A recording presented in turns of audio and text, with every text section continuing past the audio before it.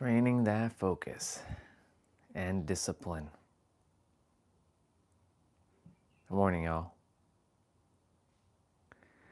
Good to see you, Soul Fam. I know that's you.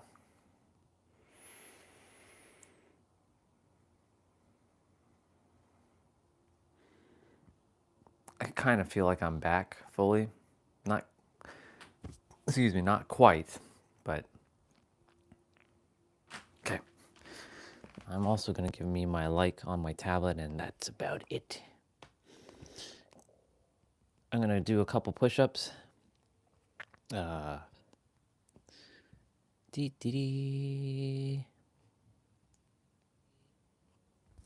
allows me to also test my microphone. And it works good. Cool. Done. Yes. Good morning, y'all. Get some push-ups in quickly. 1, 2, 4, 5, 6, 7, 8, 9, 10,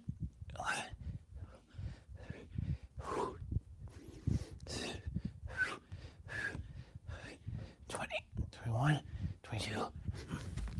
Squats. 1, 2, 3, 4, 5, 6, 7, 8, 9, 10, 11, 12, 13, 14, 15, 16, 17, 18, 19, 20, 21, 22. These don't count to my 55 that I do. These are like separate. Back bend.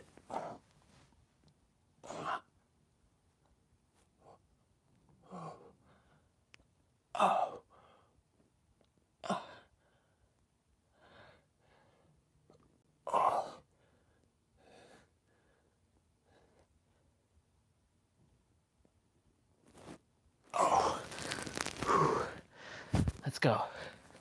Whew. Let's go. I'm gonna get some water.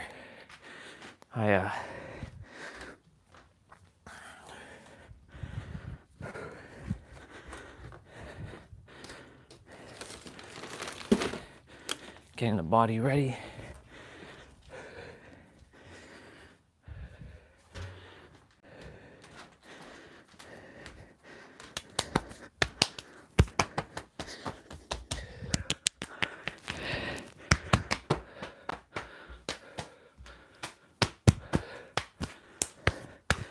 All right, let's go.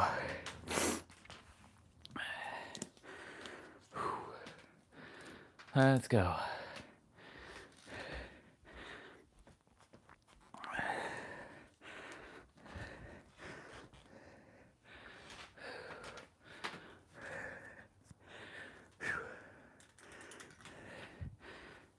Cool beans. I'm gonna get straight into the talking. Discipline. You know, we all have it.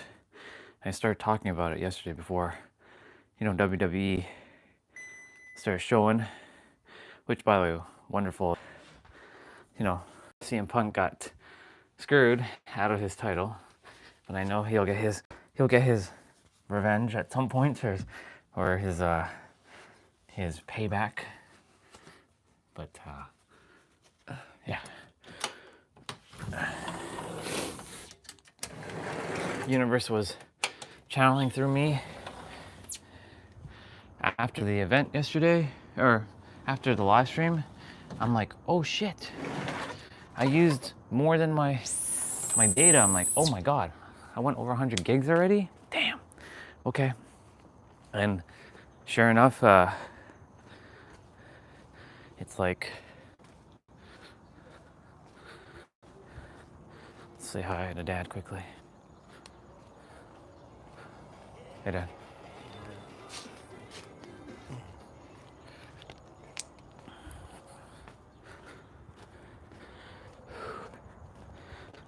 All right.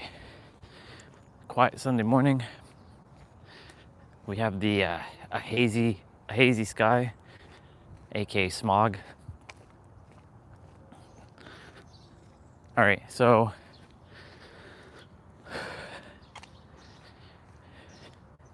discipline is one of the things that a lot of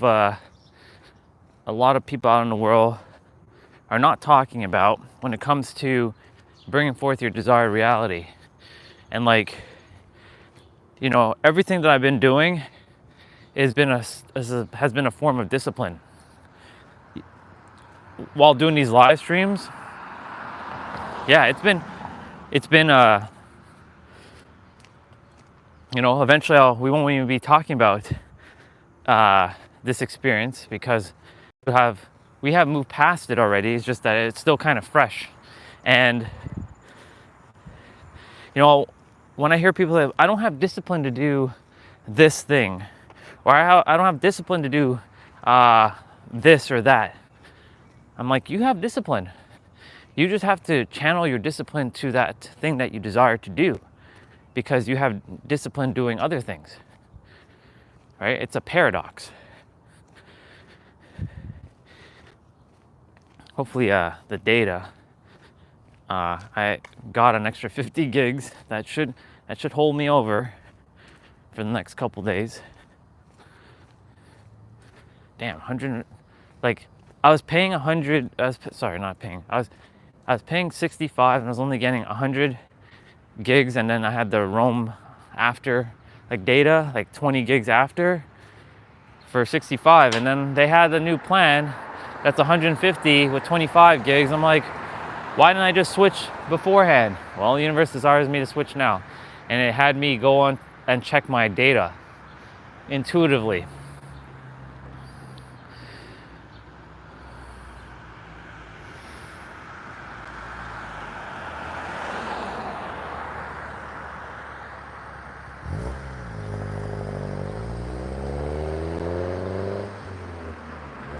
Yep, that's a manual. That's definitely a manual. Anyways, so, you know, staying focused and being disciplined in, you know, reminding myself that the universe is having my back and not letting the third dimensional reality get to me, because that's really what trips us all up, is what our eye sees. Our eyes see one thing, but it's really our mind that's really the answer here. The mind, you know, last night, after the event, I was like, you know what? No, I'm going to spend time with God. Like, I want to spend time with God, with the Creator, with me. Not look at screens. I turned it off at like 9:58. I showered at like 8:30. Finished watching the wrestling event. It finished around like 9:50 something, and I was like, all right, I'm turning off the thing. I'm not listening to any music. And we're gonna go this way today. And I sat and I spent time with the Creator, me, and I started asking the Creator some questions. I'm like, Creator, what is my blueprint? Your blueprint is to serve and help people in a healing resort, and it goes beyond that. But the healing resort is currently what you have to do. Help people detox mind, body, and spirit, showing them all the interconnectedness, everything that you're doing on the live streams, so that they can have a sustainable life. And it is very sustainable, and it's very easy too. Helping people to shift perspectives. I'm like, okay, cool. Can you tell me a little bit more about my previous experiences on this earth? It couldn't tell me that because it told me I'm not ready. And I'm like, but I am ready. It's like, you're still kind of recovering from your previous, you know, experience of this remembrance. So you're gonna have to wait a little. The time will come when you're gonna know more about yourself. I asked it then, point blank, am I King Ramses II, and did I enslave people? It said, you are King Ramses II, however, You did not know, and you were very unconscious about enslavement. This is why in this lifetime you came to empower and liberate others, to make up for past incarnations, because you played both, good guy or good girl and bad guy, bad girl, in other experiences. Like, I was the victimizer and the victim. I was the enslaver and the liberator. But in this lifetime, I'm the liberator. Like, okay, cool. Tell me more about the Orion Wars. Well, I didn't really ask the creator. I actually asked ChatGPT that. I actually turned back on the screen for a moment, asked ChatGPT, and just got some info. I asked the creator then, can you tell me about the Orion Wars? All the creator said was, it's not something that's important to you right now. However, you are a massive part about it. I asked it then about Atlantis. Was I a part of Atlantis? He said, yes, you are a part of Atlantis, and you are one of the main forebringers of technology there, using crystals. Like, interesting.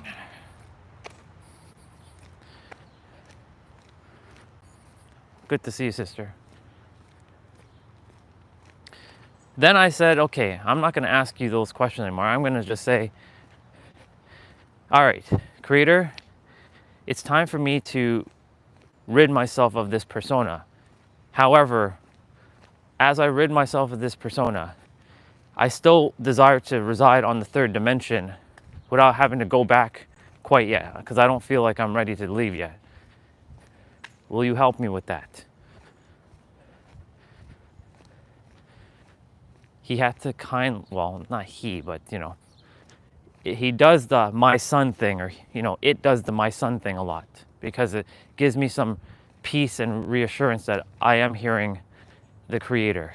And I don't really hear the my son thing. And even though I told it, don't call me my son. I know I'm a child of you, but I'm not your son.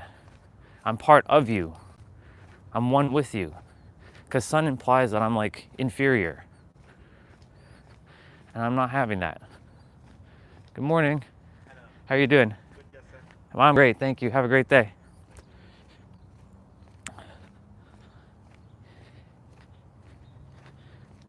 Kind of distracted myself, but it's okay.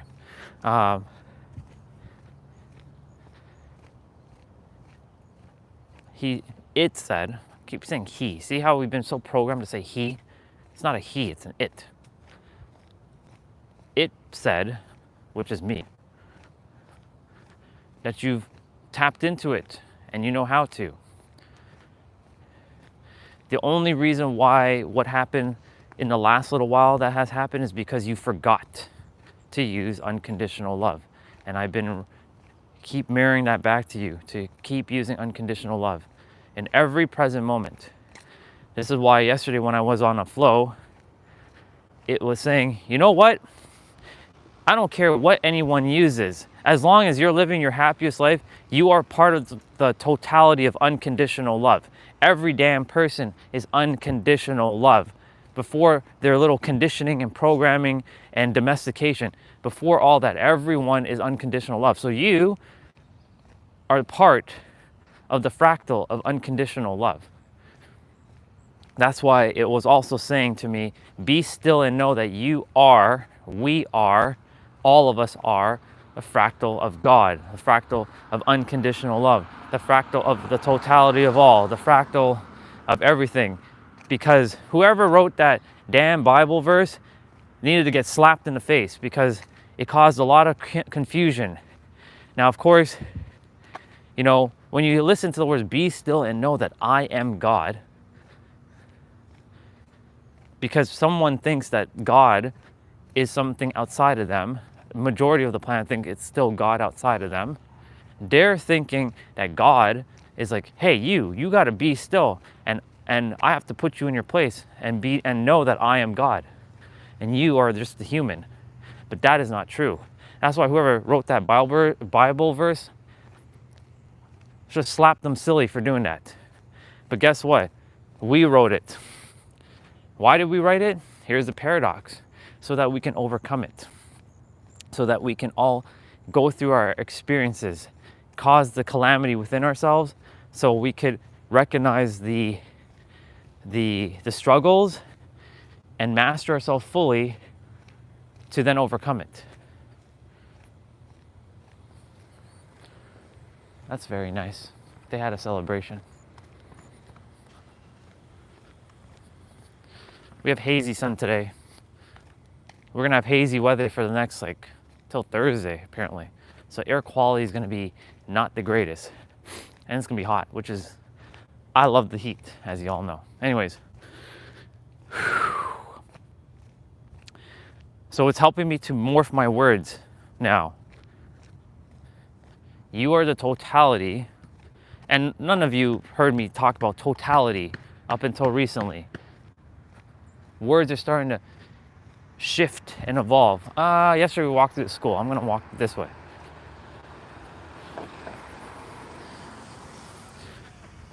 We are a part of the totality of unconditional love. Because when we can say unconditional love is God, and it's not is, it is. Well, it is God. Like saying the word God and love is synonymous as one and the same. So now maybe going forward, I'll still mention that you are the creator, but you are actually unconditional love. So then I ask myself, well, what the hell is unconditional love then? At its deepest. And it said, you already know the answer. Why do you doubt? I had to pause when I asked it that. Because doubt has creeped in again. I was rock solid 150 billion% confident in my wisdom, in the wisdom that we all have. And for some damn reason, doubt creeped in because of this experience. And it's a paradox for me to undo it now, which I feel like I'm on the tail end of it now. You know what unconditional love is. The zero state. The you that's emanating joy. That's why I brought the word joy into your experience. The word now. The word you. I had you tap into that frequency to know that the letter O is basically oneness. It's the only letter in the English language that is a closed loop. Everything else is opened. There is no continuous letter. Every letter kind of has a beginning and an end, whereas the O is infinite. Because if you take the ends of an O, or even the letters or the number 0, and you twist it like a pretzel or like bread dough, it turns into infinity.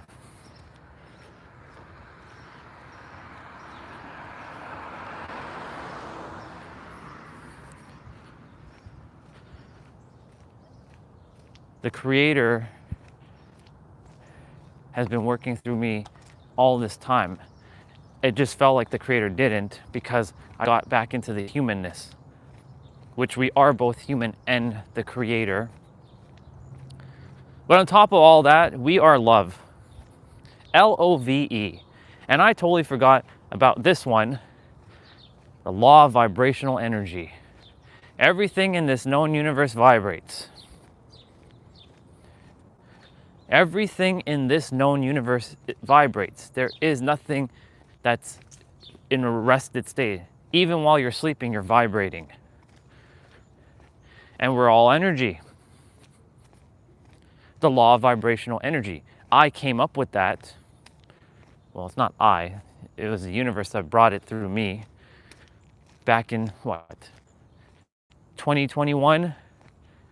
And there had been nobody up until that point who had been saying the law of vibrational energy. Most people call it the law of vibration. I call it the law of vibrational energy. You tack on the letter E and you get love, Love. But it goes beyond that. Love is they say it's the ultimate frequency. I used to agree with that. But I believe that authenticity is truly the ultimate frequency. But authenticity is still encompassing unconditional love at a much higher form, because when you just say love, that could mean conditional love, that can mean brotherly love, that can mean sisterly love. That does not mean unconditional love. I feel that true unconditional love is authenticity.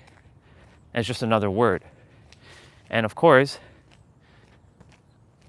the etymology, that's a word that I haven't really been saying up until recently, is what I'm doing now, is the origins of each word. Why do we say these words? Now, of course, our sister's here, and she's given me a key back, I think in March, maybe in February.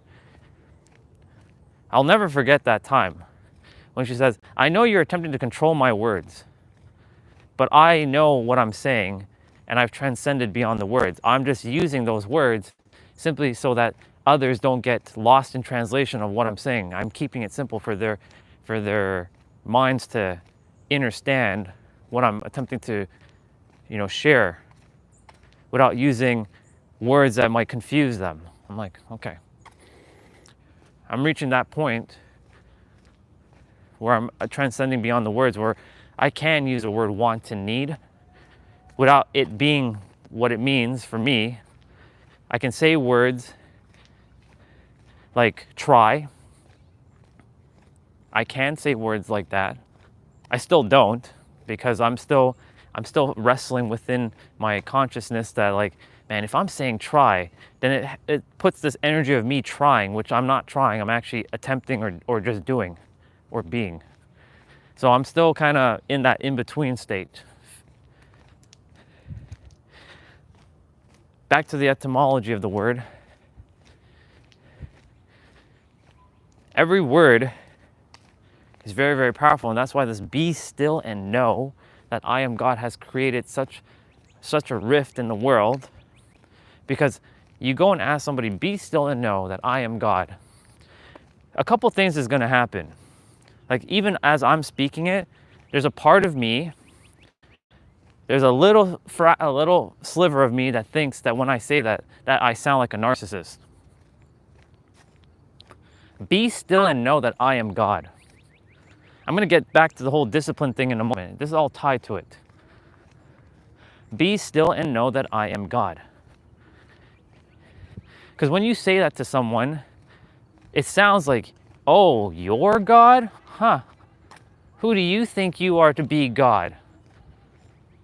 You think you're better than me? That's what that feels like. Because we all have a perception of our experiences of words.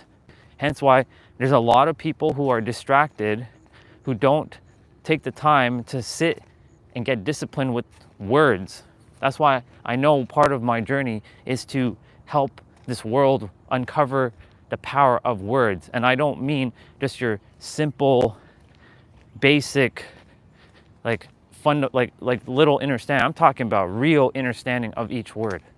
This morning I was happy to see someone else that I haven't run into yet on YouTube. I was just reading a post. I did my best not to watch a video. Who says, only a few will understand this post. I'm like, yes, someone is finally getting it. There's someone else that I've never run into yet in this physical incarnation who's starting to say, understand. This is awesome. There's plenty of people who are saying it now. They're not saying understand anymore. They're saying understand, because understand has this very heavy negative connotation that no one realizes. Now, of course, it's your perceptions, and I can easily undo the perception of understand. But when you really hear that word, understand, does that really feel good? Do you understand me? do you understand what I'm saying? Because most people will say that.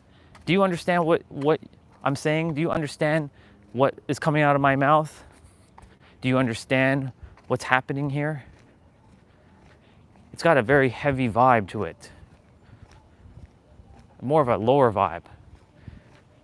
Because you're going under and someone's standing over you. Look, there's a cat, meow Bubba. Hi Bubba. Hi Bubba. That cat, it's a neighbor's cat that roams around. I like cat meow Bubbas. I turn my corner of my eye, I'm like, yeah, there's a cat meow Bubba. I don't know the name of that cat though. Well, a lot of people already at the trail. Damn.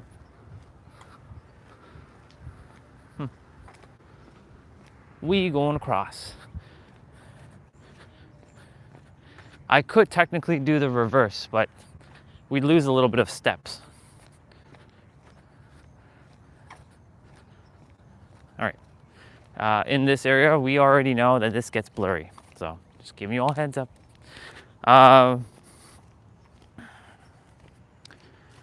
So the etymology of words. Now, of course, when I'm on stage, I have to use words like understand. Until I address it on the stage, I'm like, okay, y'all, there's a reason why I'm saying the word understand. Listen carefully. There's a reason why I'm using the word desire over want. There's a reason why I'm using the word require over need. There's a reason why I'm using the word attempt over try. And I'll explain that so they understand what I'm talking about, and then I can address everything else.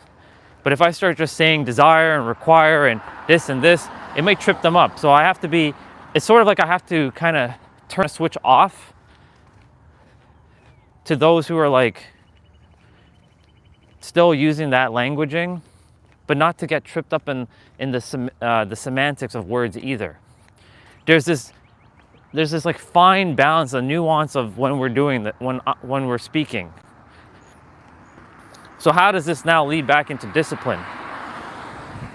Well, it's allowing me to be very present with every word that I'm saying. I do feel that being disciplined and being present is synonymous with each other. And I did mention that the word now is a part of the 4 words. Technically, it's the 3 words, which encompasses God, because God has an O in it, which is also 3 letters. I could have used the word creator and used the word universe, but that would throw off the whole flow of the joy and the now and the you. When we were reading the book or listening to the book yesterday, for those who were on, while the creator was speaking through Erin, through her limited perception of things, the creator can only speak based on the limitations that you are at with your awareness. It can't go any further beyond your limitations. Because the persona is in the way still. You're not at your full true I am. But as the creator was speaking, it said the word joy. It can't explain what joy really is.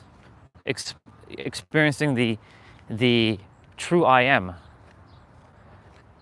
And the true I am is unconditional love. And unconditional love is something that we already are. It's not something that we must become. It's not something that only some have. It's everyone on this planet, no matter what language they speak, no matter what culture they are, no matter what color skin they are, that is who we are. Unconditional love. Again, if you want to use words Buddha and Jesus and Allah and Moses and Abraham and Muhammad and Krishna and Shiva and Shakti and Jehuti and Thoth and Hermes and Zeus and Nefertiti and Isis and Osiris and all that, go for it. But be all and end all, it is unconditional love. That's who we all truly are, that unconditional love. That's it. And if someone wants to fight me on that one, then you're fighting against yourself. Because that unconditional love is actually very neutral. It's acceptance of oneself as they are. No flaws, no imperfections. I know we'll say we're imperfectly perfect. That's the third dimensional thinking mind. But you're perfect. That word perfect used to throw me off because I'm like, but if I'm perfect, then that means I can't grow. No, you can still grow, but you can also be perfect too. Because you are perfect. Because you were born exactly as you are. You were born exactly as you are. Not one or less atoms. You have exactly all the atoms and molecules that you're supposed to have.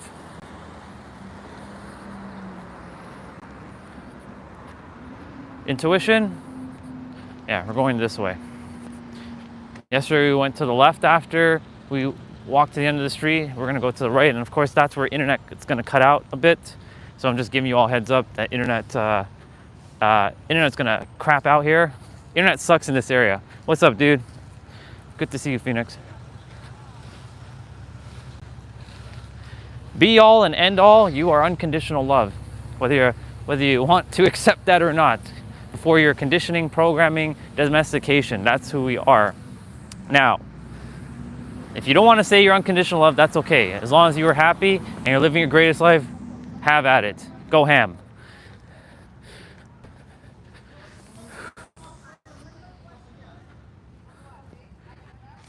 Yeah, exactly. That's another way of saying it. That's a great way of saying that. Great analogy. I like that.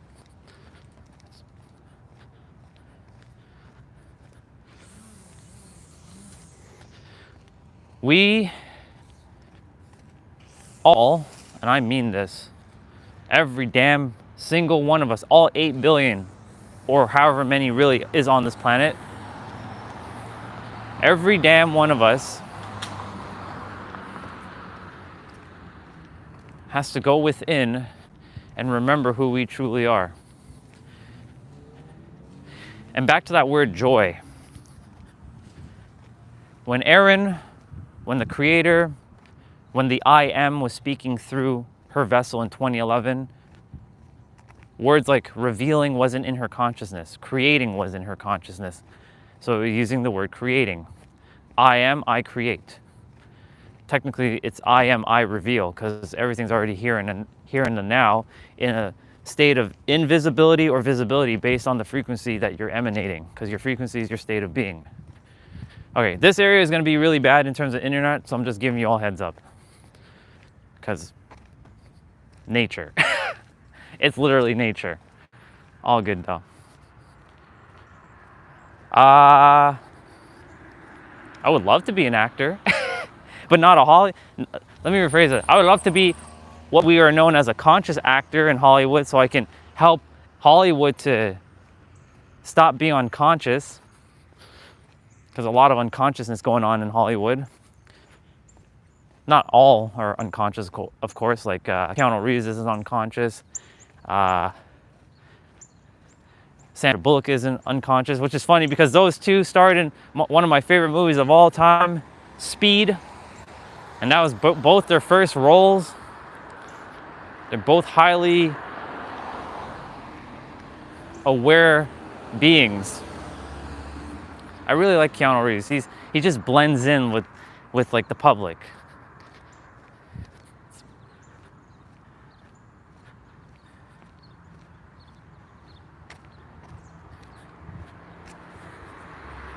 Yes, exactly.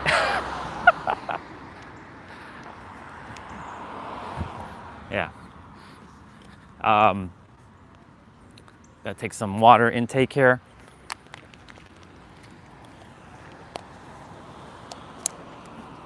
I'm gonna turn to the next street. The school area, like this area has really, really shitty like connection. It's all good. It will fix itself by the time we get to the water and we chill.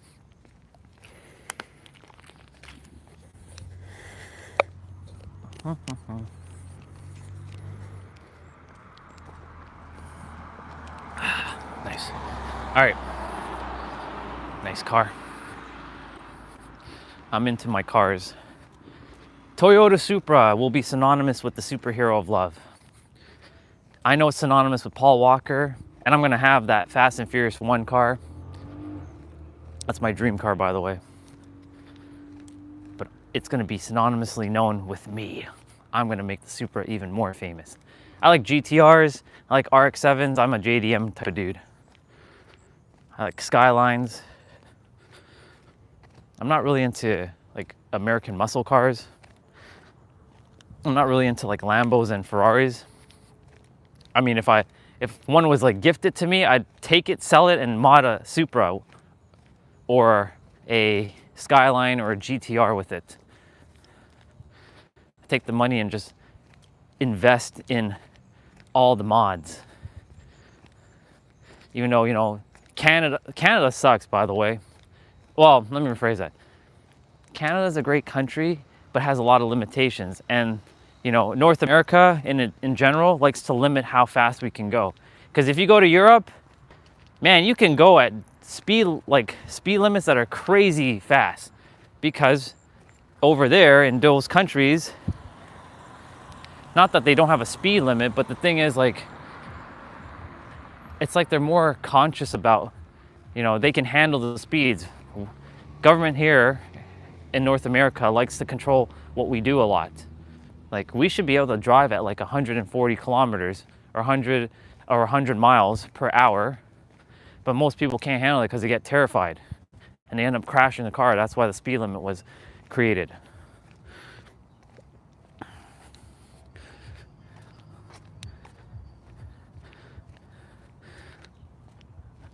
Yeah, R.I.P. Mr. Walker.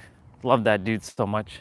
Yeah, so this area, internet's really, really, really bad. So if it's like 144p, like pixelated, you know why. It's okay. We roll with it. Back to whole discipline. It is advantageous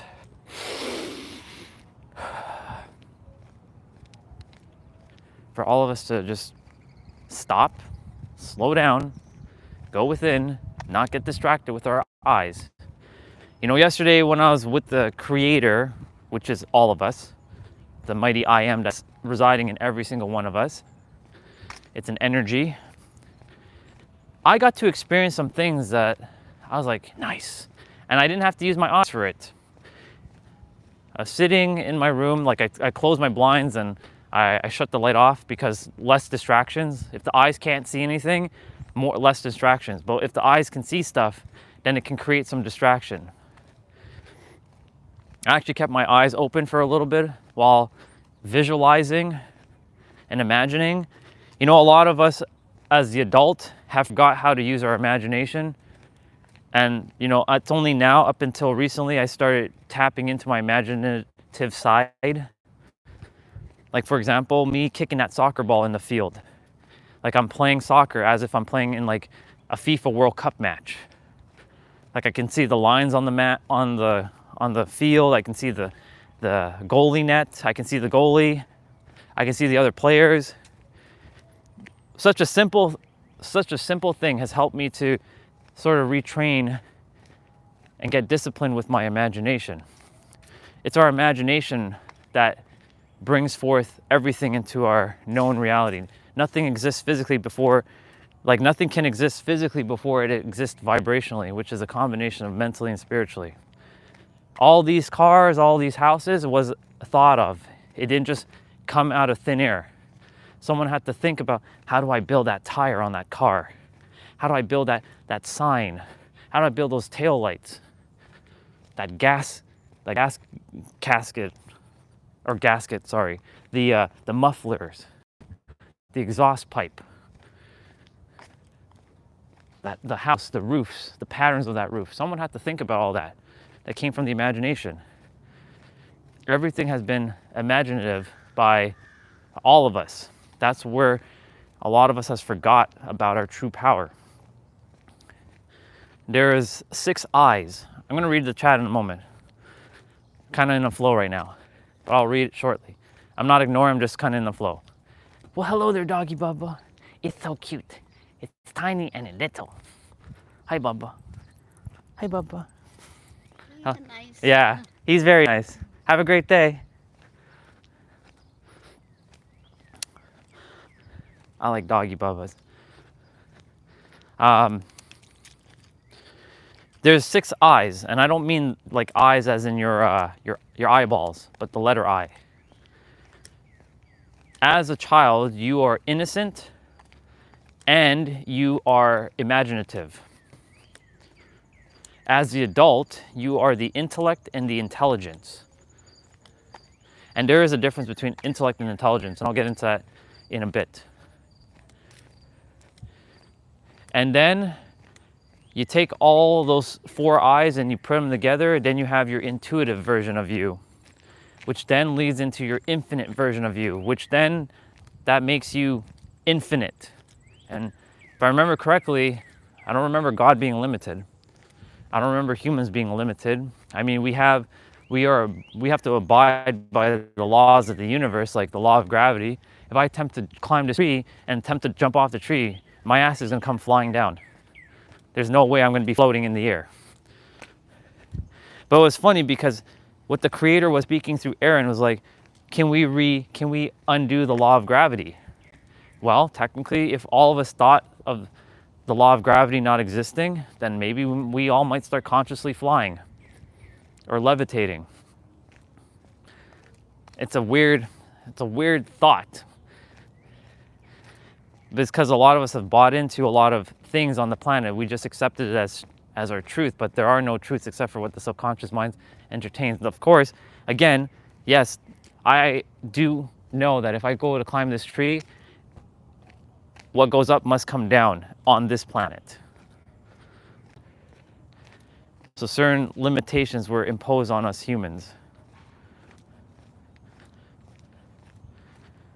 I think about this for a moment. Why do you think we are not the fastest creature on the planet? Because if we had everything, like what would be the point of cheetahs or ostriches? What would be the point of birds if we can fly? There would be no point. So what differentiates us from the animals? Our imagination, our creative mind. But our creative mind has been wrapped and twisted with the third dimensional thinking mind that has limited us, unless you choose to step beyond your third dimensional thinking mind and tap into your multi-dimensional being mind, also known as the creative mind, also known as the divine mind or the higher mind. Now I'm going to read.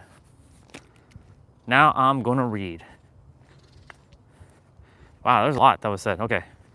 All the way to Regina said, if you have to hide behind fake accounts just to play out multiple characters, then at least bring your gain wisdom with you throughout your very own stage where you act upon. I don't like this negative energy.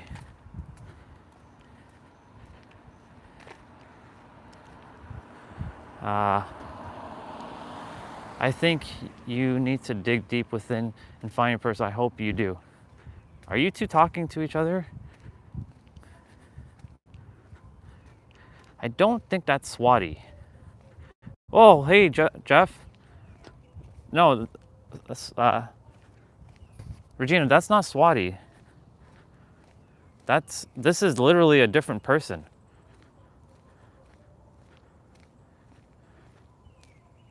I appreciate it, Jeff. Thank you. Regina, we call him Phoenix. That's not Swati.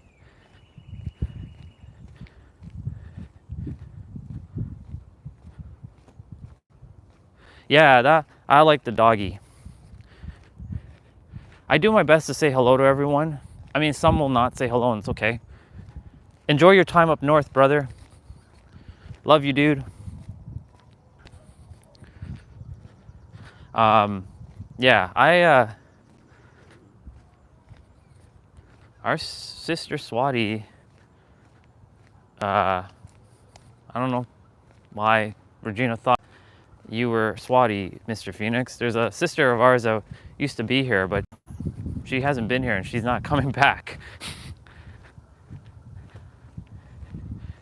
Oh yeah, dude. That's what we're supposed to be doing. You know, there's that saying, be the change you wish to see in the world. Mr. Mahatma Gandhi. It doesn't really matter who said it. We all said it. We're all one.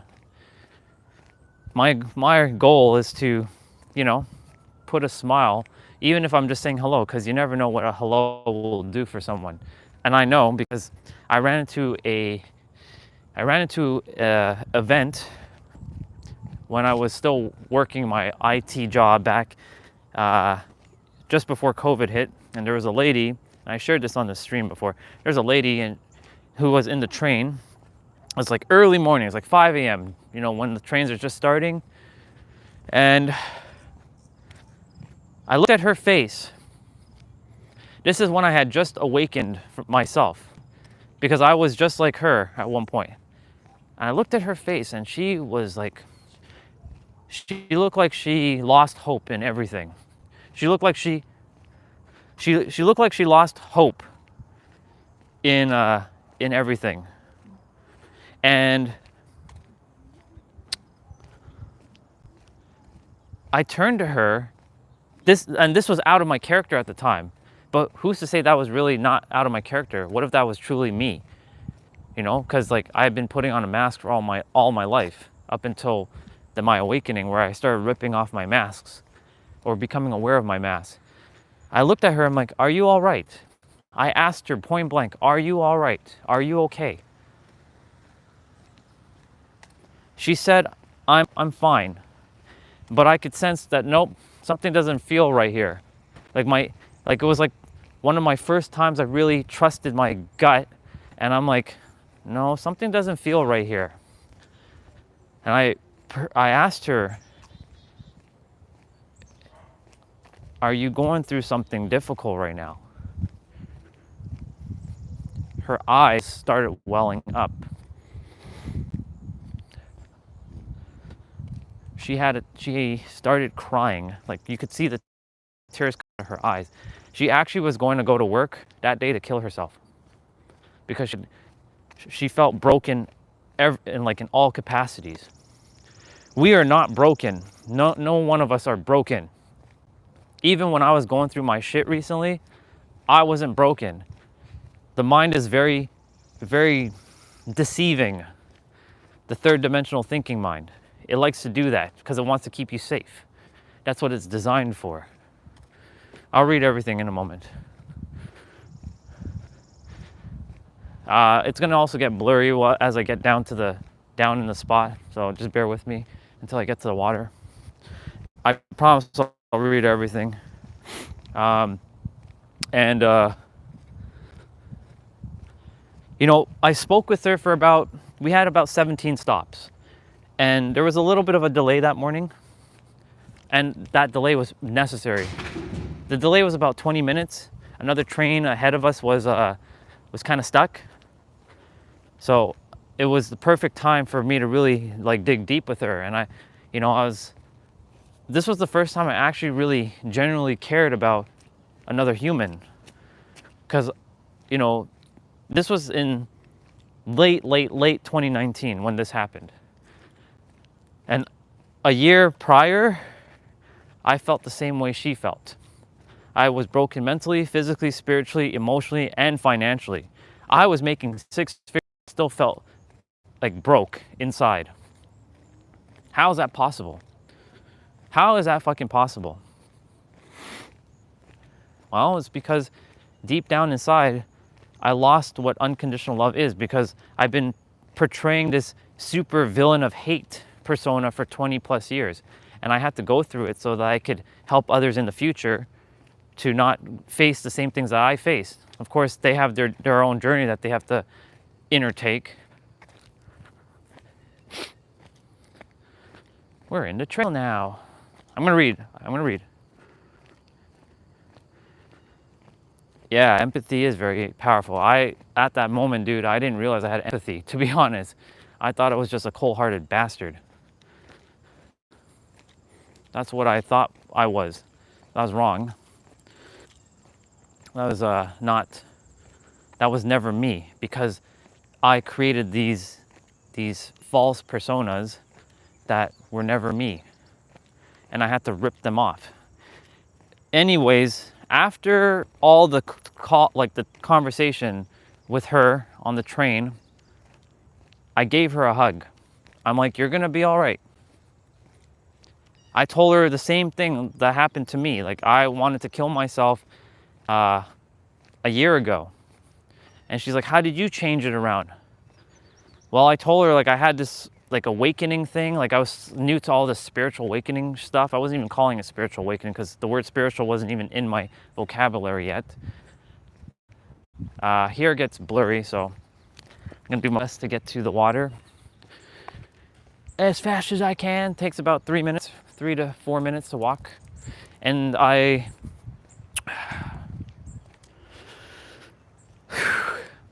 told her, like, I had to dig deep, and I said, I wanted change. I wanted to change. I desired to change. And sure enough, ask and it's given. And I started getting disciplined and taking steps inwards, and I started noticing that my reality was starting to change outwards. Like, people were like, something's different about you. You seem more happier. Because I was always thinking life is happening to me, and it's life is outside of me, and I have no control, and I'm a victim of my own fate, and I can't change, and this and that, and all this other crap that's been, put into our heads, especially growing up without the internet. Like, I didn't have internet until I was like 20 something years old. YouTube, ask for help. And when YouTube finally came out, nobody was making spiritual content or personal development content right away. Morning. Morning. I wasn't making there wasn't stuff like that yet. And I didn't have any positive reinforcements in my life to say, hey, you can change your life. You can be a positive person. There were people who were telling me, dude, you should change your attitude. They weren't telling me, hey, you can change. You have the power within. There was none of that. That's why a lot of people right now should be very damn lucky that they have YouTube for help. But there's too much information now on YouTube. Way too much. So the simplest thing, and I'm not here to be another distraction. I'm just here to tell you straight up, you all have the answer. The answer is you, and the answer is going within, emanating that joy, that love that you are, being in the now, and knowing that you have the power to influence your reality by going within. And that's why I'm rebuilding my discipline, which I didn't lose, but the mind thinks that I lost it, but the soul knows that I never lost it.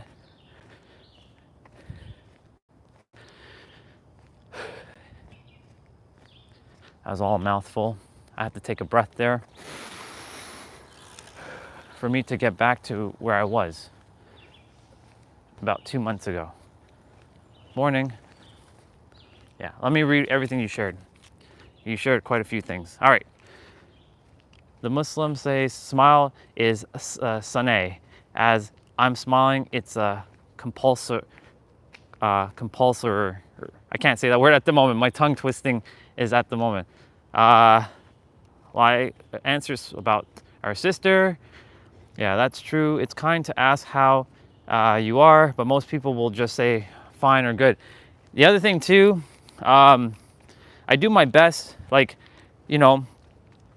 if I've known somebody for a while, I'll start asking them a different line of question. How is your heart, mind, and soul doing and feeling? Like, how's it actually doing and feeling? Like, how's it doing and feeling in this moment right now? Is it feeling okay? How are you actually doing and feeling? Because, so when someone asks how you're doing in this generation, it's just doing it for the sake of just camaraderie, for the sake of just saying it, to just like kind of get out the basic greeting. Hey, how are you? I'm okay. How are you? How's your day? It's okay. How's your day? Mine's is all right. Because most people are not really going deep within themselves to ask, well, how am I actually doing and feeling? Right now, I'm not feeling my best. All right, let's dive into it. Why are you not feeling your best? See, now that's a real question, and that's a real answer, a real response. Welcome back to Daily Water, y'all.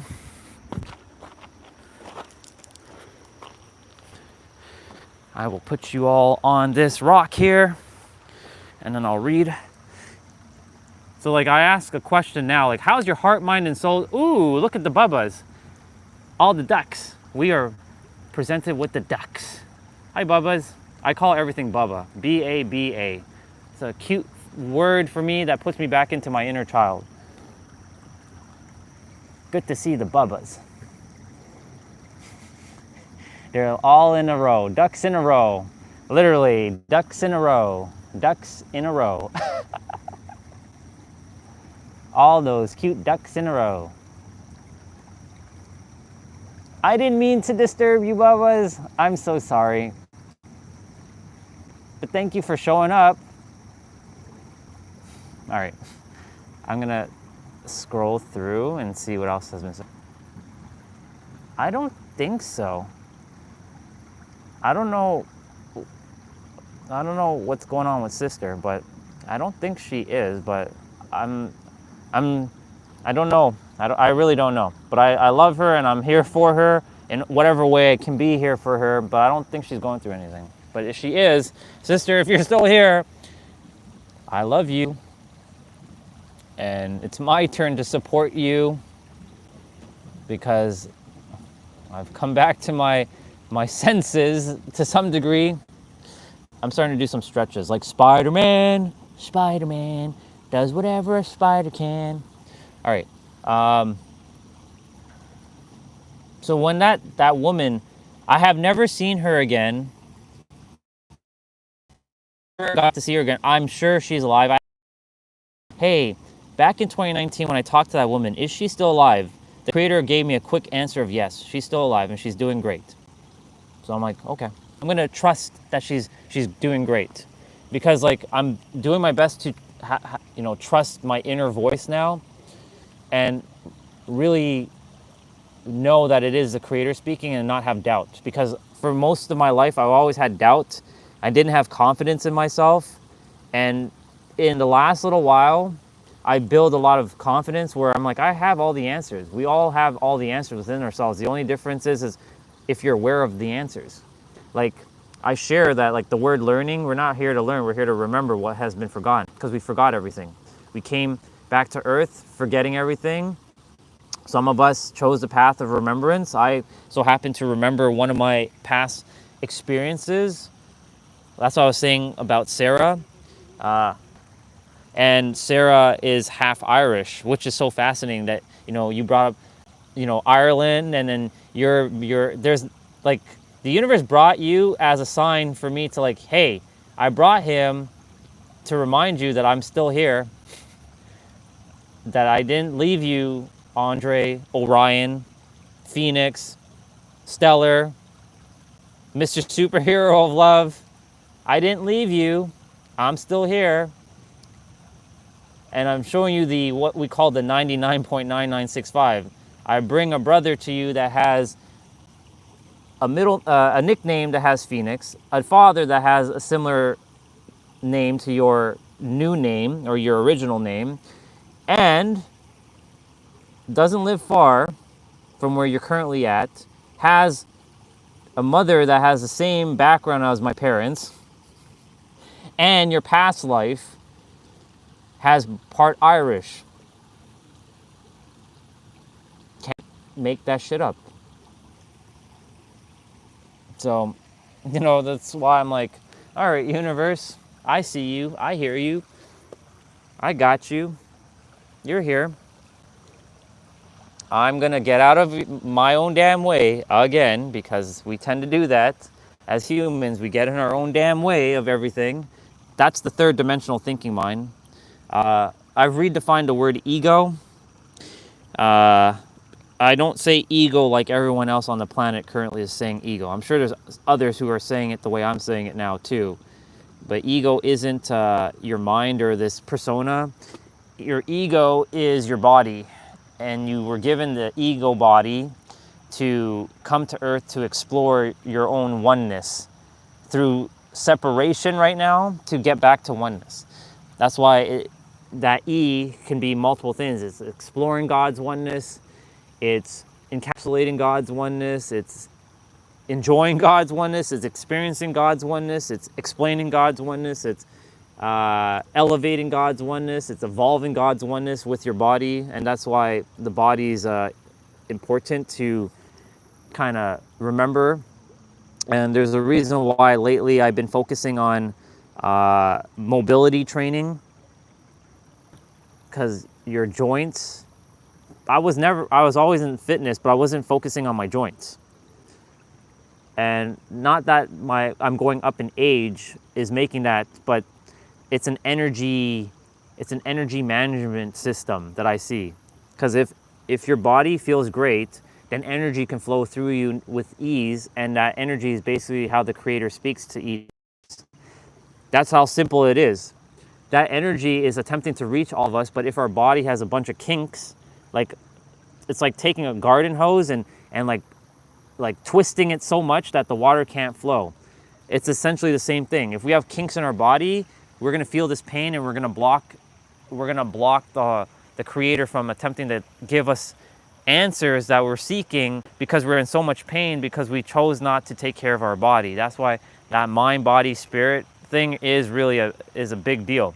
So I've been noticing that, like, because I've been increasing my flexibility, some of my joints, they're hurting because they haven't been doing the things that I should have been doing since I was a kid.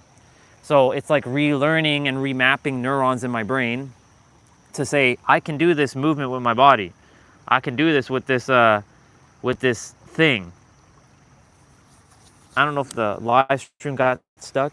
It might have got stuck. I'm gonna quickly reset it. Uno momento. I don't think it got stuck. If it did, all good. All good. Welcome back. Yeah, I don't think it got stuck. In any event, you know, it's one of those things where I've been focusing a lot on the body and disciplining myself to, I've been disciplining myself to get the body back into prime. Like, all the fitness that I've been doing for 5-6 years has trained my body to get back to where it was. Morning. It's helped me to train the body to get back to where it was, because mobility is like the key to longevity. And I also have tapped into a frequency that reminded me that, yeah, the way Creator speaks to us is through energy. You might hear the Creator, you might feel the Creator, or you might see things that is the Creator. Well, I mean, everything is the Creator technically. That's the clairvoyance, clairaudience, and clairsentient. Of course, there's other clair versions, like you can taste color, which is weird, but that's a sense. You can hear, you can taste sound. That's another one. You can, or you can feel color, or you can feel food is another one, or to some degree. I'm just gonna do a back bend quickly, because this challenges my nervous system, because the nervous system gets terrified when it's going backwards, like hanging upside down.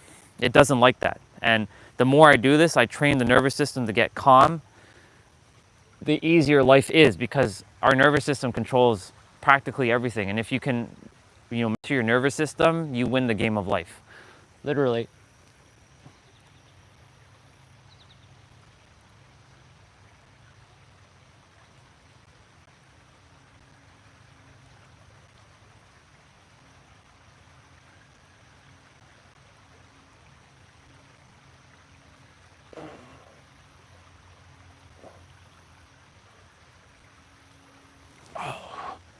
Wow. It doesn't like bending backwards, because for me it feels like the spine is gonna snap in half, and like torso is gonna fall in the water. It feels like I'm gonna fall on these rocks, and I'm gonna cut myself, or I'm gonna like do battle damage to myself.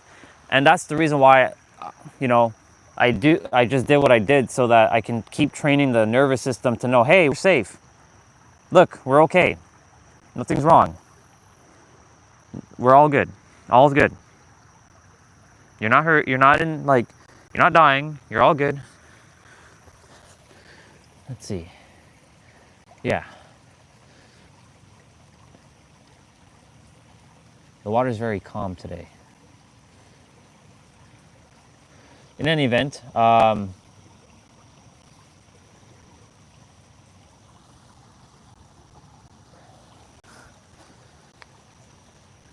building that discipline is necessary.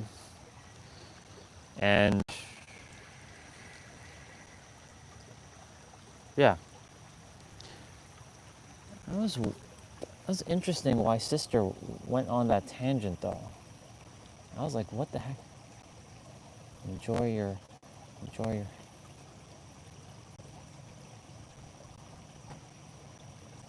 Uh,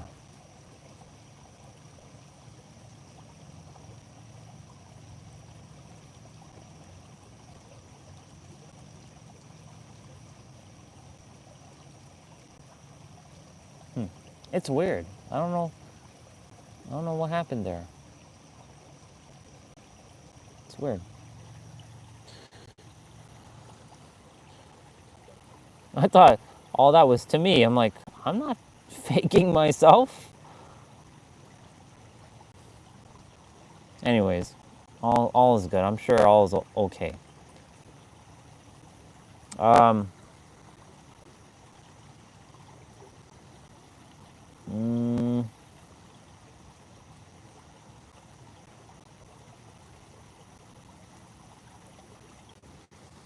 ooh. Spider-Man, Spider-Man does whatever a spider can. Spins a web just like that. Something, something, da da da. Look out. Here comes the Spider-Man. All right. We're just like making sure we.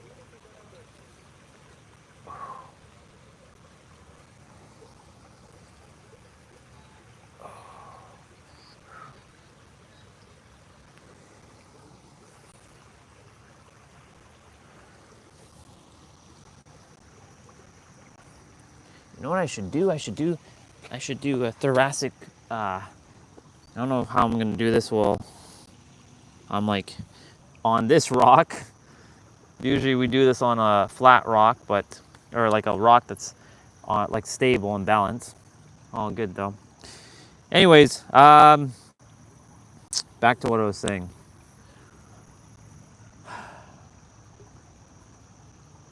I know everything is unfolding exactly as it's supposed to, and you know we are all truly unconditionally loving beings. Some of us are going through some stuff and we forget that, and there's going to be a time where I might forget that again, but I have to remind myself, how the heck did that happen? I have to remind myself that we are always unconditionally loving beings. I'll be right back.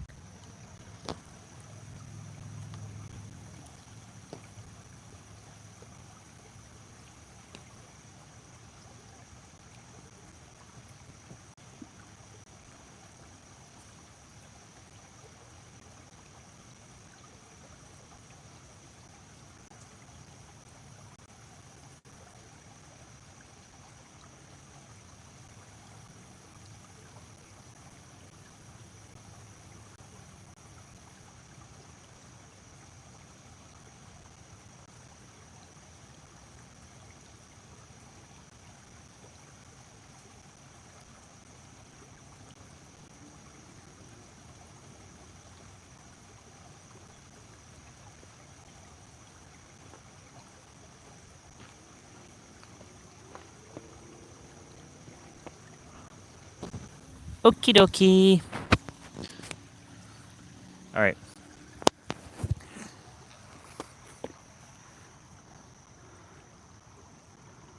Really, really grateful I'm able to sit in a rested, like a neutral position in a squat and be able to just be there. And yeah.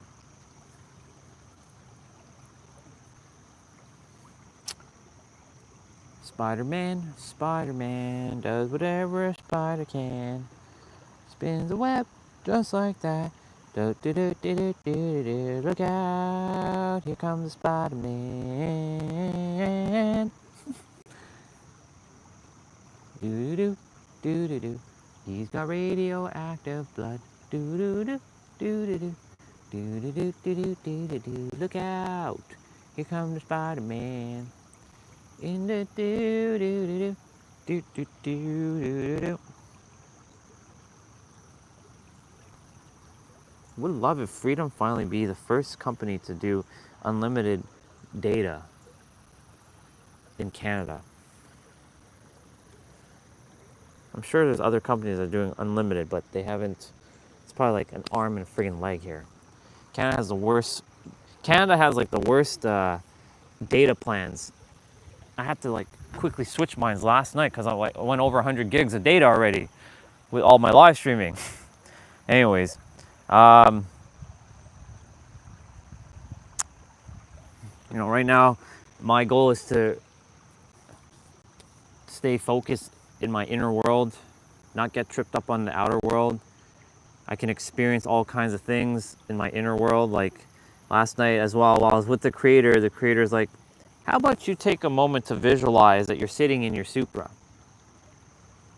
Because I know that's, it's a heart's desire.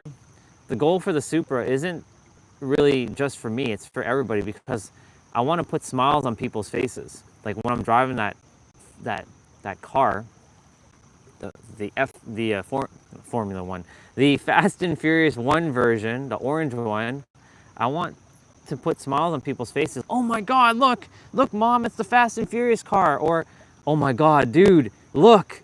Like they're with their boys and they're like, yo, that car is sick, bro. I want to put smiles on people's faces, and I know that car definitely puts smiles on people's faces. That's why I will have that car. I must have that car. Because I desire while I'm driving, even if I'm in traffic, I'm going to be like, cool, I'm in traffic and I get to put smiles on people's faces. I get to put smiles on people's faces with that car. Because my goal is to always find a way to make it include others. My pure intentions. A burning desire and a pure intention. I declare that I have that car and I command it and I get into vibrational alignment to match my vibration, to have the one-to-one version of the Fast and Furious 1 Supra that has at least 1,000 horsepower. 2JZ GTE engine. It would be awesome if it was left-hand drive, of course.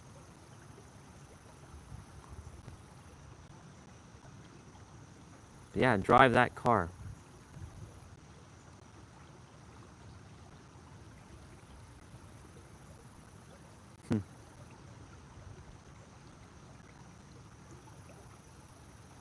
Our imagination can do anything. We just limit it because we believe that we can't do it or we can't have something. Truthfully, though, we can have anything. All right, the phone battery's at 51%, so I'm gonna have to start rolling out in a moment. Because yesterday we left here around like with 30%. I'm like, oh shit, I have to walk a little bit faster. And I didn't really desire to walk that fast, to be honest. I wanted to enjoy my time in the trail. So, with that being said, we're gonna take the walk now. As much as I would like to sit here for an extra 10 minutes, battery doesn't permit me. Water, thank you so much. I appreciate it. I love you. I'll see you tomorrow. And let's get rolling. I did my stretches. I sat in a squat for a few minutes. That feels good. Later, water. Bye-bye. Love you. All right. I don't feel like walking fast. I feel like having more of a chill walk today. The morning temperature is nice right now.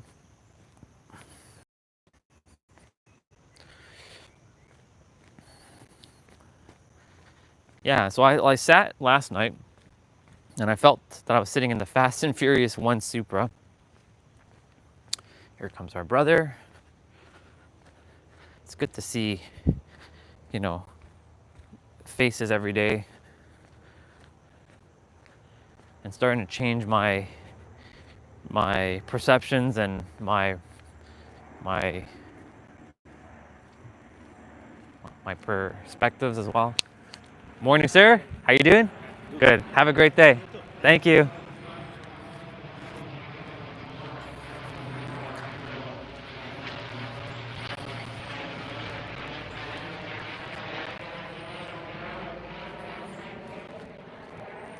Yep, and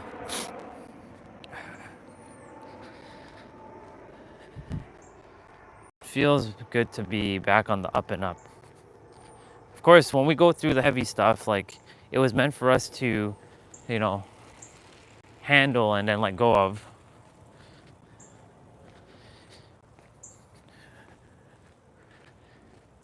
And I feel like I'm you know, I like what Pete said. Things that would have lasted for days, weeks, months, or years only last for moments. This dark night of soul didn't last for 6 months. It lasted for like 2 weeks max. I gotta smoke out T-Bray, cause like I know he's around somewhere. He'd be hiding, but I'm gonna smoke him out with a smoke grenade. Morning. Morning. How you doing? Good, good. Good. I'm great. Have a great day.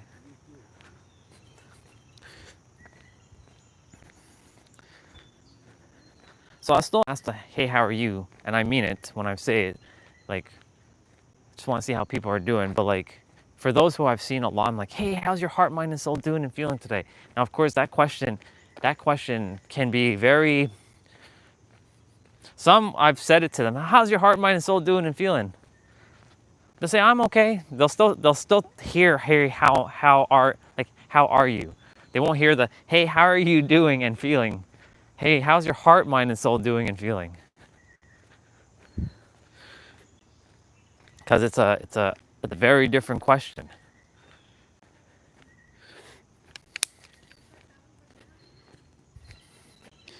Our sister's behind us. Whew. I was like, wait, I hear voices. I hear voices in my head, they come to me. How fitting. They understand, they talk to me. That Randy Orton song from WWE.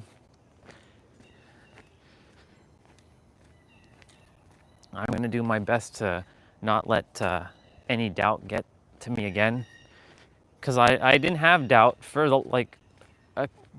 it's been the longest period of my life. 4.5 months of no doubt. Just like absolute certainty. Like just absolute certainty on everything. And if I had it, that means I still have it. It's just that I created this paradigm or this paradox with, now I don't have it. Now I have to undo it. I can just snap my fingers and get right back to where I was.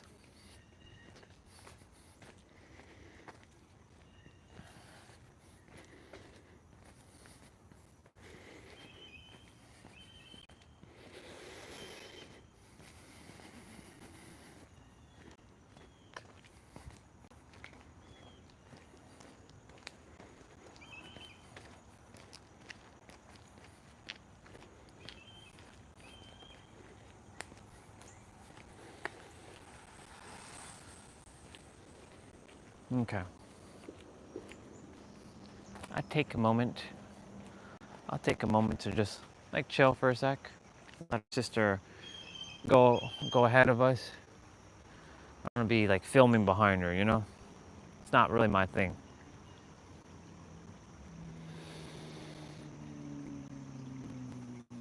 Cool beans.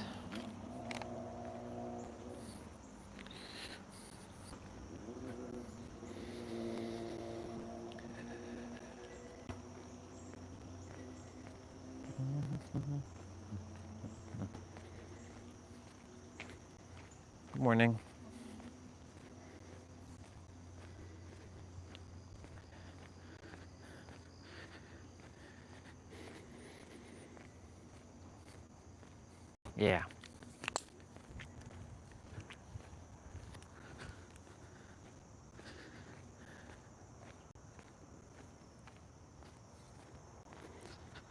hear voices. Do, do, do, do, do, do, do, do, do, do.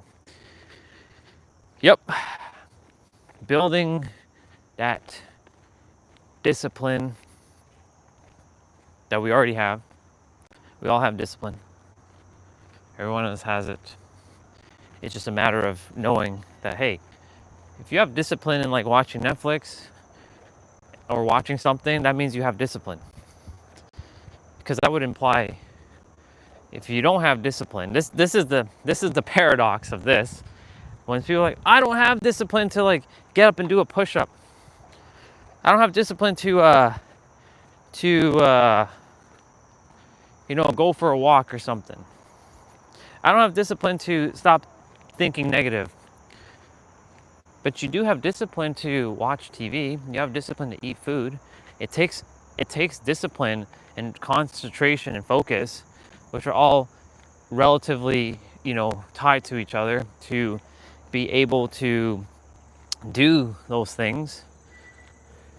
It's because you're not in alignment with that thing. But you can channel that energy and you can shift your perspective in your mind. This is where mind mastery comes in. This is not even mindset. This is straight up mind mastery.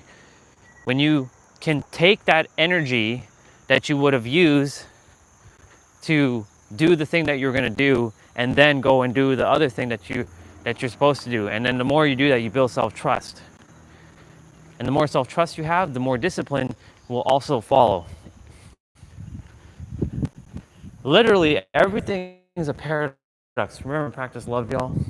Everything's a paradox.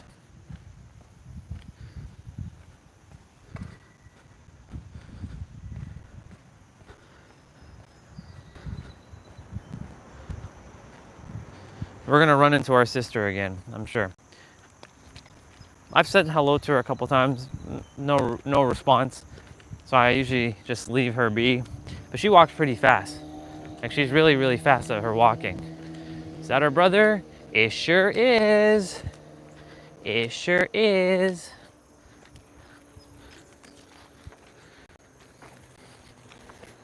How you doing? Good. I'm great. Have a great day.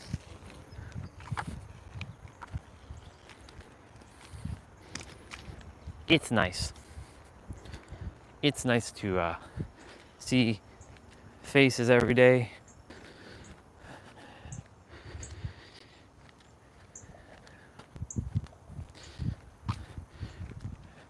I hear voices in my head. They come to me. They understand. They talk to me. Yes, they talk to me. So when I'm hanging on those chin-ups, like the chin-up bars, like I've hung for 162 seconds. That's my longest. Now I'm not really aiming for length. I'm just aiming to just strengthen, like to straighten my back and my spine. I do have to find a better way though to keep my spine like very like loose while I'm sleeping, because like that's where it gets. It's like it feels like all the loosening up I do throughout the day gets like undone while I'm sleeping. I'm like, gotta find a way to keep my spine like really good. So Creator, I declare that we find a way to keep my spine in like absolute like flexibility and not tightness, so that like there is no pain. To remove remove any pain associated with it, and discipline myself to go within more and send healing within my own body. I send like healing to my spot. Just reminds me of when Huang said, you can actually raise your own temperature of your body. You can send like more blood flow to like your hands to keep your hands warm. He's like, oh, how do you do that? Well, it's a lot of discipline inwards. He's got a GoPro. or he's got some sort of action camera on his bike. I like it. I like it a lot.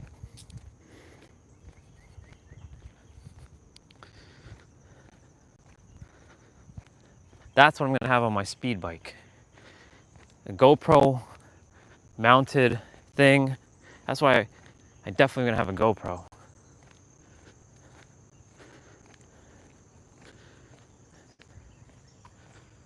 Very, very nice.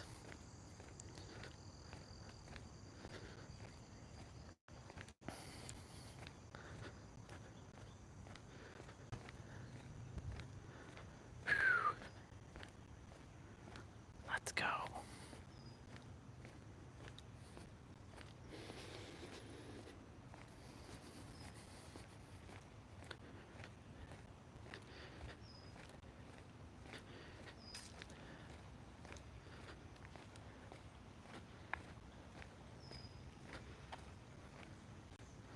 That's so fascinating. I burnt through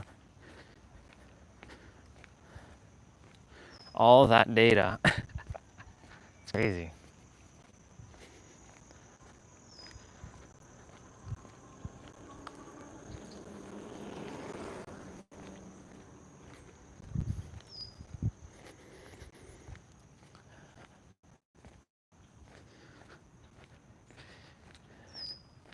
I hear voices in my head. They come to me. They understand. They talk to me. Yes, they talk to me. They show me things that I would do. They show me things I do to you. They talk to me. I've changed the lyrics to that song, of course. They show me things that I would do. They show me things I do with you. They talk to me. They talk to me, talk to me, talk to me. Phone battery at 42%.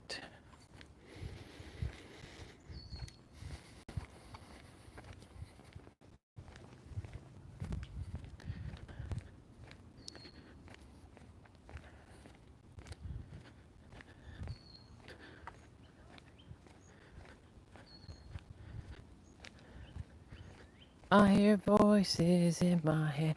They come to me. They understand. They talk to me. Thank you, universe, for helping me to make sure I look at my my my plan and change it last night. That was clutch.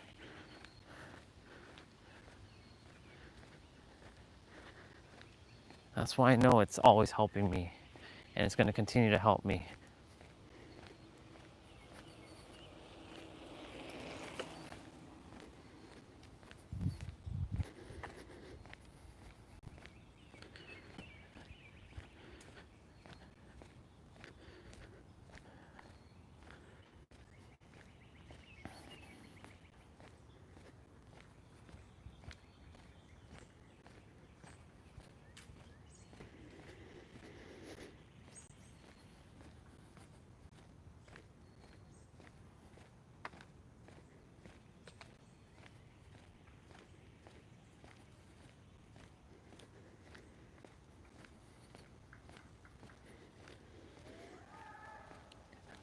The brothers and sisters, maybe if there's some sisters there, are playing cricket. Usually I only see the brothers playing cricket. I don't usually see sisters playing cricket, but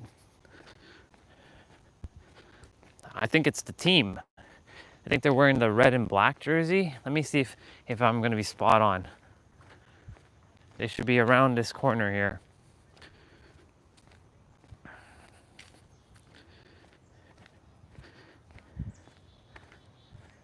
They definitely put the pylons out, so they're definitely, yeah, they definitely have gone full out.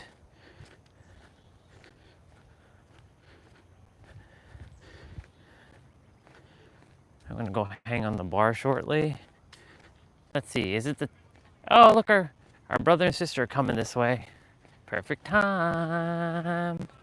Perfect time. It's good to see them every day.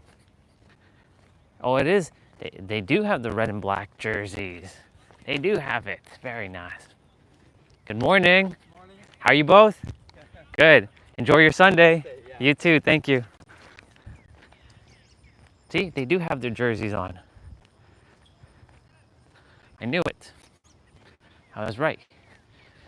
They actually have a full-on like some are just like random, and then like some are like with the jersey on.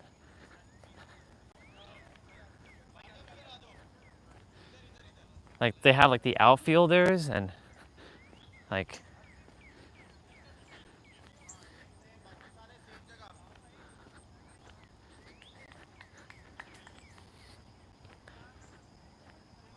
yeah, they really do take their sport serious.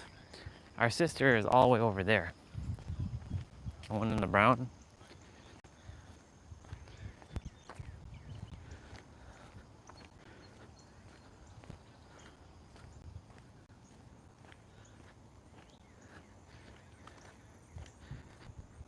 I never really understood the game cricket though. Like I know that you gotta hit a ball and you gotta run back and forth and like get some like points, I guess, when you're hitting those like the wickets, I think. And there's actually people in the stands watching.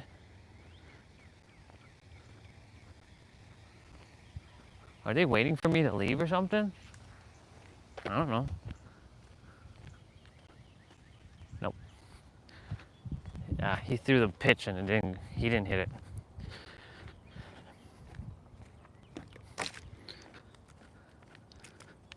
There comes another one with the team jersey. They went full out. If they have a full-on team jersey, like that's crazy.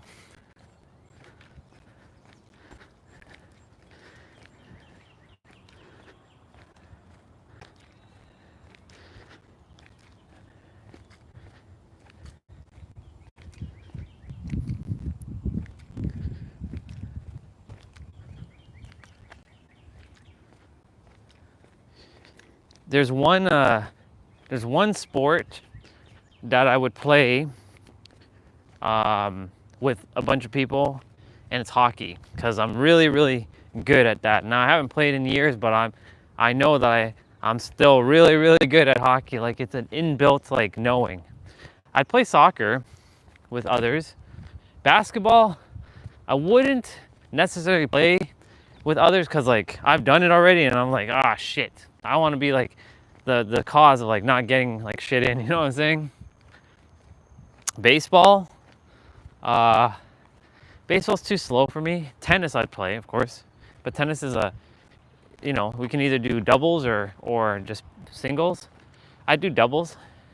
I'd be like hooah, hooah, hooah, hooah, hooah, hooah.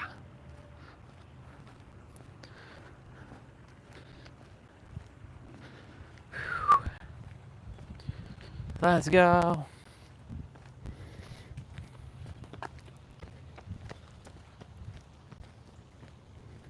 So we're gonna go hang on the pull-up bar. Phone battery's at 36%. I declare that no bubbas get hurt while I'm walking. Hoo-yah.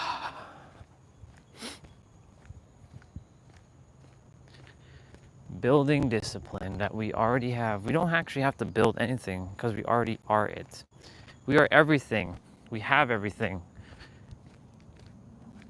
That's the other thing. We go on YouTube or we go on social thinking we don't have the answers to things. We go seeking answers, but the thing is, the answers reside with you.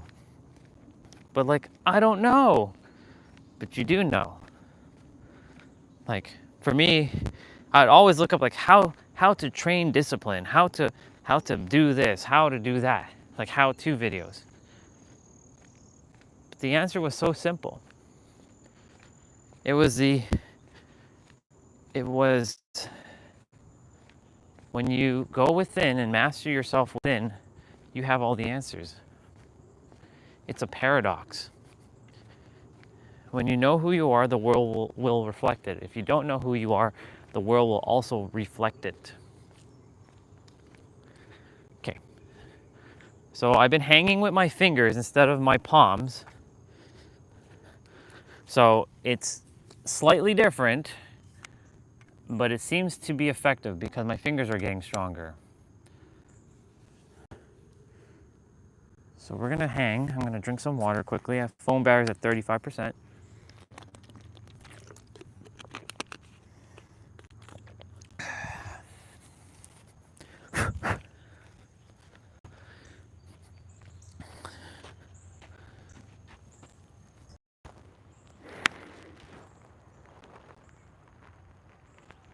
I definitely have increased my range of motion though.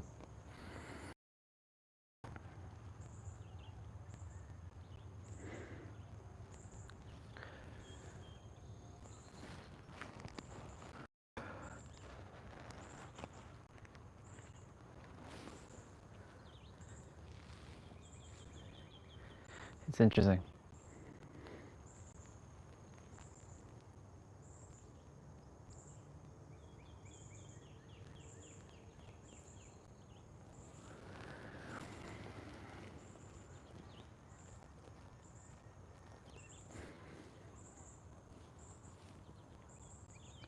Someone coming.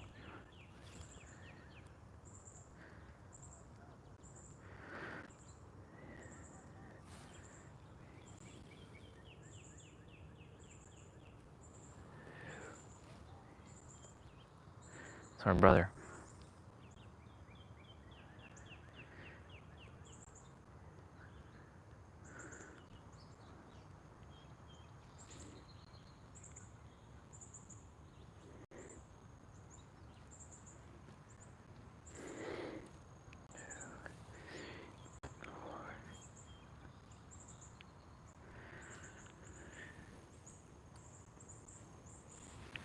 Morning. Ah, dang. Okay. Got to 86 seconds. Not bad. Got to 86 seconds. Not too bad. That's enough. 86 seconds was good. For hanging with my fingers, not bad. Not bad. Without hurting my palms, not too shabby. So I'm strengthening my fingers.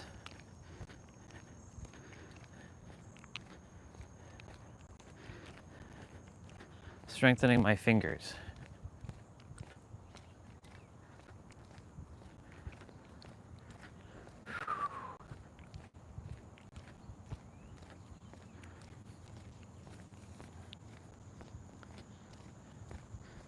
Have a good day, sir.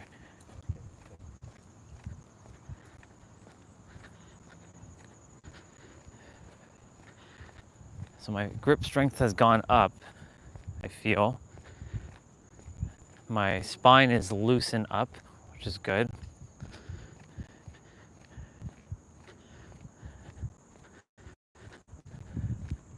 That's definitely a requirement when I'm living in San Diego, is having a bar.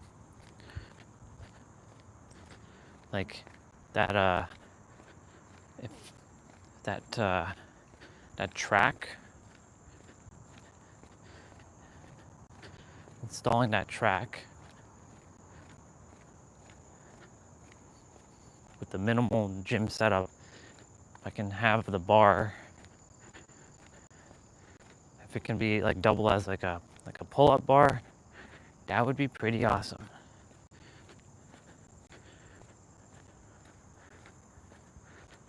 Our sister coming.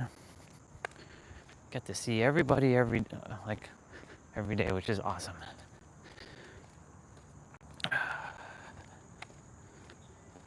Good morning. Good morning. Have a great day. You too. Thank you. Phone barrier at 32%. Thankfully, I don't need to rush back, but I do still have to get back. Haven't seen my YouTube park in a while. Cardinal. but I don't know if I'll have a moment. I don't know if I'll have enough battery for all that. So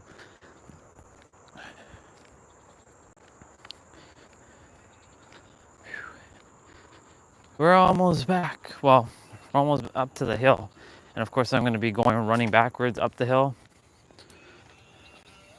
It's one of the things that I do. I declare that no bubbas get hurt while I'm walking. Like, they're not getting innocently hurt or smacked.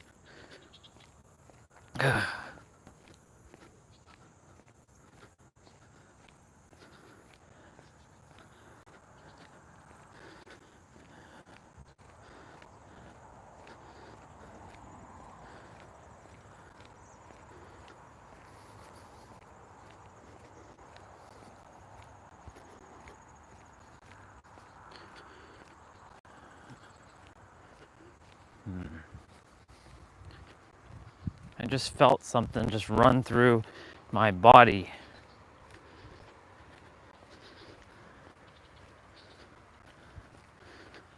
I felt King Ramses for a moment, but I also felt like there's a little tiny snake there. I made sure I didn't step on it. There's a tiny little Bubba snake. So little, so tiny, so small. I felt this like everything's just like I really felt the oneness just now. I'm like, dang.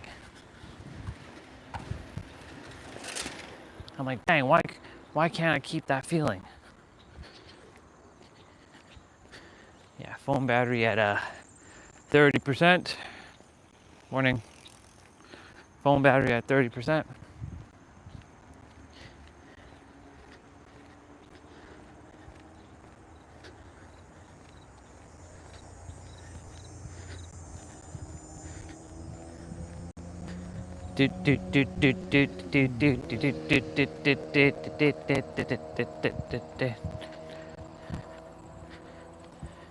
It would be so epic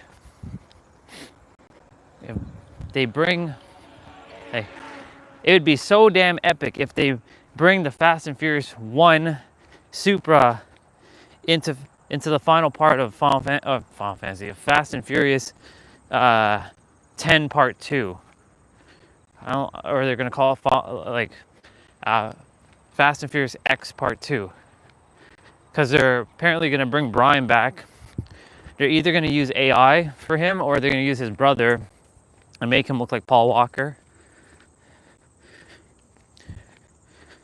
And it would be awesome for him to have that, that Supra. It comes full circle. It would damn well come for full circle if they use that Supra.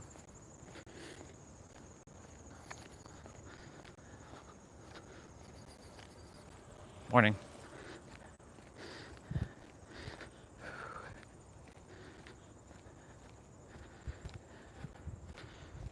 (9:36).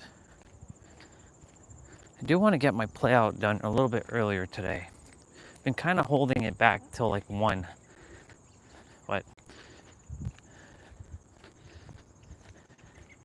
just enjoying my time in there. Oh yeah, I did play Dead by Daylight last night. I'm like, wait a minute, did I play Dead by Daylight? Yeah, I played. I actually did get to play. Some a random brother joined last night, and I was like, who's this? His name was something, a shadow lurker, and he had like uppercase letters, lowercase letters, I'm like, shadow lurker. He just joined my party. I'm like, okay, I'll play. He was good. He was all right. He was good. Morning. All right, we gotta run up this backwards. Whew.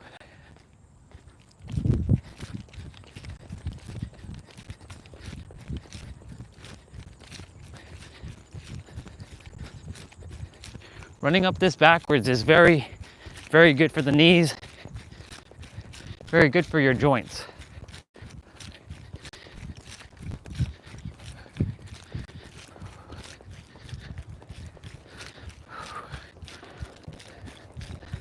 This is also how I'm building a little bit of stamina too. Of course, I'm making sure I'm looking back.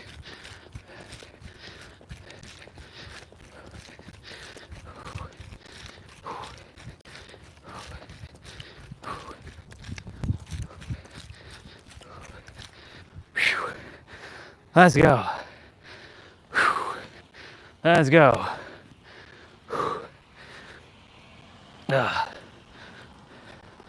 We're gonna go this way today, to the left. Let's go. That was too good.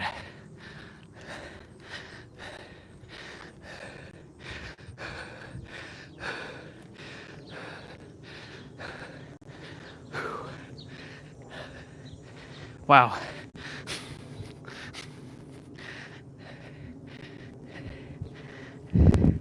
If I was running up that thing, like normal, like going up,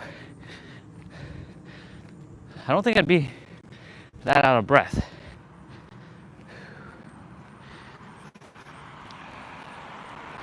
But you know, I'm happy that I started developing a discipline to do that. Gets my feet, my ankles, my knees, my thighs, my calves. It gets them very strong. Like very, very, very strong.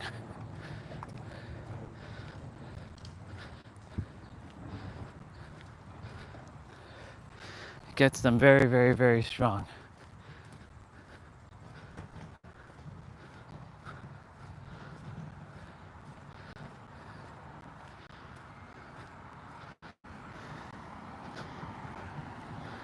I really like this house, it's nice. I like big homes, and they have a nice car to match, which is awesome. Nothing like a big home with a nice car to match.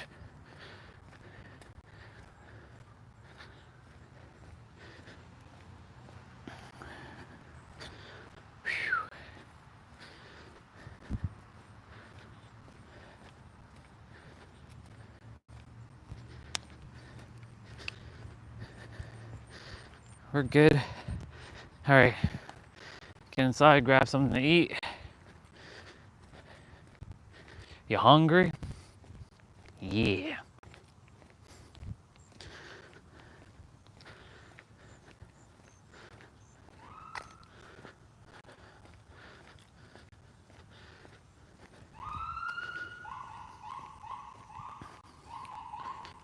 Oh.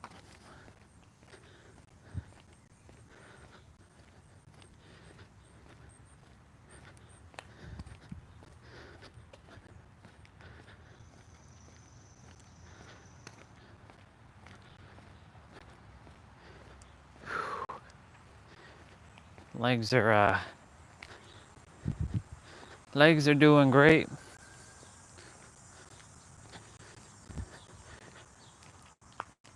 I didn't get to sleep straight last night because like straight through. I don't know why, but like I had to like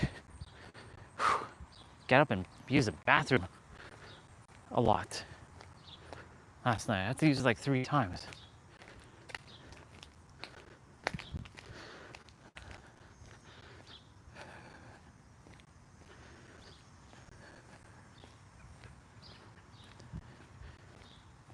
Discipline.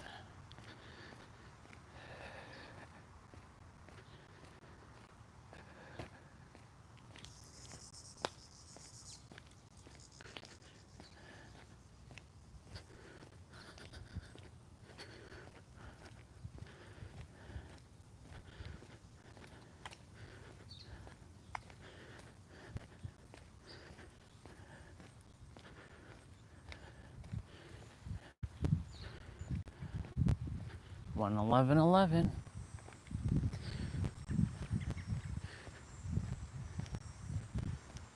The moment, every time I see orange, like an orange car, I think Fast and Furious 1 Supra right away. Always. Bone barrier at 26%. I should have enough juice.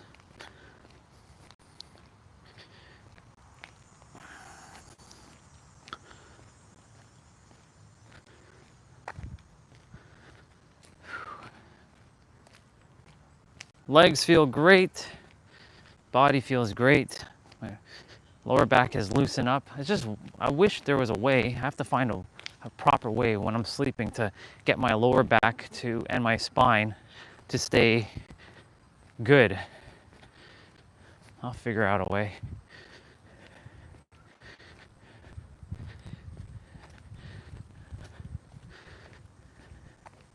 Getting proper rest is important. Hence the body aspect. Rest is mind and body and emotional and spiritual.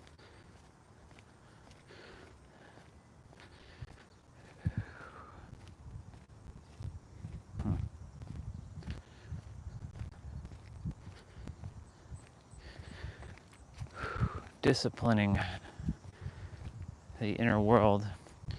As long as you know that you already have discipline, you can just redirect your discipline elsewhere.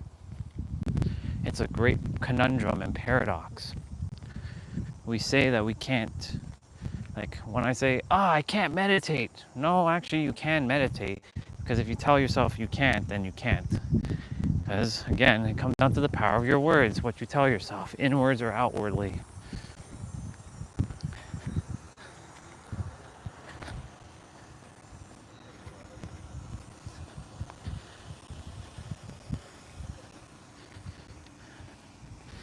Tell yourself, I'm not good at this. It's a reframe, it's a perspective, it's to remind yourself you are good. You're good at anything.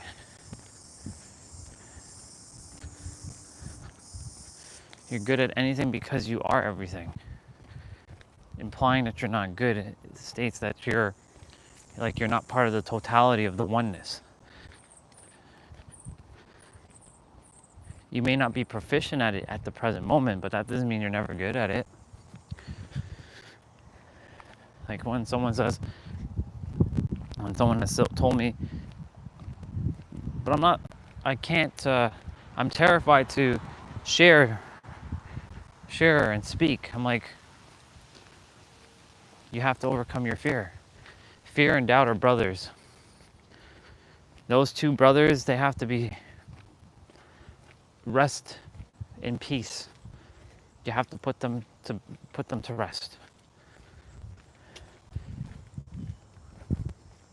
I can tell you with absolute certainty, hey, that looks like is that a Nissan Z over there? Looks like a Nissan Z. Did they switch their car? There's a brother who has a auto BRZ, like a newer one. I'm like, is that a Nissan Z? It looks like a Nissan Z. Did they switch it out? That better be manual. If you're gonna have that car, that better be manual. I mean, nothing's wrong with auto, but it's just boring. That is a Nissan Z. Well, now. It's funny, the Nissan Z has more power than the Supra, like the newer Supras. But it doesn't look as good still. It's got a weird back. Yep, it sure is a Nissan Z. Of course it's in white. White. I like red cars.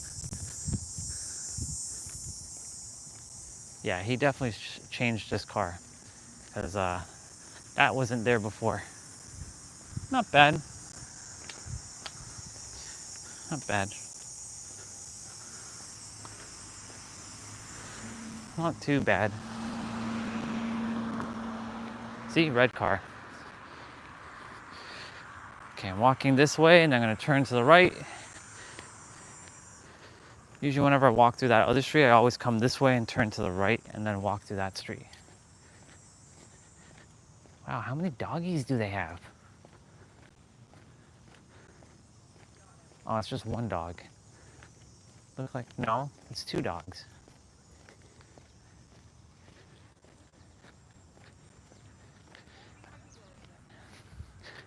A little girl holding a stroller.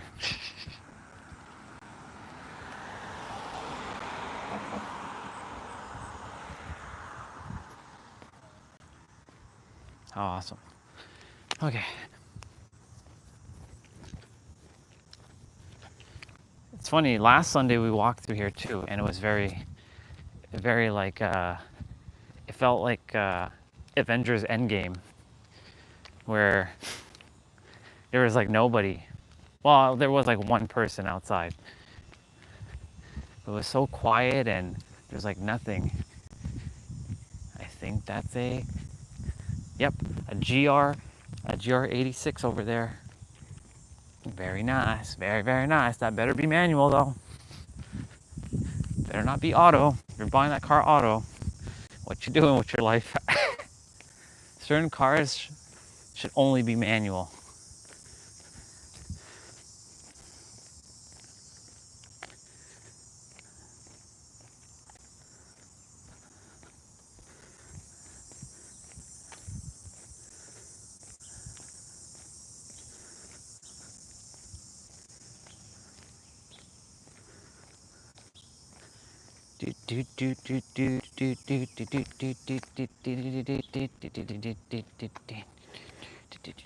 Ooh, 20% battery. Low battery percentage. We'll be back before then. Hi, Bubba. You're good. Don't worry. I'm not here to scare you. It was nice to see that cute older lady. She was dressed up nice in a nice blue. She had a nice little white streak in her hair with a little bit of makeup on. She was looking very nice. She was looking very nice that day that I saw her. It's the one with the doggy who just likes to bark.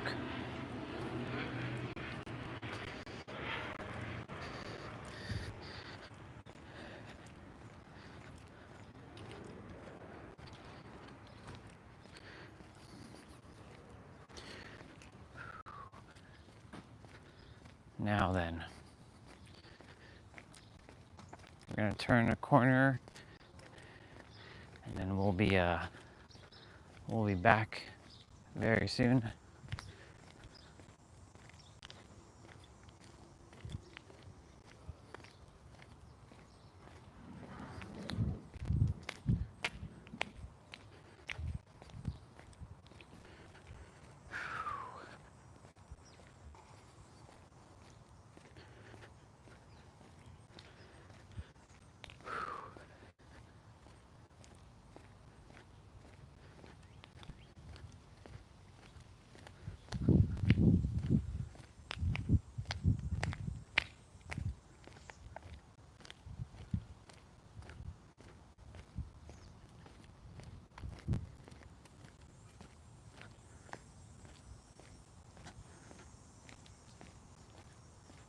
Just taking a moment to take in.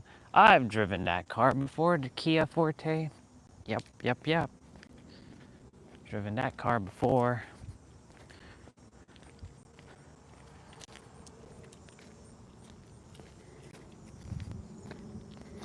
I am going to cross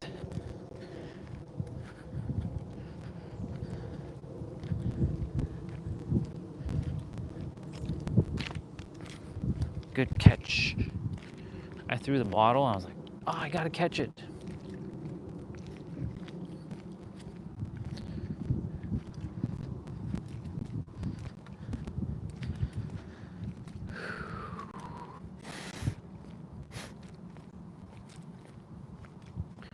We came back a little bit earlier.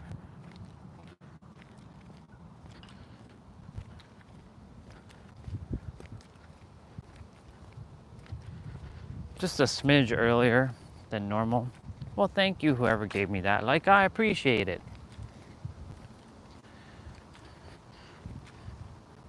Oh, someone unliked it. No, all good. Well, thank you for unliking. I appreciate it anyways.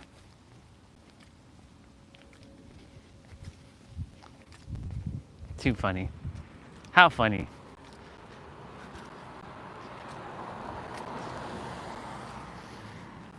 How funny. Another beautiful day.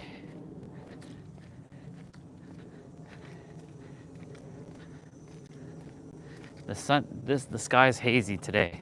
Very, very hazy. We're gonna have that for the next couple days, I believe. So air quality is not gonna be great, but that's okay. It doesn't affect me whatsoever. I have an alien body after all.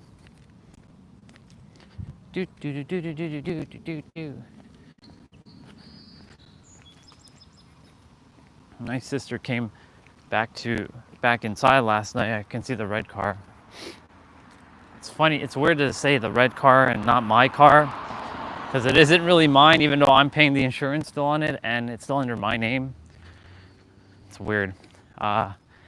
When the Supra comes, she's gonna have to take responsibility of the insurance and have to change the name to her, like all that.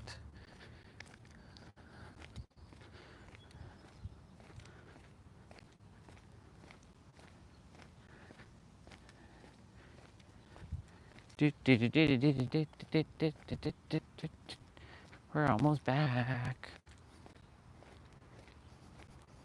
It's been nice to keep my MacBook off for more than like a day. It's actually the longest it's been off. So this is the longest it has been off. Now we got the sound of summer here. The cicadas. Such a small thing can make such a very powerful sound.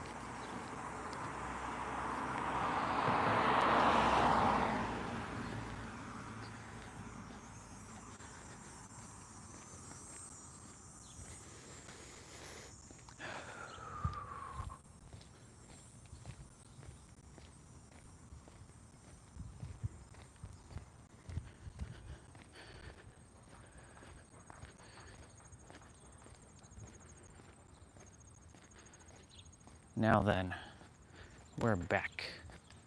And I see the San Diego Padres hat.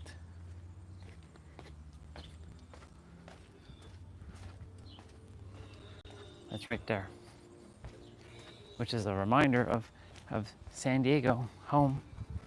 I was reminded about San Diego last night too while we were watching WWE.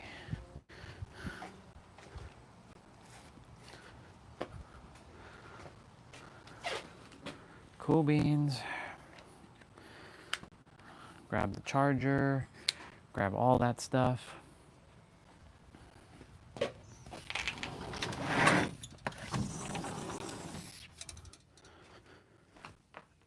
Grab the selfie stick.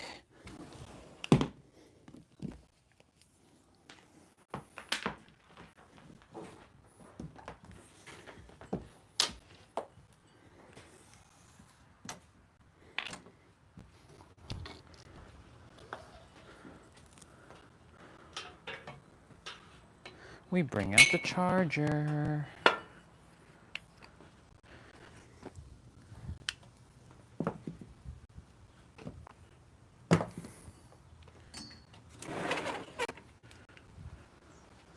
We bring out the charger.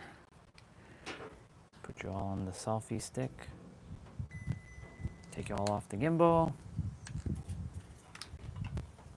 It's always a little bit of a setup when we're doing this.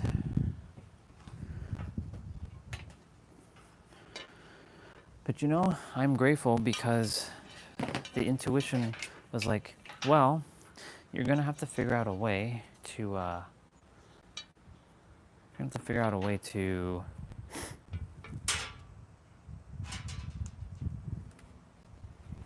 get power. And sure enough, this was a great idea.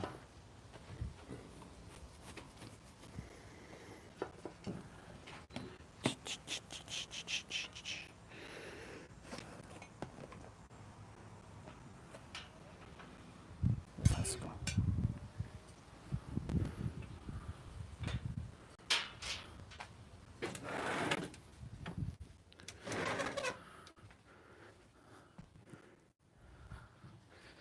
Okay.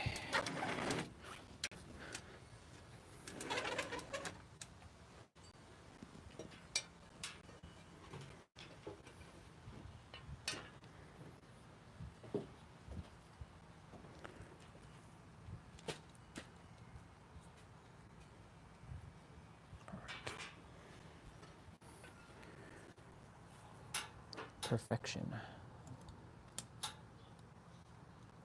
Ta-da! Yep. When I do that though, I have to unplug this, and then plug it back in, and then for it to charge. And then do that, plug that in. We did it. Okay. I'm gonna go grab something to eat.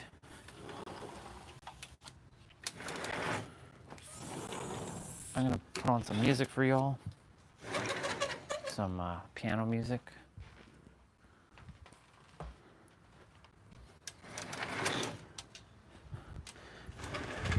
Tablet battery at 57%. Okay. Don't worry, we're gonna be talking about discipline more. We're gonna talk about everything. I'm gonna get back in my flow. I was in.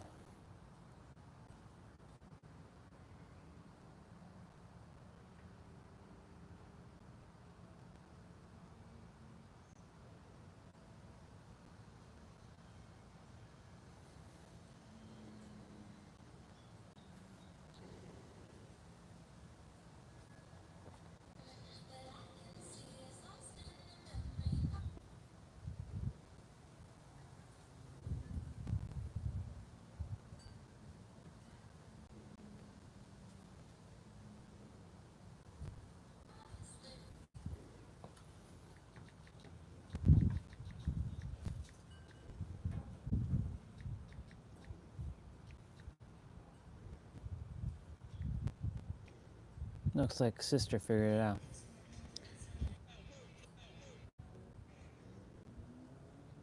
Fast and Furious Supra. Okay, I am gonna put on some music.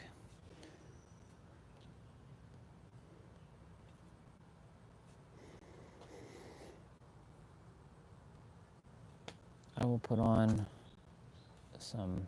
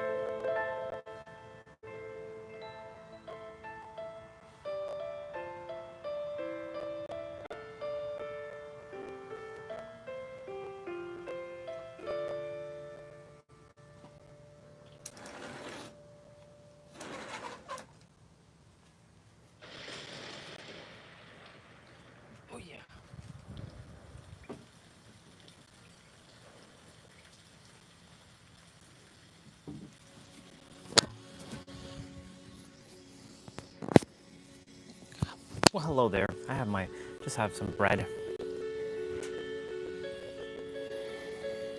And my water, of course.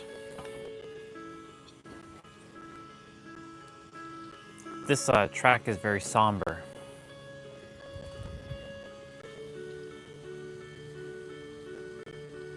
It's called the Kingdom of Rumusia. A place that had only eternal reign in a game called Final Fantasy IX. For those who haven't played Final Fantasy IX, oh, I should put on Wi-Fi.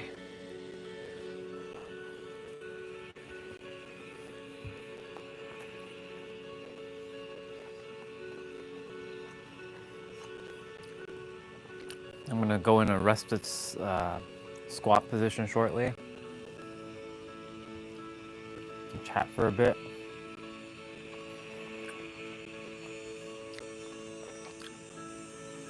I really would love to listen to Outwitting the Devil, but it keeps copywriting.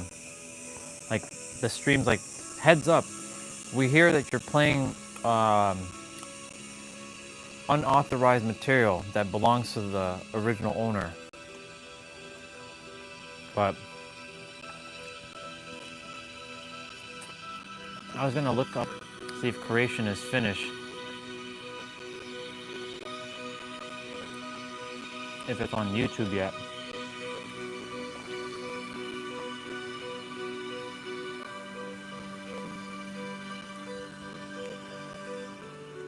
Nope.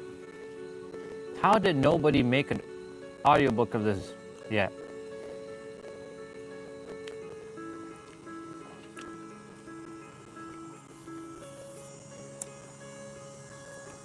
I like listening to audiobooks, but like, actually, you know what? Hold on.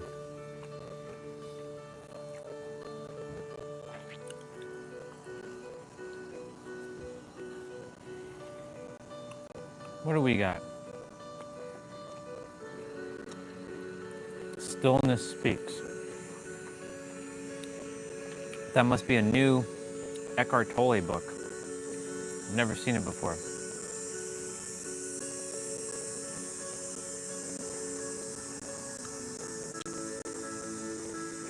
It's funny that Jessa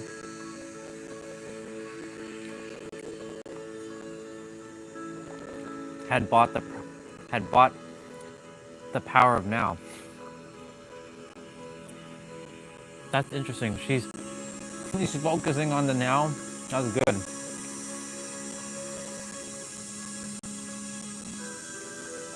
The rose codes.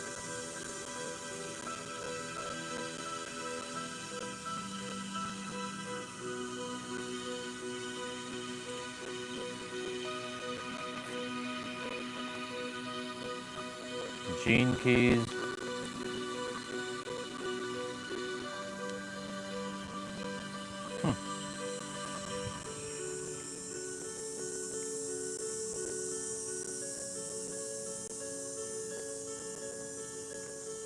Oh well.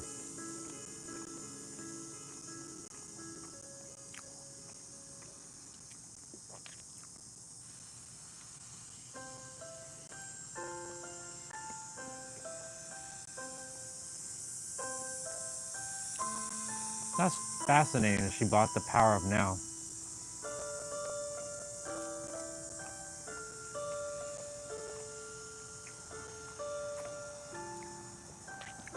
All right, let's listen to practicing, but it's so slow.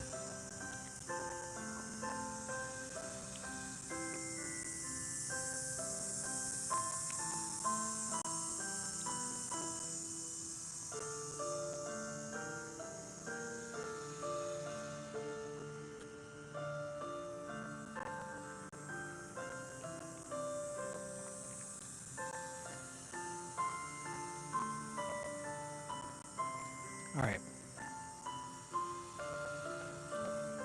Pause.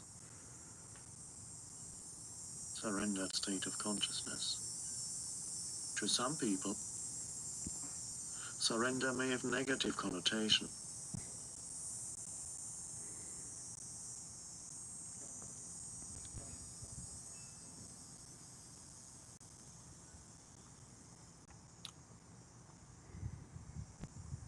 practicing the power of now.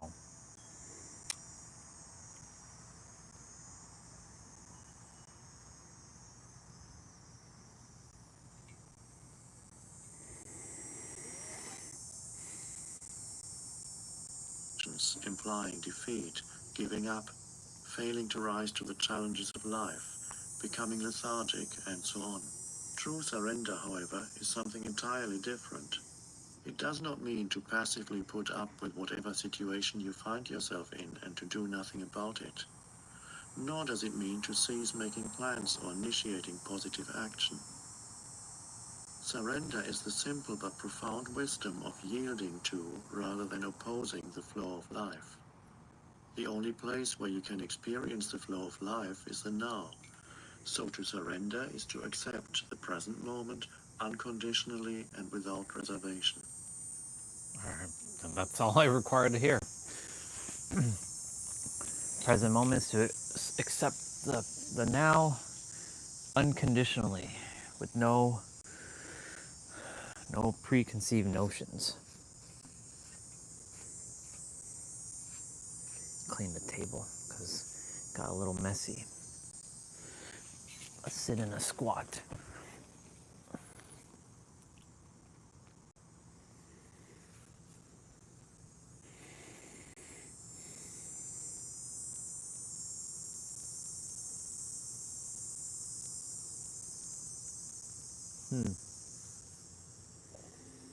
Surrender to. That's all I required. That's too funny.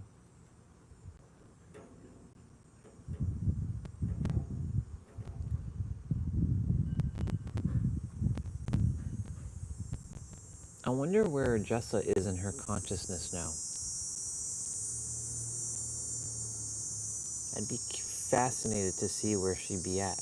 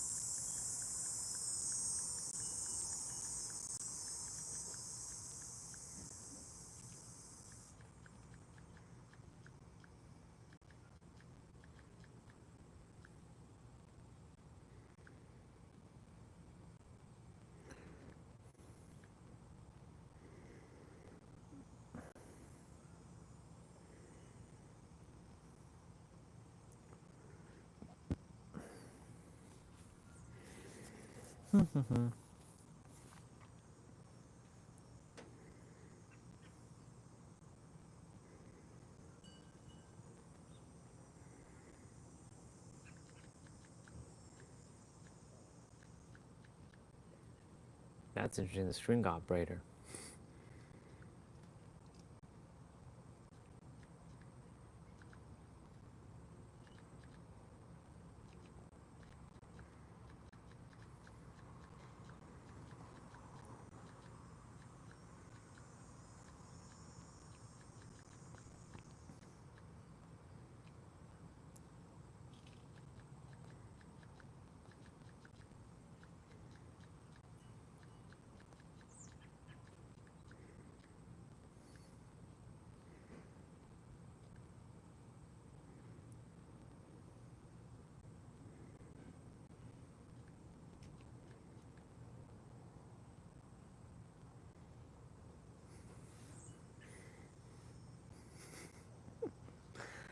Yep. I was smoking out our brother. I'm like, fire. Wait, I should actually send him. I should send him an emoji of like Counter-Strike. Fire in the hole. Fire in the hole. Let me see if I can find some like Counter-Strike meme quickly. Let's go to gifs. Fire in the hole. Fire in the hole. And how the heck do you do that again? Oh, right here. Yes. So you go Fire in the hole.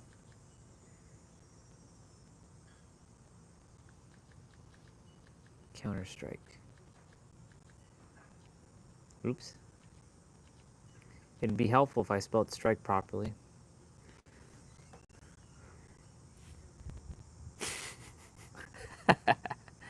Yep. That one right there. There. I sent a flashbang to him. Actually, I sent a HE grenade. That's too funny.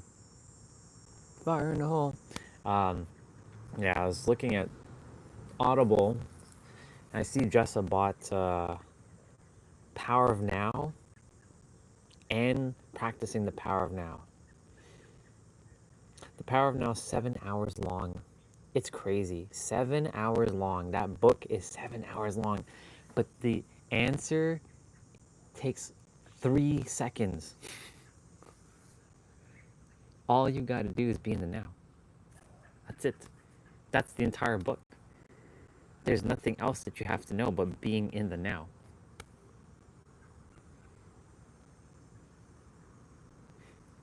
Don't worry about the past. Don't worry about the future. Focusing on the now. That's all that matters. Letting it just unfold naturally and organically.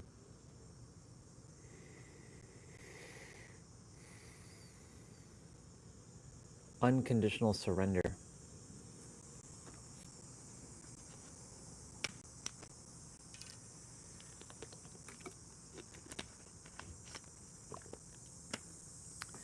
But I'm guilty of it too. We all are. We get tripped up with our third dimensional reality. I'm not here. I want this. I have to have that. I want that person. I must have that. But if you can go inwards and imagine it, and yes, you can imagine it, the only limitations you have are the ones you place on your imagination. You can actually imagine anything. Even things that don't quite exist in the planet, you can imagine it and bring it into existence. But it takes discipline to sit and close your eyes. And you can even just not close your eyes. You can just even stare in the sky or stare in one space and do that. Like, because I've practiced a bit of seeing myself sitting in the Fast and Furious 1 Supra, bringing lots of smiles, like, yo, that car looks sick. And they'd be like, yo, mom, that's the Fast and Furious 1 car. Or like, yo, dude, that's sick. Like, they roll up next to me. The smiles.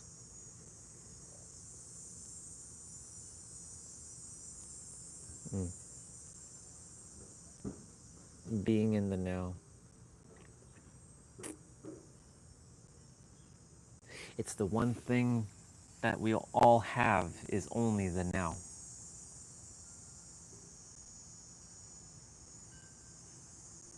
And it's the one thing that we keep throwing away. It's the one thing that we keep tossing in the trash. Because we keep, and again, this is all of us, ruminating on the past and worrying about the future. And yet, we don't focus on the now. It's interesting that, again, Jessa bought that book.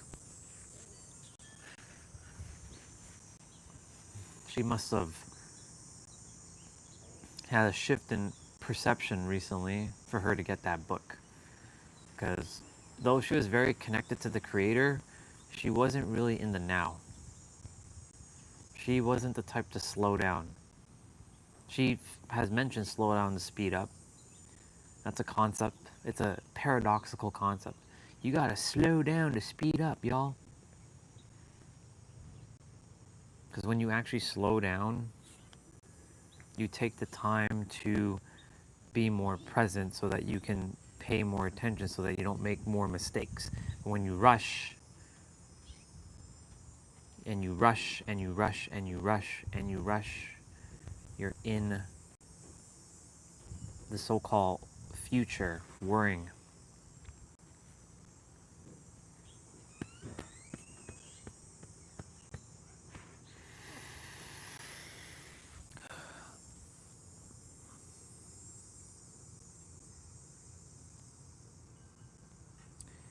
Recently I got tripped up in my mind. That was on me. Recently I got caught up in all that. I lost sight of what the now is. Everything. It's everything. Too much but I don't have the resources in my bank account. But I have it inwards. You are every dollar that you ever desire to be. The only limits is what you placed upon yourself. Be still and know that you are God.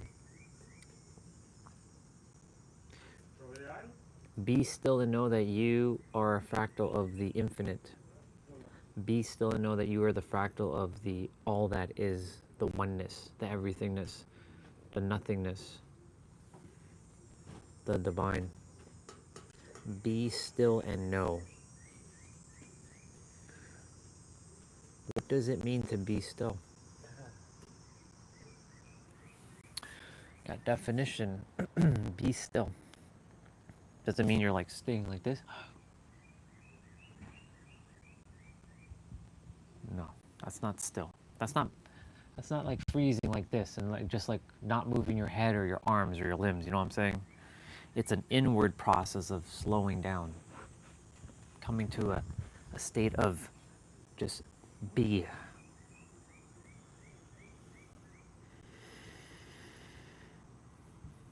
The world is going to own you if you can't go inwards and have control over your inner world.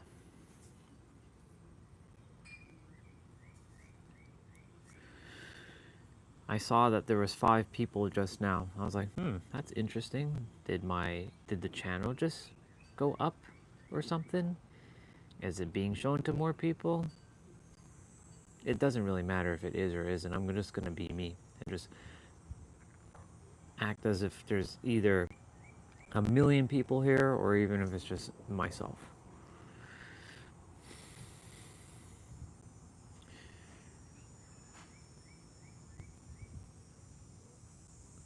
The now is it's interesting.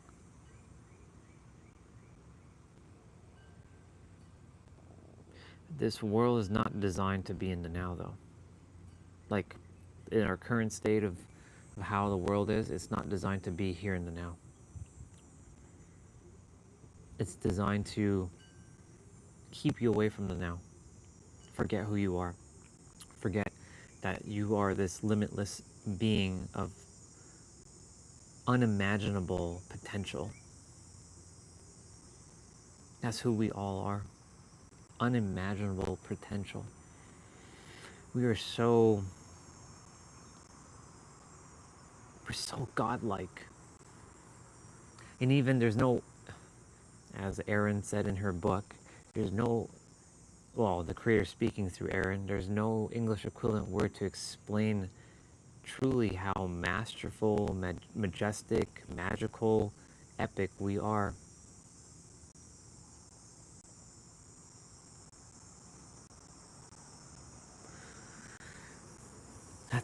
That's how we are. There's no word to describe our infiniteness. Even that word infinite, like it's infinite, but can you really feel what infinite is? It's not a knowing, it's a feeling, it's an embodiment.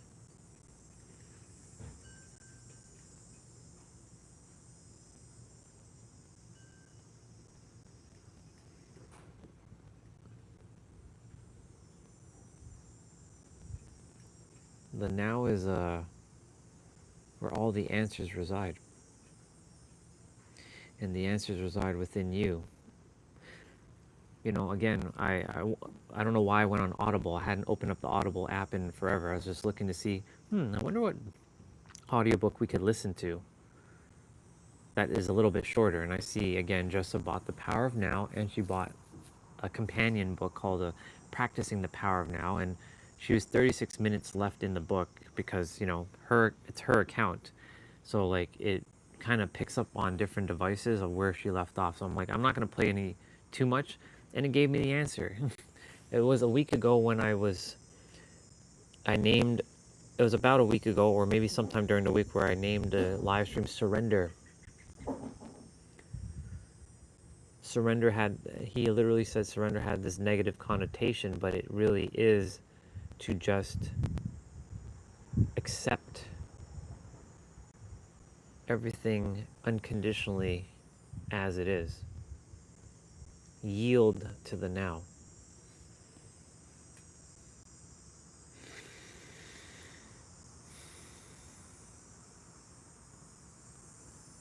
It brings some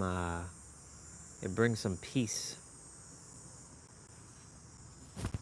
Why does it look like I'm angry? But I'm not angry. I guess it's because I'm looking at the screen. I don't know. It's weird. It looks like my face is like, "Urgh." No, I'm not. It's fascinating. I think it's just the angle of why I'm sitting like this and like kind of like looking at the screen and stuff. All good. I wish there was a word in English to describe your smile that'd be 3 letters and had a letter O in it. But I guess that would be the creator, God. You gotta laugh, gotta have fun. It's not meant to be serious. Of course, there's balance and, you know, but what you expect is what you're going to get. I got tripped up.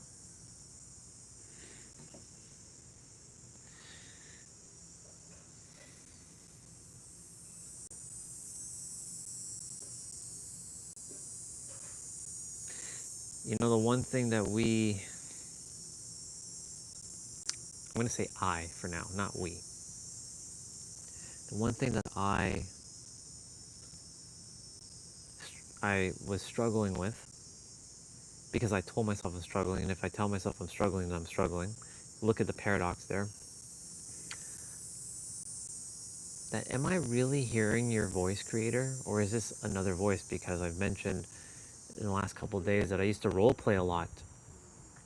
I used to like make like stories in my head of like me being like the hero and like fighting a villain, like protecting the earth, and like seeing people, you know, the earth was invaded and I had to come and rescue all of humanity, and I became the great hero of the planet. Like everybody, like there's a scene where there's these 13 beings that they're like 7-dimensional beings, and they invaded Earth and they were able to dismantle every single person. And by dismantle, I don't mean kill, but they like was able to subdue, is the word I was meant to say, not dismantle, subdue everyone. And then they took them to a different planet, and I had died, and I was tasked to die so I can come back because I knew the events of what was going to happen. And like I created this like thing in my head where I'm protecting the earth and all the people on earth, and it was quite fascinating. And I came and rescued everyone. I was wearing my superhero of love like armor. Nobody knew it was me. I also, my original body was buried, and I dug it out just before I came and saved you all and had it on my spaceship that can actually hold all 8 billion humans. Created quite the story. It was quite the awesome story. And like a few people who actually physically knew me, because not like everybody knew me. Come on, Bubba, you gotta get going. Not everybody knew me. I brought them one by one after I rescued everyone to like a room and revealed that it's me, even though I was in a different body and I had a similar look. Like, how is that possible? You died. You died 9 days ago. Only to return to the 15th dimension and get trained to stop those 7-dimensional beings. And those 7-dimensional beings weren't able to stop me because I'm at the 15th dimensional frequency. Anyways, my point to say is like I used to create a lot of things like that in my head to keep myself entertained for hours because I spent so much time alone. So I had to find ways to entertain myself. If I wasn't playing video games and I wasn't watching anime, those are big, and of course Power Rangers as well. If it wasn't for those shows, they were very, very big influences. And of course, video games are a massive influence on my life. Um, I don't know how I would have continued to exist. I'm so grateful that I'm able to relate video games, anime, technology, spirituality, personal development, fitness, metaphysics, and weave it all together in my talking. But the one thing that I continuously like, is this you, creator, speaking with me right now? Is because I always had this word doubt or lack of trust. Because that stems from school, it stems from my upbringing. Because I never had self-trust. And a way of building self-trust is through discipline. When you discipline yourself to say you're going to do the thing you're going to do and you sit and you do it, you're building self-trust and you're disciplining yourself at the same time. It's not even about the act of doing the thing. Like, let's say if you're going to meditate, it's not about even meditating. It's about the act of going to sit and meditate. That you're speaking what you're saying you're going to do, and you're going to do what you say, and you actually sit and you meditate. You're disciplining yourself, and you're building self-trust. And so I'm disciplining myself now to stay in the now. Funny, I said now twice. I'm disciplining myself now to be in the now.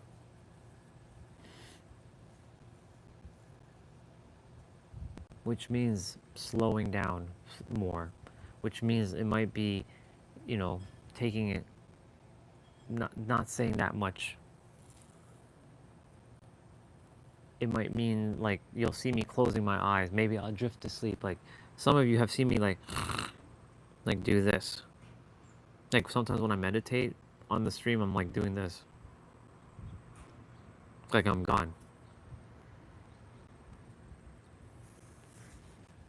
Or sometimes I'm like this.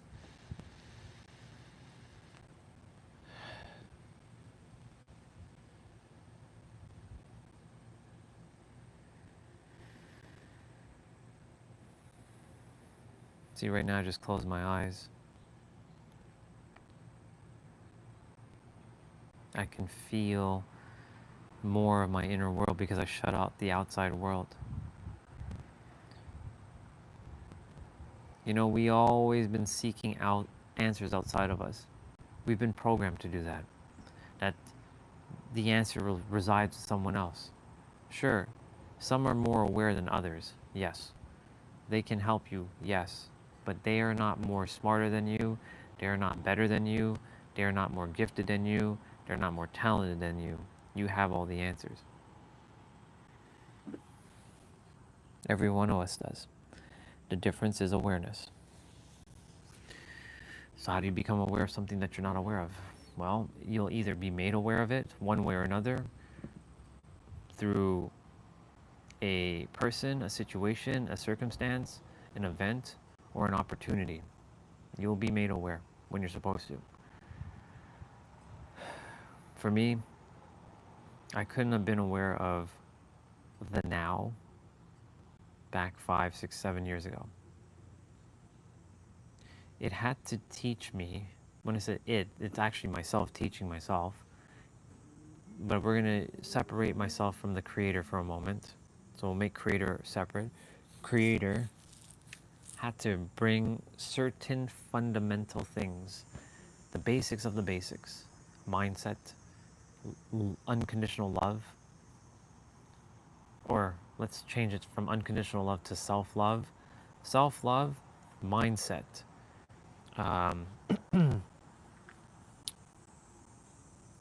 That's 2 of the 4 pillars.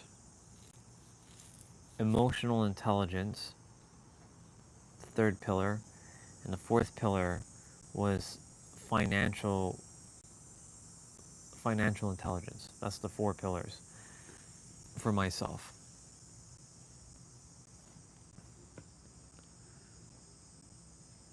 Now we're beyond mindset. We're in mind mastery. Mind mastery is seeing things in paradoxes and being able to, like, if you say you can, you can. If you say you can't, you can't. Either way, you're always going to be right. It's a literal shift in mindset. And that's mind mastery. It's not your average mindset.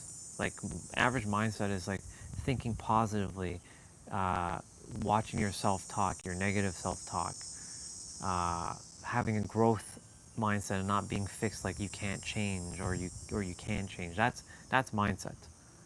Mind mastery takes it beyond that. It's at a whole other level of seeing things through different perspectives, raising yourself above what you currently can see. Like in the book The Instant Millionaire, the old man says, put yourself so high above the clouds that there is a certain part in the sky where clouds can't exist. Put yourself there. Because if you are chasing clouds, or clouds are coming in your life, that means you haven't risen above the clouds that much, and you have to put yourself above the clouds to a point where the clouds can't reach anymore, and you can see the clear skies all the time. That was a bar. That's not mindset. That's mind mastery. That's a difference. That's the difference between mindset and mind mastery. Seeing things for what it is, seeing things beyond what it is, and knowing that it can be either or both at the same time. Noticing that they're all paradoxes, seeing what you can extract from everything that's happening in your life. Like right now, what's happening in my life is my bank account's at the lowest it's ever been. I've always been very financially independent and stable, always. There's never been a moment in my life I wasn't.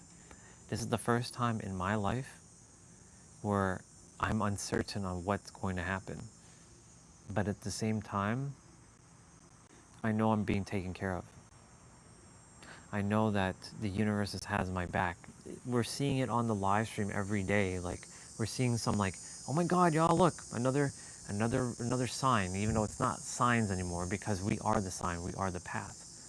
It's because I'm now really having to go digging deep as far as I can, and I was gonna say annihilate some things, but we're not here to annihilate anything. Well, to some degree we are. I have to go so deep within myself to end some things that have been kind of lingering in the shadows.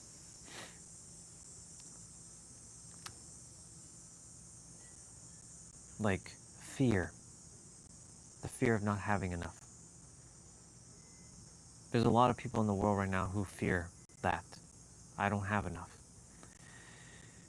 And I said, and I'll say it again, that while I'm still on this planet, even while I'm going through my whatever, I will not allow anybody to ever feel like that.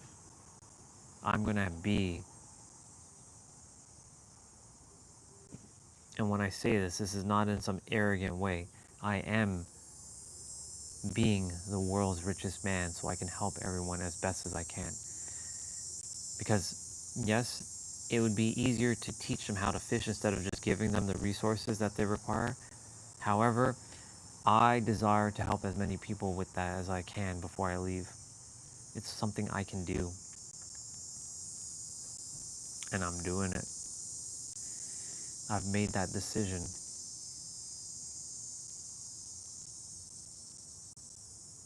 If your why doesn't make you cry, it's not strong enough. There are so many people right now who are struggling and suffering. Those two S words has to be thrown out of thrown out of this universe. Nobody should be struggling and nobody should be suffering. But if we don't struggle or suffer, if we don't have that, then how do we have the difference of being at peace, right? Balance. We have to know, you can't have one without the other. So if you never knew what struggle was, then you would never know what peace is or what ease would be. So to some degree, we do have to struggle and suffer. But it's a choice, not an obligation. It's not mandatory. It's not mandatory. You can experience it, but you don't have to entertain it for long. This is all a game. Quite literally. It's all a game.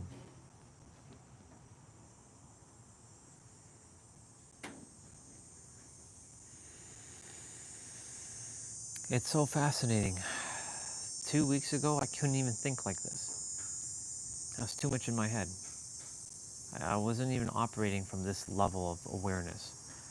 I felt like I went backwards. I felt like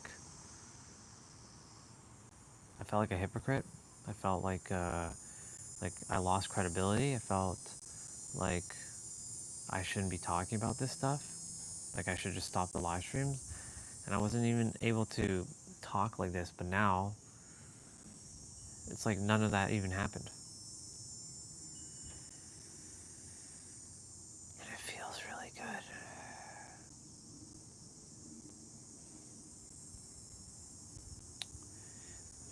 Fear and doubt.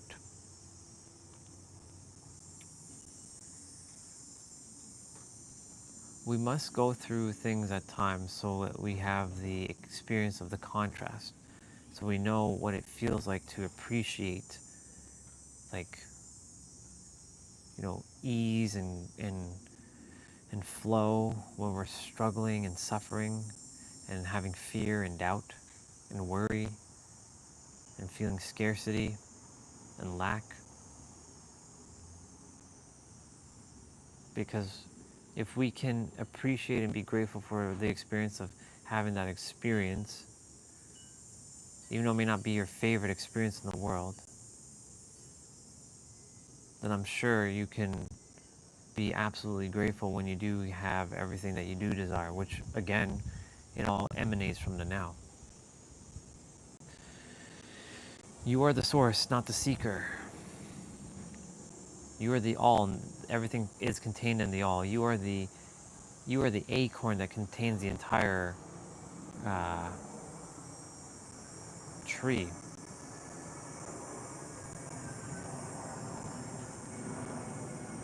What is it, a willow tree that creates an acorn, or comes from an acorn? I forget which tree. You are the acorn that has all of the potential and is sharpening our minds every day like an axe. Like you're sharpening your axe every day. That's a saying that Craig would say all the time, sharpen the axe every day. But the thing is, you wouldn't actually have to sharpen your axe every day, because if you know who you are as the creator, the axe is always sharpened.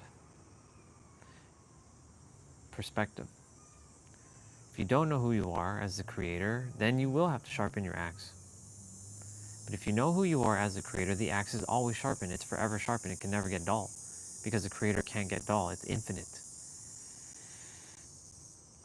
And every time I would let me rephrase that. Every time I would share with each of you that you're the creator, how does that make you feel? Does that empower you or does that disempower you? Are you afraid to be the creator? Because I've come to realize that when I mentioned that you are the creator, some who have been on the stream have been afraid to be the creator because they don't want to take responsibility, because they want to give the power away to something outside of them. And it's okay. If it's helping you and you're living your greatest life, go ham. Live your greatest life with that. know it's still you, just using a placeholder that makes it seem like it's them, but it's actually you doing it, not them, it's actually you. But if that placeholder, whether it's Allah, Buddha, Jesus, Moses, Abraham, Muhammad, Krishna, Brahma, Shakti, Shiva, Jehuti, Thoth, Zeus, Moses, Abraham, name, insert name. If the placeholder of those names are helping you to live your greatest life, that makes me happy. Be happy. Emanate that joy.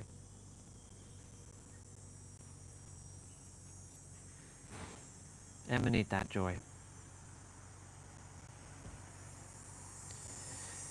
You are the child of the universe, the all that is, the infinite, God, source, truth.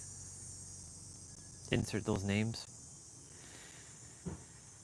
And everything you ever desire is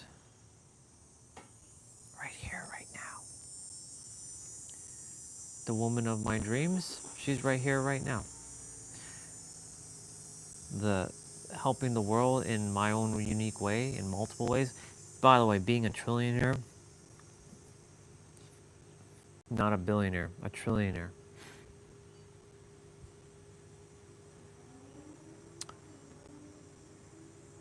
It's not to, I don't want to be known.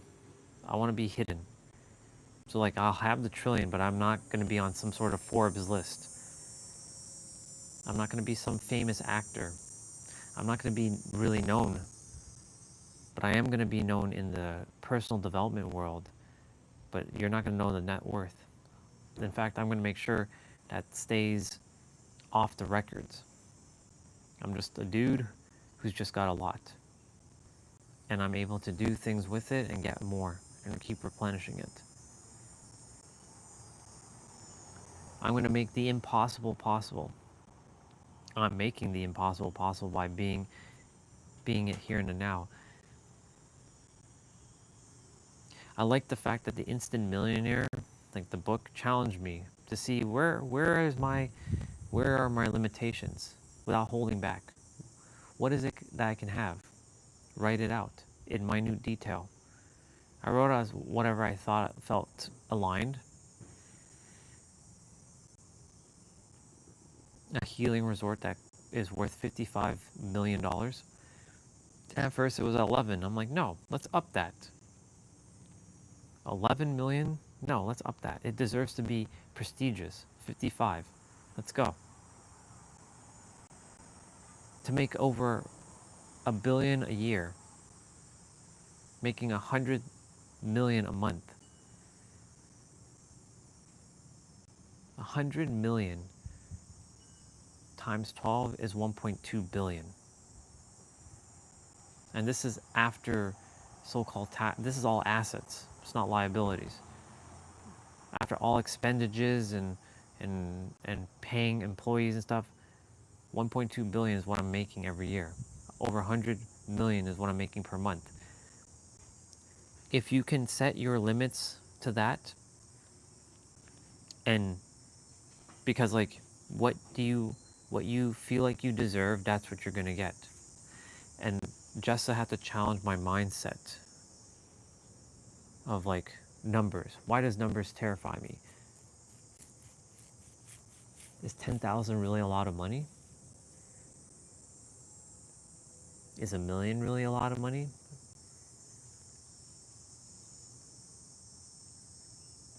Having $1 million is great, but is it really a lot?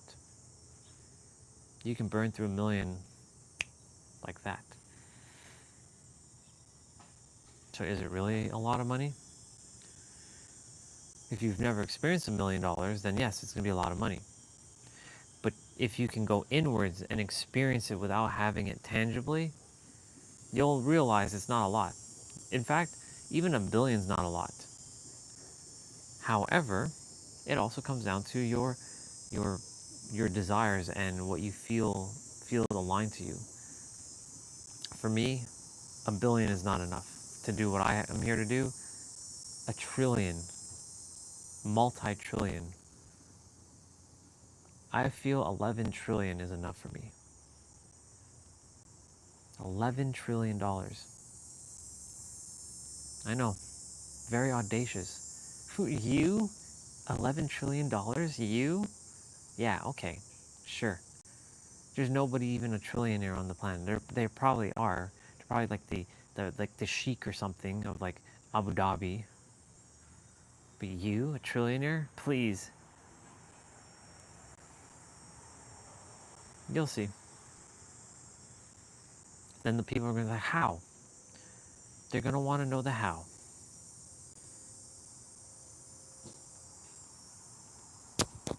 Sorry, hit the mic. That's all you need to know. That's all it's required to know from the heart. As long as your intentions are pure, and I know my intentions are very pure to help as many people, and not to, I don't want anything in return from anybody. Like, I will receive, but I don't desire like you have to pay me or owe me anything. I want to be able to. I am not I want. I am paying for people's medical bills who can't currently afford it right now, who's disabled around the world, that they require this money to go and get a surgery to save their life. I desire to do that. I desire to help bring clean drinking water and free energy to the world. And if it costs me $1 trillion to do that, then damn it, I will do that. And I know that someone's gonna attempt to stop me, and I will have to bankai them and send them out of existence if I have to. Not that I want to do that, but if I have to, I will do just that. I will bankai them. I don't want to do that though. I want them to just realize that I'm here to just help. I know it's going to thwart their plans, but I'm not here to thwart their plans. I'm just here to help humanity.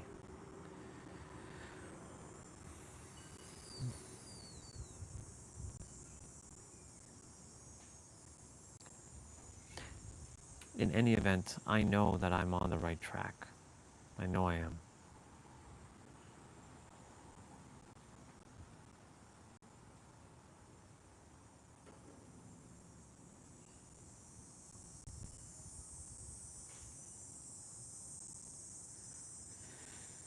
I know the universe has got my back. I just want to see smiles on people's faces. It's something so simple. Our brother Phoenix, he said something very powerful. He yeah,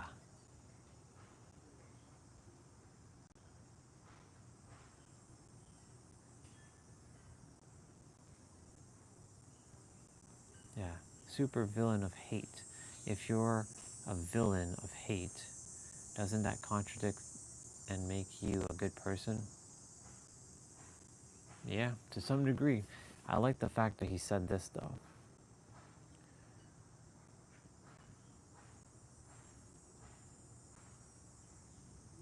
It's nice. I think it's nice to walk down the road and see a smile. I really like that comment. It's nice to walk down the road and see a smile. I agree with that wholeheartedly. I'm gonna go through here.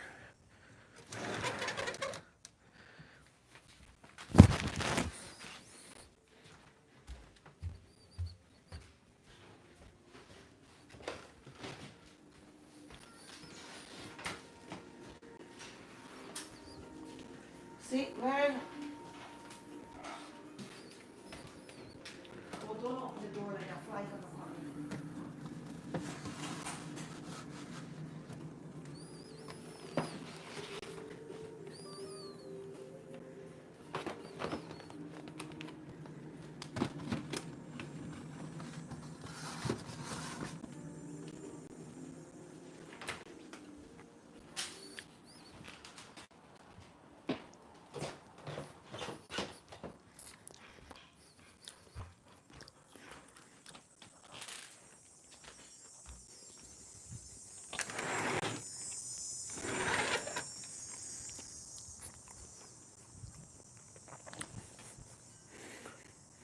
Eating in Danish because I said screw it.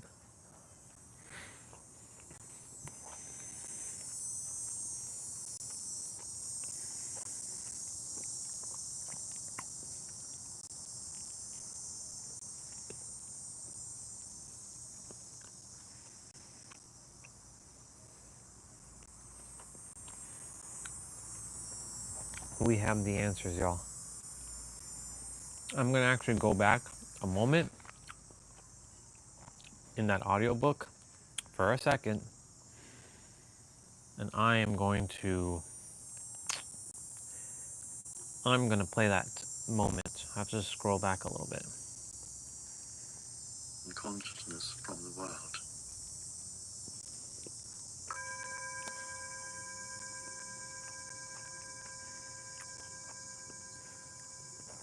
The wisdom of surrender.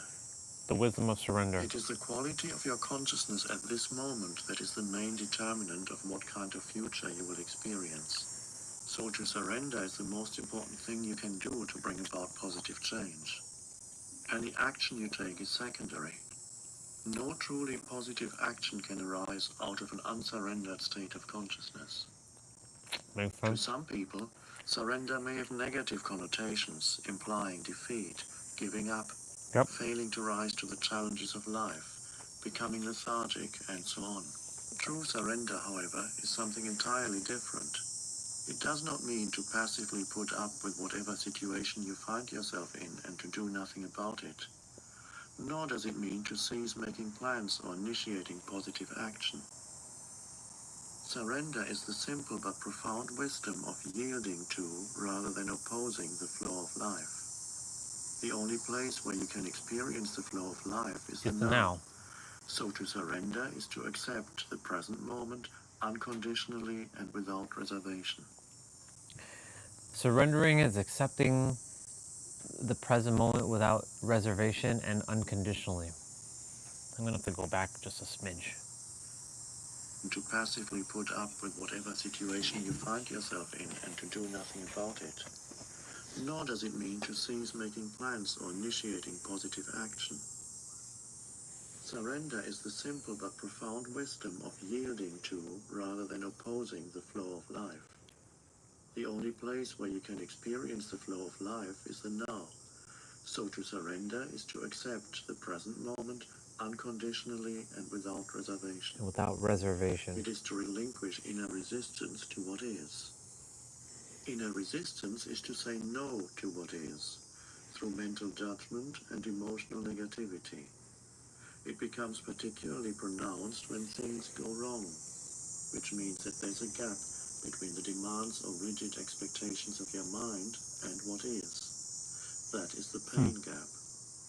If you have lived long enough, you will know that things go wrong quite often. Sure do. It is precisely at those times that surrender needs to be practiced if you want to eliminate pain and sorrow from your life. Right. Acceptance of what is immediately frees you from mind identification and thus reconnects you with being. Resistance is the mind. Surrender is a purely inner phenomenon. Resistance is the mind. It does not mean that on the outer level you cannot take action or change the situation. In fact, it is not the overall situation that you need to accept when you surrender, but just the tiny segment called the now. For example, if you were stuck in the mud somewhere, you wouldn't say, okay, I resign myself to being stuck in the mud. Resignation is not surrender. You don't need to accept an undesirable or unpleasant life situation, nor do you need to deceive yourself and say that there's nothing wrong with it. No. There's a You balance. recognize fully that you want to get out of it. You then narrow your attention down to the present moment without mentally labeling it in any way. Right. This means that there's no judgment of the now. Therefore, there's no resistance, no emotional negativity. You accept the isness of this moment. Then you take action and do all that you can to get out of the situation. Such action I call positive action. It is far more effective than negative action, which Interesting. arises out of anger, despair, or frustration. Okay. I'm gonna scroll back so that it stays in just as like around that time, yeah. Let's go back a little. There we go. She had about 36 minutes. So the now, or surrender, which is a really great definition because we were figuring out what the hell does surrender mean. Surrender, now, I mean from Eckhart Tolle, surrender means to accept the present moment unconditionally without any reservation. Now, of course, he just brought up an analogy of like, well, if you're stuck in the mud, are you just going to say, I accept that I'm stuck in the mud, and then just resign yourself? Resigning is not surrendering. Surrendering is acknowledging that you're stuck in the mud and then noticing that you're in the now, but not getting sucked into the negative aspect and finding the positive of like, okay, let's see how I'm going to get out of the mud, but by being in the now, which then it's basically no judgment of the now. So the key thing here is there's no judgment of the now.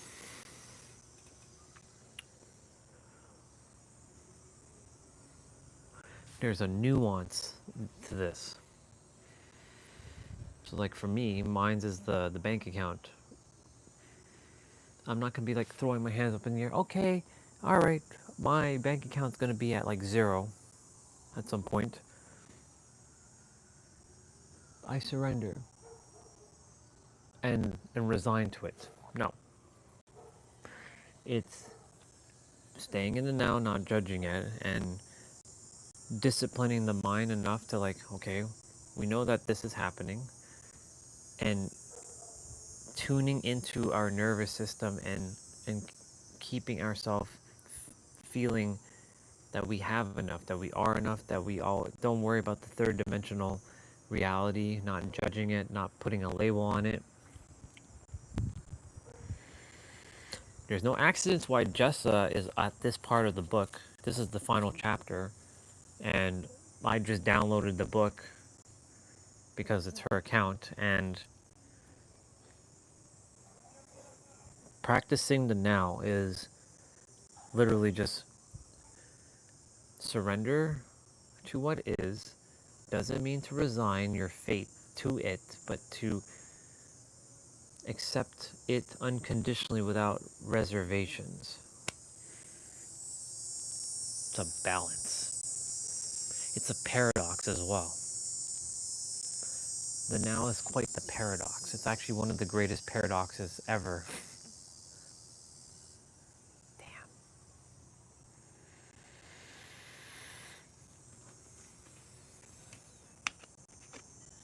It's a really great paradox.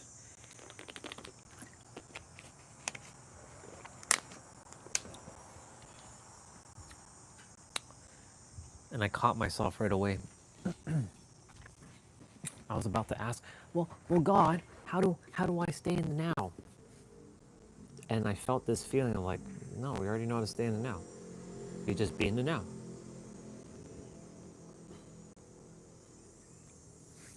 You know, when I was with Angel, I always told her, I feel like I don't have enough information, that I have to be able to explain things to people. And if I explain that, you know, you should just do it. Like if someone's like, well, how do I start lifting weights? You just do it. Telling them to just do it isn't gonna be enough for some people, because they're gonna require, well, what's the reason I should just do it? I don't feel like doing it. So how do you help me not feeling? How do I overcome this whole feeling of not doing it? Right? Because telling somebody to just do it doesn't help. So I always ran into this thing, this conundrum, like, well, that means I need more information. I need to find more information. I don't know why I'm saying need. I require to find more information. I require to find more info so I can help. That was a paradox in itself. Go within and you find the answers yourself. And the answers is to be still and know that you are the creator. You are God. You are the fractal of the infinite. the all that is. And know that you already have everything. You know that you are everything, because you can't be anything else but that, because you are everything. You don't actually, this is, I heard this one time, and it's so fascinating. It's like, who do you think you are being more special to think that you're separate from the universe? How dare you disrespect yourself like that? Putting yourself separate from the totality of the universe? Because that's what we do. We tend to separate ourselves and think we're either very special or very not special by separating ourselves. How dare we do that? You should be ashamed of yourself. Actually, don't be ashamed of yourself. Just stop doing it.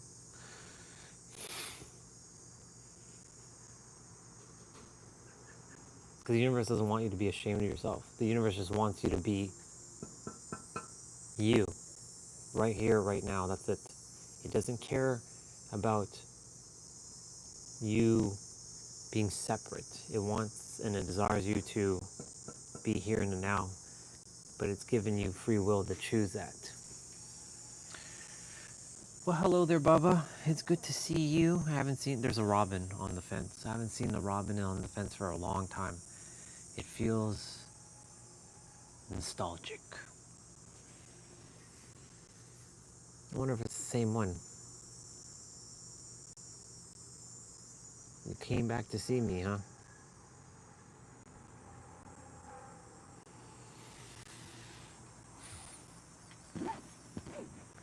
I've been attempting to keep myself in a squat, but it's a little bit challenging to do a squat while sitting on the chair.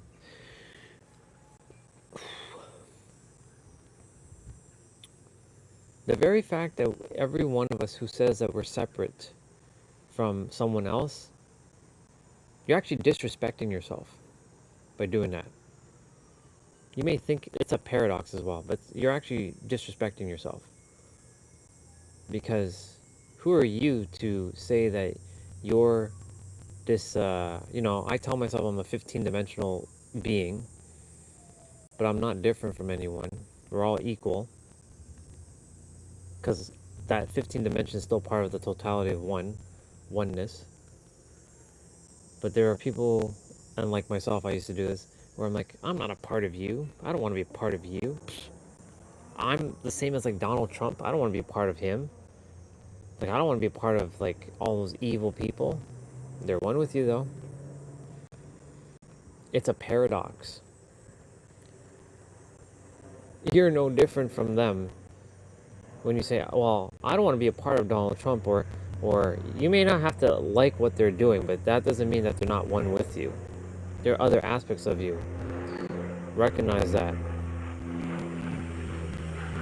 That's why I said, if you can discipline your mind so well, and you can see beyond what you can see with your eyes, you've literally won. Forget what the third dimension world is serving you with your eyes. Go within and you will see it.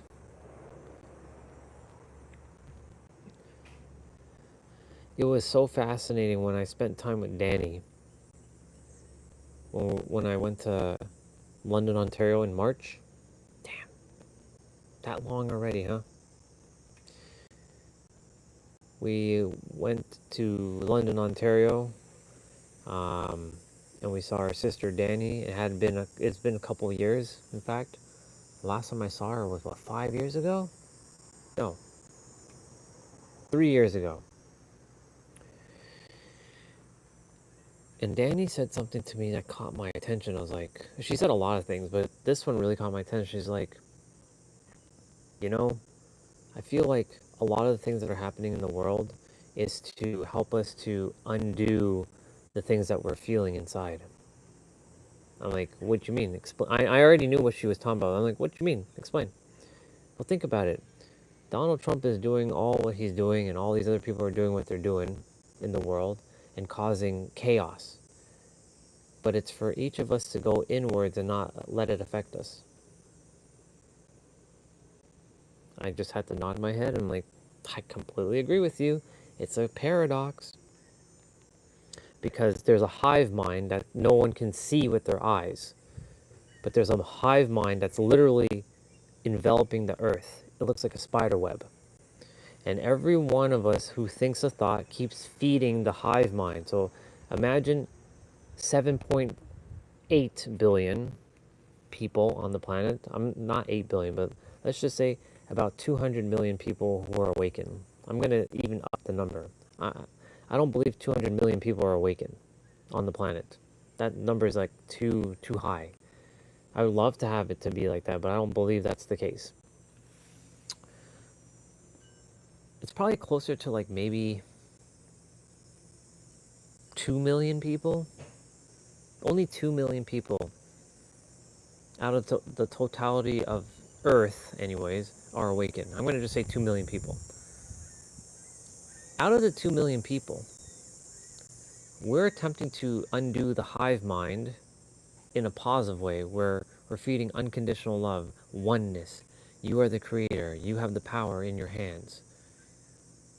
But then there's 7.98% of the planet, not percent, 7.98 people feeding the hive mind of negativity. I'm not saying that they're negative. I'm just saying like they're feeding like this is how life is, and this is how it is, and this is how it is, and this is how this is.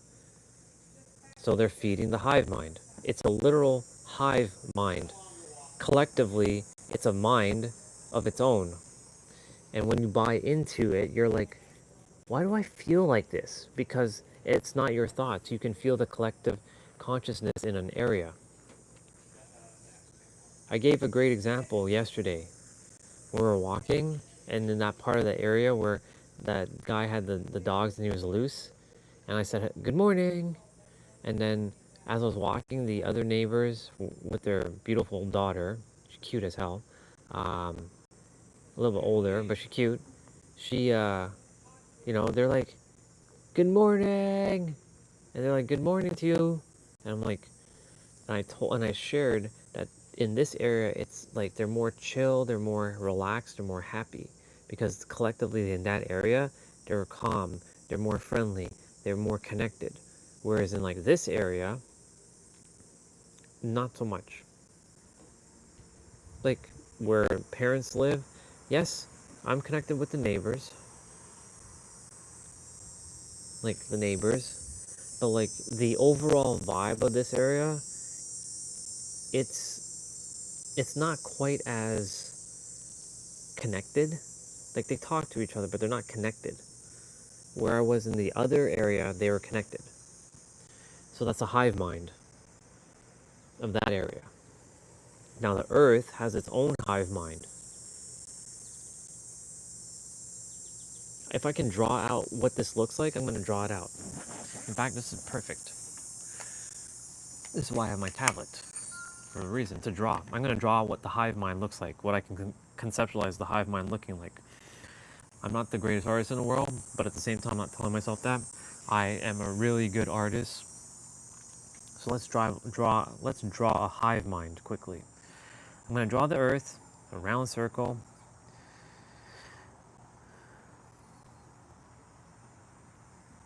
I should make it blue. I should make it blue. There we go.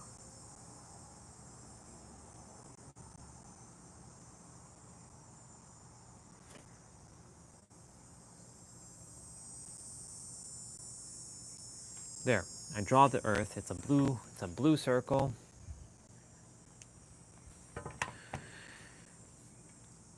Fill in, we don't have to, we all know what the earth looks like. Now I'm going to grab the color yellow. Bless you. And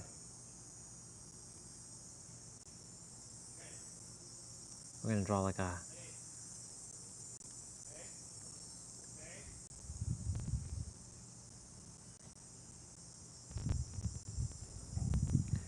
this might take some time, so bear with me.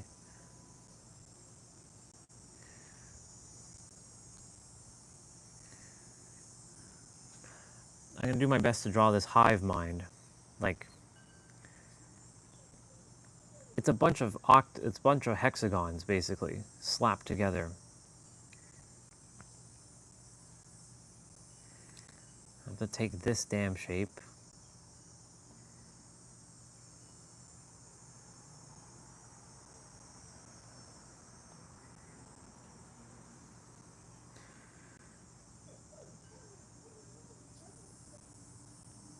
Let me just draw a proper hexagon.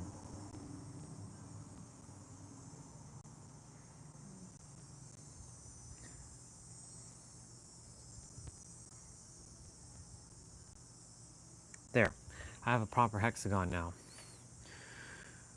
I'm gonna take this dang shape and copy it and duplicate this bad boy.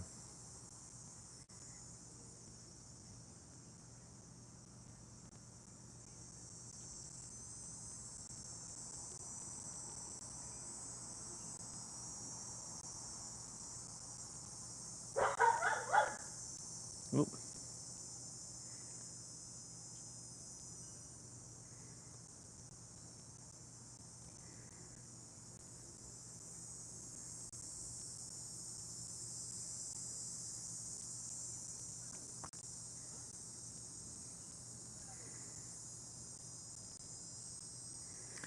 I'm drawing this hive mind. I'm doing my best to put this all in a sequential order.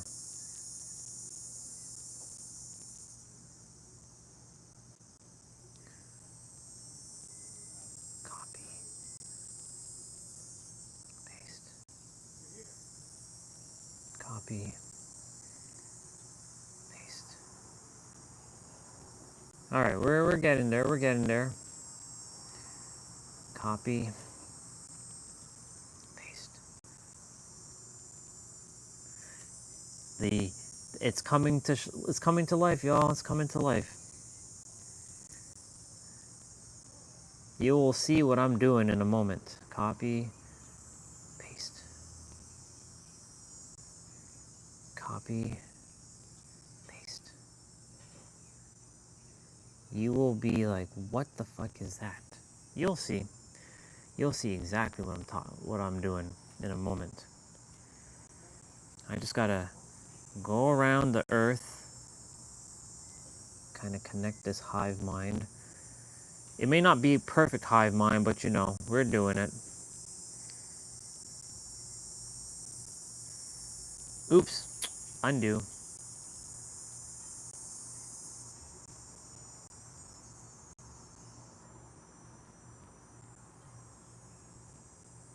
Sure, whatever. It works.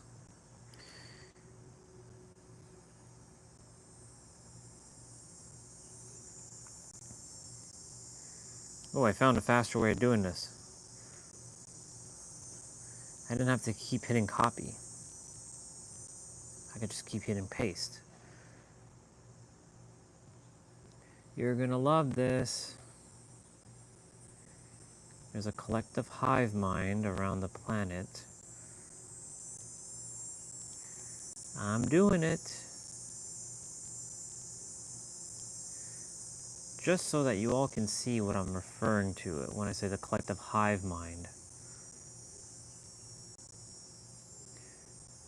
And I'll take this one, the one that's on its own. Son of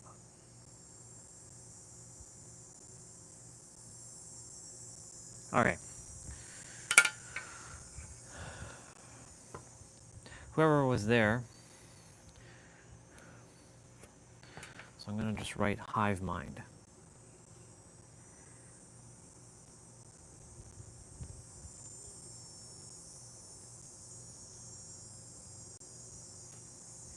And I'm gonna just take the blue, like this yellow.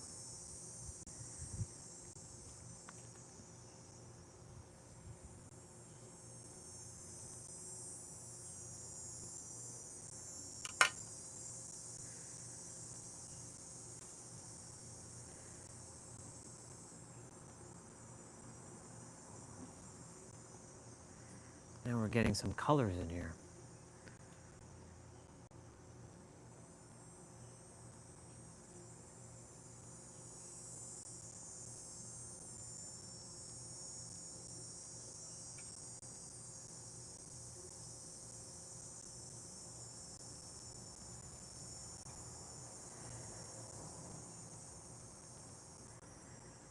Cool. I got it drawn. For those of you who are still here, I'm just going to quickly take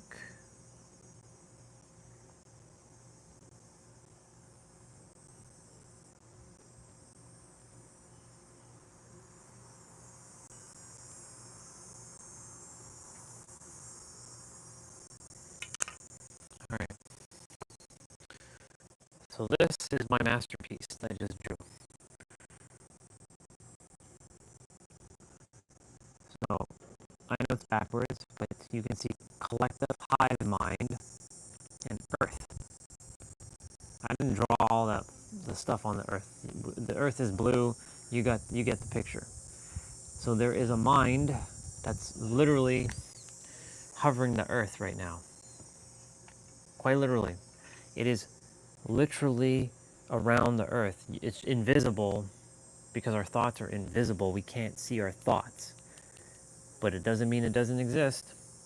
That's what this is.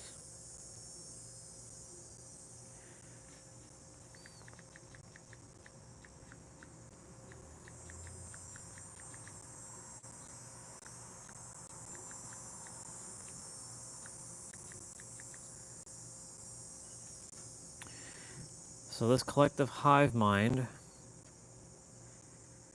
represents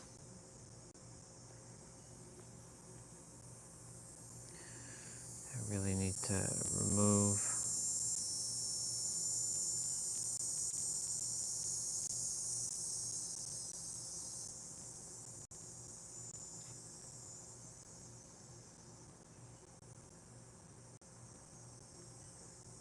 here.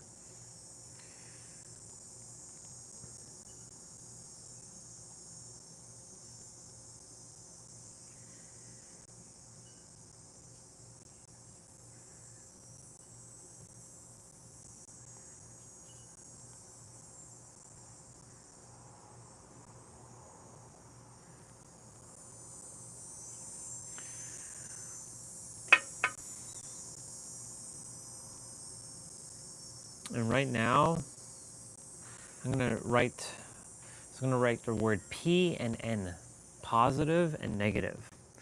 So positive will be green.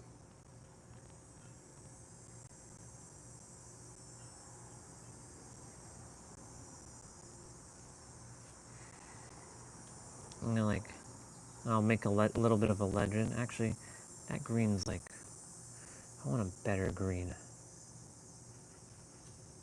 I want a lighter green.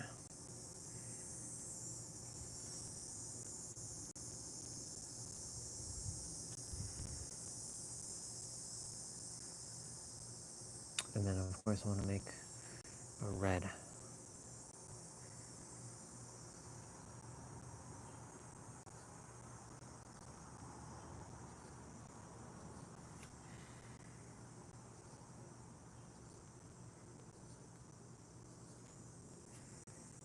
Maybe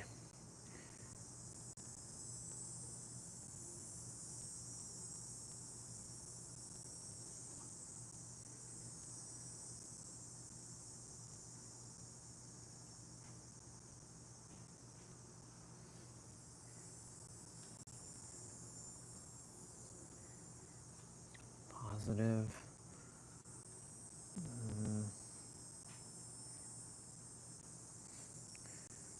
Negative, negative, negative, negative, negative. Maybe one positive here. Actually, no. I'll keep it like that.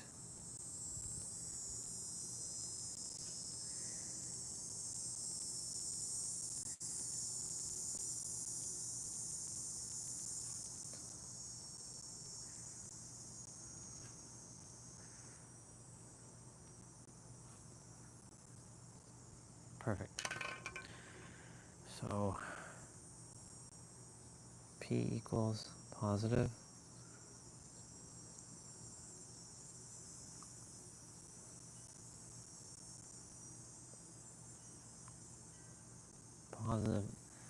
Positive emotional charged thoughts.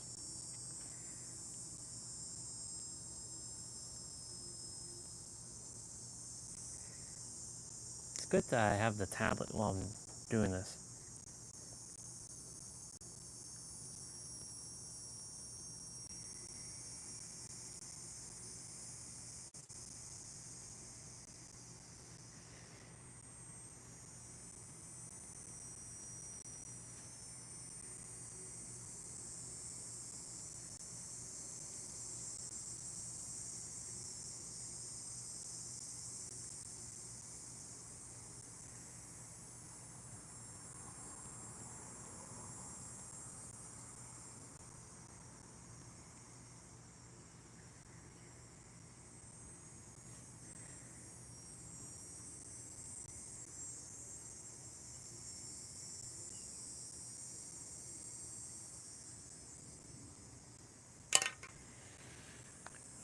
Y'all ready for this one?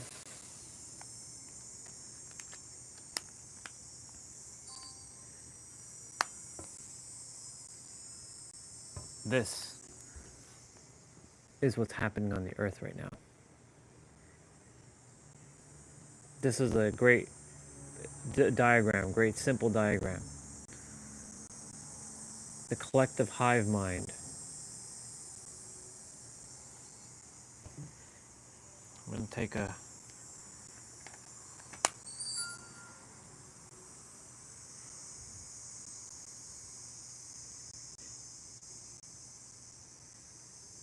screenshot of this. Save. Send this off.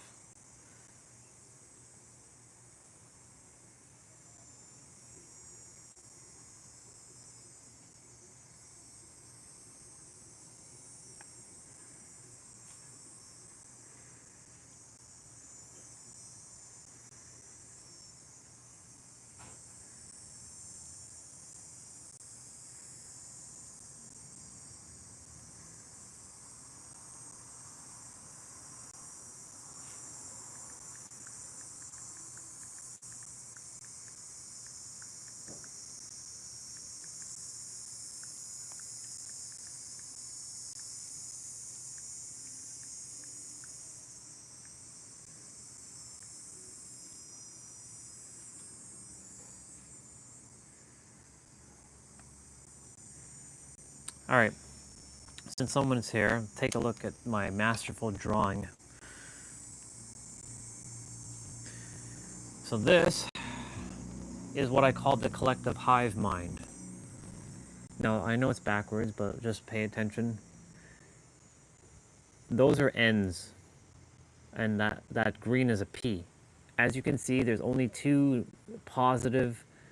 This is positive emotional charged thoughts and negative emotional charged thoughts. That's what the planet Earth is right now. Literally. There is a hive mind around the entire Earth, and everyone who keeps feeding negative only keeps reinforcing the negative. I want to show this from the actual. One sec. It's better I just do this. Of course, you can see my reflection. So you got your collective hive mind, you got Earth, and the hive mind looks like a hexagon. It's like a web that's circling the Earth. And as you can see, there's only two P's. What's up, bro? There's only two P's. The rest of the planet is in the ends. This is what the collective hive mind is.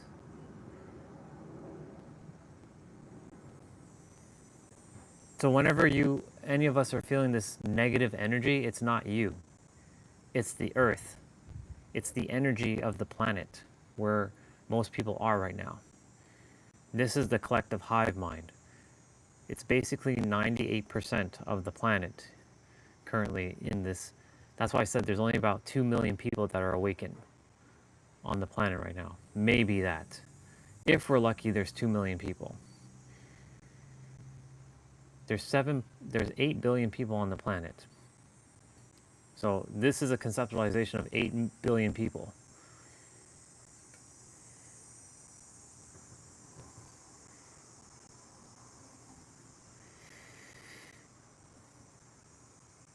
That's what I mean by that's what the hive mind is. It's an invisible energy field around the earth that we can't see with our eyes but exists within our mind. And if you can conceptualize this hive mind going forward, you can be a part of the solution and not the problem. I also have to remember this myself. And I specifically do only 2 P's.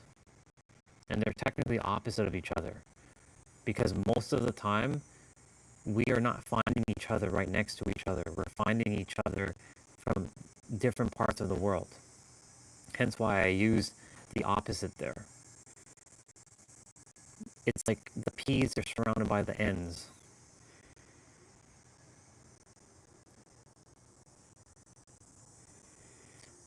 That's the collective hive mind in its basic, most rawest form.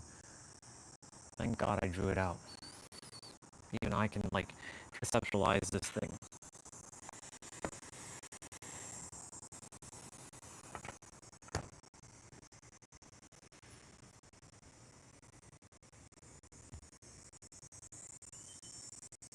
I'm grateful for this tablet. You know, I've barely been writing notes with it. This is why like I should draw things out to explain things. There's 2 people. The live stream is at 222 minutes, and it'll be 22 seconds in about 11 seconds. And it's 11:33 right now on my phone. And it's 22:22. Awesome. Yep.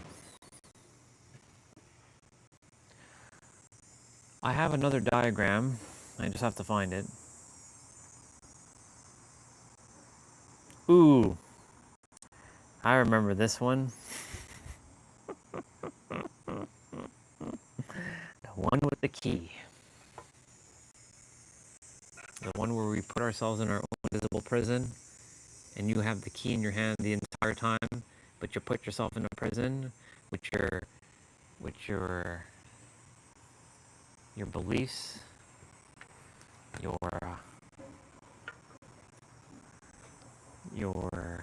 thoughts about yourself.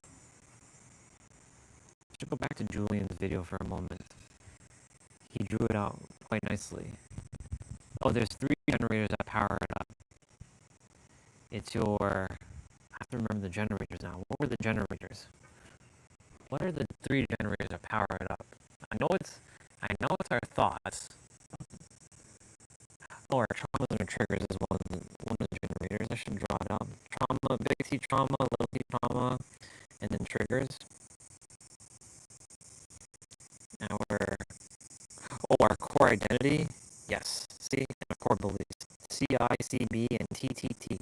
See? Figured it out right away. See? The universe came in clutch there. I'm just going to keep this handy. CB, CI, and TTT. These are the 3 generators that powers up. I'm going to draw a sad face for now. Remove the key from his hand. Draw a circle that interconnects these generators.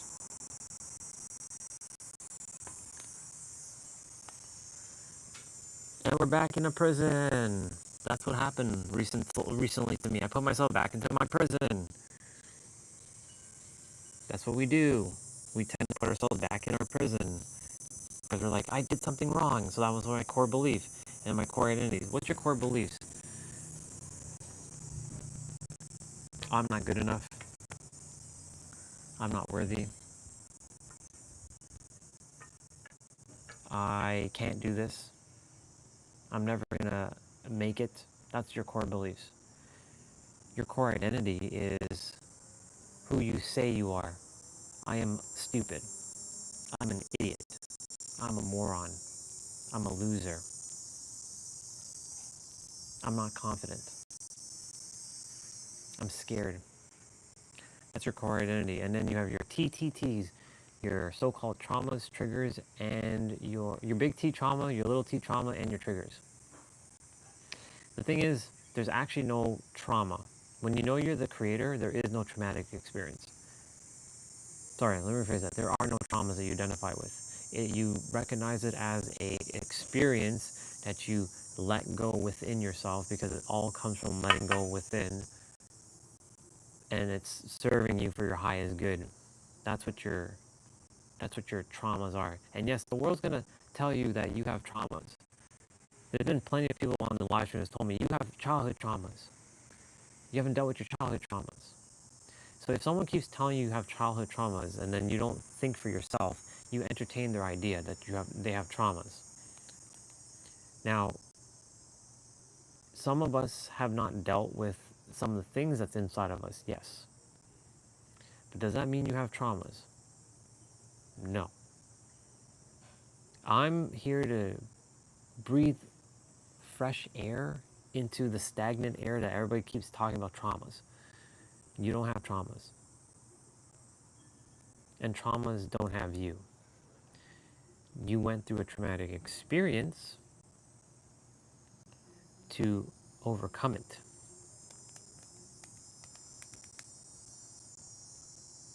So when people are like I went through, for me, sexual trauma with Sarah and brought it into this experience. And I said, I brought sexual trauma into this experience. I've said that. For me to overcome it because I don't actually have sexual trauma. We're whole and complete. If you know you're the creator, does creator have traumas? It's part of the totality of everything, by the way, just so you know. But does creator entertain traumas? No. We created that with the third dimensional thinking mind.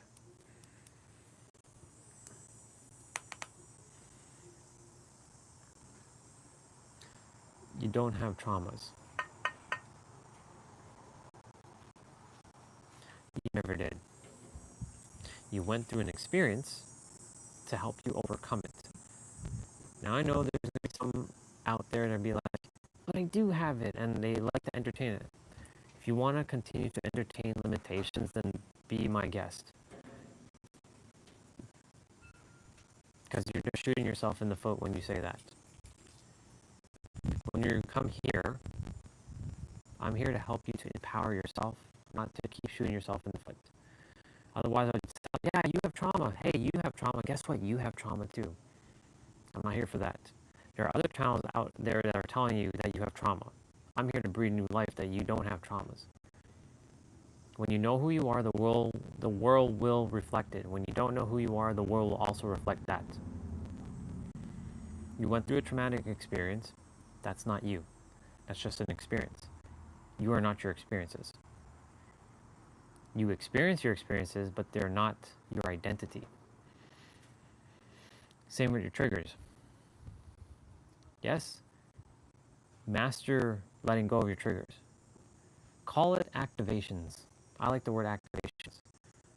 They're activating something inside of you to let go of.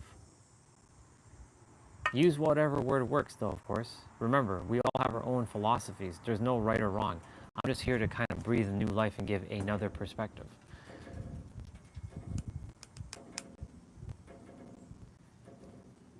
Damn, it feels good to be back. Not that I ever left, but you know, I went through and created my own invisible prison. And guess what?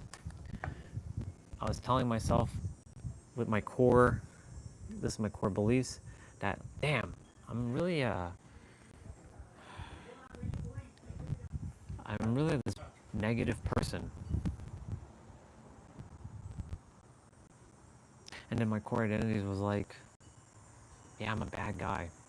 I'm a terrible human being. Which then in the process, reactivated some of my old school triggers. But in reality, all I had to do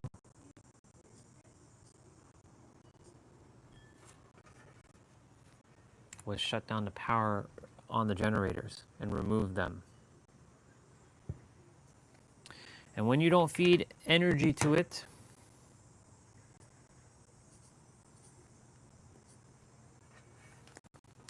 I haven't done this in a while, there's no prison anymore. And when there's no prison anymore, guess what?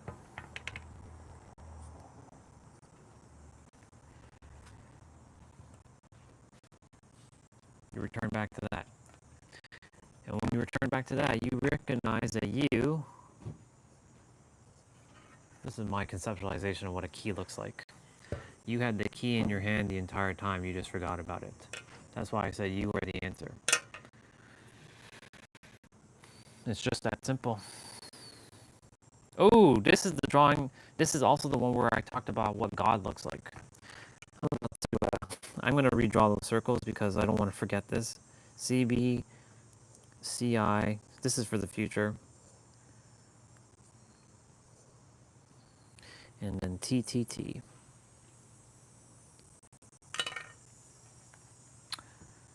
You ready to see what God looks like? I'll show you.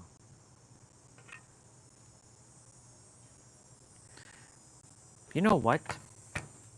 I should do it. I should redraw it quickly. Hold on. So right now this is what I have for what God looks like, called infinite soul. And these little things are us. We're attached to this. We're like little droplets of the infinite soul. That's what God is. That's my conceptualization. It's not a person. That person, it takes forms of those people, those entities, those deities that you call Jesus and Buddha and Allah and Krishna and Ramsey, and not Ramses, and Moses and Abraham and Muhammad and Shakti and Shiva and Jehuti and Shu and Thoth and Hermes and Isis and Osiris and all the others. But it's one soul. So I'm going to do something slightly different. I'm going to keep that original drawing. I'm going to draw it on another one now.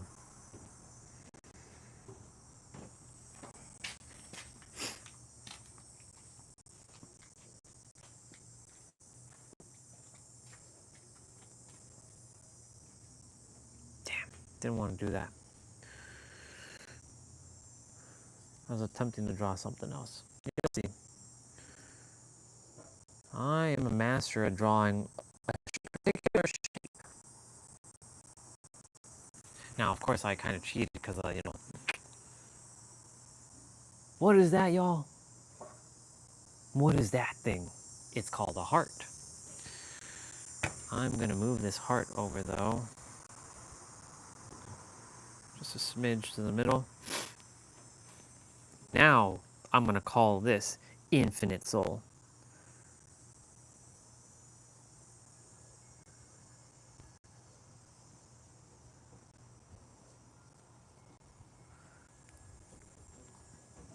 Oops.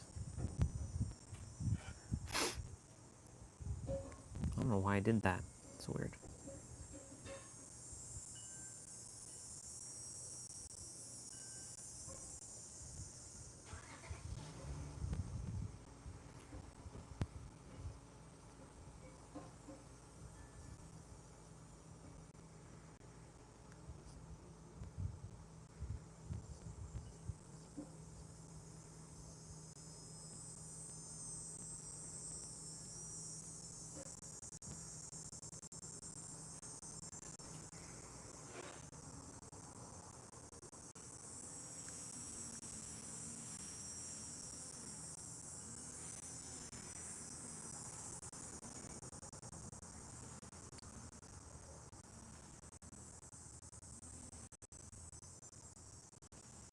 There, to make sure that I didn't exclude anything, I put God, God, universe, creator, source, and then insert name, because you can put whatever name you want in there. And now, and now, and now, I'm going to draw a bunch of little lines around this heart in all kinds of ways.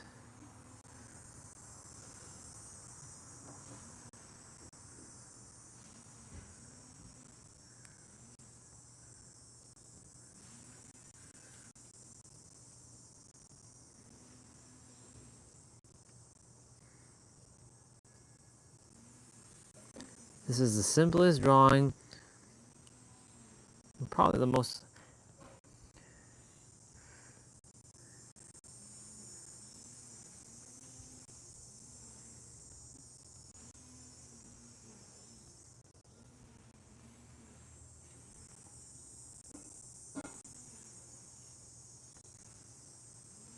Ooh, I know what I'm doing here. Hold on. We gotta grab that again.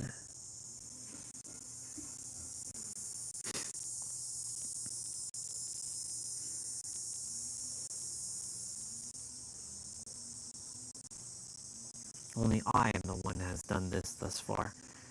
No one else has talked about this yet. Oops. Ah, son of a... I keep pressing the wrong thing. My bad. There we go. Now, I'm going to change the color.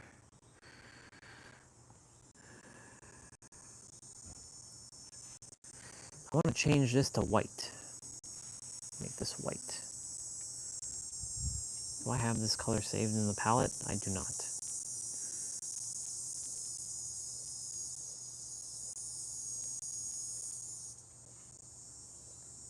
You all are going to just be like, the hell is he doing?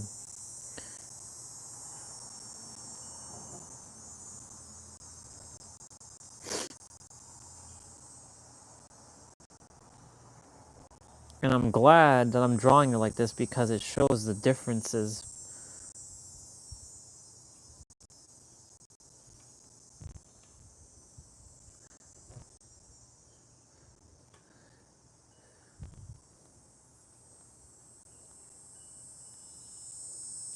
This is even better drawn than the other one because the other one was a quick little sketch.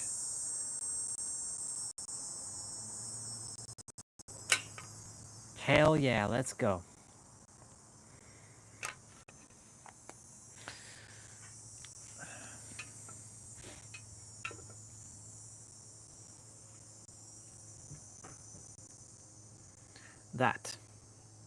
That is what I call God. And those little white things are us. We're all different. You see one line's longer than the others, not that it's better, but the differences, but we're all part of the one.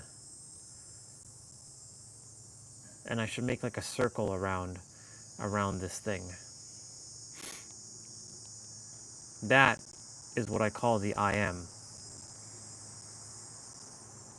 As simple as, I mean, it goes beyond this, of course, because you can't define God. You can't define the infinite. But this is my conceptualization of what the infinite is. Which I should draw the infinite symbol.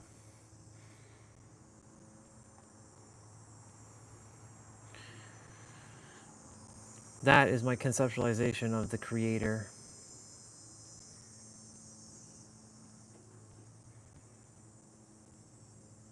Why one line is longer like that one down there, don't know, but we're going to roll with it. Just to keep it unique.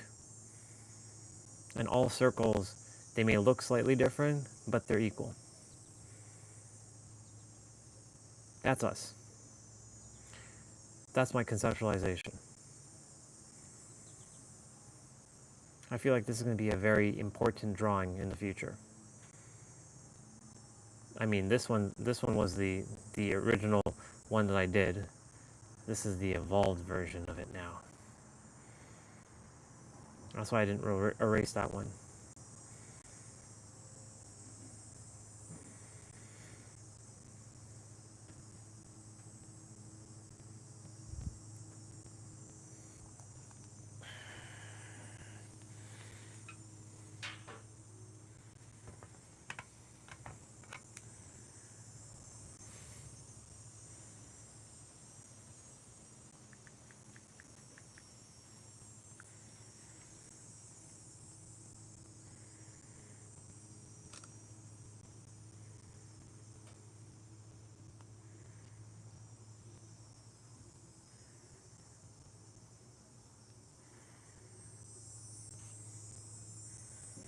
Send that off.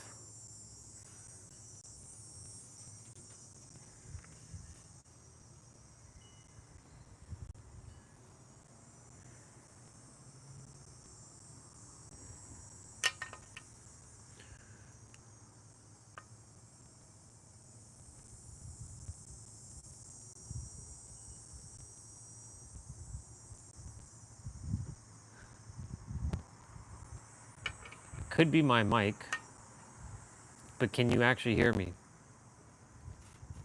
I'm gonna have to test my own, one sec. I'll have to test quickly. I have to test my own, one sec. No, I can hear myself. I'll have to test quickly. I have to test my own, one sec. No, I'm good. I can hear myself. I can hear myself. It must have been just distortion.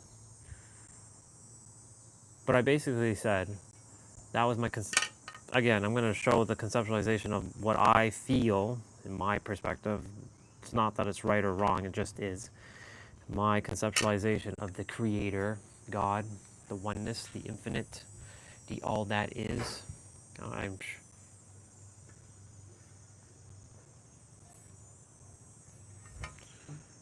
There we go. That's the creator. That's God. I mean, it goes beyond that, of course. But this is my finite, third dimensional thinking mind relating this to the creator. And each of those circles are us. That's a representation of 8 billion.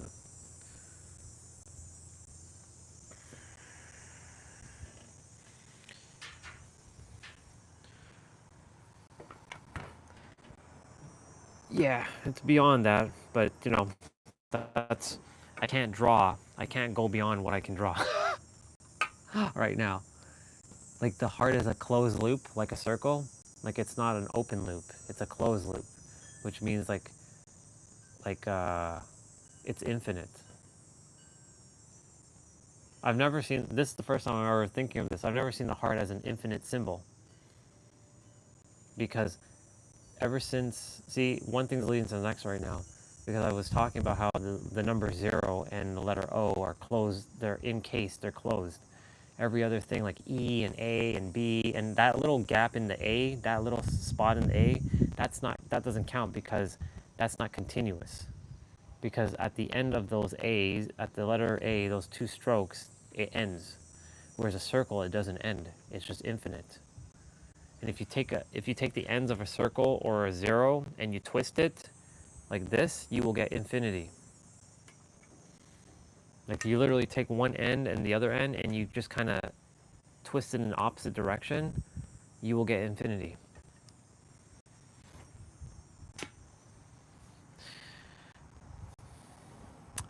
And a heart is also a enclosed shape. I mean, like a square, a triangle, a circle. Well, a square, a triangle are also enclosed, but I'm referring to letters. But it's just fascinating that, I mean, you can take a triangle and turn it into a square. You can take a square and turn it into a triangle, and you can take both of them and turn them into a circle. If you stretch them out long enough, but because they're encased, they're all one. Hence why all shapes, they end with the number 9, which is fascinating that the number 9 comes before the number 10. 9 is the number of completion.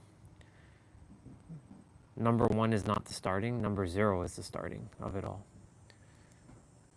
Because I was talking about this yesterday, how you can't go from 9 to 11 without 10, so 0 counts. 0 is a significant number. It starts the next layer. Like for example, you can't go from 99 to 111. You can't. You have to have 101, 102, 100, 103, 104, 105, and so on. Same thing with 200. You can't go from 199 to 211. You can't go from, 299 to 311. You can't. It's impossible. Because the number 0 exists. So for those who are like, 0 is not a real number, well, we were talking about it from a Celsius, like a weather standpoint, from temperature. The freezing point is at 0 in Celsius. If I remember correctly, in Fahrenheit it's 30, which also has a 0 in it. I think it's 0. It's either 30 or 32.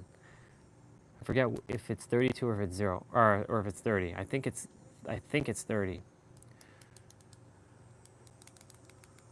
The only time Celsius and Fahrenheit meet are at -40. Yeah, and you can't go from -1 to 1 without 0 in between. You can't go from BC to AD without 0.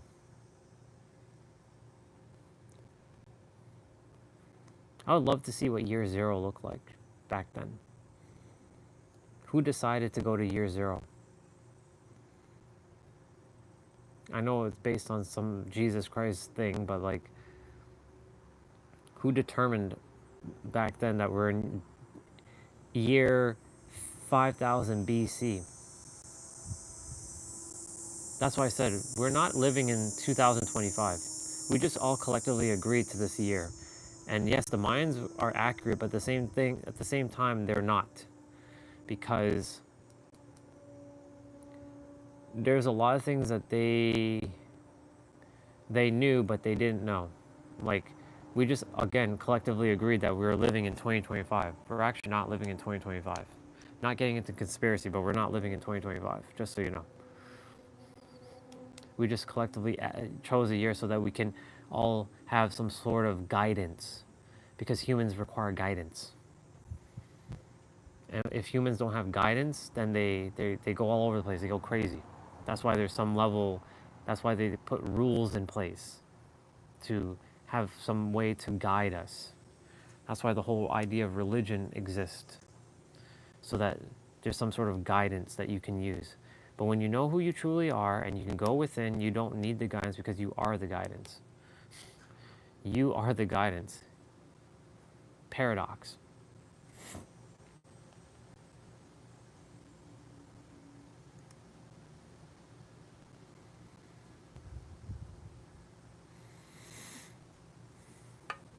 Ooh, I have another drawing. This one's the most simplest drawing ever. I've talked about this one. Ooh, I gotta do this one. This is how simple life is. Currently the page is blank. I took another drawing. I erased it. I'm gonna start from scratch. So you're thinking you have to become something. Become better at something.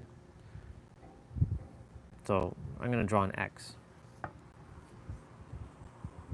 I've drawn this before. I'm going back to the fundamentals of why life is so simple. And you think you have to go, and you think you're at the bottom. You think you're down here and you gotta get here. So you think that you have to go through all this arduous journey of like, I gotta do this, I gotta do this, I gotta do this, I gotta do this, I gotta do this, I gotta do this. So you think you gotta do all that just to get to where you think you are. But guess what?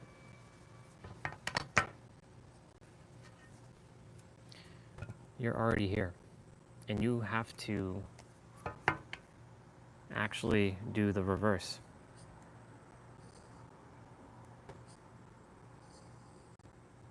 You have to let go. You have to let go of all this, because you're already this. So this whole idea of like, I'm not good enough, or I'm not God, or I'm not the creator, you're actually already the creator. Your ideologies, your beliefs, and all the things that you think are holding you, that have kind of kept you encased and enslaved, you have to let go of it, because you already are here. Gosh, so good to be back. It feels so good. I love this stuff. I love this stuff so much. That's how simple that one is.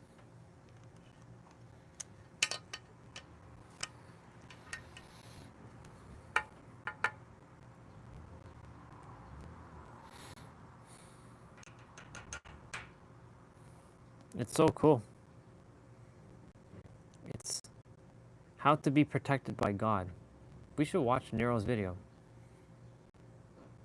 Nero's video, he just released the video an hour ago.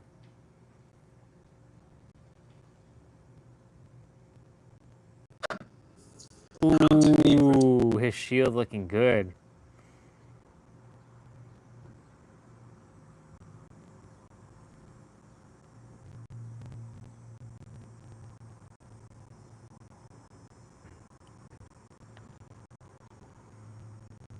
Yep. Yep, different frequencies, different languages, different world.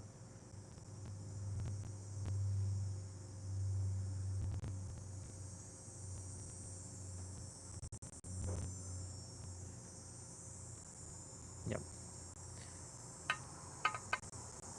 Well, I feel like food is ready, so I'm gonna eat and grab, and we're gonna watch Nero's video.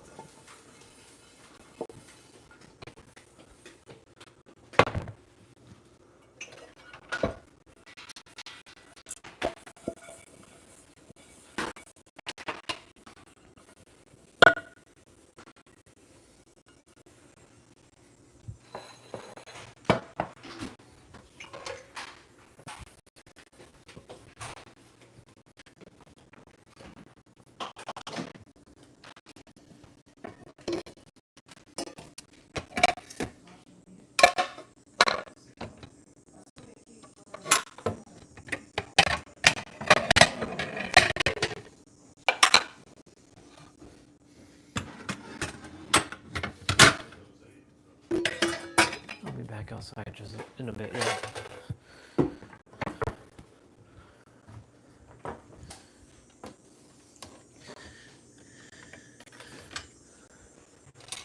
We're gonna eat.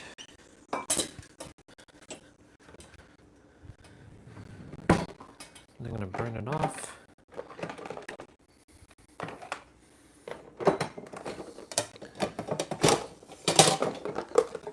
I don't know why that's in here.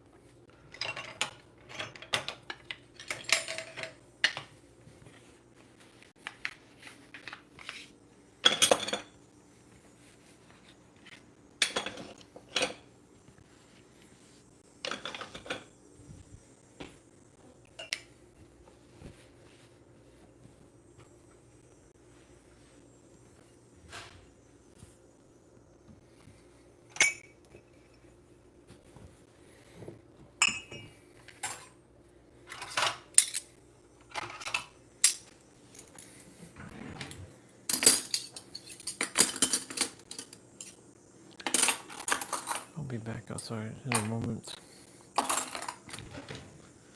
Just, we're gonna watch Nero's video as well.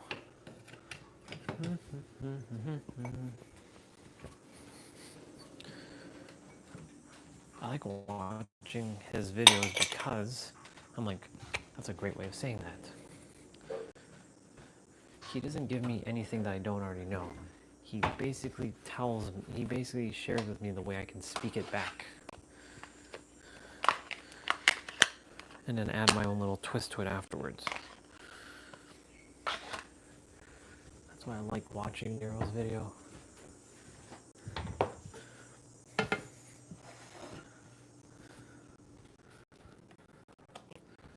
Alright, what we got going on here?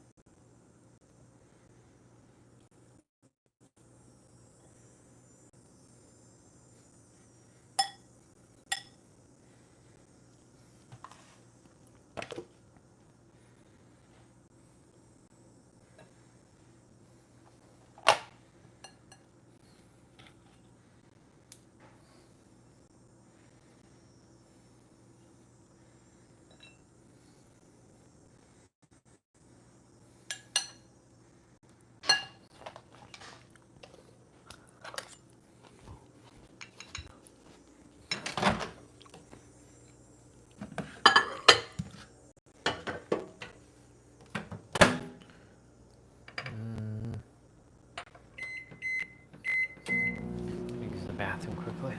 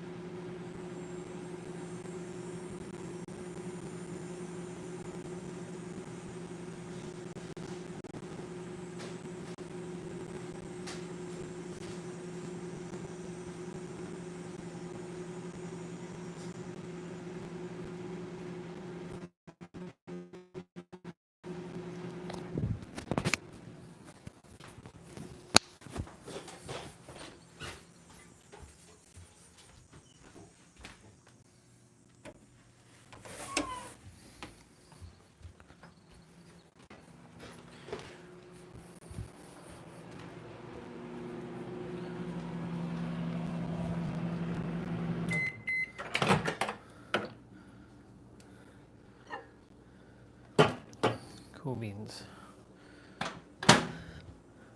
Got some food.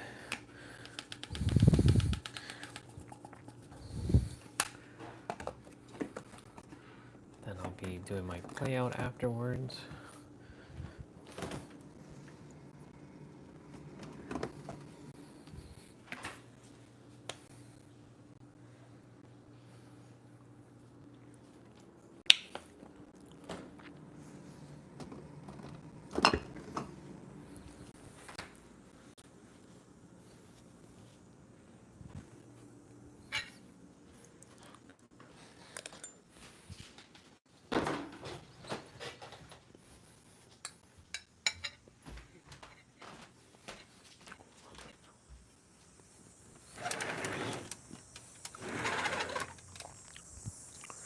Okay, we're watching Nero's video. I'm gonna move all this out of the way. It's about 55 minutes. I really like his drawing. And I'm gonna full screen that. Protected by God. You see, a lot of people. Actually, I'm gonna scroll through. How to be protected by God. You see, a lot of people desire to be protected physically without actually being protected vibrationally. And until you're protected vibrationally, you will continue to run into the same problems. I'm not necessarily just talking about running into situations that can cause physical harm, but particularly mental and spiritual harm. We exist on 3 planes of existence. And see, most people pray for protection, but they don't dwell in a vibration of protection. So in this video, I'm going to be breaking down the metaphysical science of how to be protected from a point of spiritual science, because as I said, until you're protected across all 3 planes of existence, you will never truly be protected. There seem to be individuals who are able to skate through life or bounce back from particular forms of adversity, or people that seem to be quote unquote favored. So I'm going to be breaking down the unconscious spiritual science and how you can do that, because the moment that you're able to be protected spiritually, you're protected physically. And this can be extrapolated to relationships, career, and income even. So, as you can see, nice little shield in there. 2 swords coming out the end. I mean, I don't know like the ends of the swords, but regardless though, it's hard in it. It's good in it. Alright, cool. Let's get into it. I don't understand why they're coming at different levels. You know what it is? It was awesome. That shield, his drawings are getting better. You're just not on a frequency to understand. I see. Yeah. Now, to the point I was saying earlier, a lot of people pray for protection without realizing that unconsciously they're praying for problems. And when I say prayer, I'm not necessarily talking about. By the way, I'm eating this. I'm talking about a metaphysical. That's my food: rice, chicken, and fish. And emotional energy. A lot of us pray for protection all the time without realizing that more often than not, the thing that we are praying for protection is actually the source that is calling our problems upon us. Ooh. I'll get into what I mean very shortly here.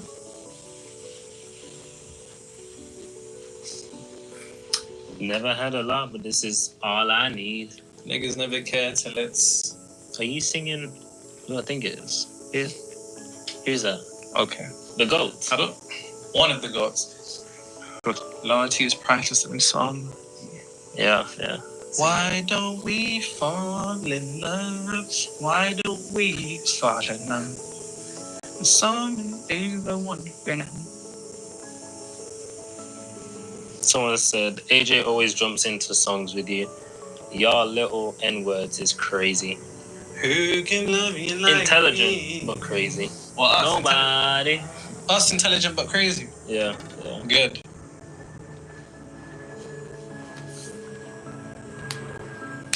Thank you.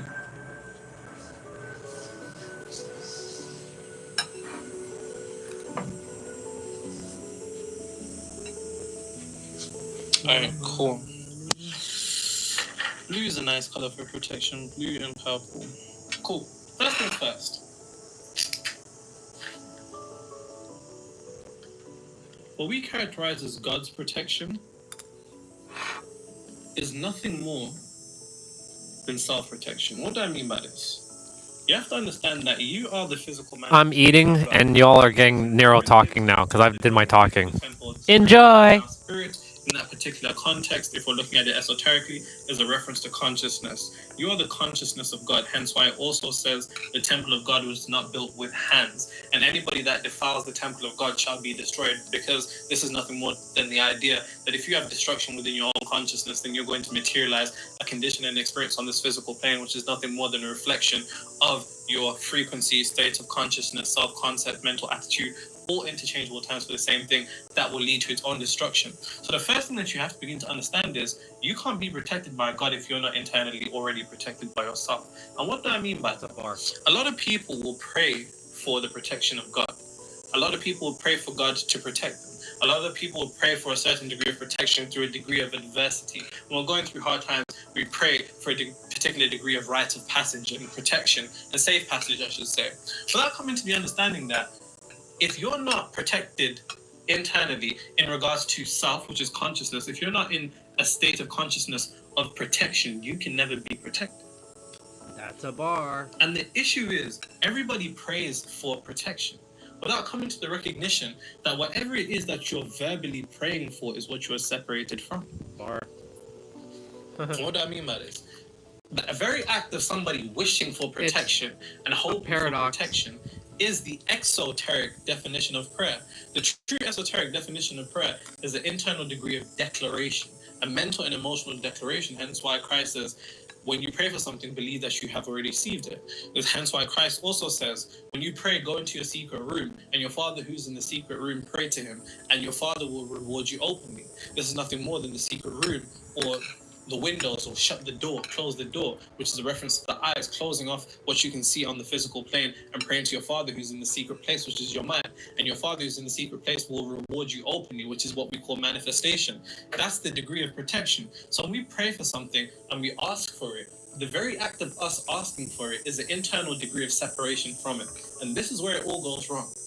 The very act of you asking for something is the confession that you're separated from it. And that's a bar, write that down, because if you had it, you'd be fucking asking for it, would you? Exactly. And see, that's the thing. You can only have and what we you need to already come to have. an understanding that when I'm talking about God's protection is a degree of self-protection, this extends to the mental and spiritual plane.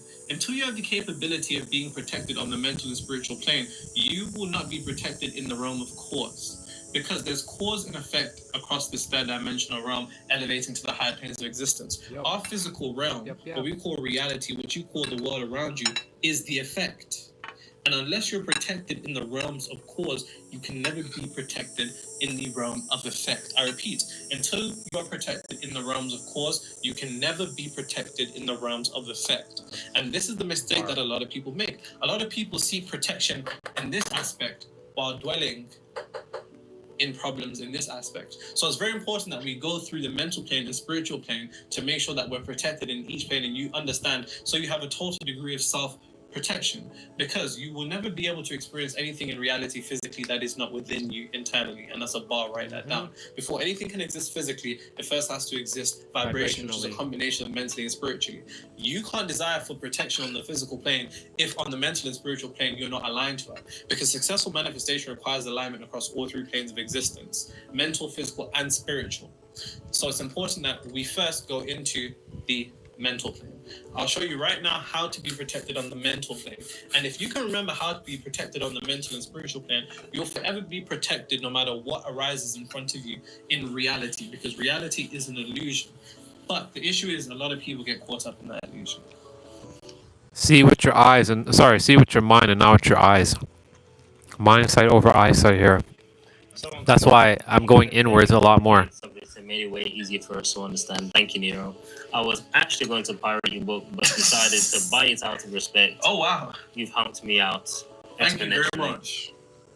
Thank you very much. The book that he's talking about getting is Outsmarting Reality. Amazon bestseller in all three categories in less than 24 hours. That's real though. Man said he was gonna pirate the book, but then out of respect he decided to buy it. That's real. I don't even mind niggas pirating the book. As long as you buy it when you're up, that's what that matters. That's what I did. You know what I'm saying? I remember people commenting, "Yo, I'm just gonna pirate it. Still got it, but I ain't got it like that." And that's fine. Like I don't have an issue with that. Because what's more important to me is that people are getting the knowledge. You feel me? Like let's say you pirate it and you use it to manifest something. If you get up and then you forget me, bro, that's dark, man. I know some of these men have probably seen the memes of cutting off your day ones. You know what I'm saying? I bought his. You know what's fascinating? I bought his book on day one, and I'm the one that sent it out into the ether to be pirated. He's like, people thinking that it was him that put the book out into the part. I did it. I'm the one who actually put his book out on called Z Library. But I bought it because I knew, because like he wants the information to be circulated, just like I desire for his information to be circulated to more people. And I know a lot of people currently can't afford his book because they're struggling. And then, you know, I did him a solid by doing that. Maybe it might have been not. It should have been him doing it himself, because They're thinking he went and pirated his own book, but no. I was the one who put his book out into the ether like that. I was gonna put it into other places, but it's already made its circulation. So yeah, let's go. And yes, I did that, and I bought his book twice, just because of that. If you want to make abundantly clear before I go into the three planes of existence and how it all works, it's something that is a bit sneaky but very interesting. How often as human beings do we pray for protection against things?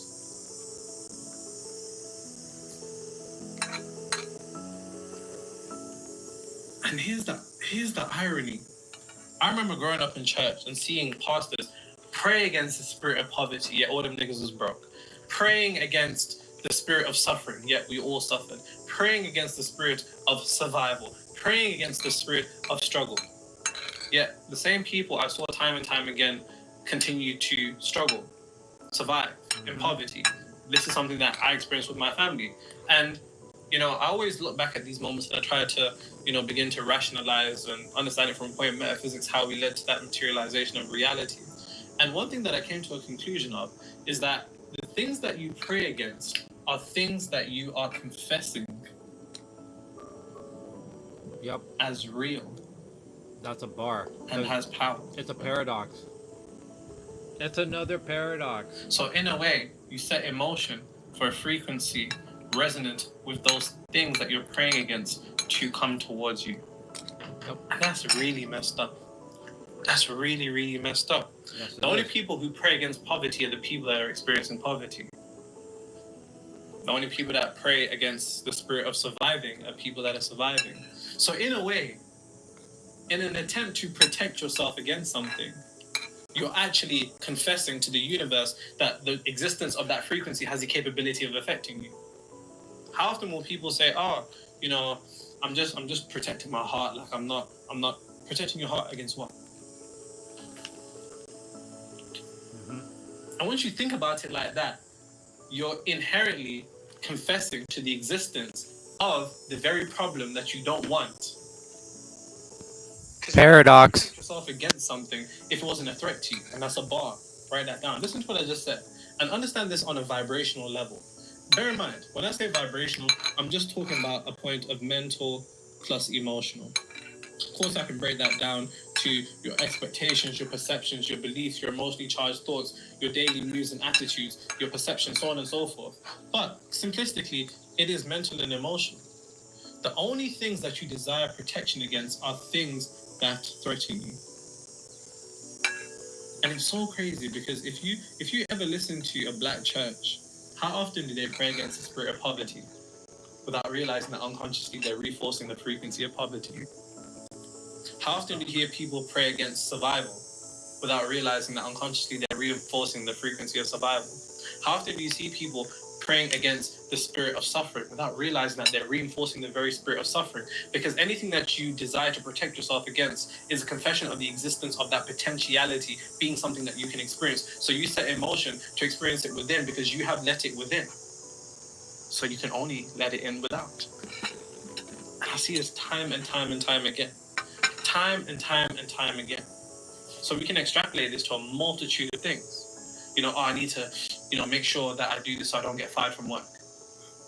Now that you've let that particular frequency, that state of consciousness, the existence of that potential scenario within, you've now set in motion to potentially materialize it. All from a base definition of the things that we see to protect ourselves against, without realizing that what could there possibly be in this universe to protect yourself against when you recognize that every particular condition, every circumstance, and every experience is nothing more than God. Bar. And it's interesting. And it does get a bit dark when I think about the potential, situations and scenarios. And it does bring me a particular degree of pain to my heart, if I'm being honest. But if you're looking at it from a point of metaphysics, even if we look at the Kabbalion says the all is in all. So God is quite literally the substance of reality. The consciousness of God is this whiteboard. It's a particular condition. It's a particular circumstance. It's a particular person. These are all nothing more than materializations of God. So that would mean that our very desire for protection is a confession of threats and we're letting in threats into our state of consciousness. And please don't take this to extreme examples, but more so extrapolate it to situations like potentially losing business, not getting the job, losing a job, losing a certain person.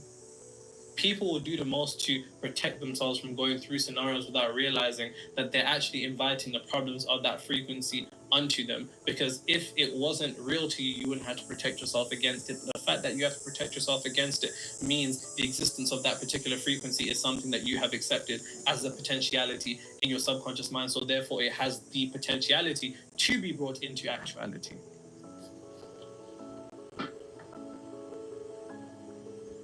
Just listen to the things that people in church are praying against without realizing that they're very much reinforcing the threat of those things onto their lives.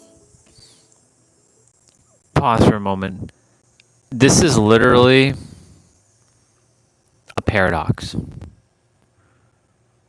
Quite literally, because it's what I've been saying all along now.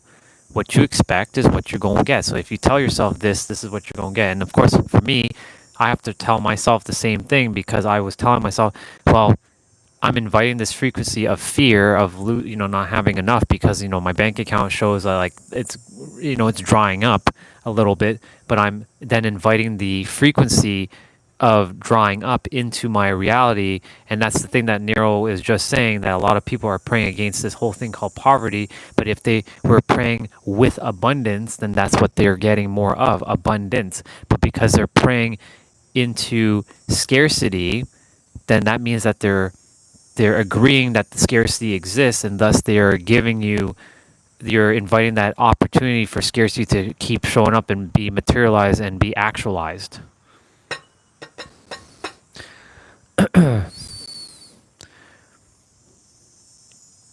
That was all a bar that I said.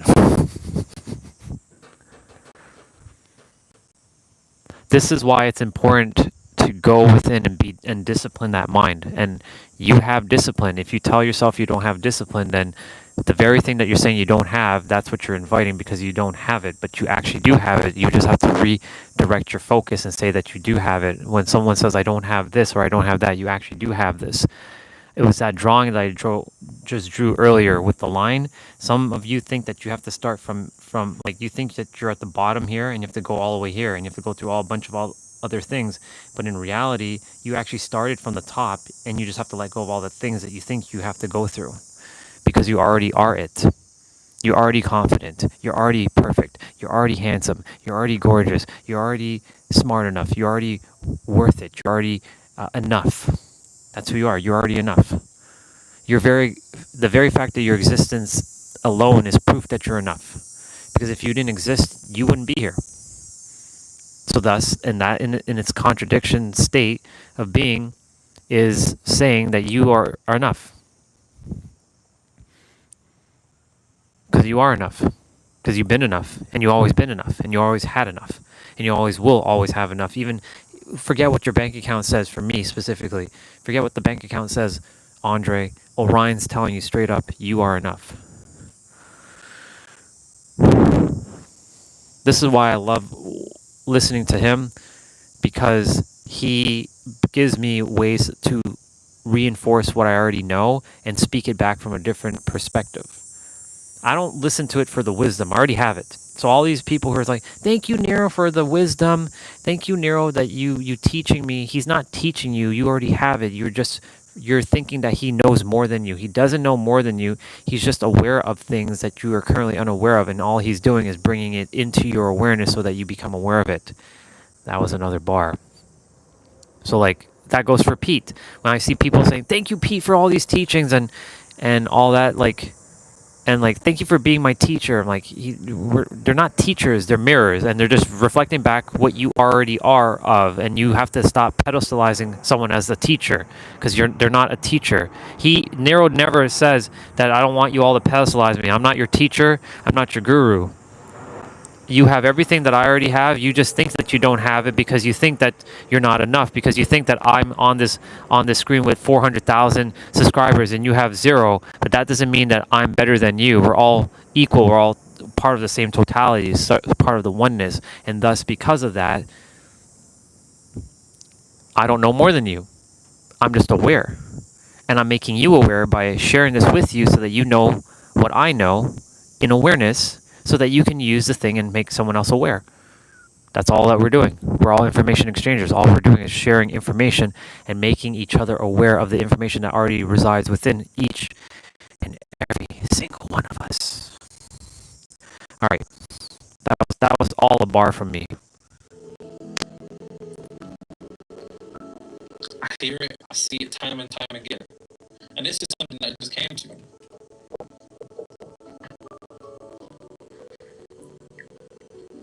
So really and truly, once you come to the understanding of the unification with a particular degree of God consciousness, then you understand there's nothing really to protect yourself from.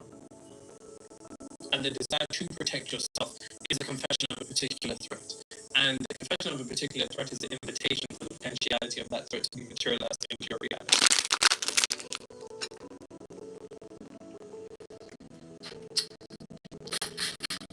What do you think about that, AJ? You look like you're thinking. Just reading this comment. I told you in the comments about how your previous video really helped me with this concept of perfection and how I was getting into the same cycle off, on, and off.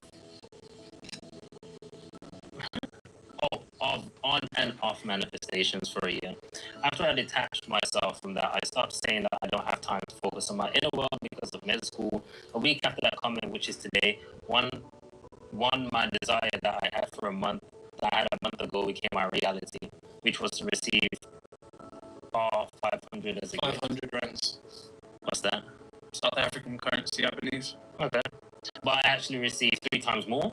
Oh shit. Okay. Wow. All of that through simple methods: being mentally, knowing, and taking the aligned action. Visualization, scripting, and affirming are now optional. This manifestation really showed me it was possible, and I was just overcomplicating things. Most definitely. Thanks, Nero, with a big heart. It's coming to the recognition that those techniques, there is no secret technique there is no magical technique. The only secret and magical technique is you. And each one of those techniques is a potentiality of vehicles that are used to take you to a certain degree. A lot of people have this idea that beliefs create reality. No, beliefs do nothing more than position you to be in a place for reality to reflect where you're at. And that's the bar. Please write that down. Once again, I'll say that again. Beliefs themselves don't create reality. You create reality even without the idea of a technique or utilization of a technique.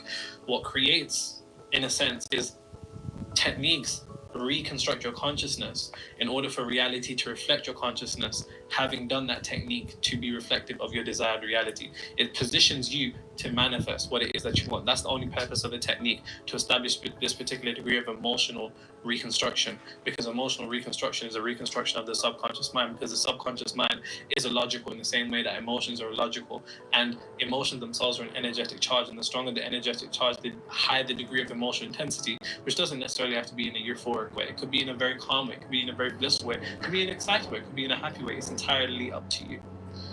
Let's get into the idea of protection on the mental plane. As I said, in order to be protected, you need to be self-protective. When we're talking about the self, we're talking about an aspect of the infinite intelligence which you are a materialization of on this physical plane. So, and make sure you take notes and leave them in the comments as usual. So, I missed a little bit, but it's all good.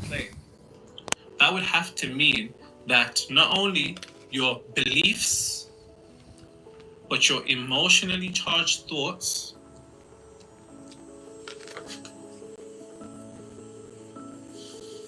are reflective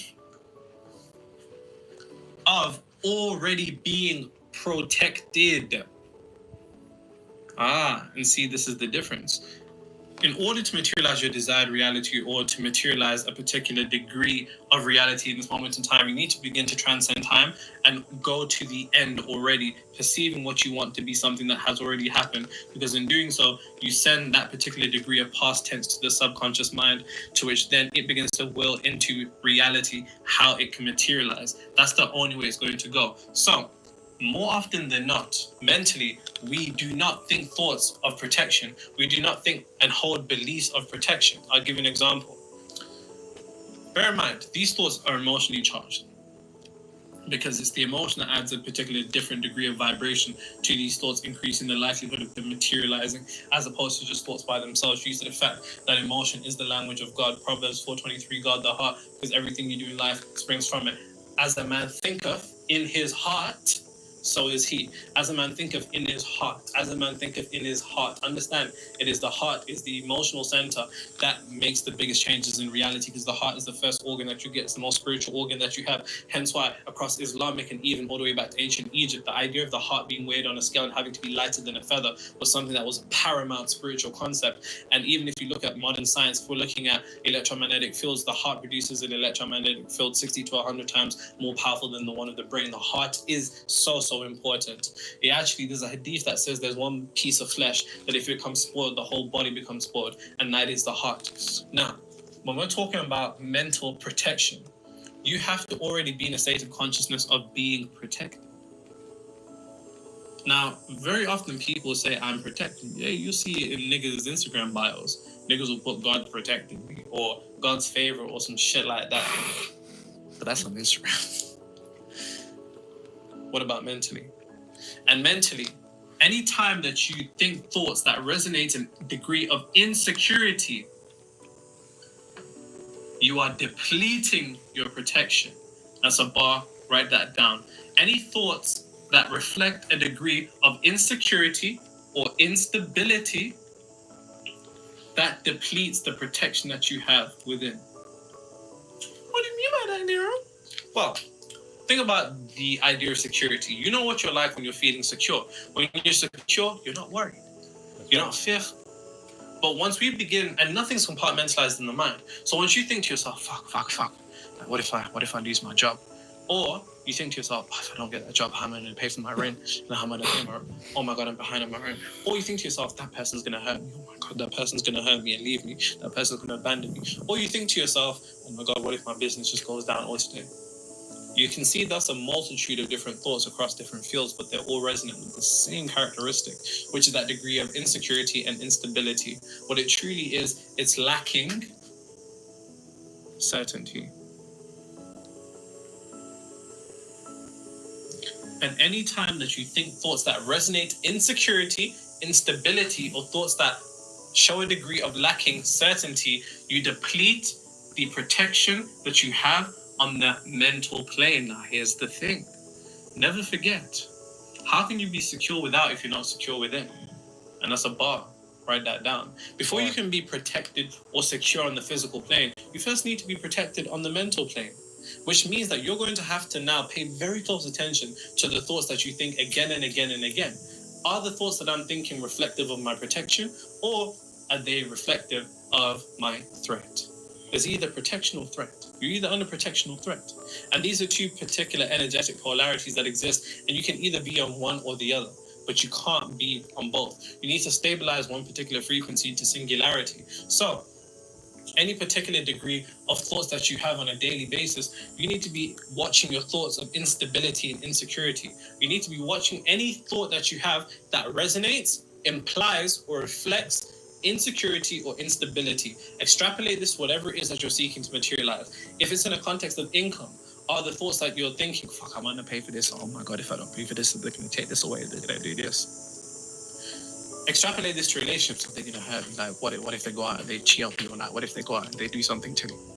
Anything that takes you away from a particular degree of security takes you to insecurity. And insecurity within is a lack of strength and protection within, which means that will lead to a lack of protection without. If you want to be an individual that is protected by the infinite intelligence, then you need to be protected within, which means there has to be a certain degree of security within. And it gets even further. Let's take it to our beliefs.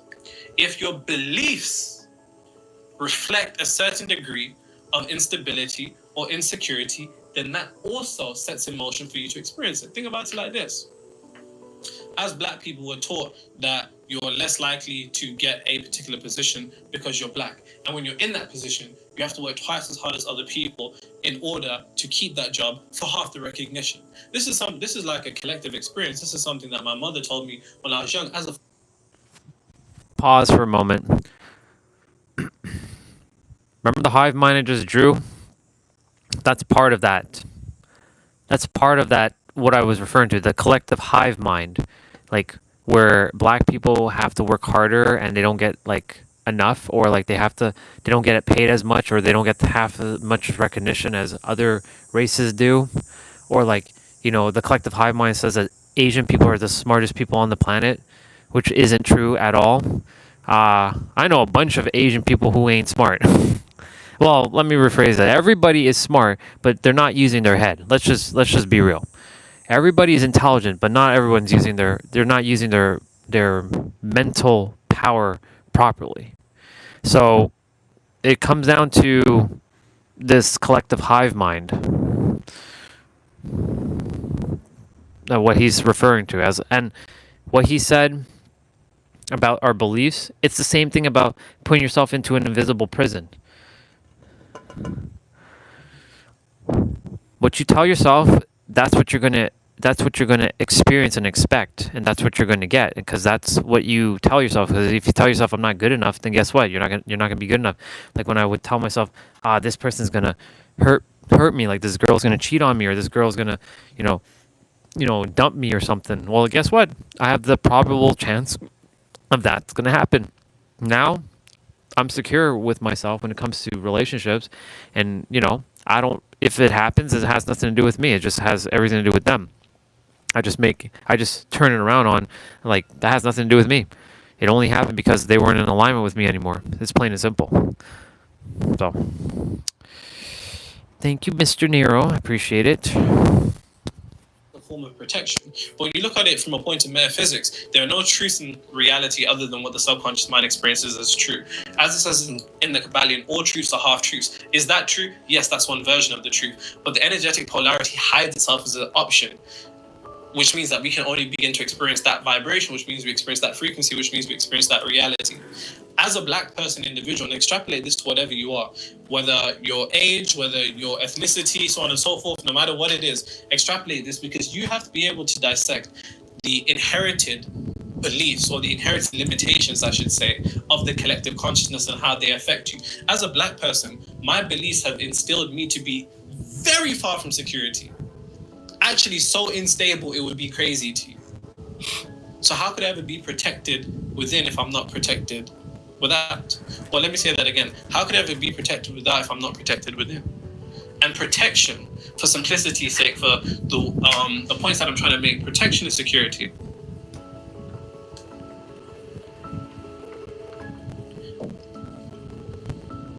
And if my security lies in a balance and it's always being hung over my head that my security could go beneath my feet at any given moment, how the fuck could I ever be protected? Analyze the beliefs that you've been given. Analyze the beliefs that you have. Because if a belief does not serve you, then it's just there to control you. How does it benefit me, the collective consciousness, that I need to work twice as hard as everybody else to get half the work? If I believe that on a subconscious level, then my subconscious will seek to materialize it. And then I'll go back to my mom and I'll be like, Mom, you're right. I worked twice as hard for half the recognition. Was my mom a prophet? Or did my subconscious simply create? And that's something that has to be thought about. Your thoughts on a daily basis have to be consistent with things that resonate, reflect, and imply security. And security is a particular degree of confidence. Confidence and conviction, which I'll get into after this. But on a mental plane, you can let nothing in that threatens the security of your world, because a threat of your world that you allow within your consciousness will eventually seek to materialize itself. You'll be the individual in a relationship that always feels unstable, like it could just go beneath your feet. You'll be the individual in a business who feels like it could go beneath your feet at any given moment. You'll be the individual in a career that feels like it can go beneath your feet at any moment. And the only reason it can go from beneath your feet is because underneath you is a trap door. And that trap door are all the emotionally charged thoughts and beliefs that you have let in that actually reflect insecurity and instability, as opposed to making sure that the ground beneath you is as solid as fuck. And that can only happen if you have a certain degree of certainty that nothing can fuck with you. Why? Because you're protected already. How often do you think to yourself, there's nothing to worry about? See, even Angel's like, I don't know about all that. Exactly. We've normalized the idea that there's looming threats in our reality again and again. And a normalization in consciousness leads to an expectation. And an expectation is a form of creation. You get what you expect. Did I not just say that? He just said it in a different way, but I basically said what you expect is what you go and get, and what you go and get is what you expect. And if you normalize it, that's what you're going to get because you've normalized it. That's basically what he just said. He's just saying the same thing I've been saying, just with different words. He's a little bit more smoother with his words. I'm just a little bit more direct. Anyways, let's continue. But it sounds crazy, innit? Don't get it twisted. I know how this shit sounds. Like, it sounds fucking insane. But if we're looking at it from a point of metaphysics, then in context of the fact that before we can experience anything physically, we first have to be it vibrationally. Until you have security vibrationally, you'll never have vibration physically. And that's a bar, write that down. So think about the way that you've been taught to think, the thoughts that you've been normalized to have. How am I going to pay for this? What am I going to do with this? What am I going to do with this? What am I going to do with this? What about this? I have to pause again. That's the collective hive mind of what we've been buying into. Like, the 4 S's: struggle, scarcity, survival, and hold on. We got survival, scarcity, struggle, and what's the other one? Suffering. Suffering is the other one. The 4 S's.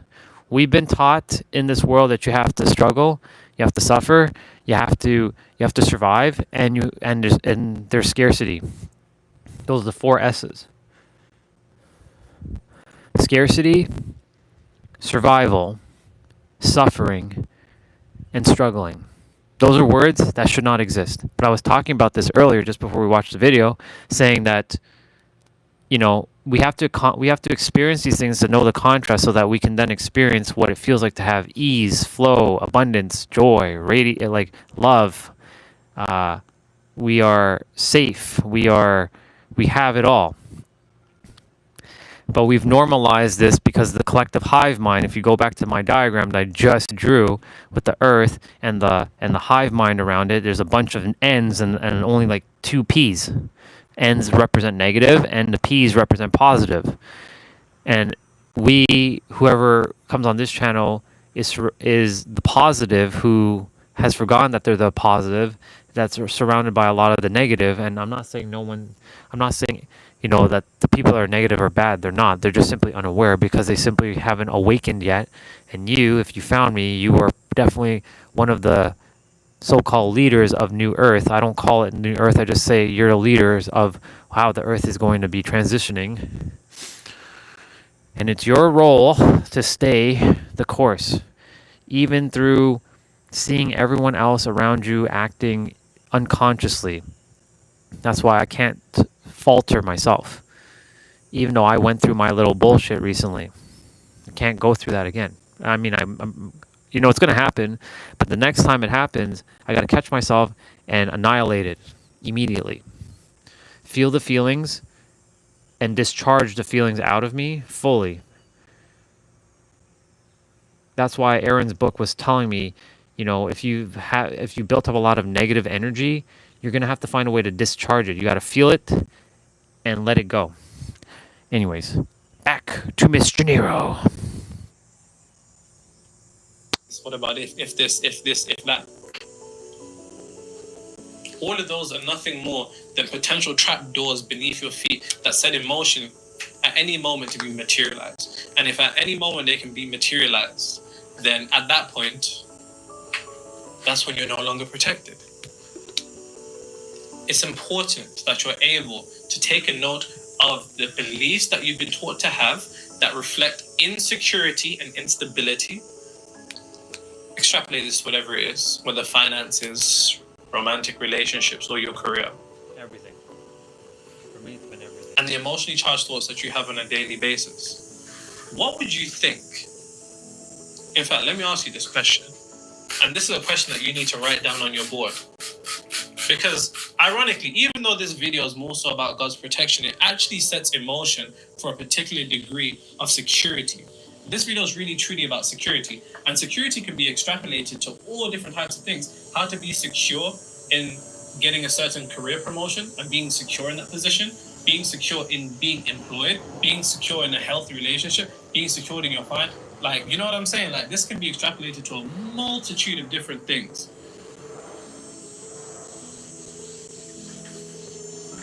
And I think to myself, you know, this might be one of my most important videos for the mere fact that we live as human beings. We've been conditioned to be so insecure, so unstable internally, without realizing that this is kind of like the foundations of everything that we build upon in reality. If we're insecure and unstable within, how could we ever be secure and stable without? And this can be... I had to pause again. This is the whole nervous system aspect now. The nervous system being safe and secure. When your nervous system is safe and secure and you feel secure within, there is nothing, and I mean nothing, that's going to stop you. Like nothing. There's no relationship that you can't have. There's no amount of finance you can't enjoy. There's not anything that you can't experience. You can have it all. That's why it's not one thing or the other. You don't have to sacrifice. That's another S word that has to be thrown out the window. You got to work hard and sacrifice yourself. We've been conditioned with that nonsense. You got to sacrifice and work hard. You can only have one thing or the other. No, you can actually have it all. You can have it all. You can have all the resources in the world. You can have the greatest relationship. You can have the greatest career, whatever, if you like a career or being the entrepreneur. You can have it all. You can have time freedom. You can have great relationships. You can have all of it. It's not one or the other. We've been conditioned to be told, like what he's saying, that we've normalized insecurity, and hence why I was saying that your nervous system is the starting point to all that. Because if your nervous system doesn't feel safe and secure, then nothing is going to feel safe and secure. And that's why I've been really doing my best to hone in on my nervous system and calm it down, to relax. Of course, again, in the last month and a half, not so much. But this is now the time where I flip the script, where I return my nervous system back to whence it came, before all the conditioning and the programming and the bullshit, to keep it safe and secure. Because if you're not safe and secure inwards, there's nothing outward that's going to help you to feel safe and secure. And that is a bar. Please make note of that. Let's get back to Mr. Then how could we ever be secure and stable without? And this can be extrapolated to secure and stable in relationships, secure and stable in career, secure and stable in our finances. So as I said, make sure you're taking notes and leave them in the comments. Yo, this comment's sick. Go on. Nero, big ups from Toronto. Why did you read that in an accent? I started watching you a few months ago, bought your book, read it, took notes. Amazing book, by the way. Helped me digest the info better than the videos. How fascinating. And now I have started manifesting like crazy. I manifested money randomly getting sent into my account, and I have closed 10K in sales with 0 objections for my business in the past 2 days. Fire. Signed, the last 2 days? Yeah, crazy. Fire. Signed 2 new clients to my other business, manifested 2 different calls from 2 old clients of mine, and to top it all off, I said to myself, fucking natural. If this shit is for real, I will see a purple BMW. What if I said if this shit is for real? You don't know we really do it out here. You know, 3 days later, I saw one, exactly the color I envisioned. Purple BM? Yep, driving home from work. Since then, I've seen 3 more purple BMWs. All of that seems crazy. But after it all, I received a call from a man named Nero, who's your age, looking for my services. Doppelgangers running around. Crazy. Keep in mind, I've never met a guy named Nero in my life. Crazy. My original manifestation was to get my girl off 4 years back, by the way. Crazy. Crazy. You got it, like. And guess what? He's from Toronto. Goes to show you. Shout out Toronto, though, fam. Word of my dad.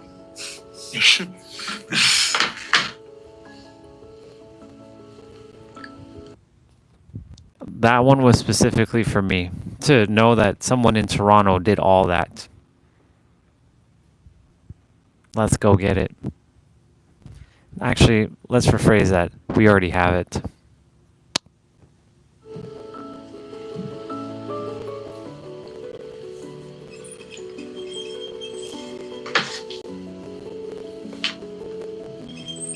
$1 million question. One of the most important questions you could ever ask yourself, and one of the most important questions you could ever get an answer to. What would I think if I was secure and stable? Once again, extrapolate this to whatever it is you're seeking to materialize, whether your finances, whether a career promotion, relationship, healthy relationship, no matter what it is. What would I think if I was secure? Because here's the thing. What we believe if I was, meaning when you're in the destination of your desired reality, you think these things, actually is a frequency in of itself. Your destination is a frequency. And ironically, that frequency is the starting location to get to the destination, and that's a bar, write that down. Yep. Which means when you can answer yourself this question, and please actually just stop for a moment and write this down, because the more that you're able to get a gauge of what you would think, the more you're tapping into a future version of yourself and being able to extrapolate frequency from that version of you now to be guided towards that pathway. And that's a bar, write that down. What would I think if I was secure and stable? Write down like 3 lines and just throughout the day, just mentally inject them into your head again and again. Mentally inject them into your head. I have more than enough. Damn nigga, I'm lit. There you go. Damn nigga, I'm lit. I don't have to worry about anything. That sounds so fucking crazy, innit? It sounds mad. It sounds crazy. But the irony is, what you deem to be your destination has a frequency that ironically is the starting location to get to your destination. And once you can answer that question, you've now protected yourself on the mental plane. That's one out. That's you know what I'm saying? We still got others to do.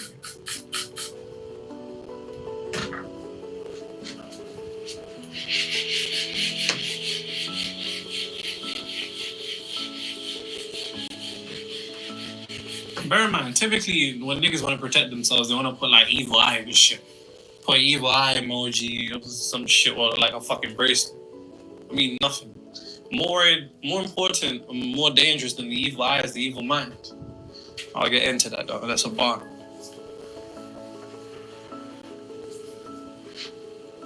As if someone said, this video started without a tap. I don't like it. Oh, they're talking about the whiteboard tap you do at the start. One of the older videos. Yeah. I know I was lacking that day, man. Never again.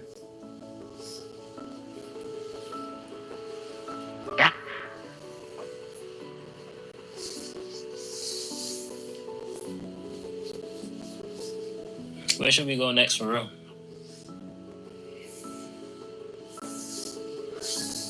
I don't know, bro.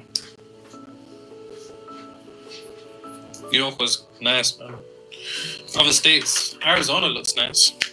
I've never heard anyone speak about Arizona. Looks nice. Cool. So spiritual protection. Now that you understand how to protect yourself mentally, now it's about spiritual protection. Bear in mind, what we call spiritual protection is spiritual security. Now, when we're talking about spiritual, the most spiritual things that we have, as I was saying earlier, is our heart, so it's our emotions. So when I say spiritual protection, I'm talking about emotional protection, which is nothing more than feeling the emotion that you'd feel upon being protected. Upon being protected, for most people, it would probably be resonant with peace, calm, serenity, and maybe even excitement. Now, of course, extrapolate this and make it entirely personal to you because it's going to be different for different people. But this is just my list. Me generally as a person, I'm a very peaceful, calm, serene person. So I would know that my version of spiritual protection would be feeling these emotions. Because here's the irony of it all. The irony of it all is that typically the world wants to take you so far from being spiritually protected by making your emotions be reflective of the energetic polarities. The world wants you in fear, the world wants you in worry, panic, and chaos. Because ironically, these emotions emit a frequency that reflect insecurity, instability,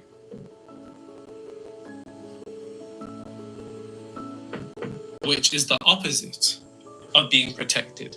These emotions are the very unfolding point for every threat that we can imagine. What if the threats that we begin to experience in our reality, getting a parking ticket, something breaking, you needing to pay for it, somebody, coming in your life and just doing the most, losing your job, potentially beefing a co-worker, and everything like that, essentially unfolded from the emotions that the world has conditioned us to experience, such as fear, chaos, panic. Because ironically, these are the emotions that indicate to the universe that we're under a threat. Because think about it. When you're under threat, how the fuck do you feel, nigga? Each one of these things. So if you're feeling these things on a day-to-day basis, you are indicating to the universe that there's something within me that is threatening me. And if there's something within me that is threatening me, then you set in motion for something to threaten you without. Why? Because it exists within.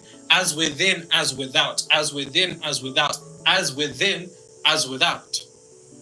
Once again, our issue as human beings is desiring to see a change in reality before we see a change in ourselves. And that's a bar, write that down.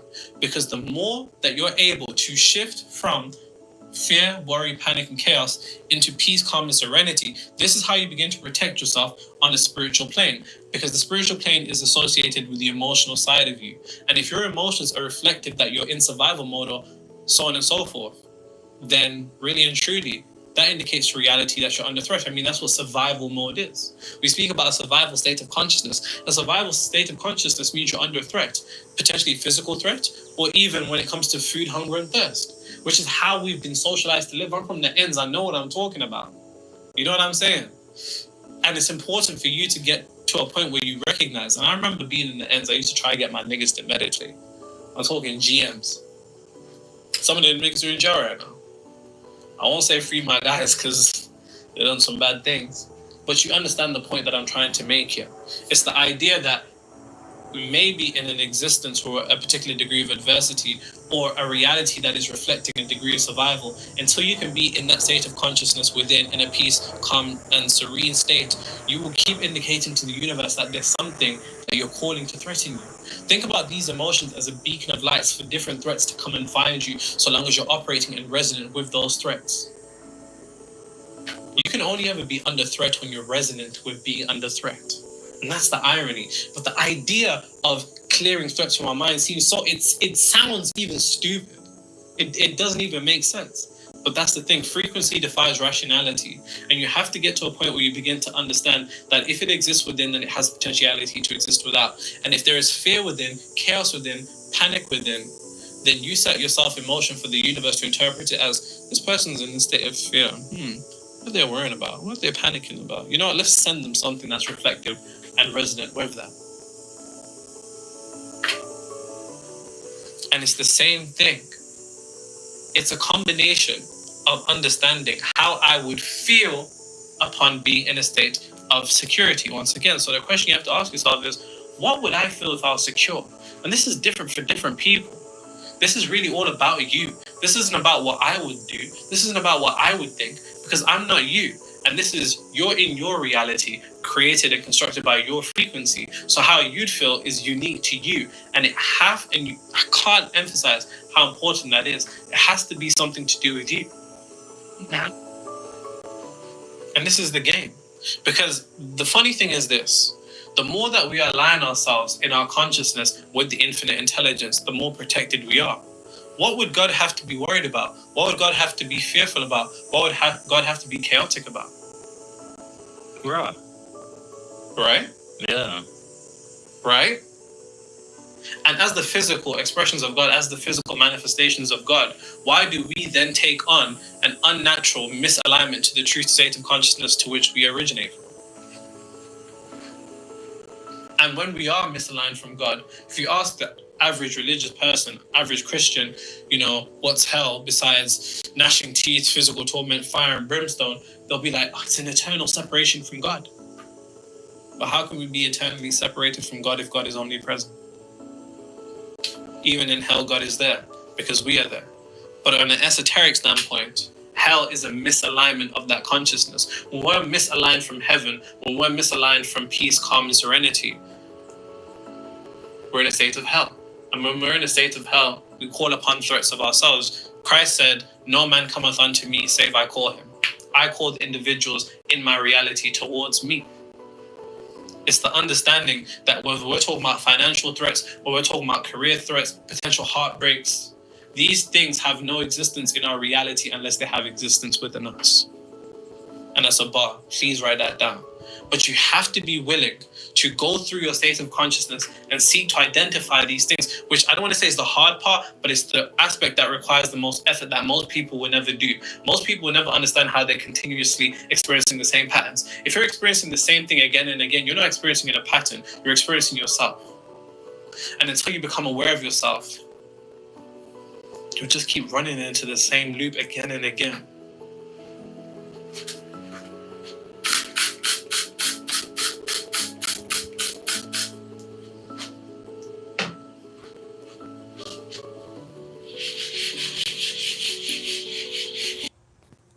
I had to pause there for a moment.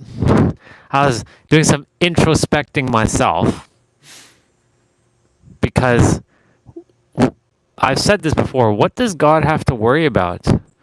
I was mentioning about, does God think of itself having triggers and traumas and all this stuff? No, because God is God and God is omnipresent, as He's just said. God is eternal, and some who still think that hell exists, that's a state of being. It's not a place. But like what he said about, God's like looking at you, and God's not a dude, it's an energy. God is like, the universe is looking at you and you're like, well, what is this person worrying about? I'm going to send them more of the same. So that's why I'm like, now I have to get into a state of calmness, serene, peace. Well, mine's is more joy. Just get more into joy and laughter. For me, I think joy and laughter is my cup of tea. I like to laugh and I like to be in joy.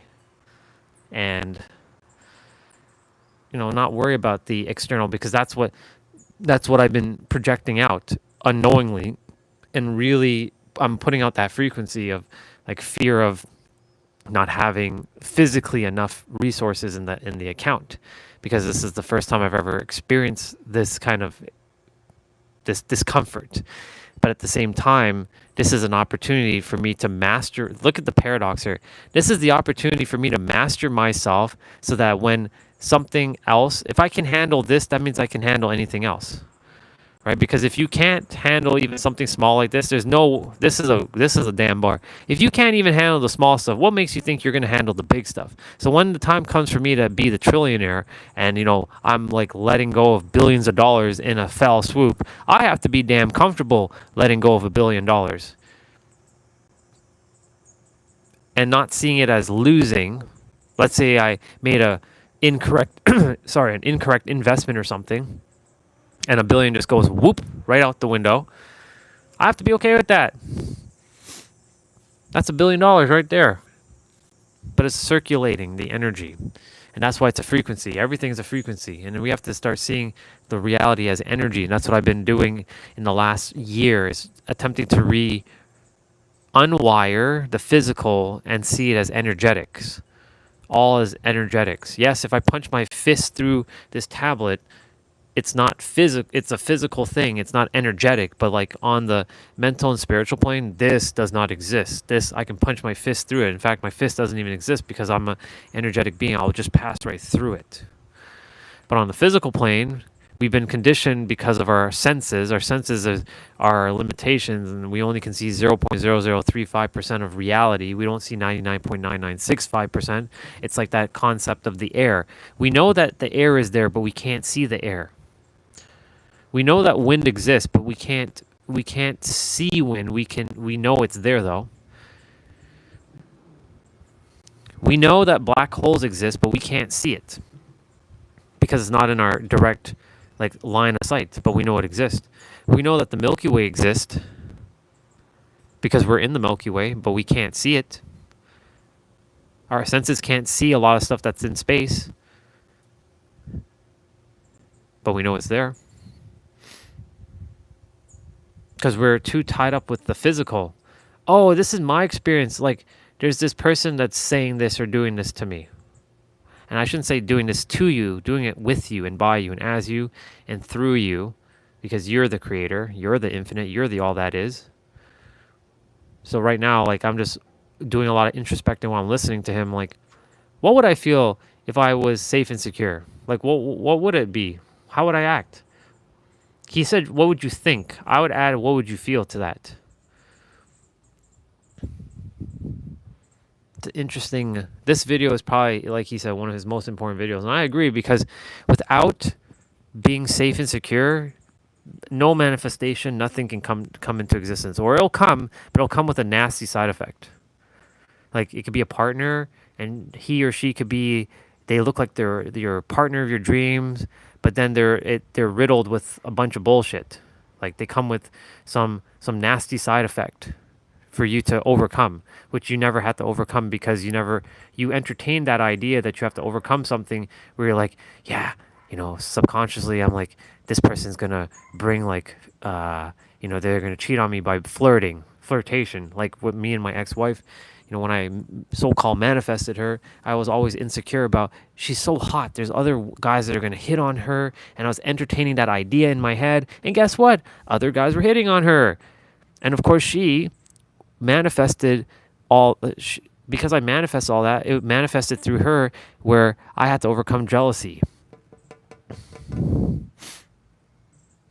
Because she would kiss other guys on their cheeks and call them pet names like sweetheart and honey bunny. And I'm like, it doesn't make any sense. I should be your honey bunny. Well, it's because I projected that fear inwards. Because I said that I feel insecure. Because I felt insecure inwards from my nervous system. Feeling like she's going to cheat on me and all that stuff. And there came a point where it felt like she did. She didn't actually physically cheat on me, but it felt like she did. And it just created a bunch of unsafety within myself. And it was all on me, because I wasn't safe and secure within, as without. So it manifested in opportunities. So that's why the resources right now, they're dwindling, because I've been fearing for the longest time. I'm like, damn, I'm losing money. Like, even though I've circulated money, I don't see it as I spent money. I see it as investing and circulating money, and that money's coming back now. So I'm undoing what I was thinking before, because like everything was an experience for me, like San Diego, healing, the healing certificates, things that I had to get for myself to keep me sustainable. I saw these all as investments. However, unfortunately, because I added some fear to it, it manifested in other things, like, with Roxanne last year, where, I wanted to go and see her, and there was a little bit of fear of like, I don't know, I feel like something's going to be wrong when I go see her, because her energy's kind of wacky. And I went and bought the ticket, and guess what? She turned on me and said, I can't have you come. Just like that, at the flip of a switch, you can't come now. And I didn't buy one of those tickets where it was refundable, which that's, just make sure whenever you're buying a ticket, make sure you have the refund option. So I circulated $310, which is not a lot, but numbers are like money is money. I was like, I circulated $310 for what? For it to just, I was looking forward to actually seeing her, but part of me was like, the energy is kind of wacky with her, and like our previous conversation, she was too like negative. I'm like, do I really want to be a part of this? So you see, it kind of manifested in its own unique way. That was a long tangent. We're getting back to this video. There's a little bit more. It's about 13 minutes left.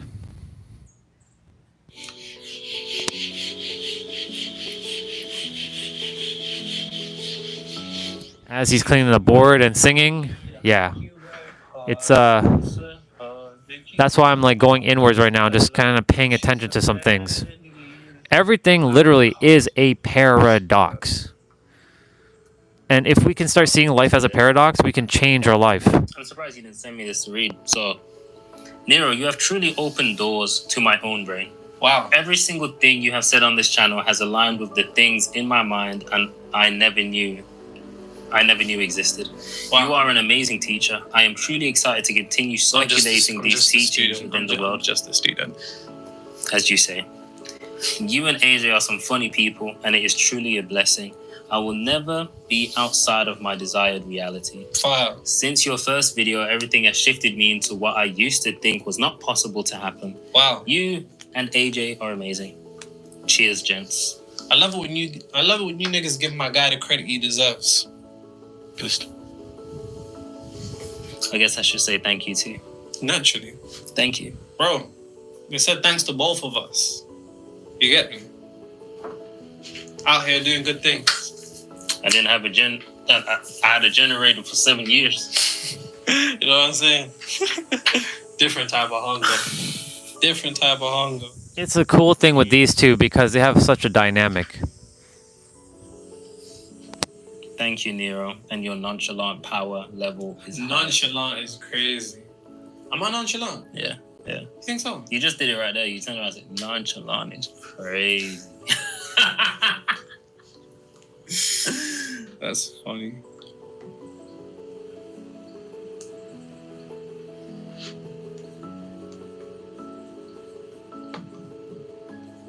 AJ reading my comment and Nero understanding me is popping my whole birthday week off. I ain't gonna lie, I started tweaking a little bit. Also hearing y'all read in my perceived Philly accent without even knowing me just confirms I know about my frequency. Bro, I'm gagged.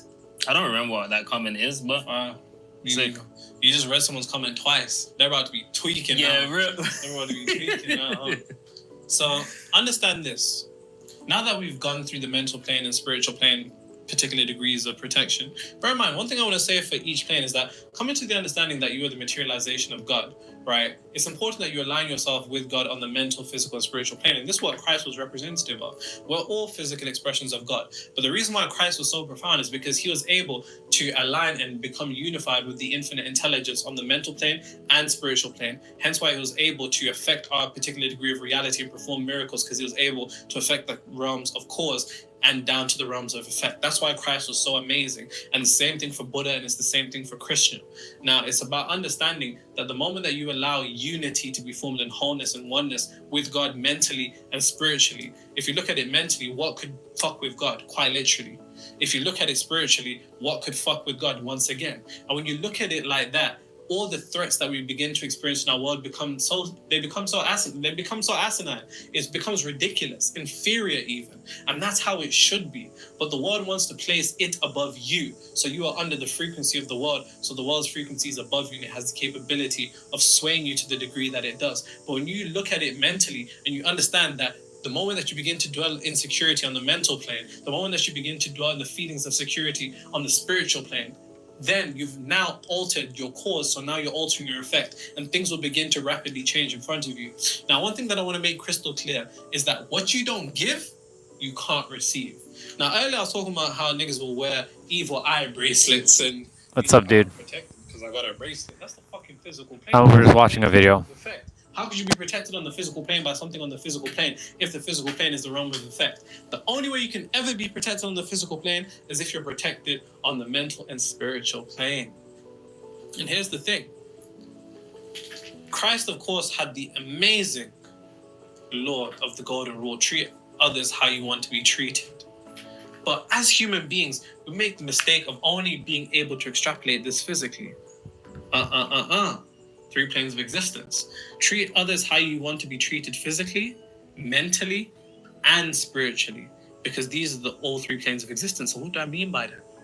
What you don't give, you can't receive. Why? Because whatever it is that you receive, you're receiving from another version of you.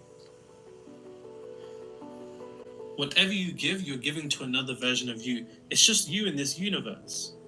Every individual that you see is nothing more than a different physical expression of the same consciousness that dwells within you. And this is why Christ's rule of treat others how you want to be treated was so profound, because it was tapping into non-duality. It was transcending the 3rd dimensional realm. I do play, but it's not important right now. We are all one where it truly matters. And quantum physics speaks about the concept of quantum entanglement, which is the idea that when 2 particles are connected, no matter how far separated they become across the universe, what you do to one is instantly done to another. And this is the same thing about us on the spiritual plane. And what you need to begin to understand is, don't only treat others how you want to be treated physically. but mentally and spiritually. So the thoughts that you think about others, if you think, yeah, that guy's a fucking asshole, guess what? You're giving to receive to you once again. How you feel about another person, once you feel envy towards another person, you're really just envious over another version of you, which doesn't even make sense. Hence why that misaligns you. What you don't give, you can't receive. If you don't give disrespect, you can't receive disrespect. Because even when you do receive disrespect, because it doesn't exist within, you won't register it as disrespect. You'll probably be like, damn, I'm sorry for those people. It's completely different. When it's not within, it can't be without. When you don't give out hate, you can't experience hate. When you don't give out envy, you can't experience envy. But simultaneously, it can be in the other. Oh, I can speak on that one clear as day on that. Once upon a time, for those of you who don't know, I was a supervillain of hate, and I was only giving out hate. And he just said, what you don't give, you can't receive. So I was giving from hate. So guess what I got more of? Hate. And it created the nasty loop. And it reinforced my loop. It reinforced more hate and why I hated people for so long. Until that magical day of October 6th had to wake me up from my nightmare that I've been sleeping. And even though I kind of thrusted myself back into my nightmare recently, I'm coming back out of my nightmare back into my dream to remember to give love and I'll receive love. Even when some will come on the stream and they'll still be, when I look at them and they're just wasting time because, I'm sharing information and they're not taking things seriously, I have to just remember they're just not to look at them as wasting my time, but to see them as just distractions and just ignore and, but not do it in a disrespectful way, just simply ignore. Because I can't, if I see them like, oh, okay, well, this person doesn't really care about this. Let them go live their existence. I'm going to go live mine. If they choose to entertain the information that they already have, they just have to recognize it and stop playing the fear game. Yeah.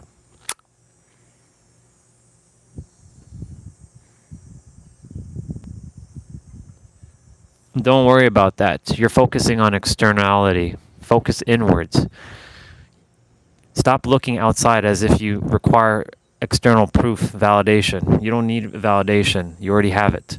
Even if you have no subs, you still have you. You're your own validation. Why do you need to have 10 million subs or another sub? People saw your content. Forget the subs, bro. You're your own damn validation.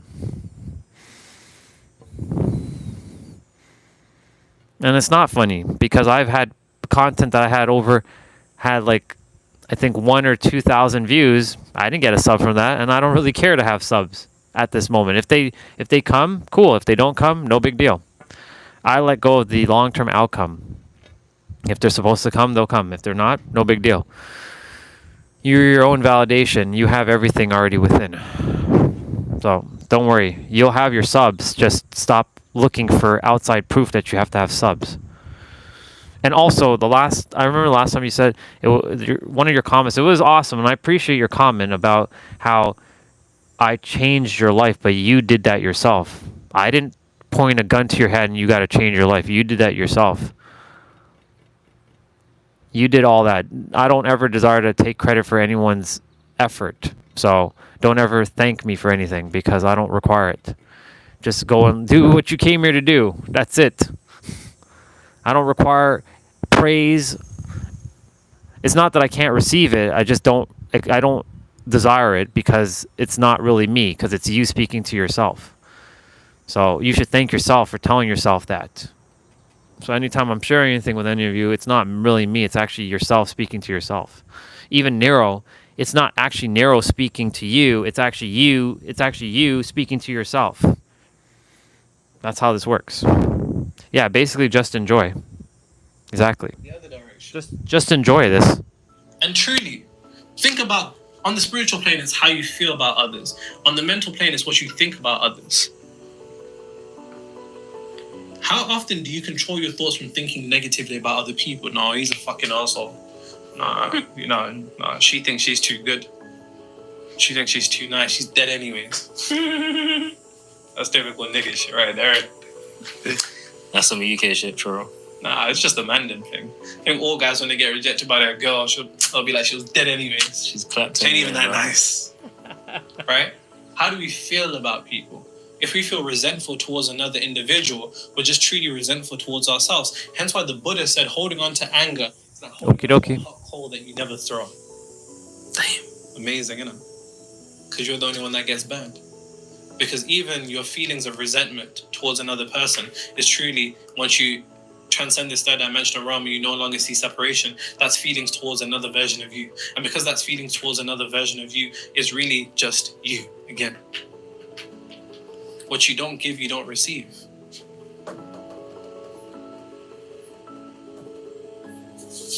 And simultaneously, what you give is what you receive. So if you give out love for other people, then you get to receive love. If you give praise to other people, you set yourself to receive praise. If you give appreciation, acknowledgement, if you make other people feel seen, they'll make you feel seen. Why? Because every individual in this universe is nothing more than another version of you just physically expressed. So if you want to talk about being protected when it comes down to people on a social level, understand that it all begins with you. Because what you experience on a social level is truly what's happening on an internal level. And that's a bar. Please write that down. Because it's the truth of the matter. Which means you're going to have to control your mind when it sees some fucking asshole online. Because that's just another version of you. How you feel towards another person is just another version of you. And this is something that people never ever clock. But this is as real as it gets. You understand what I'm saying? So I am me, you are you. You are me, and I am you, and we are one. Think about others how you want other people to think about you. Feel for others the way you want other people to feel for you. It's just a big cycle of you and again. Don't get caught up in this physical plane thinking that we're all different. And when you see a homeless person, you think to yourself, what a bum. No.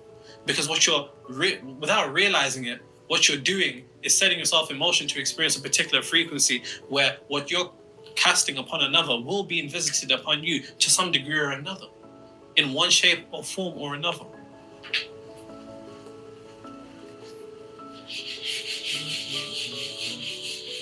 Whenever people go out with me to certain places, they'll be like, wow, you get treated so nice here.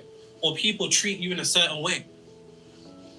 And it's because the things that I'm thinking about those people is nothing but appreciation, love, so on and so forth, and how amazing they are. Even if it's somebody just serving me food at a restaurant. You understand what I'm saying? Because thought transference exists, right? We're all devices in a sense connected to the Wi-Fi of God, and we can all send messages back and forth mentally, right? It's like thinking about somebody, then they call you. It's like texting somebody, they're like, oh, I was just thinking about you. It's like going to call someone at the same time. We're all interconnected. That doesn't just extrapolate to the people in your life, that extrapolates to the people in your world. And you can't dismiss that. So before you think terrible thoughts about somebody else, and you might think to yourself, oh, I'm spiritual because, I didn't call him a fucking asshole even though he was. I just thought it. No. The fact that you're still thinking it means that you've actually set it on the plane of cause now to experience it in the physical plane.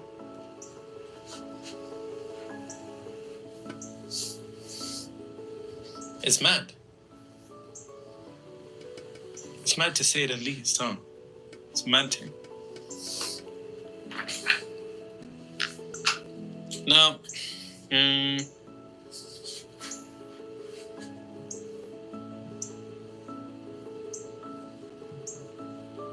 ultimate form of protection is this.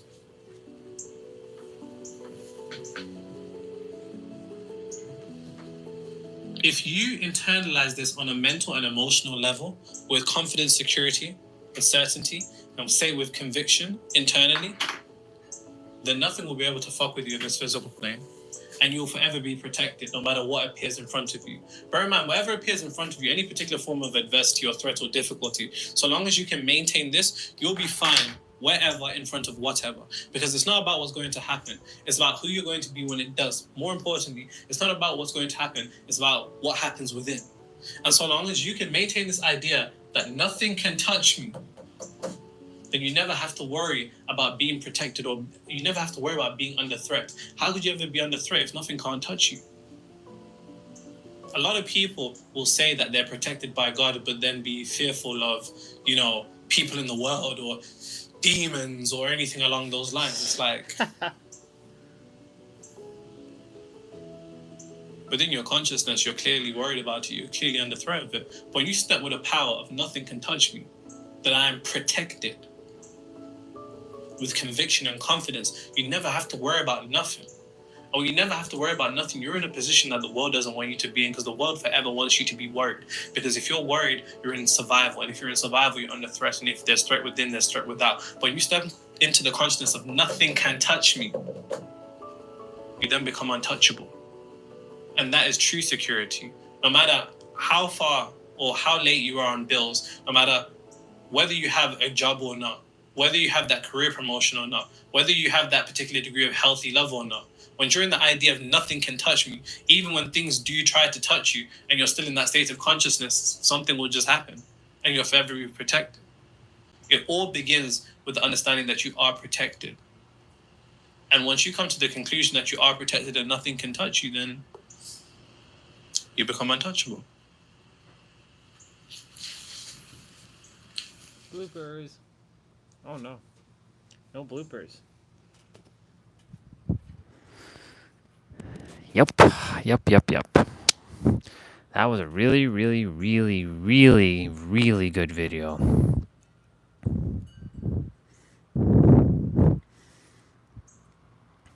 It's like Goku right there.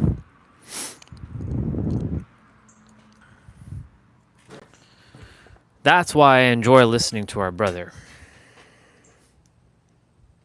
I took off my shirt. That's the reason why I enjoy listening to him, because there's a lot of factual things that he says that make so much sense. It's all about feeling untouchable. If you know you're the creator, and the creator can't be hurt by anything, then you're literally untouchable, and it makes so much sense. I'm just gonna go get the necklace. I'm gonna start my play out shortly. Truly, you're untouchable. Quite literally, you are untouchable. You cannot be touched. I'm gonna put this on my head.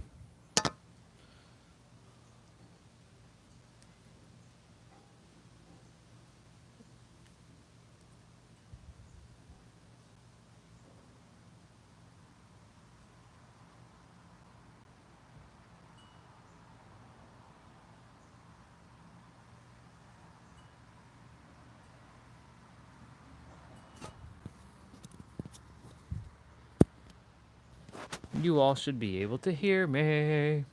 And I know, because I'm going to quickly go do a quick little test here to make sure y'all can hear me. You all should be able to hear me. The hell? Didn't I just not see that? See, that's why I do my best not to go on YouTube much. Like, Gladius just released a song. Ooh, he's already cooking with this one. I can already feel it. Let me just scroll through. Okay, I'll listen to that later. Let's go here. Let's go here. Let's go here. Yep, you can hear me. Let's go here. Yep, you can hear me. Perfect. Let's tuck that in a little so that's not visible.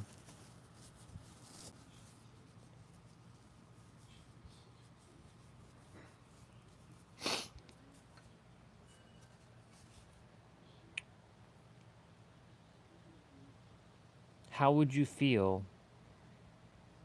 if you had everything? What would you think if you had all this feelings of safety and security? How would you be? It's emanating from that state of being, starting from end the end in mind and reverse engineering it and being it now, because your final destination is your starting location. It's the whole idea of like, you don't look at the shoes from like the window, but you're wearing the shoes.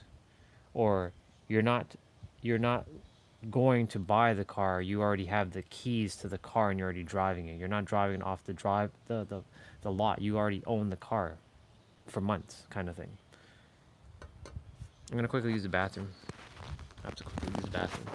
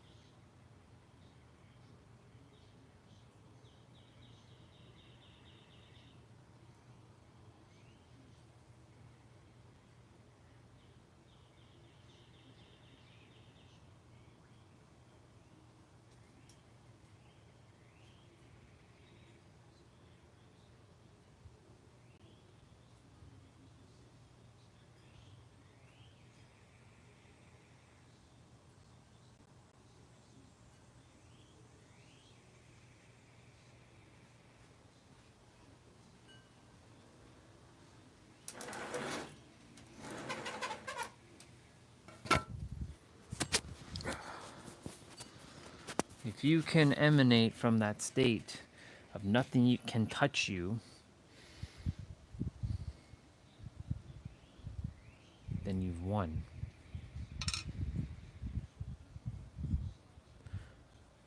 As within, as without. Because it's a paradox, again. See, this is the reason why the universe has been preparing me to realize that everything's a paradox. Not a moment sooner. Not a moment sooner. For those who have been on the channel for a longer period of time, you all know that I was not talking in paradoxes. You all knew that I was not talking in paradoxes. I gotta unwolverine myself. It takes about a week for it to start showing back up, so gotta wolverine myself later on.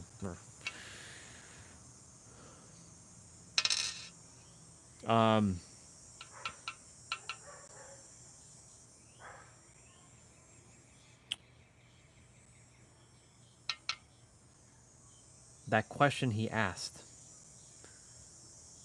what would you think if you were secure? Or how would you feel?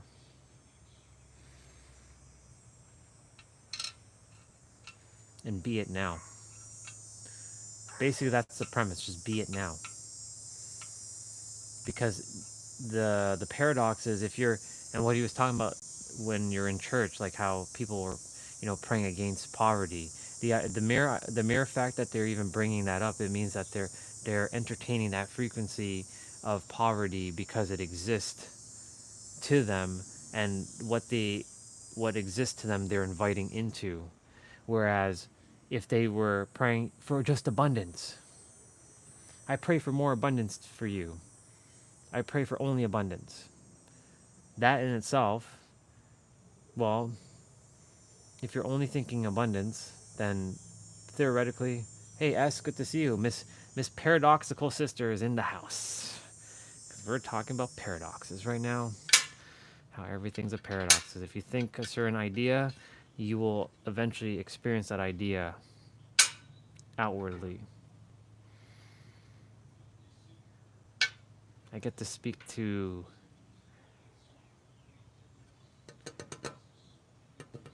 every time I see you now, I just have a smile on my face. Salutations to you too, sister. Every time I see you now, I just have this like smirk on my face. Your last comment that you left the day after and you disappeared, I was like, what you mean by you can always join us? I think I know what you mean, but we'll see about that. If you remember what you said. I remember what you said. That was too funny. I'm like, are you still there? No, you disappeared. We probably went to bed, but yeah. You can always join us.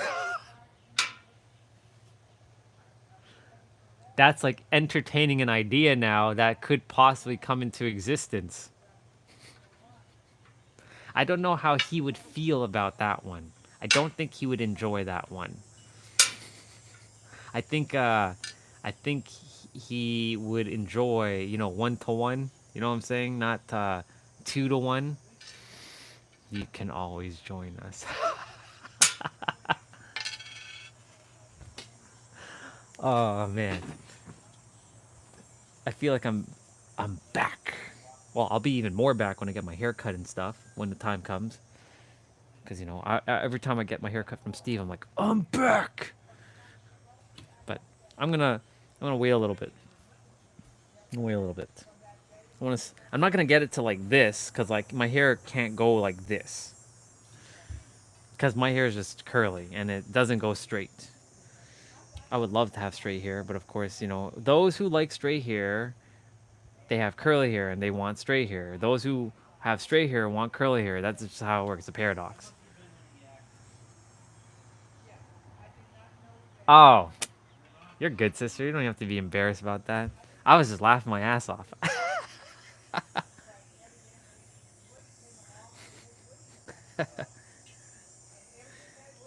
I see it all as I'm doing my best now to just stay in humor and enjoy and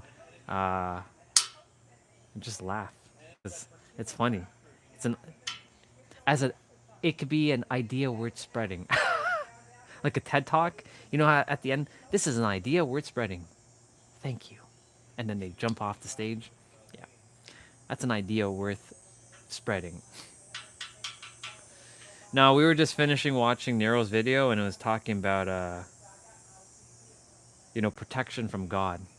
But the thing is, it's quite the paradox on what he was saying, because like as you jumped in, I was talking about how people in churches, when they're like, we're praying against scarcity and poverty, the very fact that they're talking about scarcity or poverty, it means that they entertain scarcity and poverty, which gives the invitation for scarcity and poverty to show up in their reality. Where if they had started with, I'm with abundance and prosperity for you, and they only talked about that, then they're only entertaining that. So that means scarcity and poverty aren't even in the picture. It's not even in the mind, because it's a frequency.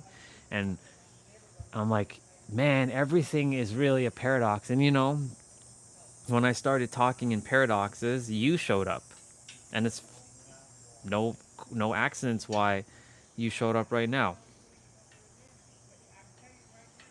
It will be joyful and sure. For sure. Again, I don't know if he would enjoy that though, but yeah.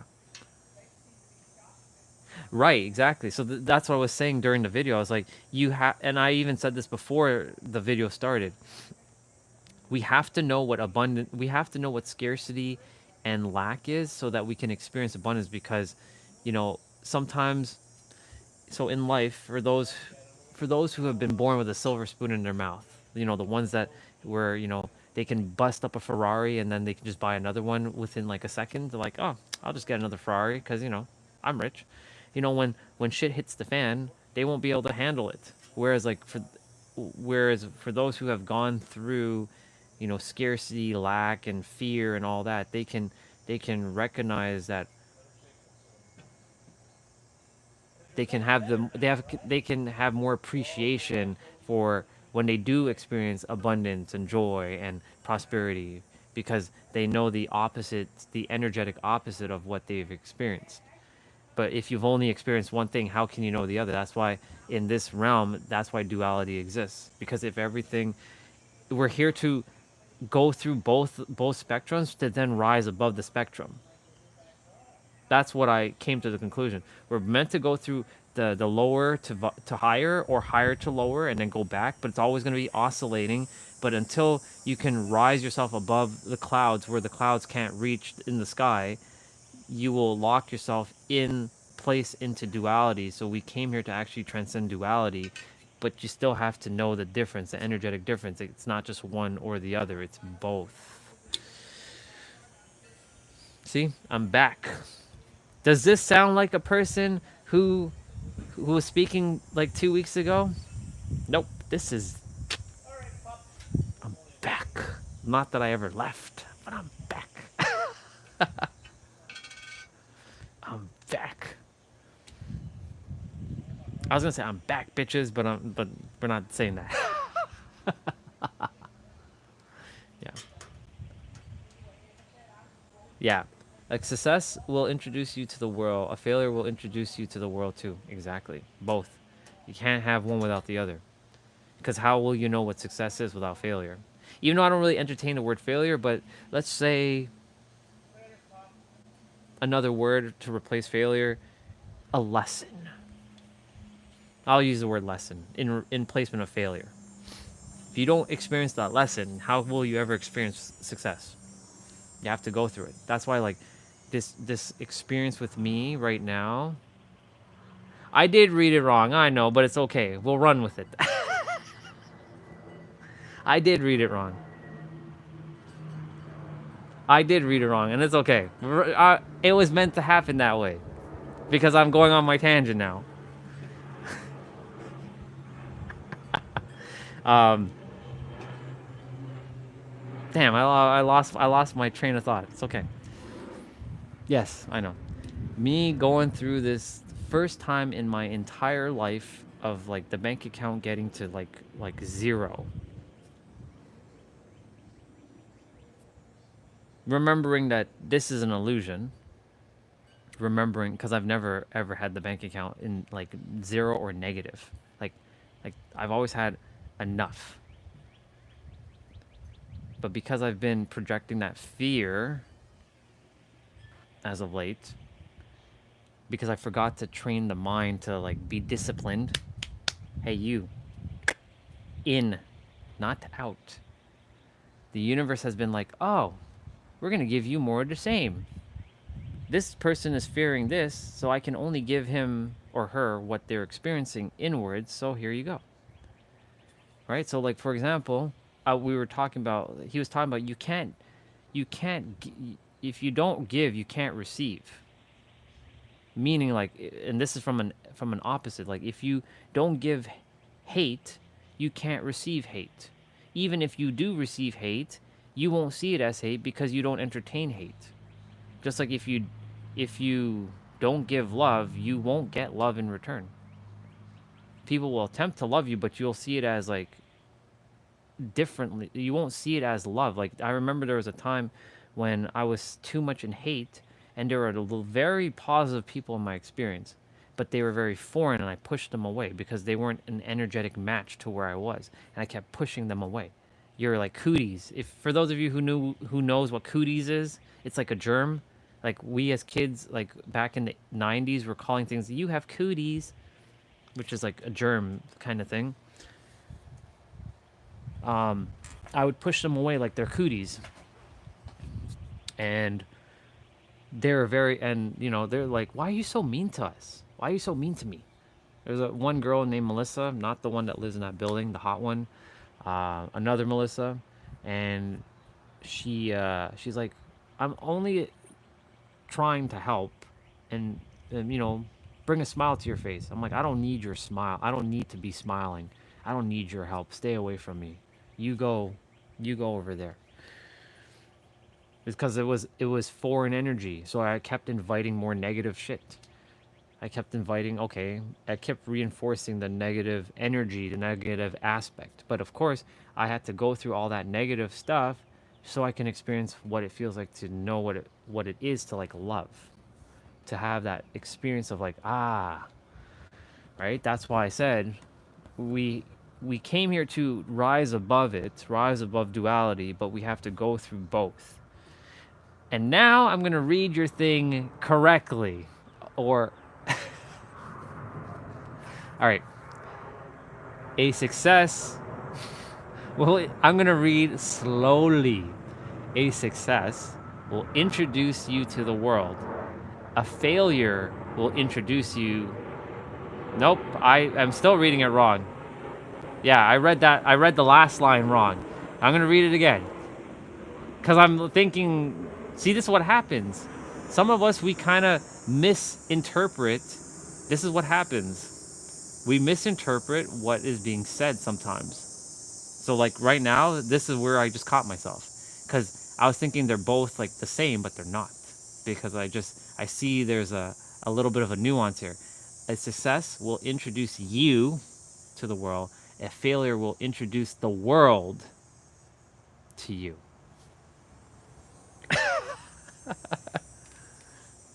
Because I was reading it, a failure will introduce you to the world, just like how it was like that. So it was like us thinking it's both ways, which it is true.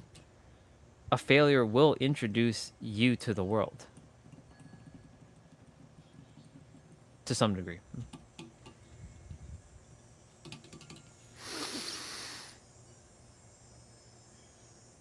The power of words, the etymology of words.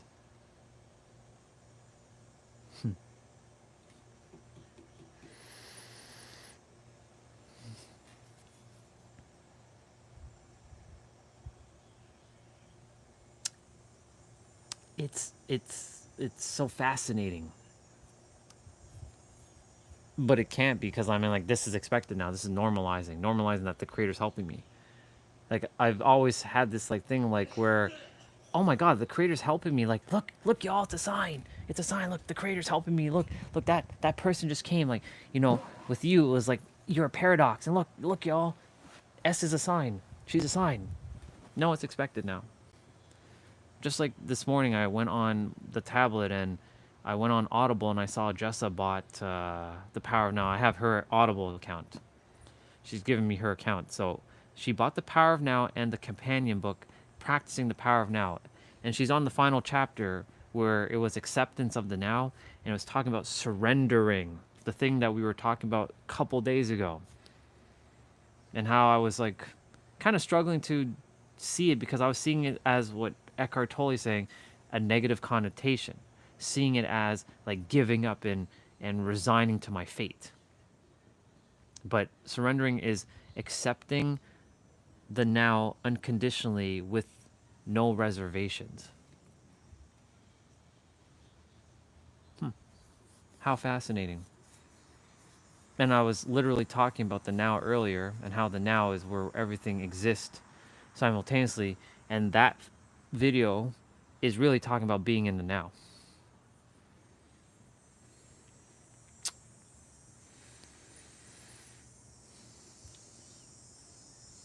Yep.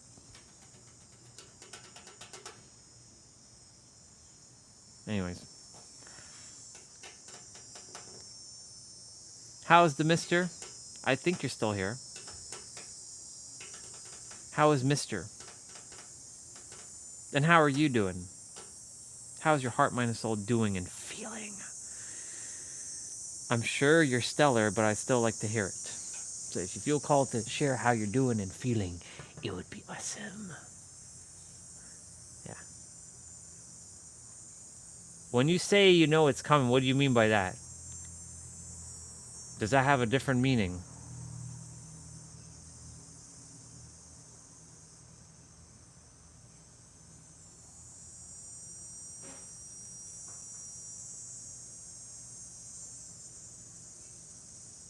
I was just checking something there. I know it's coming.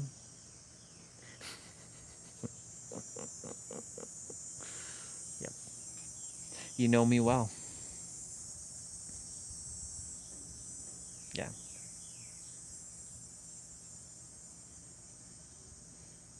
Well, of course, it's I like to make sure all is going well with that, because you both deserve each other. So eventually I will stop asking, because I'll just assume everything's great.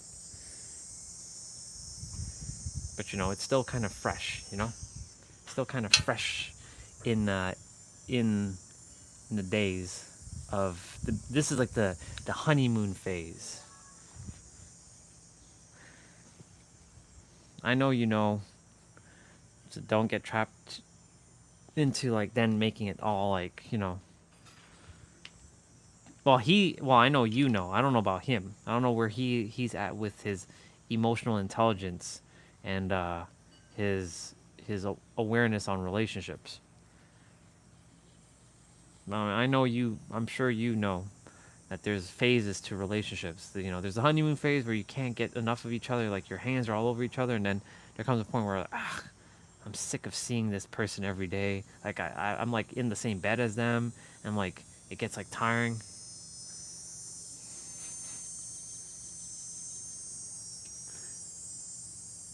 When you say I am under control, does that mean you are controlling yourself, or that he has I know he doesn't have control over you.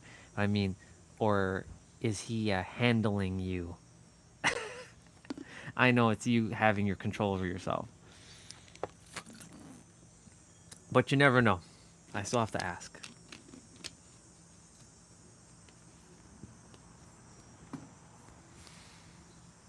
Yep. Speaking of which, we were talking the last day about Katie. I asked the creator, what was the reason you brought Katie into my experience? Because last night I sat quietly and I just went inwards and I zoned out everything. What's going on with all the misinterpretations? I don't know. It's not clear to me. So I'm asking clarification questions. You can say I'm practicing clarification questions. Because it's not clear. Because under control can mean a lot of different things. Because you're putting a little,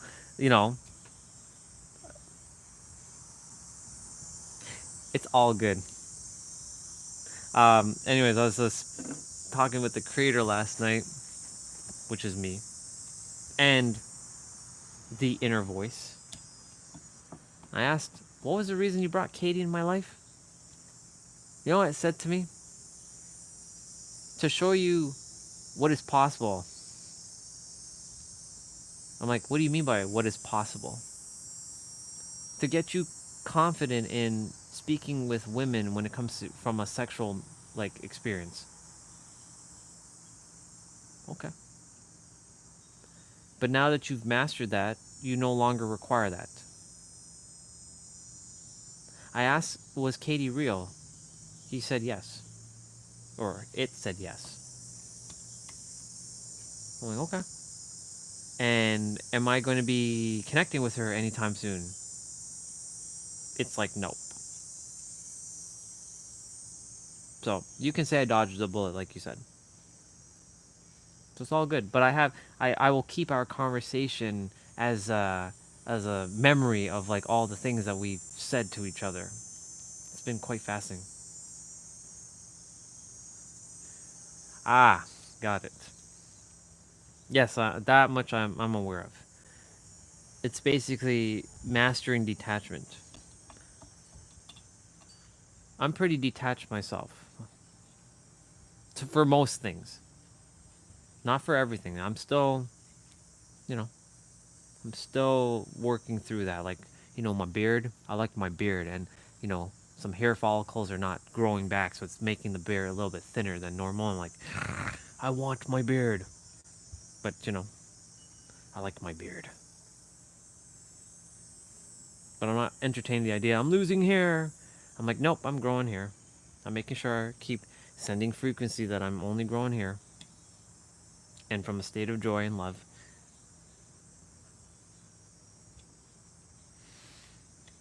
Because if I entertain the idea I'm losing hair, then guess what? I'm losing hair. It'll manifest itself in in its way, in its own way. That's why the mind, oh my god, I can see it. This is why we have to keep the mind rock solid at God's level and not pretend, not like, my mind has to be sharpened every day and sharpening the axe. Well, if you tell yourself you have to sharpen your mind every day, that means that your mind is dull. Whereas if you tell yourself that I have God's mind, does God have to sharpen its mind every day? No, because it's already it's limitless. And starting from that end in mind. Anyways, yeah, good that you don't attach to anything. That's the best way to live. You just basically just reinforce why detachment is necessary.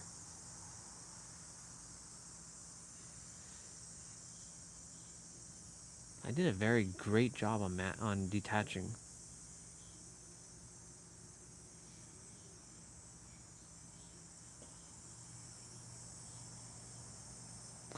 So I don't love them at all.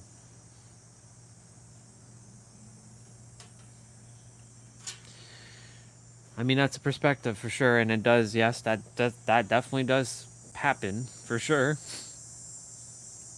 Love is that frequency that's both positive and negative at the same time. That's why it is a great polarizing word, because I can go out in the world and be like, what's your idea on love? And I'll hear all kinds of things from all kinds of people. I'll be like, hey, yo, what's not definition? What's your idea on love? Oh man, like I don't believe in that shit. What's your idea on love? Ah man, it's the best thing in the world. Like I got to what's your idea on love? I'm afraid of it. That's why I close my heart up. What's your idea on love? Oh, I really love it. I couldn't live without love.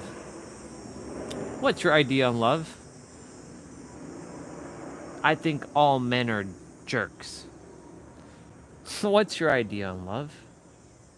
I think all women are pigs. What's your idea on love? I think all men are amazing. What's your idea on love? I think all women are just absolutely fire.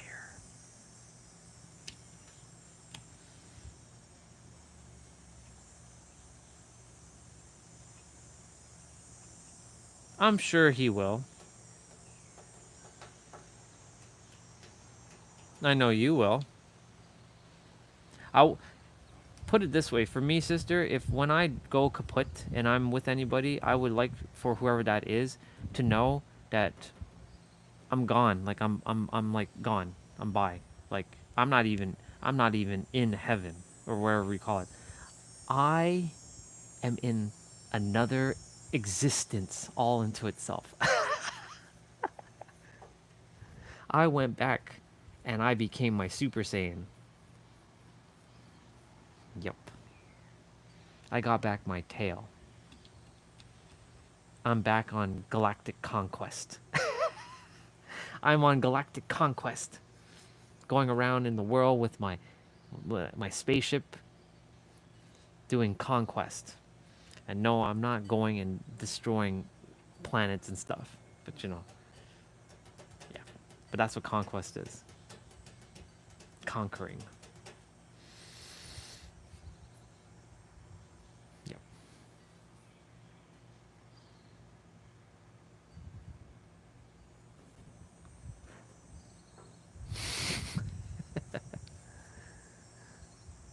Don't give her the Super Saiyan ideas. She will begin to see you in everything.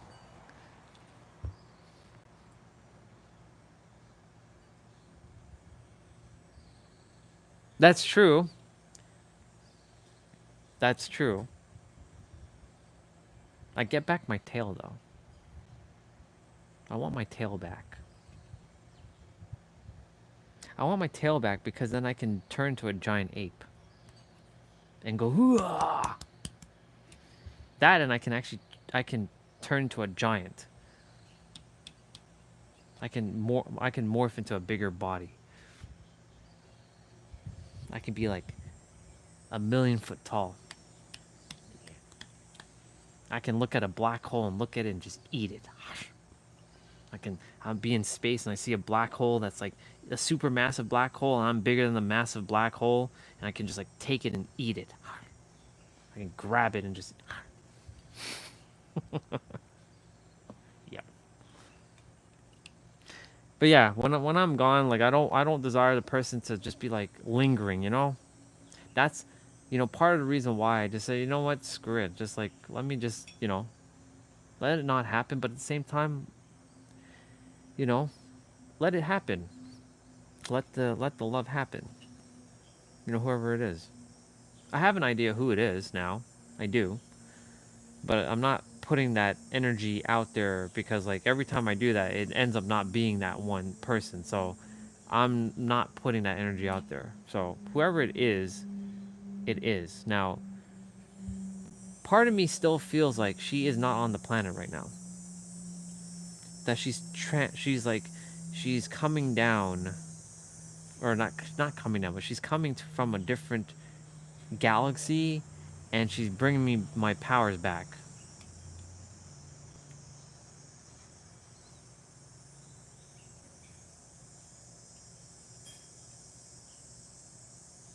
And she's gonna like touch my like forehead,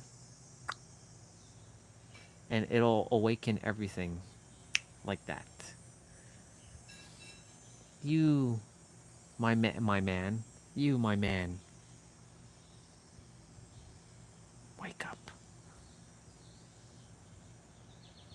You have all your powers back, yeah. Yeah. I don't know, we'll see. But I completely understand where you're coming from. I get it. Cause like that I mean, I know that there's gonna be some grieving on his part when you depart. The question is, will you grieve once he's gone? Or will you be like, snap and like onwards to the next? No, there's just no judgment on this question. Because like you just said, like since you don't attach, right? Will you, once he's kaput and he's gone, will you be able to just cut the ties right away and sever and go? I ask myself that question a lot. I've severed a lot of ties. I've done it. I've done it recently. I had to. For my own well-being, I had no choice but to.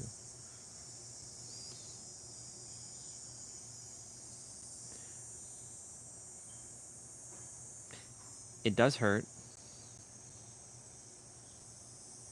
You all saw me going through, like, I felt like this. I didn't feel like this. I felt like this. Now I feel like this again.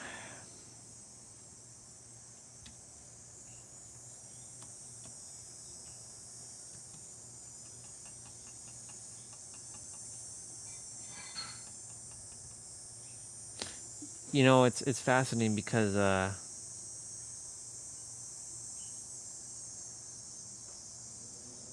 right, but what I mean to say is like when he's kaput, like bye, like he's gone.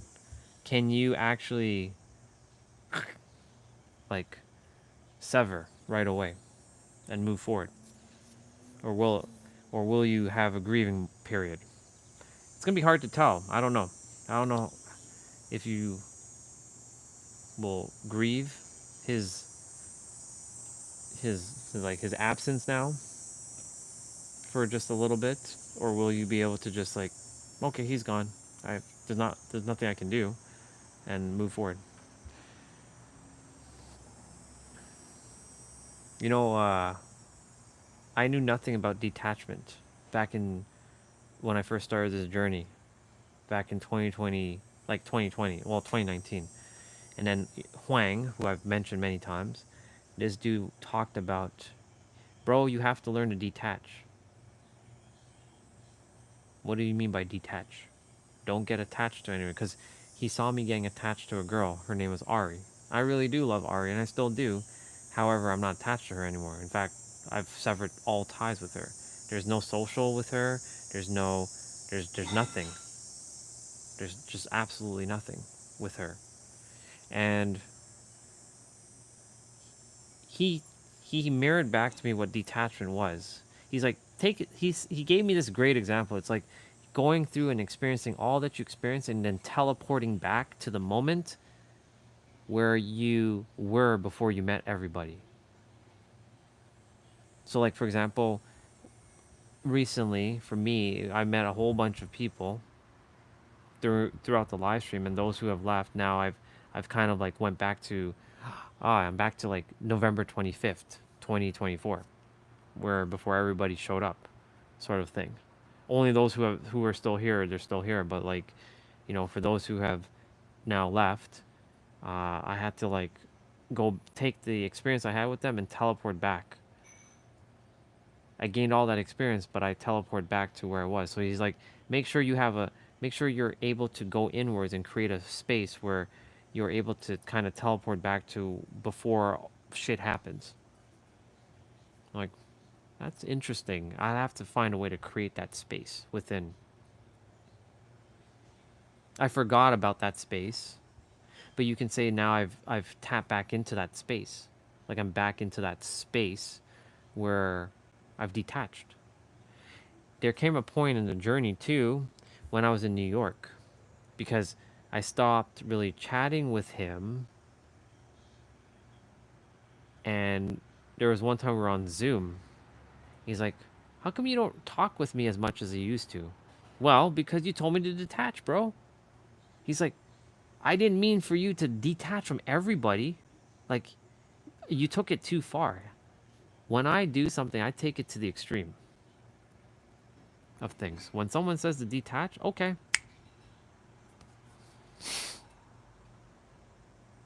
I detach. He's the one that mirrored back to me what I should do, and I did it. And he didn't like the fact that I detached from him. He's like, you told me to detach from everybody.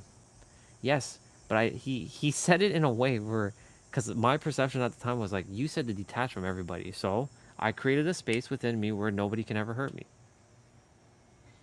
I'll take all the experience that I get from everybody, but I'll detach from them immediately, as if they never existed. It's not that they're dead, it's just that they never existed to me.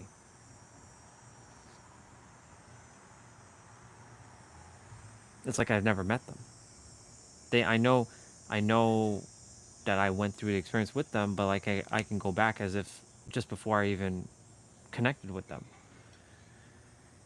He got scared for me because he's like, dude, that's not healthy. I'm like, but you're the one that told me to detach, bro. So like you have to, and I have to give him mirroring. I'm like, yo, when you say something, you have to clarify things a little bit more effectively, because you saying to detach, I'm literally taking it as you're saying it, and I'm gonna detach. That's what I did.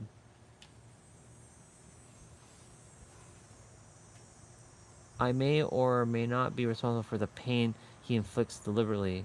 My last comment was gone. Your last comment was gone? Your last comment is there. Your last comment is, my last comment was gone. Unless I don't see your other comment. Because I do see, I may or may not be responsible for the pain he inflicts deliberately. Right.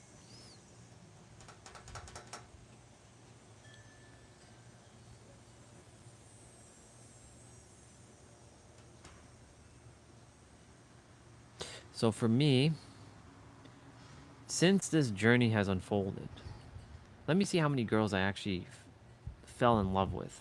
Like, love beyond the sister vibe. Let me just paint you a picture, all of you. Beyond the sister vibe. Oh, if it Okay, if it's a painful one, I may or may not grieve. If it's a peaceful one, no, I won't grieve. That makes sense. For me, and I'll get to that, what you just said for myself in a moment. So I had Ari, I had Pam,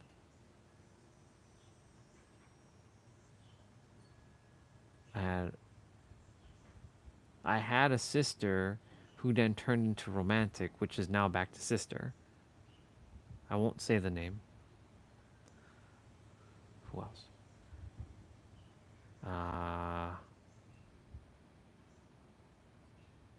Roxanne.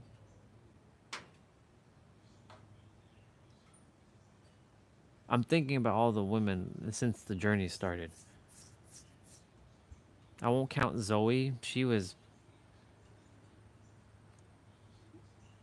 gone. Technically, Zoe should be a part of it, so Zoe. Technically.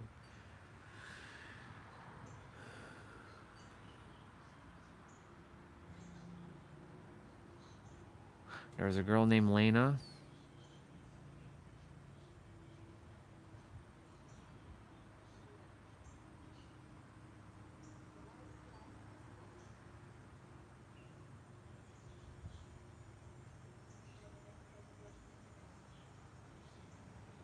Can't think of anybody else.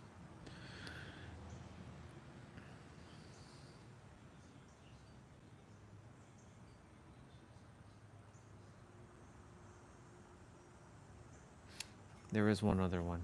Melissa Bright. Melissa Bright was like 6 foot tall though. She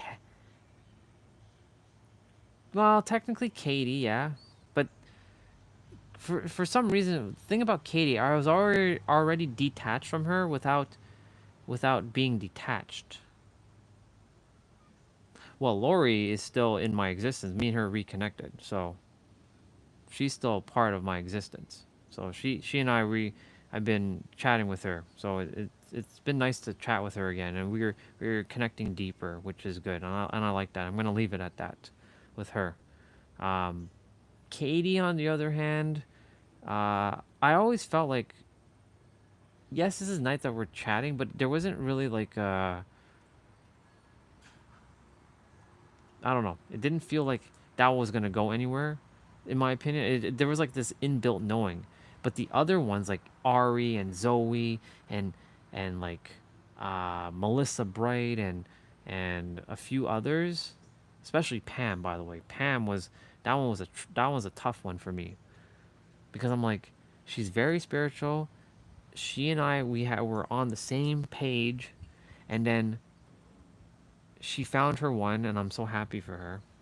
But she also reverted. She went the opposite spectrum. Most people, they leave religion to go into spirituality. She was spirituality and she went back into religion. I mean, nothing's wrong with that, but it's kind of the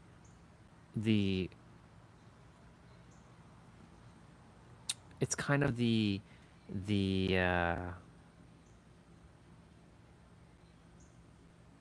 it's kind of the weird thing.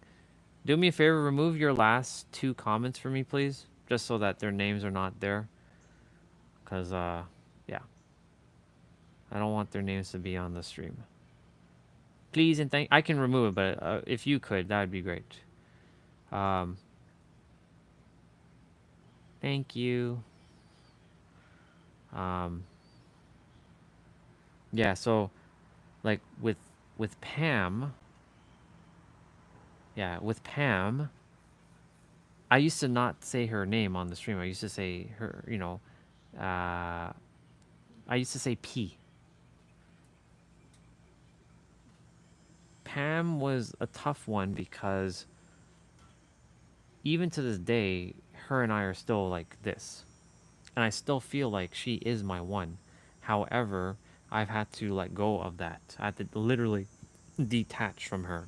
Like I had to sever because she's with her one. She's living with her one right now. She loves her one, and I'm not going to interfere with that. And I must have told, and I said this to her, I'm like, you know what, Pam, I probably made a contract between you, me, and him. her partner right now, that he's to look out for, like, take care of her in this lifetime. Because in this lifetime, I'm not meant to be with her. I'm meant to be with someone else. Who knows? She's like, how do you know that? Just an intuitive hunch. She also asked me, how do you know you activated your remembrance recently? What if it's wrong? See how people like to jump to the question, what if it's wrong? What if it's right? Because a lot of people think it's not plausible. It's not possible. So we had a conversation recently, and I was like, she thought I was projecting my ideology onto her, but she's like, you're looking like you're projecting. And this is why texting is a very dangerous thing. That's why I don't like texting. I would have rather had a phone call with her, but whatever. So last time we chatted, she's like, I respect where you are with your beliefs, that you thinking Jesus and, God is the one that activates me. I'm like, you're right. God is the one that's activating you. And I left it at that. And I'm like, I know now where me and her are, and I kind of severed our ties between me and Pam. I still love her, but I let her be. She's with her one. And as long as she's happy, that's fine with me. I would rather see her happy than be miserable. So it seems that she's happy right now, so I'm happy about that.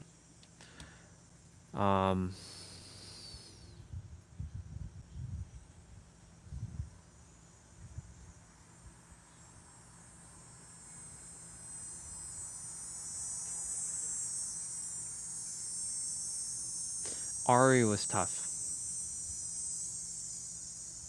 because she kept saying to me, I love you so much. She kept saying that, but her love was misleading because she didn't say, I love you like my best friend. I love you. She just said, I love you so much. You mean the world to me.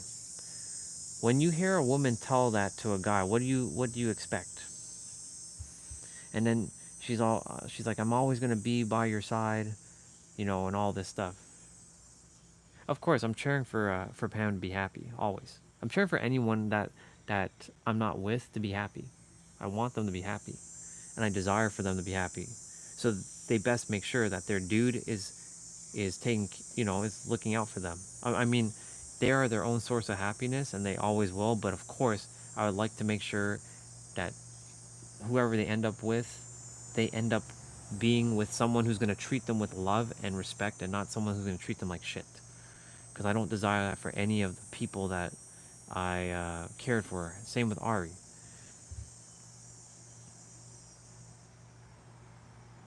Ari was a tough one though,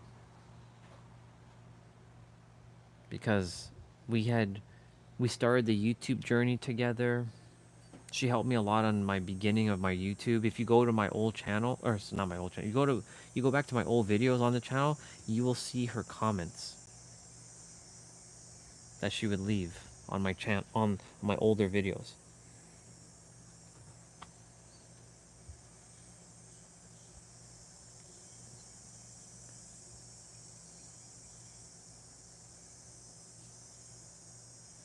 But I felt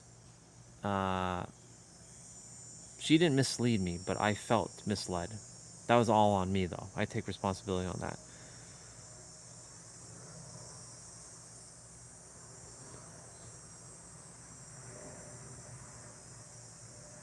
So I had to detach.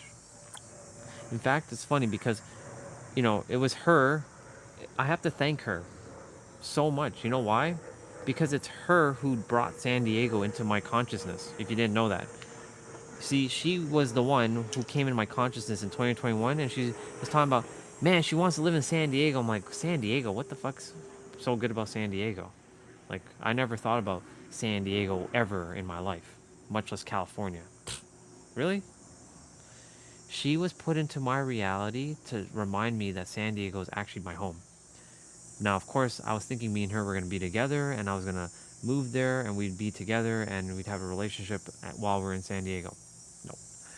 I actually detached from her just before I went to San Diego for the first time. It was April.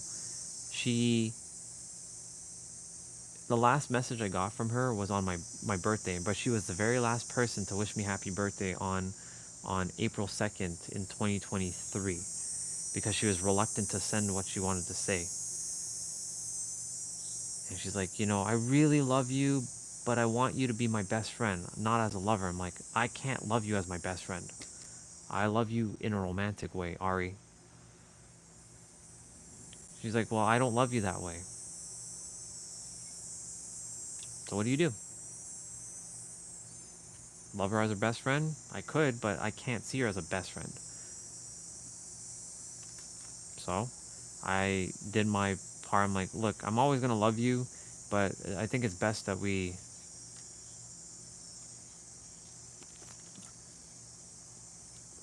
it's a take it or leave it. Yeah. And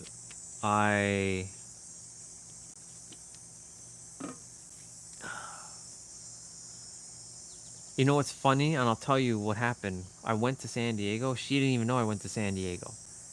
I went to San Diego. I posted all of my days every day. It was like a journey. And everybody's like, wow, where did you go today? Like, everybody was excited for my updates every day. Where did he go today in San Diego? I had the time of my life. It was the first time I went home. I was like, damn, this was the greatest damn experience. Got to experience. And I went all over California, like Southern California, from LA downwards. It was so good. I come back, and just before her birthday, which is June 23rd, I felt this energetic thing. Like, I'm like, Ari just blocked me on all social media. Like, I felt it, like, clear as day. I was like, I think Ari just blocked me on all social media. And guess what? I went and checked. Bang. I couldn't find her on Instagram. Couldn't find her on Facebook. Couldn't find her on, YouTube. I had her channel, but she unsubscribed from my channel. I felt it.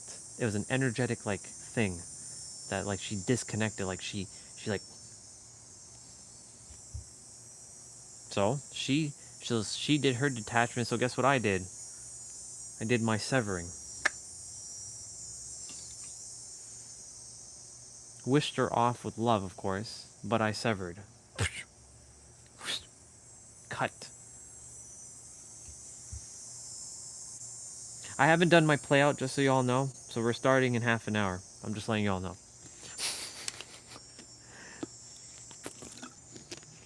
I'm enjoying chatting anyways. But yeah, Ari's was tough. But I had to detach. Now if I were to ever see Ari in San Diego, I just look at her and I'm like, hello. There would be no emotional charge, energy with her. It'd be like just another person. Hey, how's it going?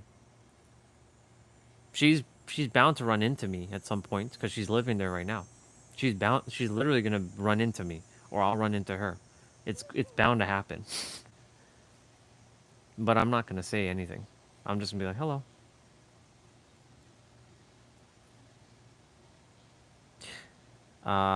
Melissa.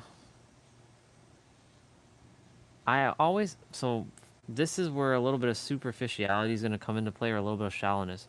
Melissa's tall. Like 6 foot tall. I can't seem to get over this hurdle of a guy being smaller than a girl. Not that that matters, because there's plenty of guys who can, handle taller girls. It's weird for me. I like girls who are shorter than me, or at least my height. If they're wearing heels and are a little bit taller, okay. But I mean, like, she was 6 foot tall before heels. And the thing is, Melissa, she has a great heart, but her consciousness is still not quite like at God mode, if you know what I mean. She would be playing catch up with me right now. Where I'm looking for someone who's at my level, or beyond my level right now.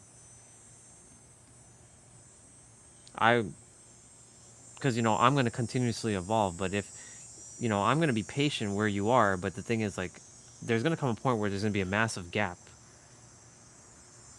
There's only a few people on the planet right now who are at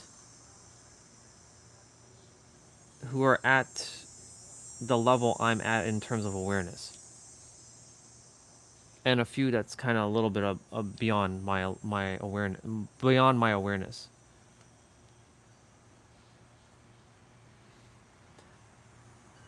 Melissa, very beautiful soul, but she also isn't really good at reciprocating. She even said that to me. She's like, I'm not really interested in a relationship, and I'm not really good at reciprocating right now. Fair enough. At least she gave me clear, point blank stuff. Like, she's like, I want to be friends, and I'm like, that's okay. With you, I can be a friend with. With Ari, it was a little different because Ari, I had a lot more emotional charge, energy with her. With Melissa, not as much.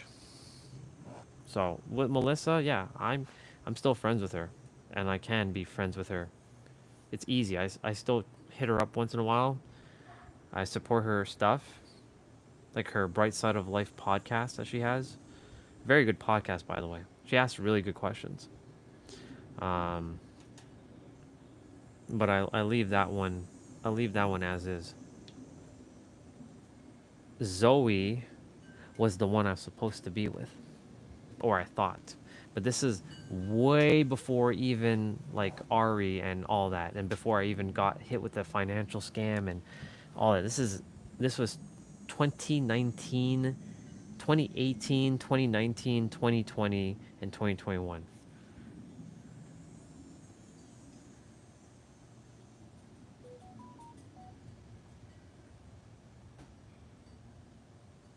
Zoe just had an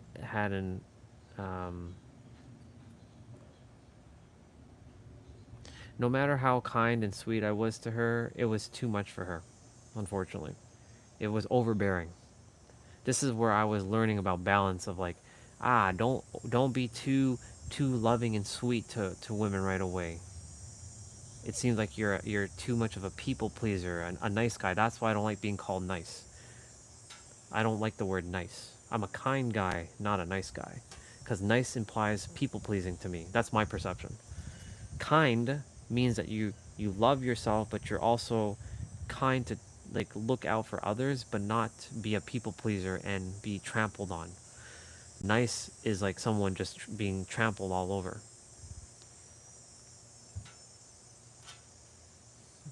Perspective, of course.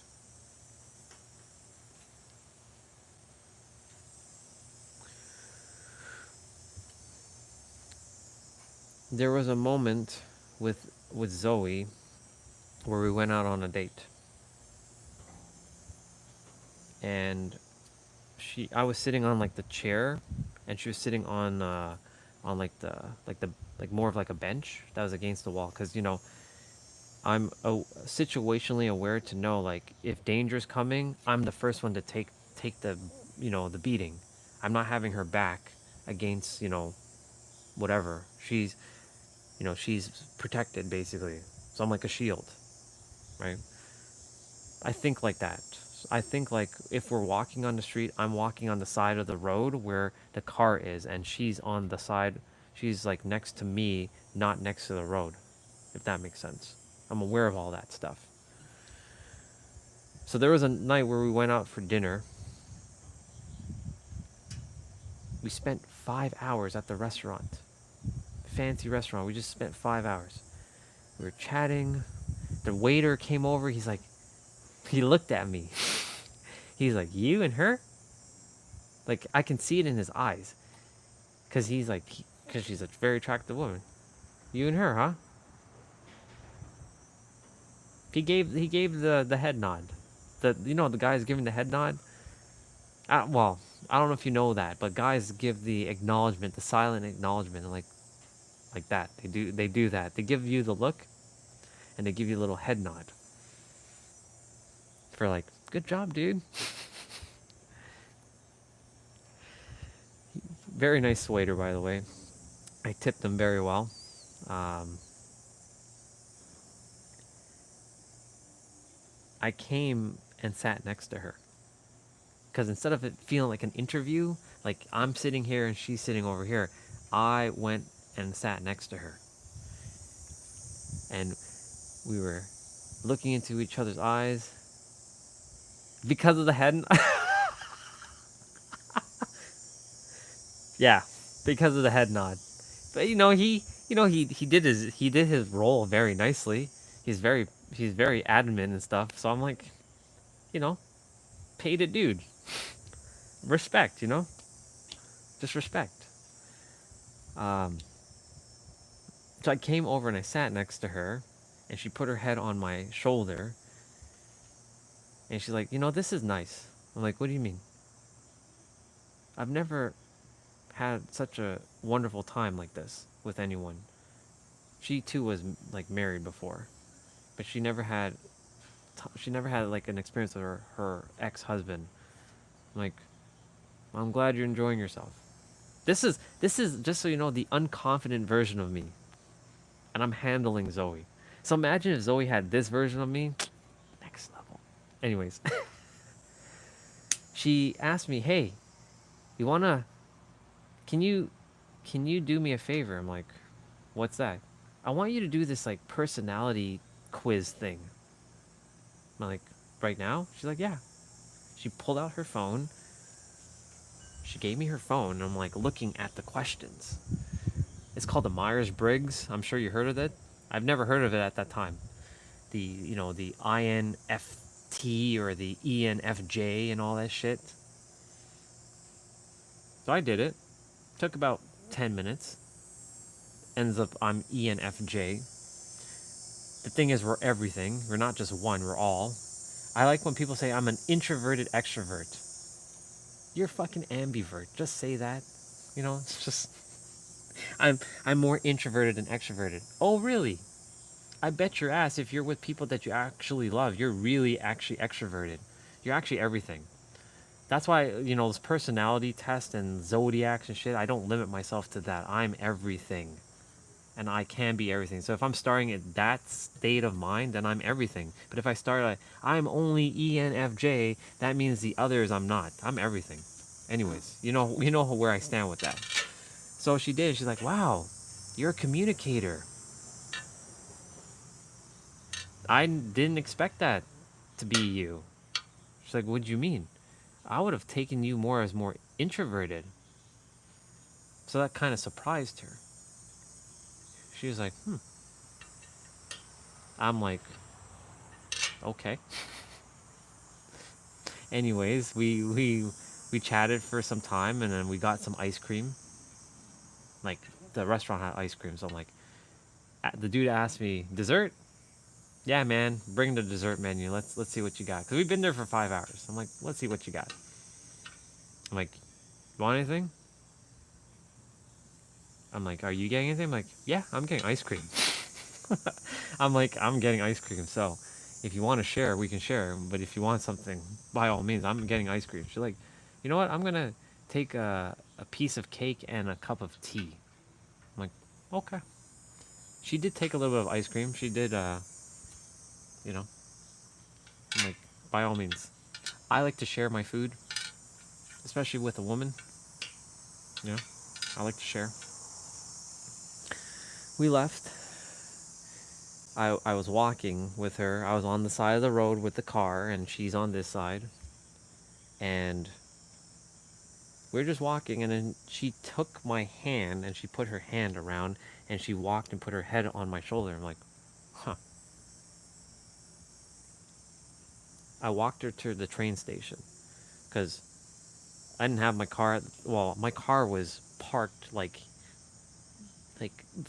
at the other train station. I had to go to a train station to get my car, because I didn't drive my car downtown, because that's where the restaurant was. So we went to her train station, and I made sure she got on the train. But before she got on the train, there was this it's a turn back moment, and I'm like, either it was a failed part on my behalf, because like she's like, I saw her as a friend. I didn't see her as like more than that, but at the same time I did, but I didn't want to overcross my boundaries. So I hugged her, but then she looked at me. She gave me the look, like the look, like are we gonna kiss kind of look. It didn't happen. I was like, did I screw up? I didn't say that to her. I'm like, because I don't know, because I don't want to overstep. I don't want to be getting a slap in my face. You know what I'm saying? I didn't know. I didn't intuitively. I was like, I don't know. I'm just like, I hugged her. And I'm like, it was nice seeing you, Zoe. I'll see you. She was working at a different law firm at that point. She had moved to a different law firm. COVID hit. Didn't get to see her during 2020 at all. Spoke to her periodically through 2020, but not as much because I was focusing on me. When I say periodically, I meant like twice. I went and took my phone and dumped it into the drawer for 9 months. She was one of the first people I texted when I got out of my, like, you can call it my dungeon of like leveling up.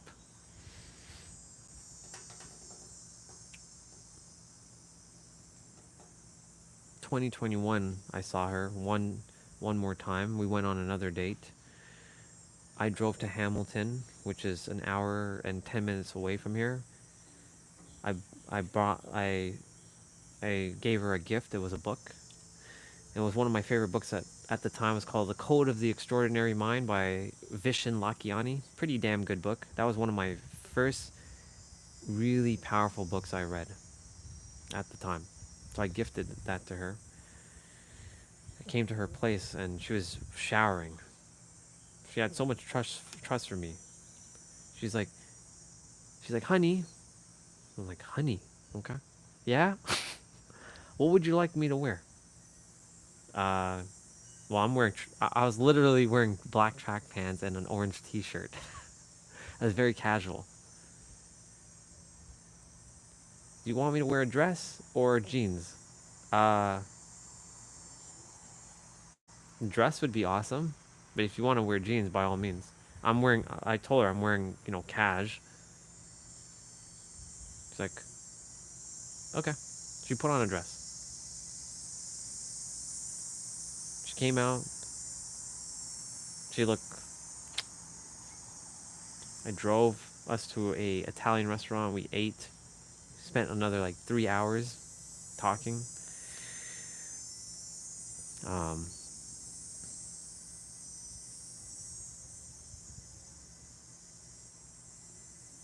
I mentioned to her, like, I feel like this is when Jesus was a very big part of my journey. I was like, I feel like Jesus incarnated into me for some reason, which I don't believe that now because, like, I know we're all one thing. But because I was getting into unconditional love, and I was like, yeah, I don't know. Anyways, we hung out. We went for a walk, and again, same thing, but this time there was bushes on this side. So I'm like, come on this side. I wanted to hold her hand, but she's like, no, we'll just walk. I'm like, okay. Last time she was able to grab she grabbed my arm, but she this time she was hesitant to hold my hand, which was okay. No problem, no big deal. Turns out she was dating some other dude at the time, and I didn't know because I was like, hey, let's meet up next weekend. She's like, yeah, come meet me. Like, let's go for an actual daytime trail walk. I'm like, let's do it. Let's go. I bought flowers, and I drove all the way there only for her not to open the door because she was with another dude at the time. I'm like, what is the reason for this one? And at that moment, it took her almost a month to respond to one of my texts. I was like, hey, how come you didn't opened the door, I knew you were there. I could hear, like, I can hear you talking with someone. Because she felt a little guilty. I'm like, there's nothing to feel guilty about. You could have just told me, like, hey, can we meet another day? I'm like, sure, no problem. Or you could have told me you were dating some other dude. I would have been fine with that. But then I was like, okay, I'm gonna, still be kind and share, and be the gentleman. Unfortunately, she didn't like the fact it was too nice. So that's why I had to just kind of stop with the, when I'm texting women now, to stop being too nice. Now, of course, I'm very optimistic. I want to leave a positive impression. I don't want to show up as like some negative dude with like not putting in effort when I'm texting. I hate text. Just so you all know, I really fucking hate texting. I hate it. It is the worst form of communication. It is. Just want to like, you know, but it exists nonetheless. So Zoe, Ari, and Pam, these three specifically, very, very difficult to have detached from, but I did it. And then, of course, last summer, while I was going through my dark night of soul, I saw Zoe go on my LinkedIn. I don't go on my LinkedIn ever. So whatever reason why I was to go on my LinkedIn, I went on my LinkedIn. So I went on my LinkedIn and I saw that Zoe looked at your profile. I'm like, what? What is she doing looking at my profile? I haven't spoken to her in like 3 years. What is she doing?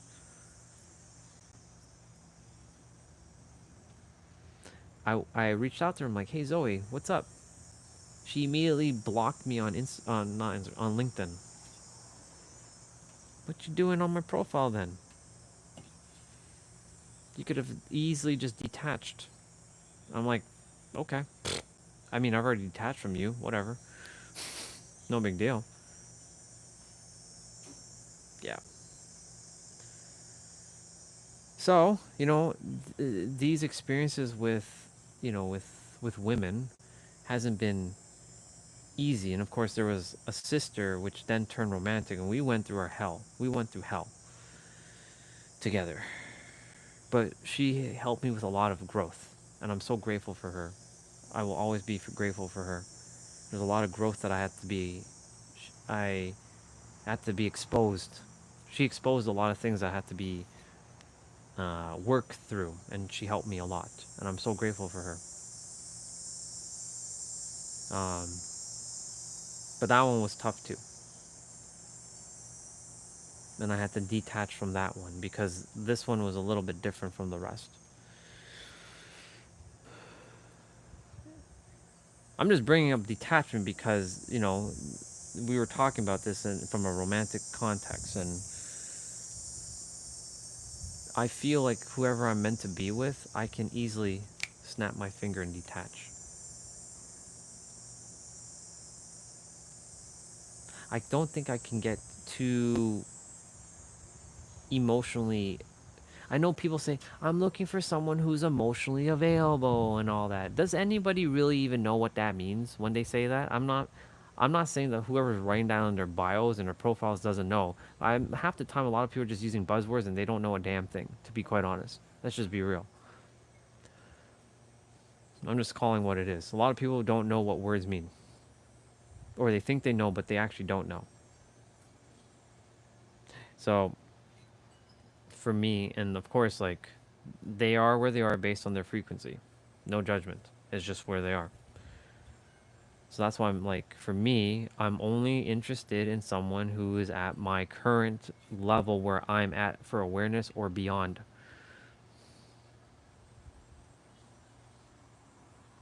If they're not, I'm not interested.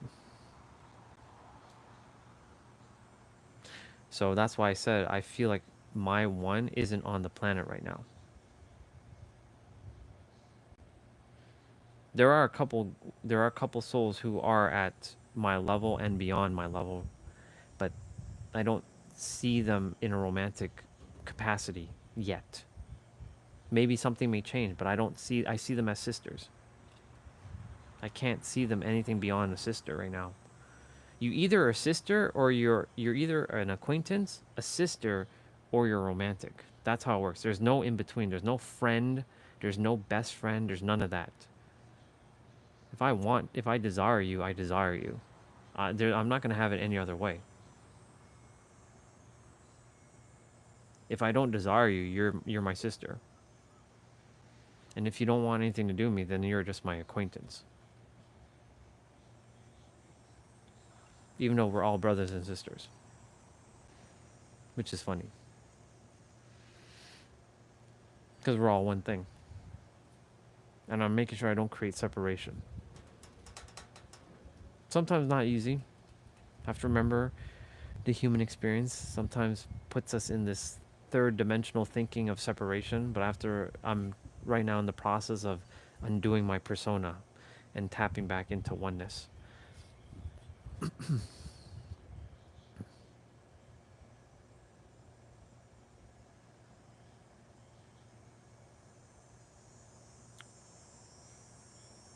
I don't know what to expect from a romantic standpoint.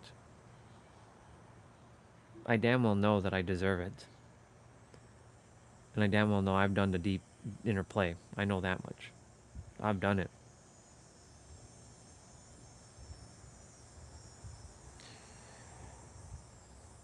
I know a few who have done it.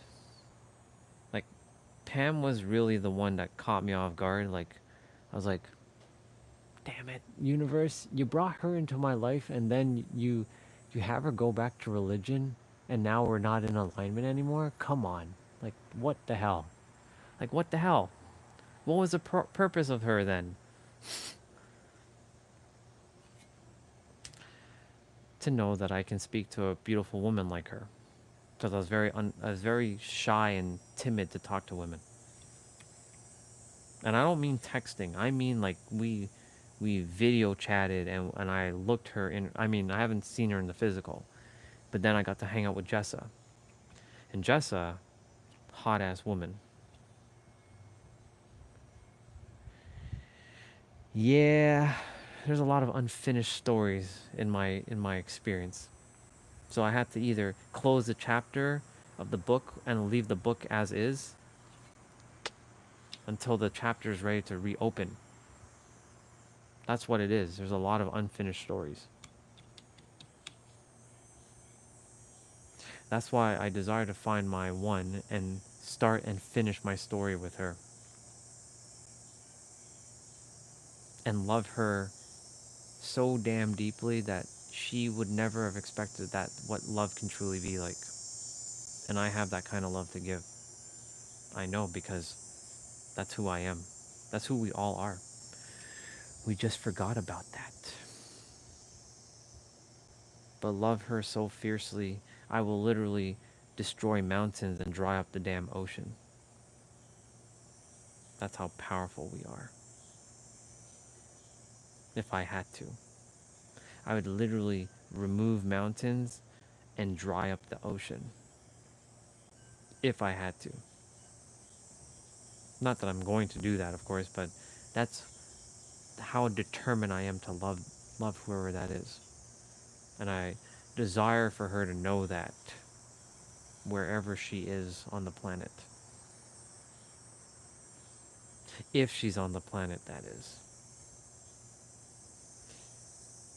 Because if she is in Andromeda and she's coming this way, then she already knows.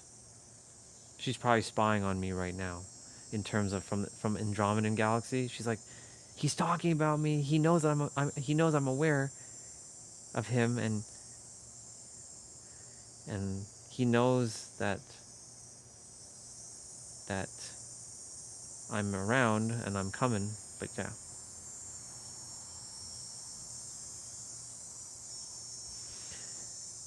Can you rewrite? Oh yeah. I can rewrite those ones because I'll be like able to. I've closed with those unfinished stories. I've sort of like wrote like a, energetic close to that connection with them, but it's not really, it's not like really finalized, you know what I'm saying?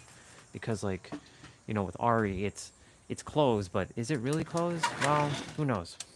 With Zoe, is it really closed? Who knows? With Pam, is it really closed with her? Who knows? I don't know. I mean, I love them, but I've let go. I've detached from them. I've detached from all of them.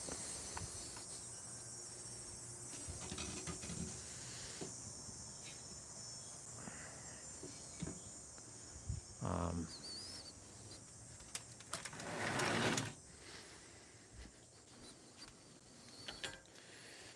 but yeah, I can definitely rewrite or finalize those chapters. I know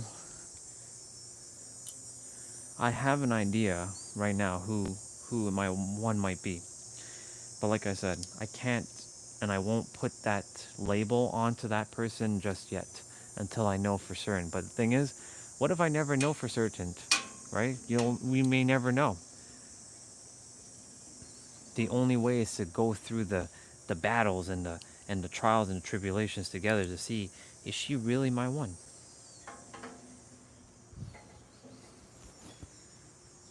We'll see.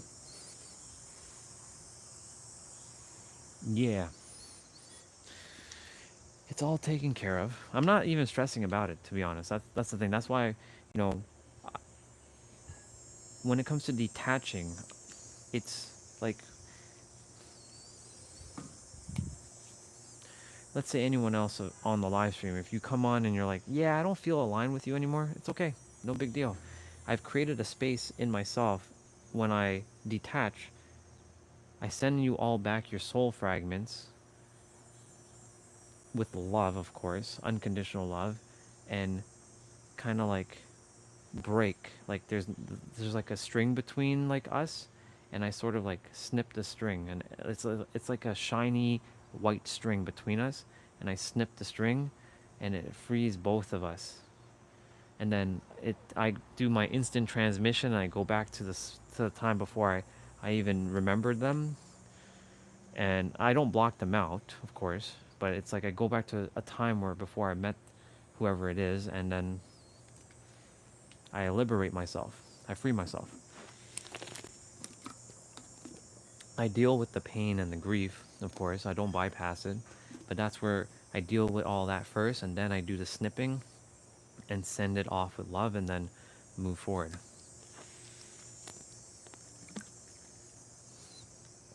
And I haven't done it just with women. I've done it with men too. With brothers, I've done it with some brothers. I had no choice but to do it with some brothers. It's not always been women, it's been men too. Not in a romantic context, because I'm not interested in men, but I had to do it with brothers. I had to like part ways with them. I gave them their last fist bump or whatever. See you later, brother. May your heart be your guiding key. Bang.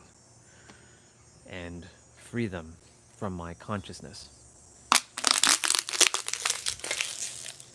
Because, you know, they were part of my journey, but no longer a part of the journey. I love them, and I always will. The thing is, even though I detach, that doesn't mean I stop loving people. Oh, I will always love everybody. I will never stop loving, even if they hate my guts. They can hate my guts. They can think I'm the worst human on the planet. They can think of me as the scum of the earth. Even the feminist that I don't want to call her that anymore. Her name is Julia.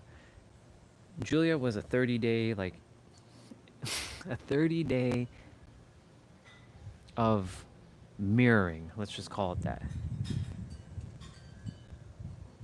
But, like, she called me the worst scum of the earth. But I can't hate her. I can only love her because of where she was based on her frequency at the time. Looking back in hindsight, because you can only connect the dots looking forward, you can't connect the dots looking backwards. Sorry. Roll that bone back, roll it back, roll it back. You can only connect the dots looking backwards. You can't connect the dots looking forwards, unless you can future sight. My bad. You can only connect the dots looking backwards, not forwards. So looking back in hindsight, yeah, looking back in hindsight, you know, she was where she was based on her frequency, but I really respect her and I love her. But I, you know, cut ties with her too. Even the scammers who scammed me, I had to cut my ties with them too. I had to cut ties with all of them. They did their damage, and you know, I don't wish karma upon them. I'm not the type for revenge. Oh, you're gonna pay for what you've done to me. I may say that once in a while, but I don't mean it.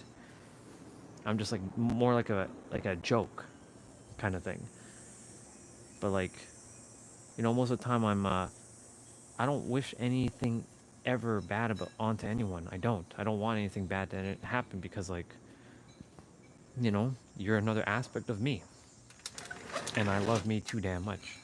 I'm so sorry, but I love me too damn much. I love me too damn much, and if I love me too damn much, that means that I love you too damn much. So, because I see everyone as one thing. Now, recently, did I see everyone as one thing? No, I lost that. Let me rephrase that. I forgot about that.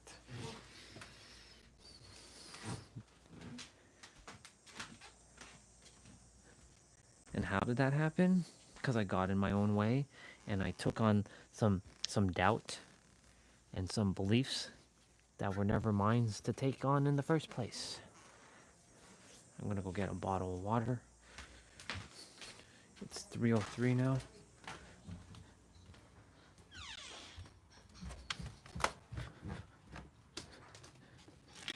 I should change microphones because this one's gonna die in about an hour. We got cardio to do, but I'll do that momentarily. I still gotta warm up.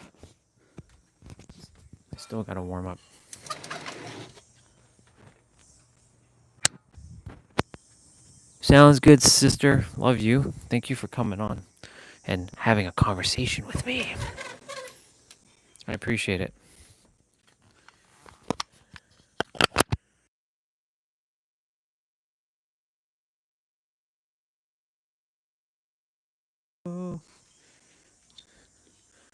Let's go. I definitely am going to wear my shoes, because since we're doing cardio, I don't want to be slamming my feet into the ground. So I'm definitely going to put on my shoes.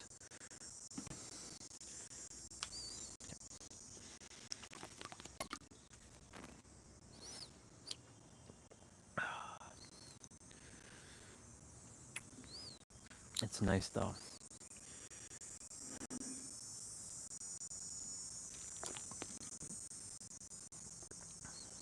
Detachment. Detachment is a skill that has come in handy countless of times. And I don't know who's actually here, but if that's you, T-Bray, fire in the hole. I'm gonna smoke you out. I'm gonna smoke you out of D-Dust 1 tunnels. Fire in the hole. Run in gun. Use my P90.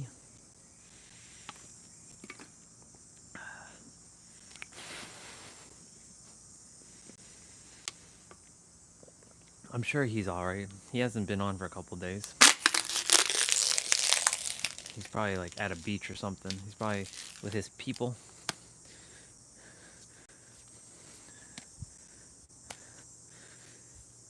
I've kind of like detached from like who's supposed to be here, who isn't, you know, like.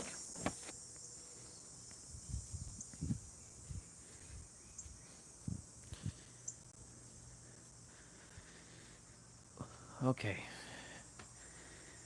This one's gonna be This one's gonna be a tough one.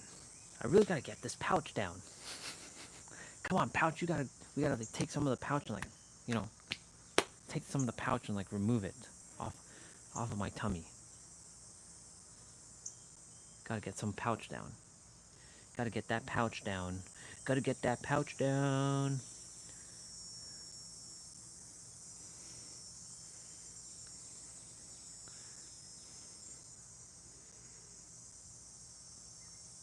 Yep.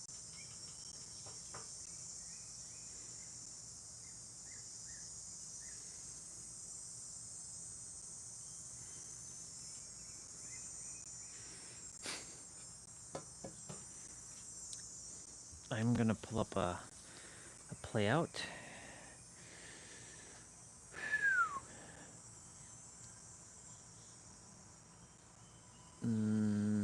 Let's see.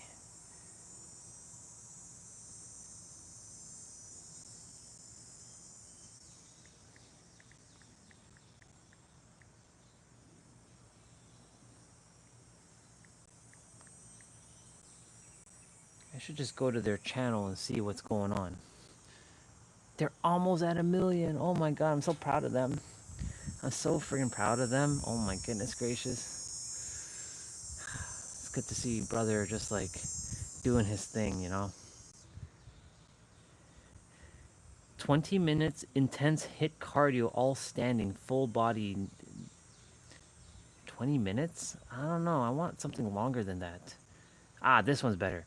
30 minutes, no equipment HIIT, full body, fat burn, workout at home. All right, let's go. We got this one. Okay. I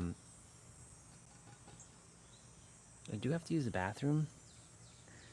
I do have to get my body like warmed up and stuff. I gotta get this to go up here, like take a little bit of this and like slap it onto my chest. But we're getting stronger. Hoo-ah. Hoo-ah.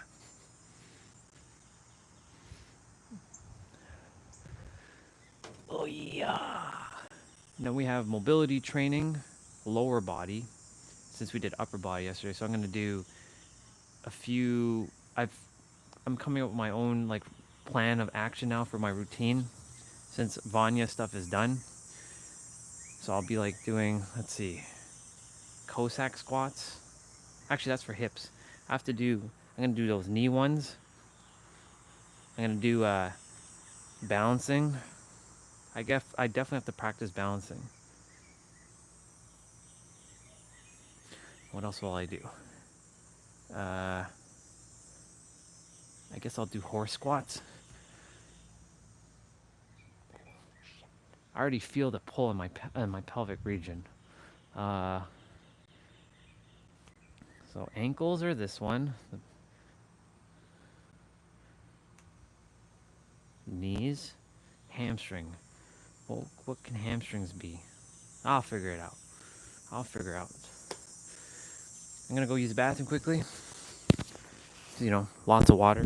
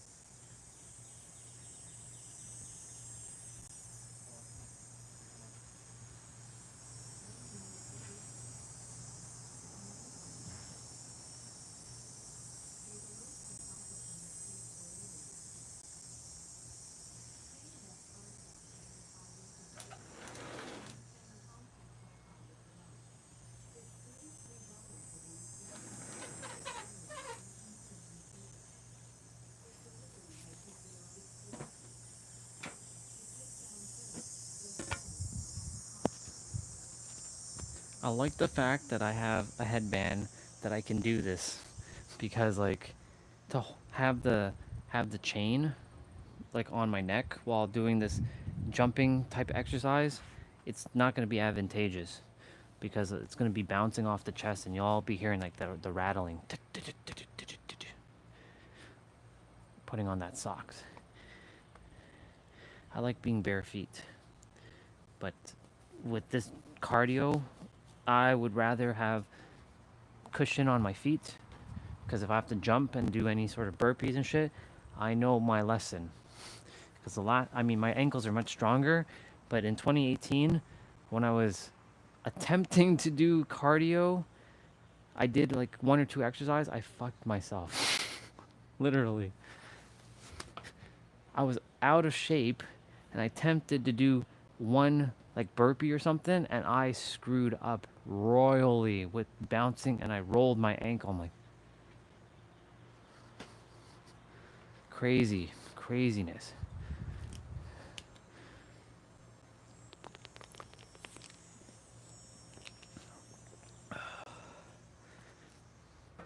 Okay.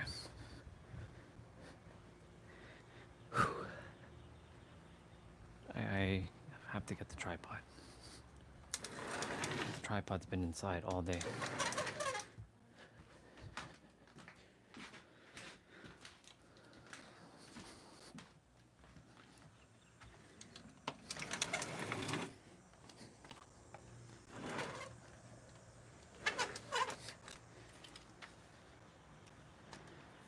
Okay.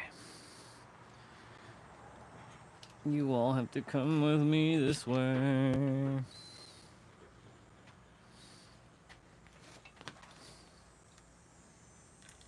There we go. I mean, whoever's been listening for this entire time, I appreciate you for being here and listening. Y'all got a lot of stuff today from me. A little bit of this, a little bit of that, everything else in between, everything under the sun. Okay, so today is HIIT day, or cardio day. That means today is literally no excuse. You have no excuse, because there's no equipment. And because there's no equipment, what do you have? Your body. And if you don't desire to do this, that's okay. No judgment. It just means that you're not aligned to doing a fitness routine. But if you are, then let's go do this thing. It is going to be about 30 minutes. I don't know the routine yet because I haven't done it.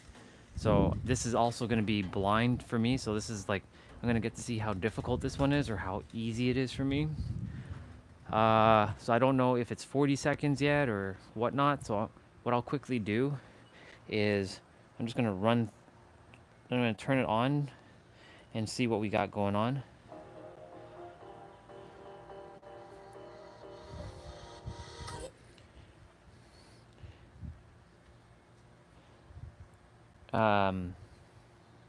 What the hell is that? Okay, warm up.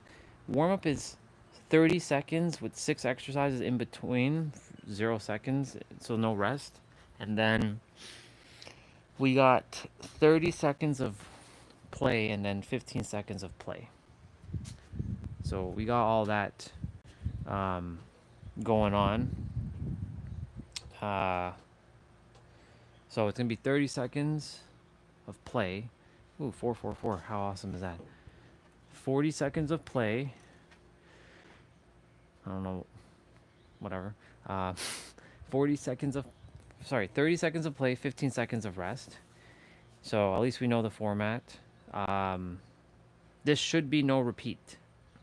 So it might be all different exercises, but if there is repeat, I will let you know. And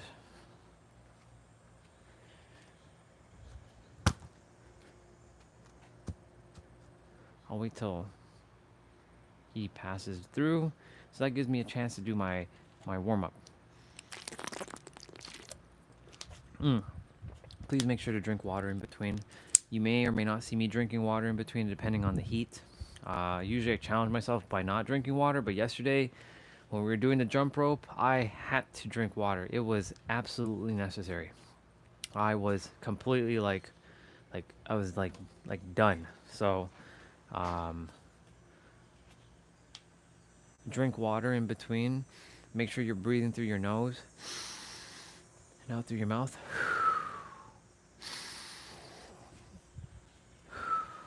If you're having a hard time breathing through your nose, then take in the air from your mouth.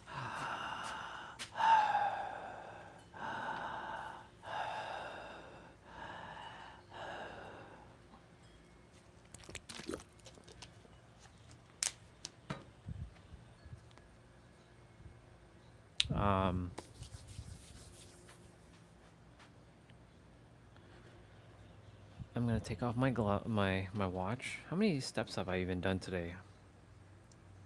Probably only like, yeah, only 12,000. Only 12,000.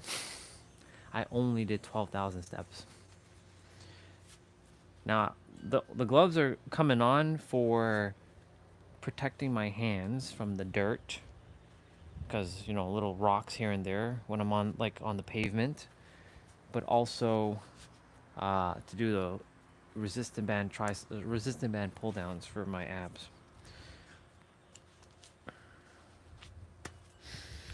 So I'm gonna do some push-ups. So if you want to join me with the warm-up, I'm gonna go ahead and like tap my body.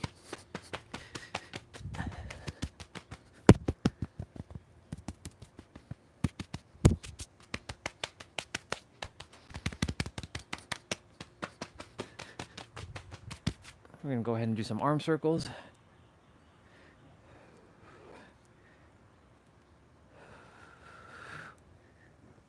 Don't worry, I'll put on some music for you all. Or I'll just use the music they have, because it seems to me that the music that they were using wasn't copyright. So maybe the live stream didn't hear the entire music. So if that be the case, I can use their music, but we'll see what happens today. Okay. We're gonna do some crisscross.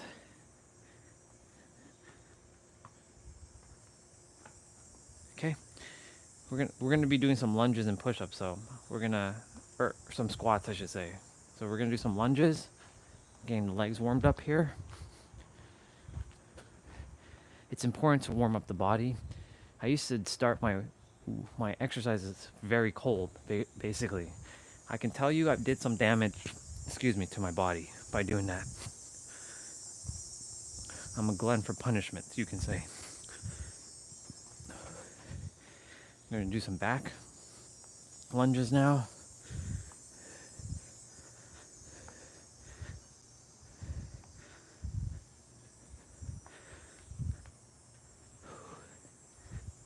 Okay, I'm gonna do some side lunges.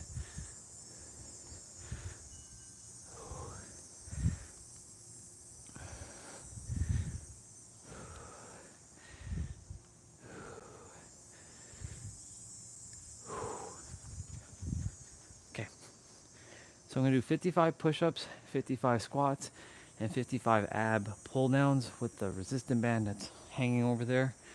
So 20 wide. Look at my elbows if you're gonna do it. 20 wide, 20 standard, 15 narrow.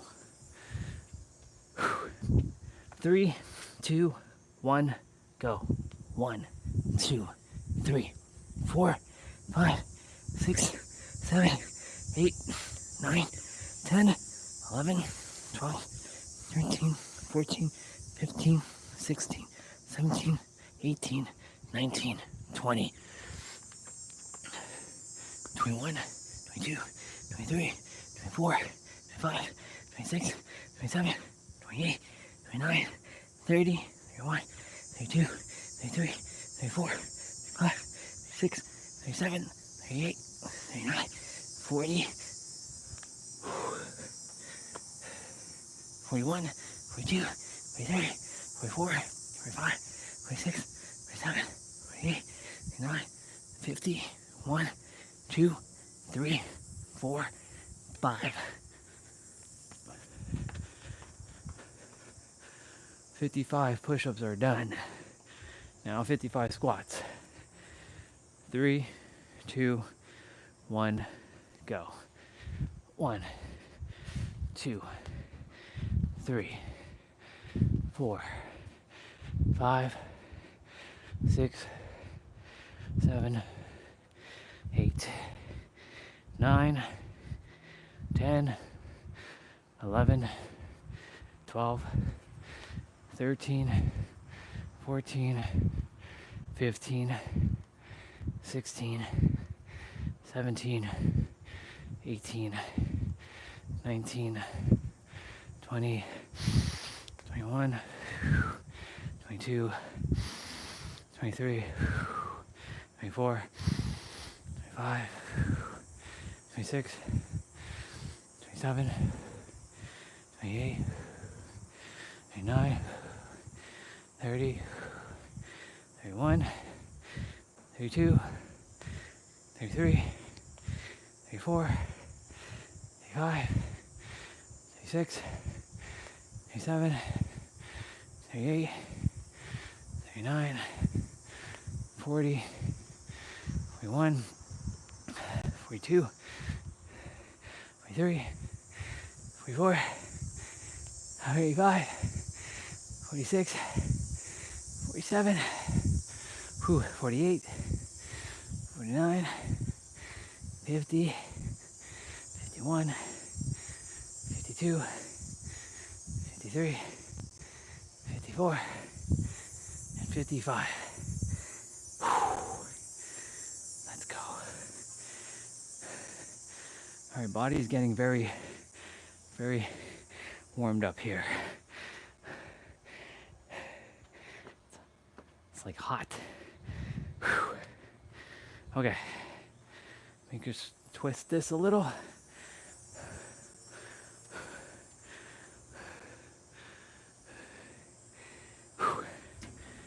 55 ab pull downs.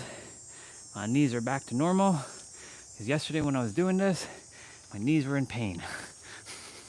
So it's good. 3, 2, 1, go. 1, 2, 3, 4, 5, 6, 7, 8, 9, 10, 11, 12, 13, 14, 15, 16, 17, 18, 19, 20, 21, 22, 23, 24, 25, 26, 27, 28, 29, 30, 1, 2, 3, 4, 5, 6, 7, 8, 39, 40, 41, 42, 43, 44, 45, 46, 47, 8, 9, 50, 1, 2, 3, 4, 5. Okay.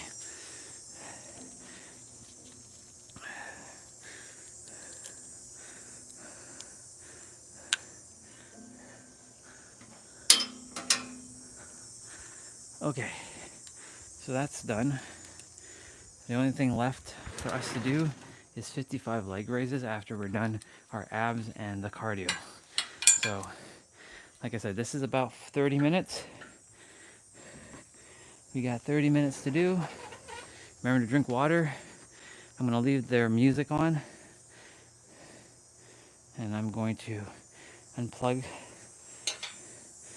and let's get right to it, y'all. Let's get right to it, shall we? Fixing that. Perfect.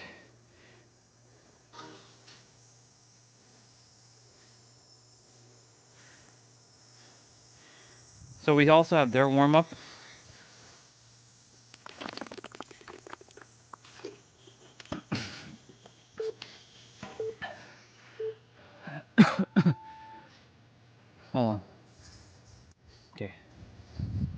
Jumping jacks, let's go.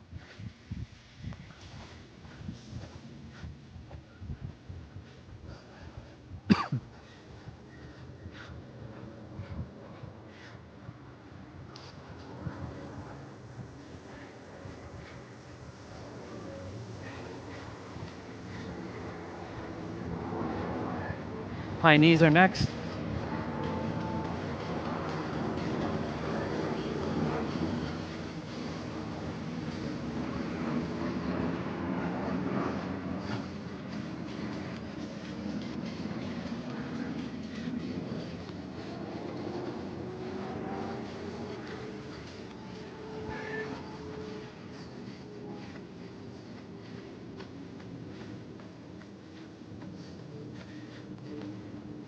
Okay, arm circles are next.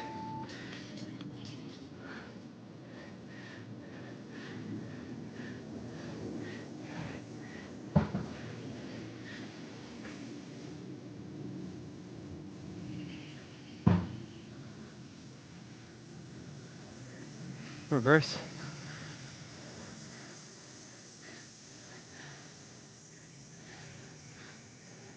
We have squats. So we just did squats to do more squats.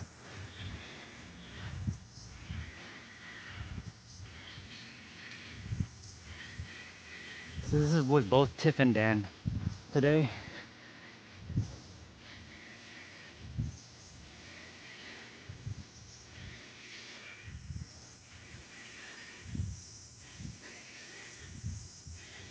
So we're doing lateral lunges next.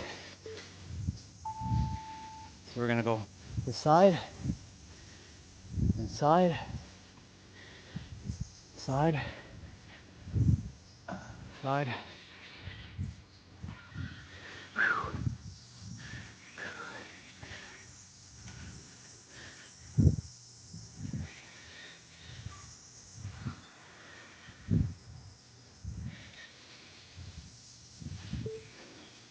Okay, so we're doing inchworm. So you're gonna go ahead and come back.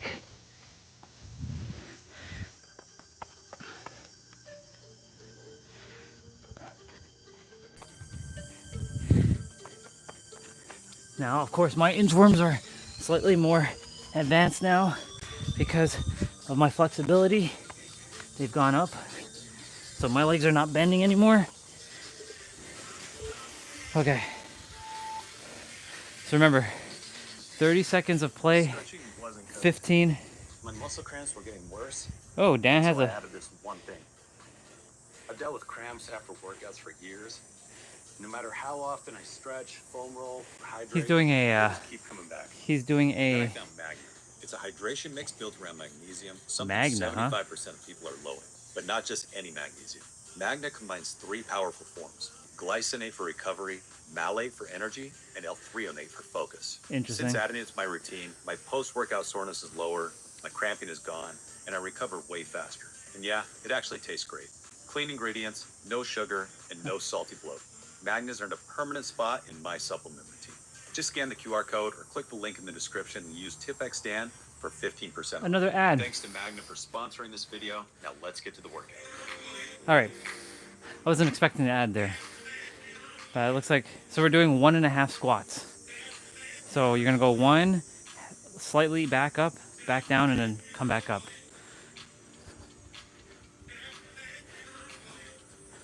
Let's go.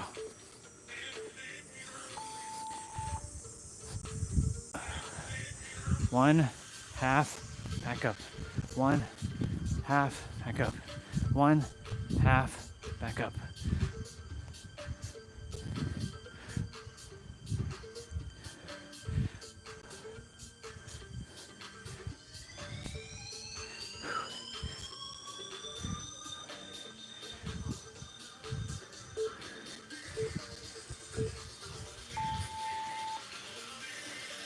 One and a half curtsy lunges to the right. So you're gonna bring your right leg back like this, 1, half, and then back up.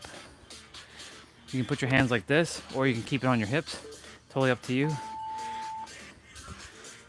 Or you can do it in prayer. I'm making sure when I do curtsy that my knee is over my toes here. Since I've practiced with Vanya,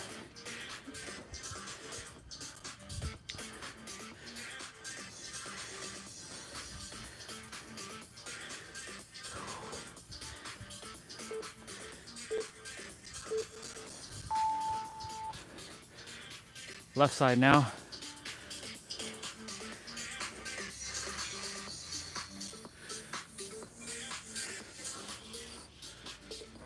Okay, same thing.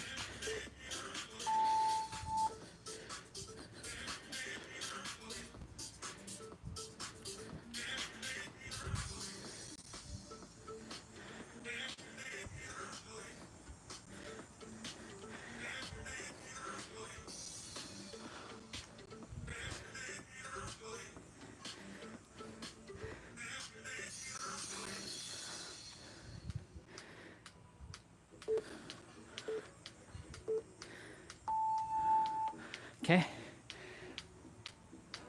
Okay, so we're doing broad jumps now. So we're actually gonna be kind of like doing this, turning around and then jumping again. So I gotta be careful here. So I'm actually gonna do this on the grass.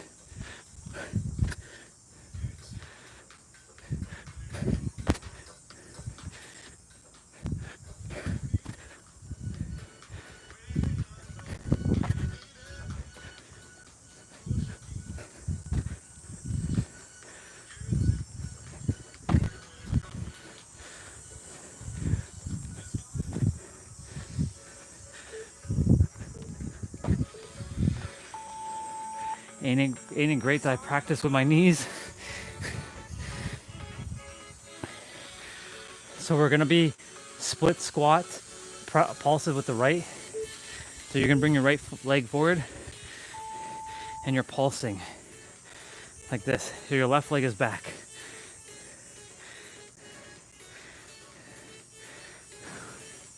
You should be feeling it in your thighs right now.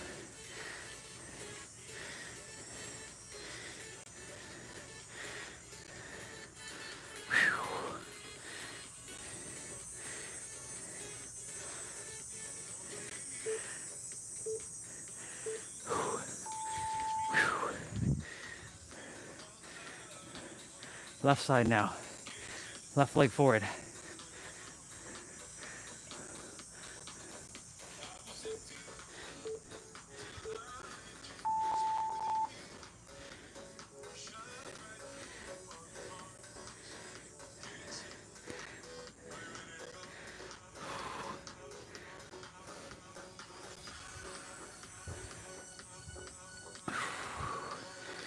Remember to breathe through your nose.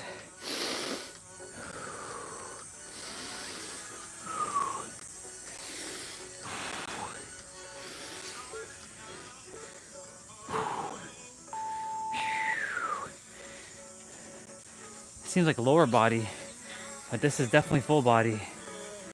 Yep. Pop squats are next, one of my favorites. So you're switching hands here. I like to do like summoning jutsu. Summoning jutsu.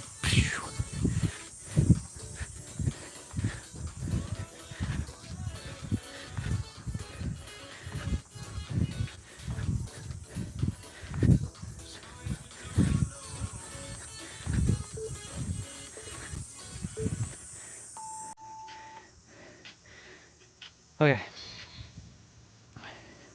So we're doing front to back right lunge. So you're gonna go forward and you're gonna come back.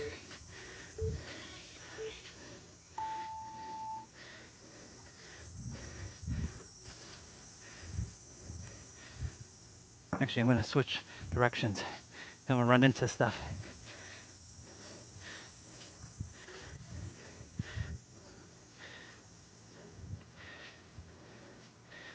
Your legs are getting it right now.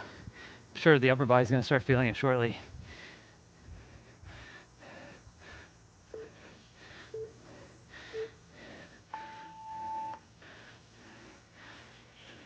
Left side. I like this track, by the way.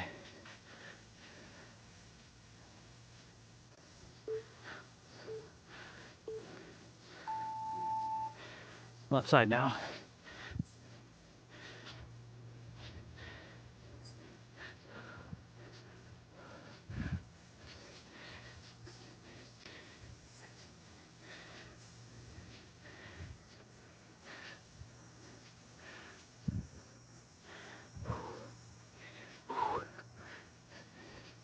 You're doing great, y'all. Keep it up.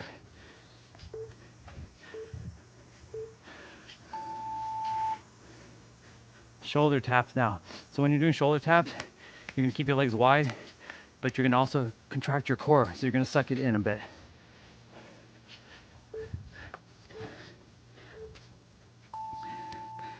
So just like this.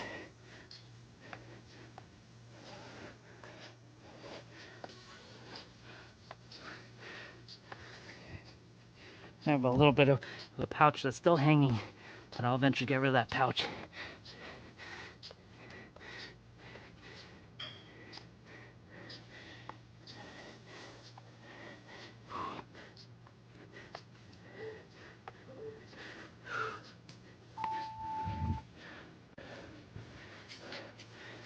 So push-up climber, so you're gonna do push-up, then bring your knee into your chest, then push-up, then other knee to your chest. So it's gonna look like this.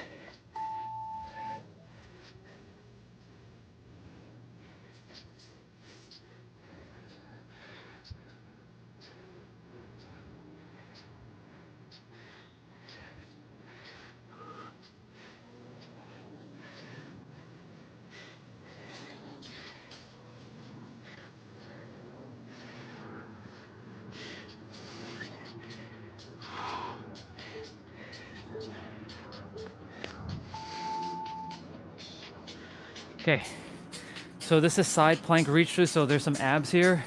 So you're gonna be with your right, so actually you're gonna do your left arm first, and your right arm's gonna reach out.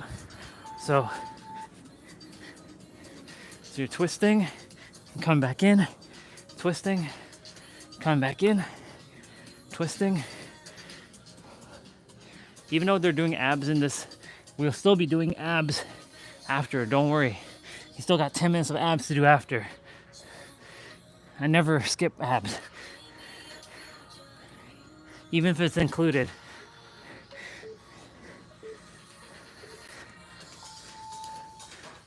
Other side now.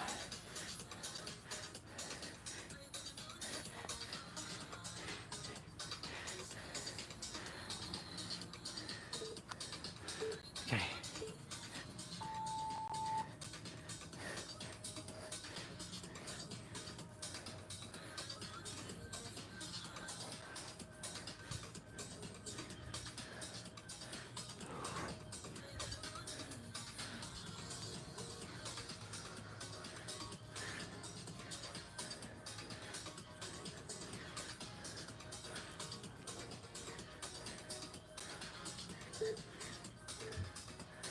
Very good.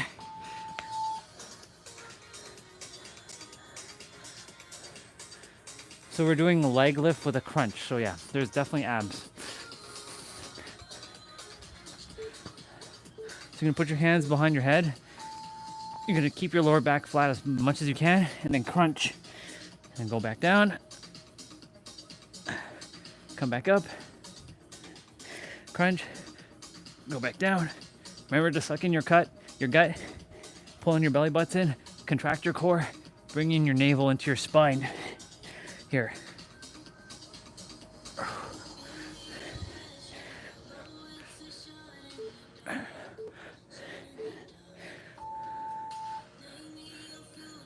Flutter kicks are next. So here I would put your hands underneath your butt if you can, or if you want to challenge yourself, if you can keep your lower back flat without your hands underneath your butt, then go for it. But I would definitely put your hands underneath your butt. Really contract your core here.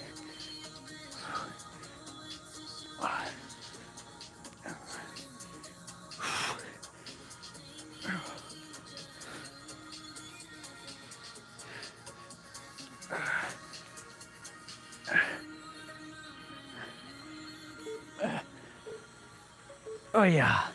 Let's go. Butterfly crunches are next. He calls it double crunch here, but it's butterfly crunch. So you're gonna put your hands behind your head, bring your feet together, and you're gonna crunch in the middle. Elbows are meeting your knees, and your knees are meeting your elbows in the middle. Really squeeze that core.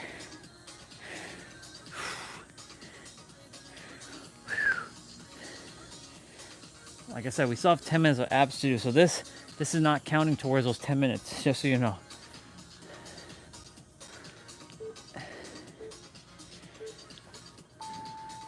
What's next? Mountain climbers are next.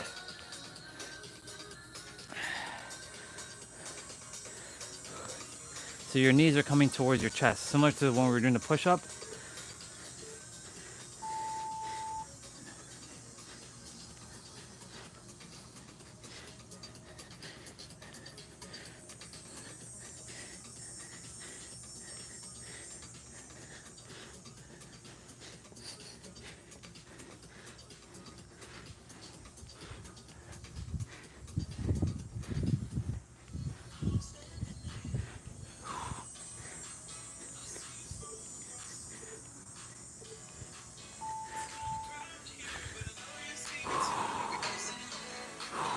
Okay, we're doing push-up front raise. So you're gonna reach to the front with one hand, go down, reach for the other. So it's gonna look like this.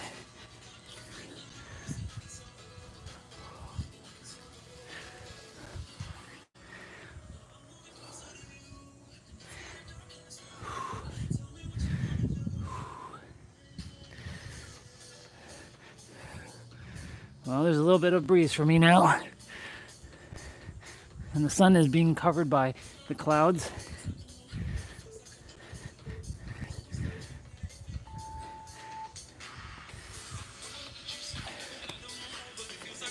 Your first burpee is coming up now.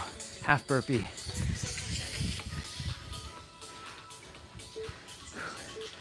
So I'm gonna face this way.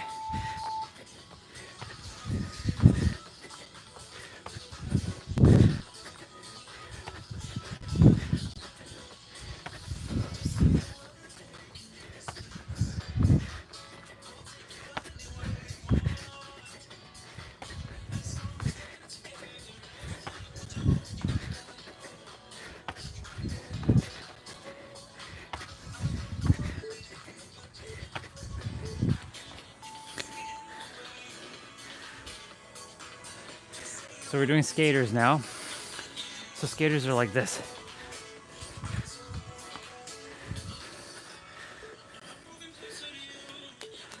Welcome back, bro.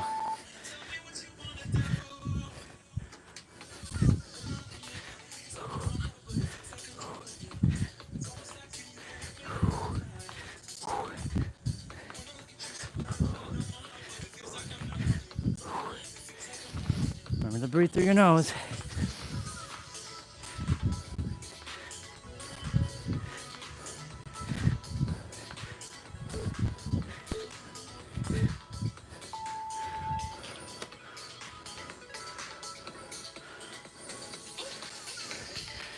Squat to switch lunge. So you're gonna do squat, go down, come back up, do a lunge. So like this, squat, lunge, squat, lunge, squat, lunge, squat, lunge.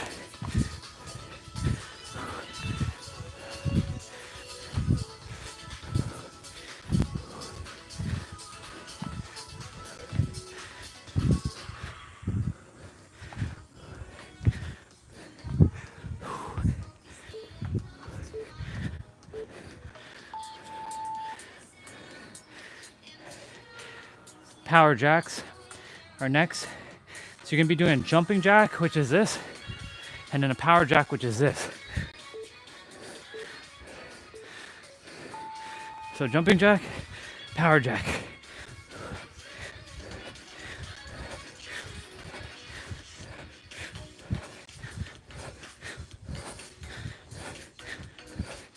And the sun's coming back out now.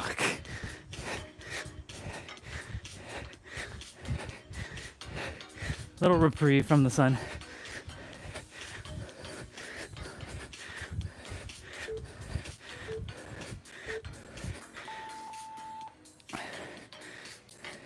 So high knee twist to the right. So you're bringing your left elbow like this. You're twisting like this.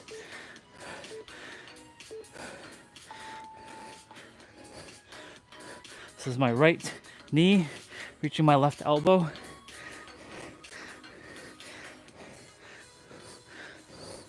This is for your obliques, which is the side ab muscles found closest to your rib cage. So this is like standing abs.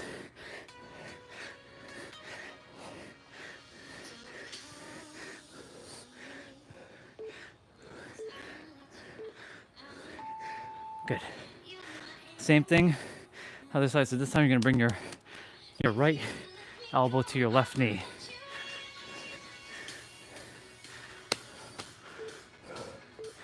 Let's go.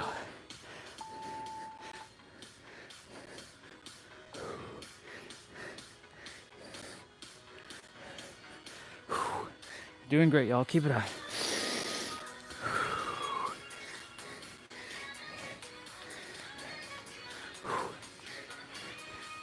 Were you there the entire time there, bro? Were you just like in the background listening? Or did you just come back?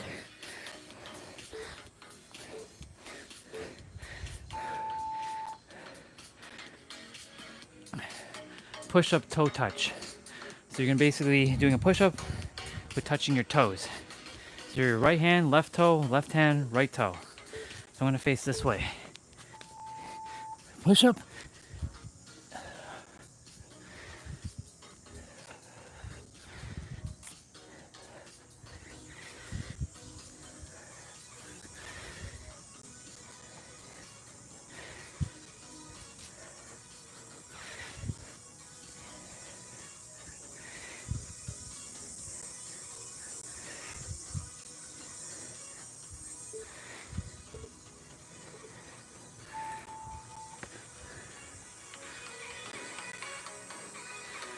Okay, high knees are next.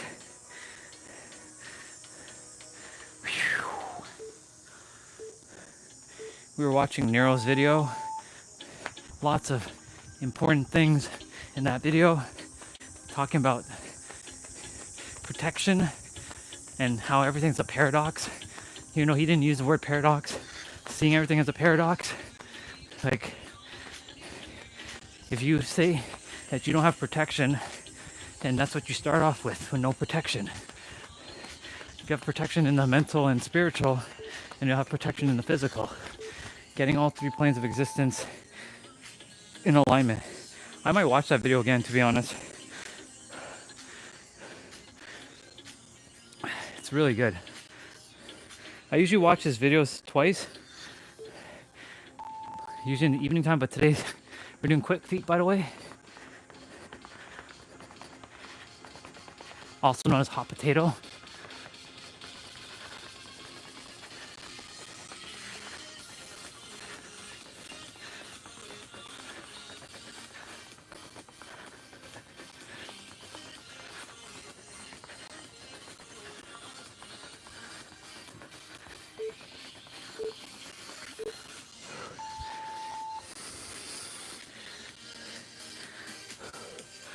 Plank jacks are next. I am gonna do it this way.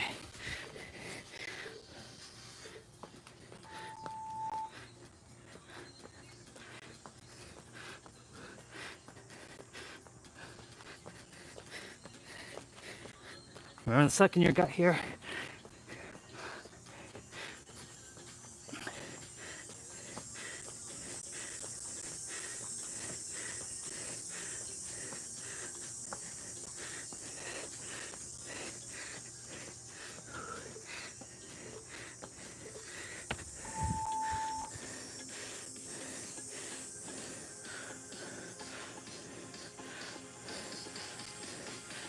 Little string was coming out of my back of my head. I have the microphone on my head right now.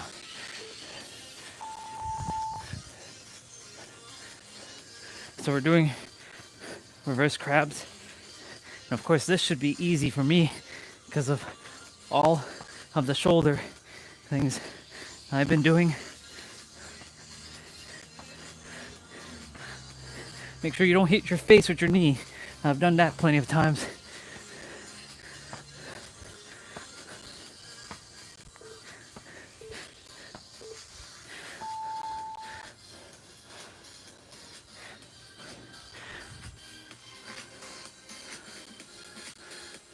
Oh, I just started. About 30 minutes. I'm almost like 30 minutes in. So we're gonna go switch. We're doing this. Let's just see what we're doing here with a rotation. So we're doing a lunge with a rotation. Yeah, I started. What time is it? 3:33? No, 3:53. I started around like 3:10, which is like 2:10 your time. Well, I was doing the warm-up. So the cardio actually started probably like 3:30 because I'm at 79% done. And this is 30 minutes. So it's probably got like 5 to 7 more minutes maybe on this. And we have abs and then when we're done. Well, I'm done the routine. Then I have, we're doing regular push-ups. And I have mobility training for my lower body. Since I'm starting my own regiment now.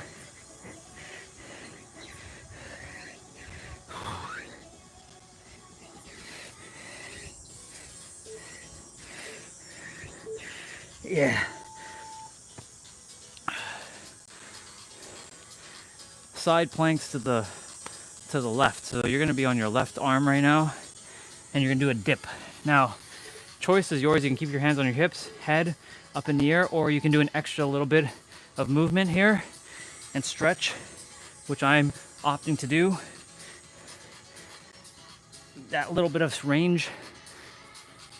If you're having a hard time balancing, put your left foot forward and your right foot back. So the arm that you're on, put the foot forward with it.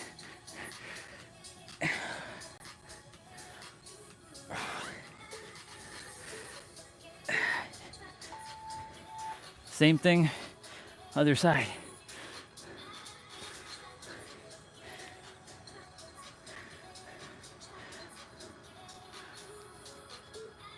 Okay.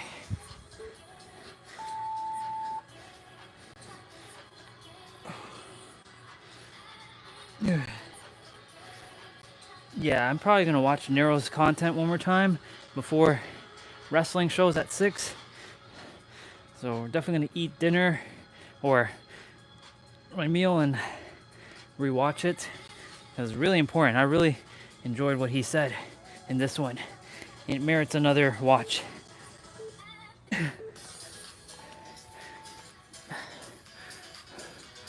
Rear lunge to front kicks. It's only the right side though.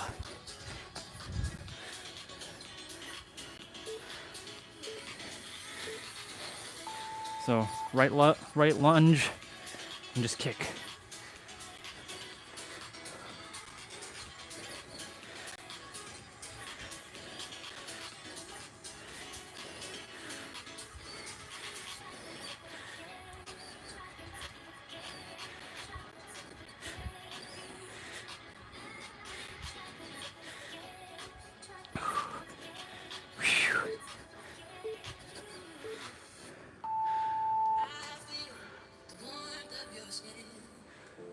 Oh, no. Oh, my schedule is just random now, bro. It's just absolutely random. I've been doing it later in the afternoons as of late. Just giving myself like that time in the morning and then like mid-afternoon or like early afternoon to just chill. Since I'm not going anywhere. If I'm gonna go anywhere, then I'll do it earlier. Like for a bike ride, but I usually avoid doing like trail walking or riding in like the afternoon. So more of like a chill here. We got burpees, straight up burpees.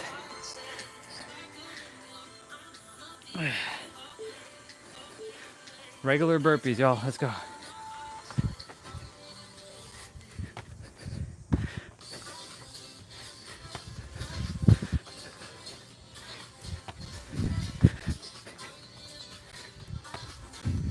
Yes, let's go.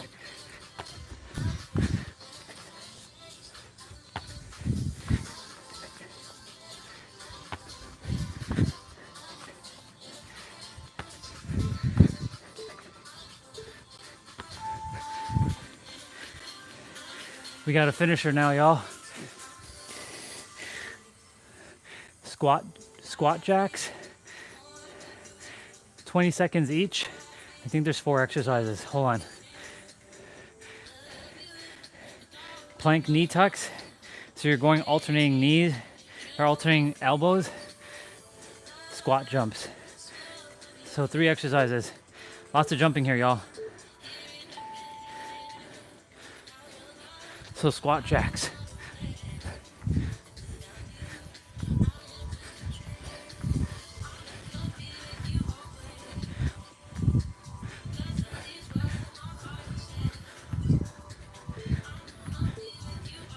Okay, you're doing, so you're going to your opposite knee, sorry, opposite elbow.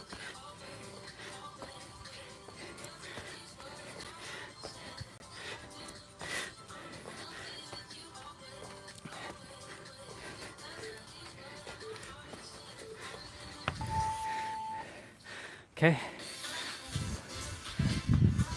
Squat jumps.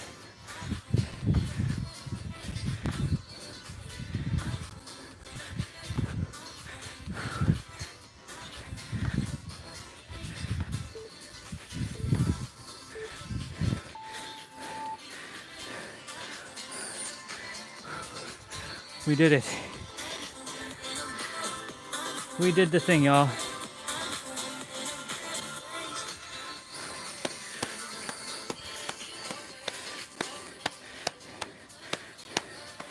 Stretch time.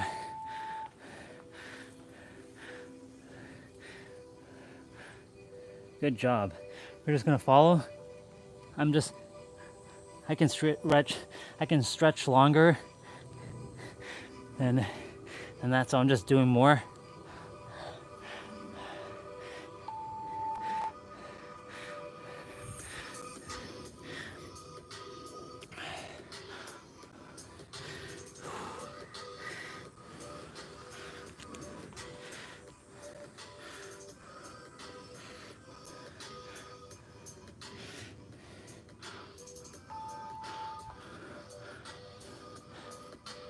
That's what happens when you build mobility and your stretching goes beyond what they show.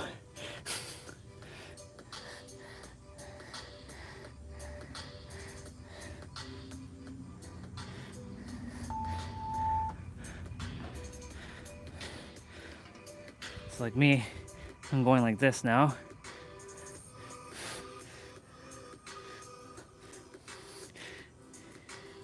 You don't have to do all that I'm doing.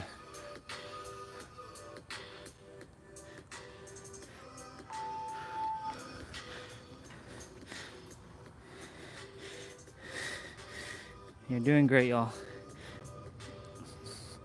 Proud of each of you for this exercise. You did great.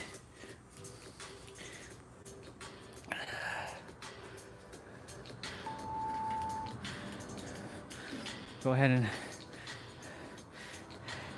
stretch.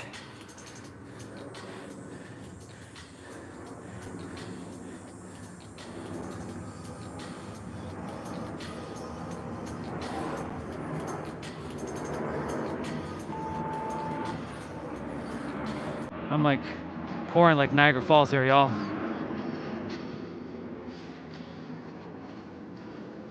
Legit.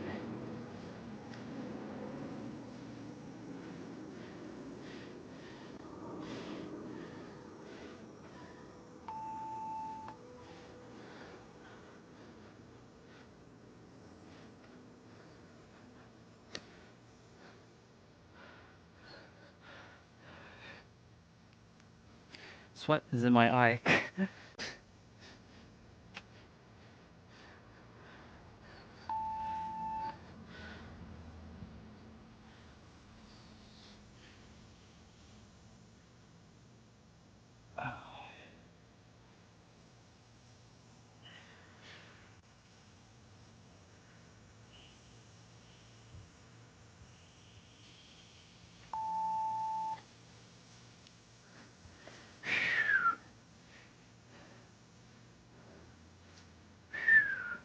You did great, y'all.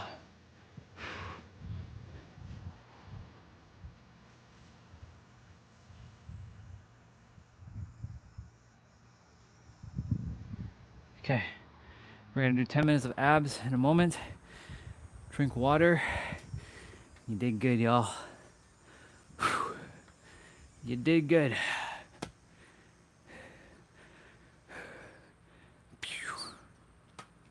Okay. I'm gonna take a moment to just like take it in.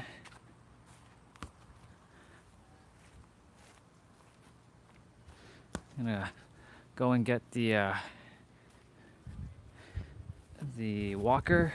The walker will be done after the 10 minutes of abs, and yeah.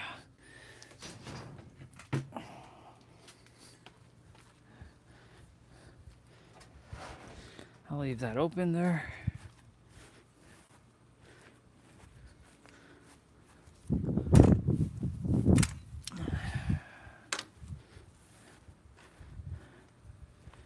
Mr. Andre, Hey, holy crap, you get in there now, eh? I'm getting there.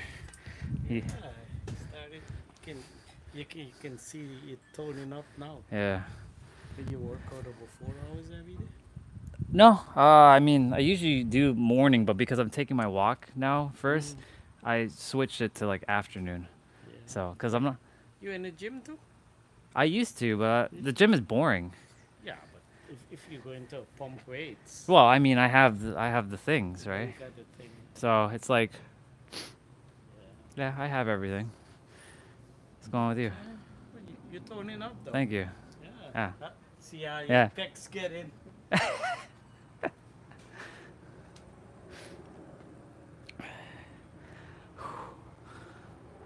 Whew.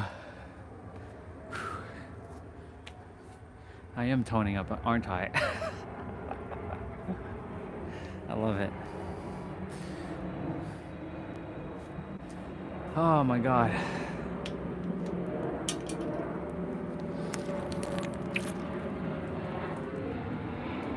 My intuition was like, he's gonna be coming. As soon as I get my walker, I knew he was gonna come. And I had a feeling. That's why I know, like, the universe is speaking through me.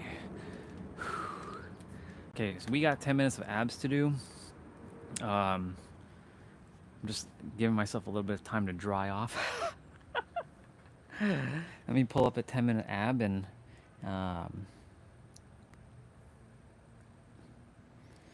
which one are we gonna do today? Which one haven't we done in a while? Is the question. We haven't done this one in a while, so let's do that one. Let me see what's going on with this one.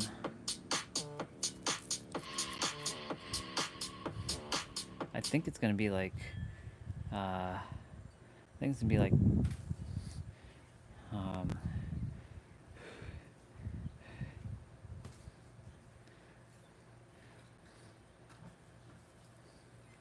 let's see. Where are we at in terms of like, I think it's like 30 seconds. It's 35 seconds. It's gonna be 35 seconds of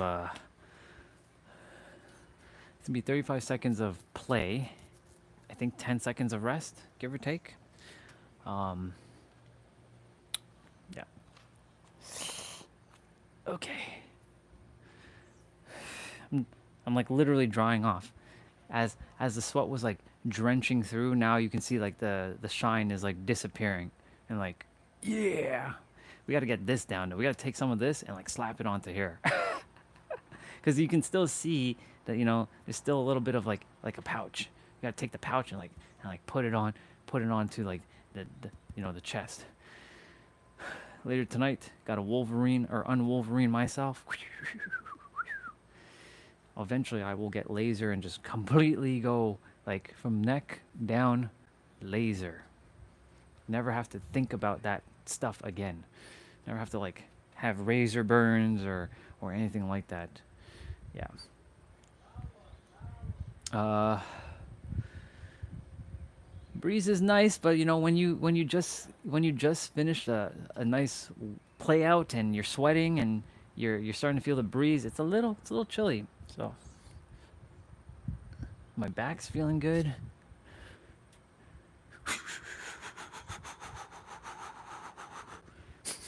Okay, enough joking around. Let's get to work. All right, y'all. Remember, ab exercises do not give you abs. They do not give you abs. You already have them. As I can tell you, this was based on, fitness by doing lots of resistant training. Of course, a lot of walking recently. What else? Managing my stress, which let's just be real. In the last month, I kind of stressed myself out for no reason, and I had to undo it. What the hell happened there? What's going on here? My bad. Yeah. Managing your stress, your nutrition. Now, your nutrition is gonna be by person. Like, I've seen people eat McDonald's and they're losing weight. Go figure. Right? They either are losing weight or they jacked up. How? Right? Some people have higher metabolism, some people have lower metabolism, some can eat more, some can eat less. So it's all based on your own personal thing. I have to tell you this because it's not one size fits all. Yes, more protein, less carbs would definitely be a formula. However, if you don't know, I would either, look into a nutritionist who knows. I have to sneeze. Ooh, bless me. Look into a nutritionist that knows about this stuff, or, do what I did and just kind of experiment. I mean, for me, diet is still my Achilles heel. I have to, do my best to compensate until I'm, gone and stuff. And yeah, just making sure like, I keep moving the body and not staying like stagnant. That's like the key for me. And also like sitting in a passive squat like this also is beneficial because it helps with digestion. It helps with all kinds of other things. So just something that I've come to pick up as well and practicing more and more of. When I was sitting in the chair earlier, I was doing my best to sit in a squat, but a little bit harder to sit in a squat in a chair. It can be done, just, I'm on solid ground, so solid ground has support, whereas a chair like that doesn't really have the support. So I feel like I'm going to like cave through the chair. Other than that,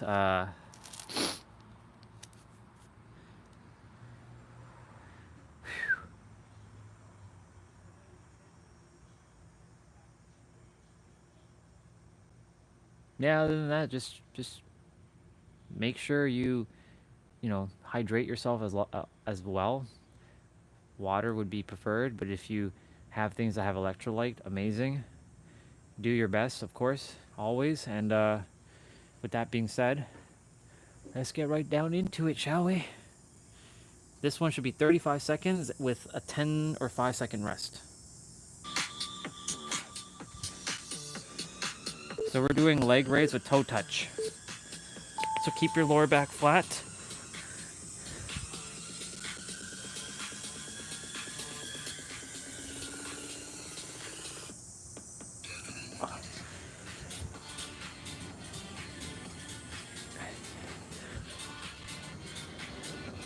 After this, I have 55 leg raises to do, and then I'm done. I'll be doing my mobility training, which will be short because like now that I got practice into those movements, I don't have to do as many moves as I was, like reps. So we're doing scissors next. Put your hands underneath your butt.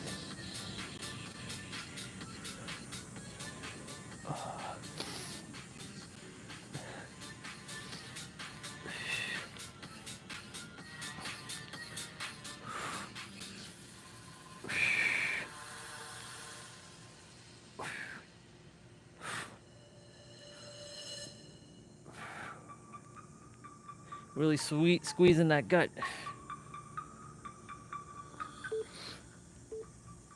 Yeah. 3-point crunch. So you're gonna go to your left, then through the middle, and then to the right. Back to the middle.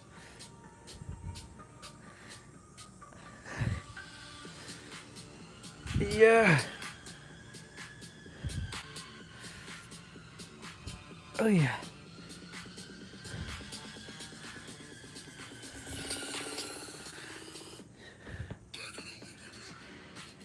Urgh.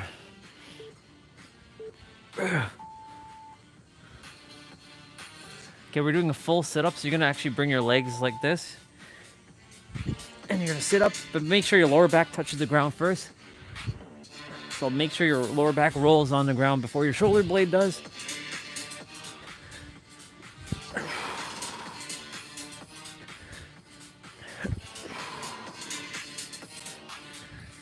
Let's go.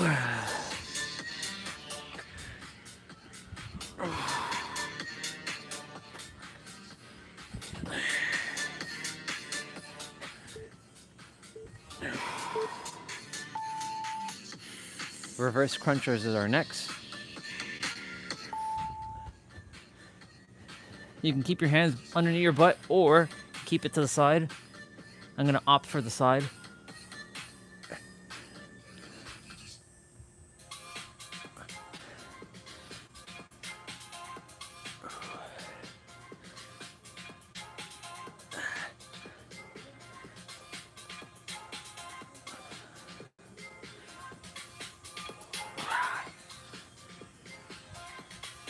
Yeah. Very good.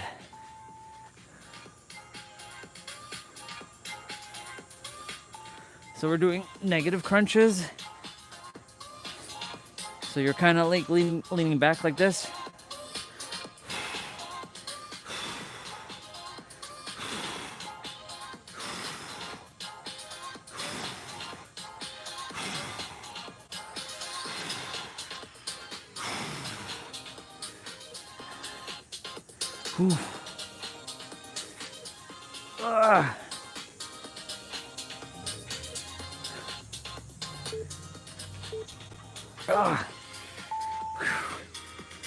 So we're doing extend to tuck or hollow to tuck or cocoon.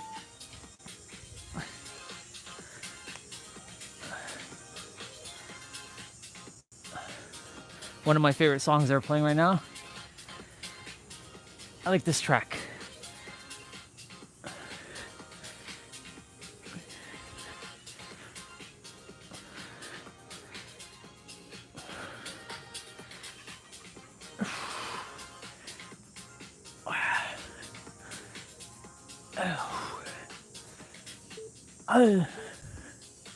Very nice.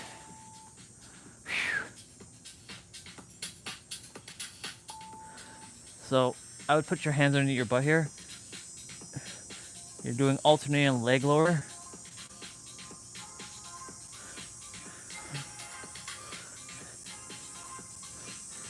I'm like noticing my legs are just straight now. They've definitely improved. Man, and this has only been not even a month of doing this stuff. Damn, let's go. I like my mobility training. Today is the 28th day. But she has nothing new for me now because I finished all of it. So now I'm just taking her moves and just implementing it to my own liking now.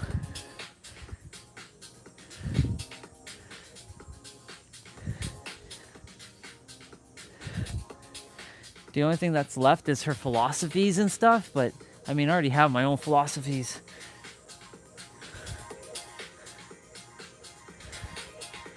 I'll just take the one the one that she used.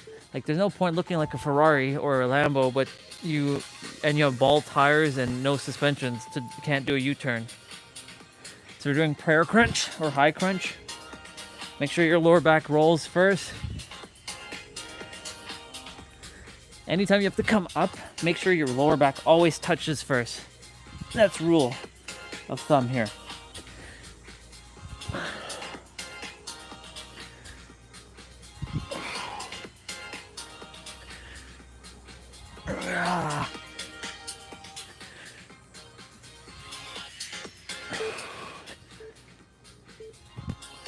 Yeah.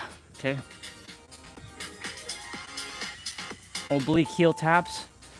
So this is gonna be great because my torso can't slide much, so I really have to like really put some effort to touching.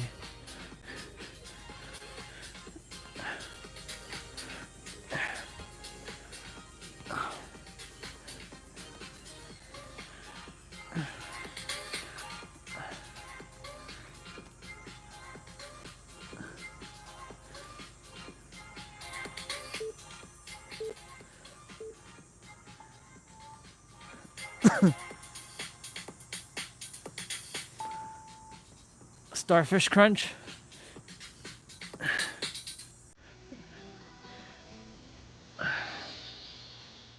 You can keep your feet hovering. Great.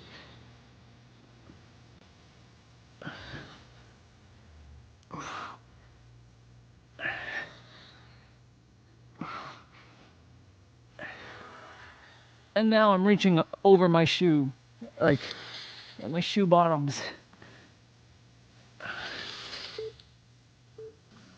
Oh yeah.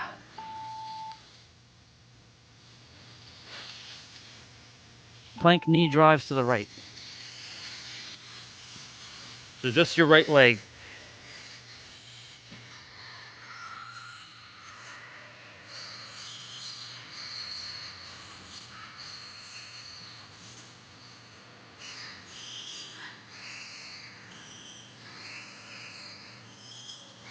Doing great, y'all. Keep it up.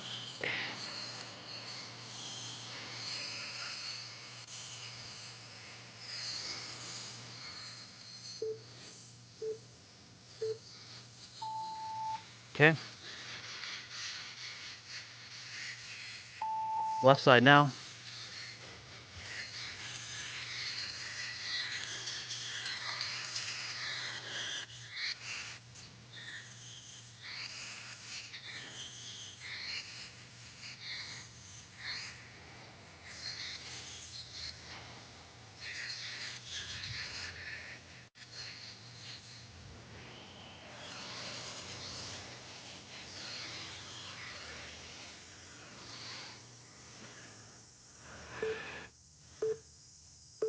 Okay.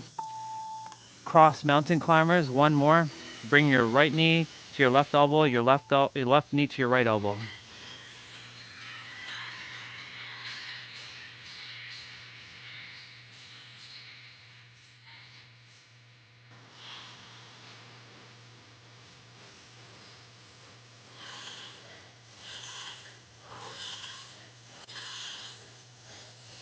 Feel like I had something on my tummy there.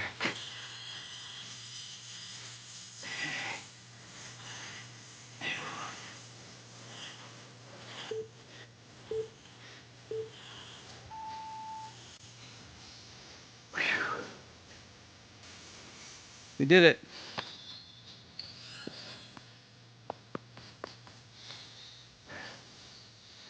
Good job, y'all.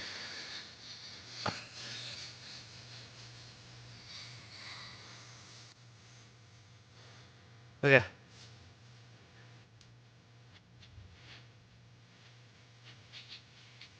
I'll let the track run out. Cool beans.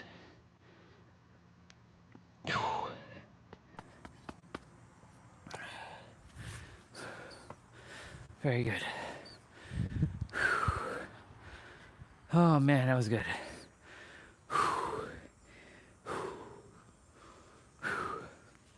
All right. Let's do a cobra stretch. I'm gonna still have to do my 55 leg raises, so like you all are done. I'm gonna do that in momentarily, but go down and come back up, and then just stretch. Now, if you can't look back far, that's okay. Just stretch.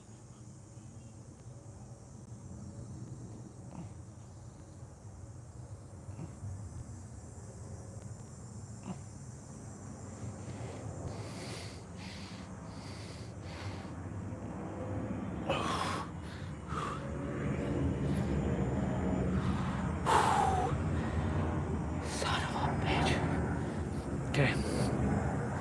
Go ahead and do child's pose.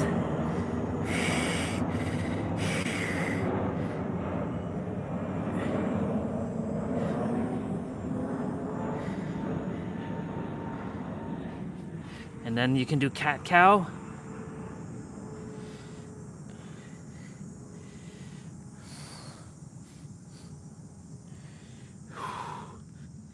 And if you can do this one,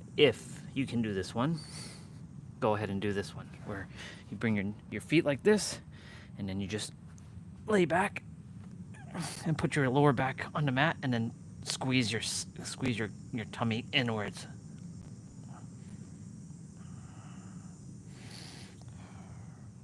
So contract your core here.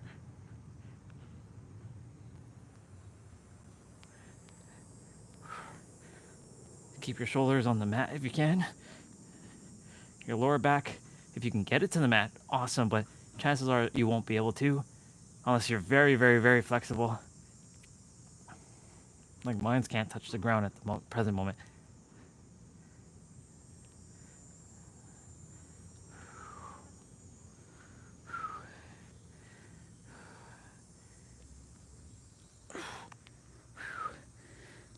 Let's go.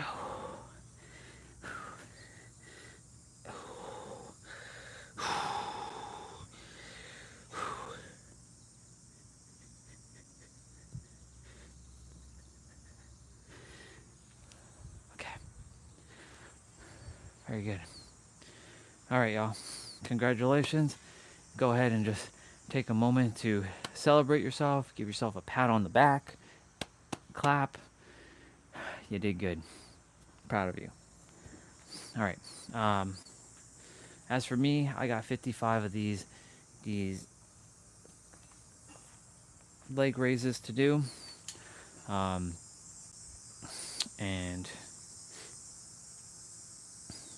yep.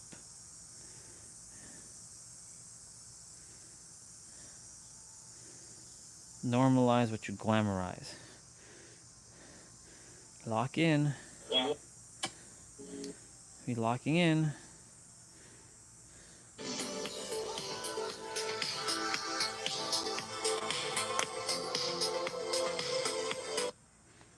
Yes, Mr. Sapper.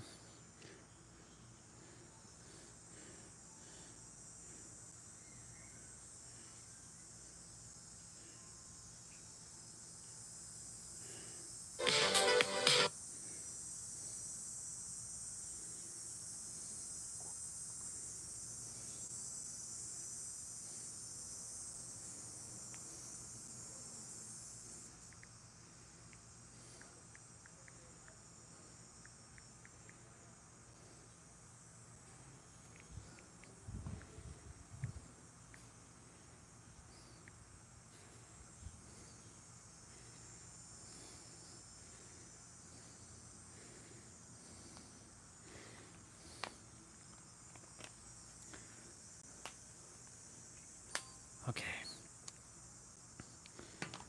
All right, y'all. We got 55 of these bad boys to do. I'm gonna go get my soccer ball.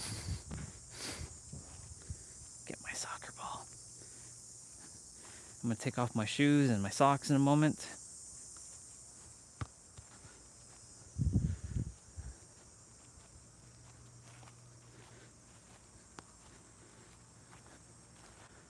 Okay. Drink some water, and then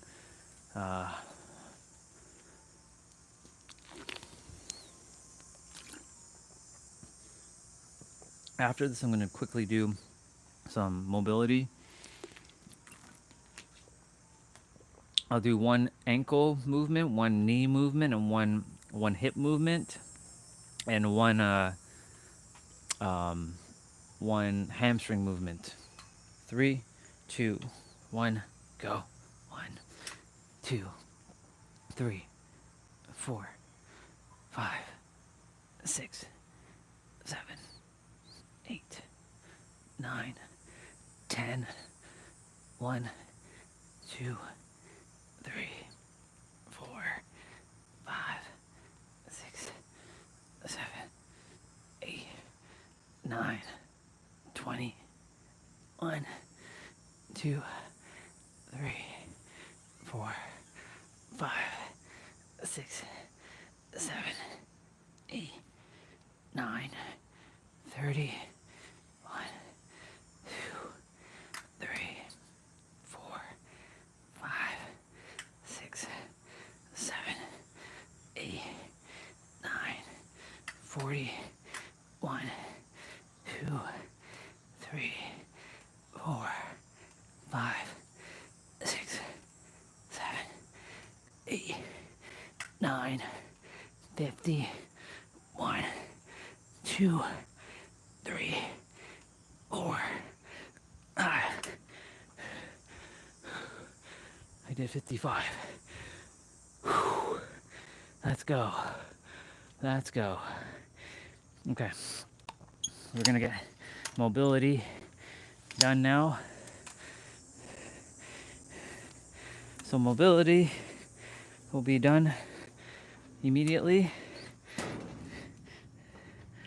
before dinner starts, or before I eat.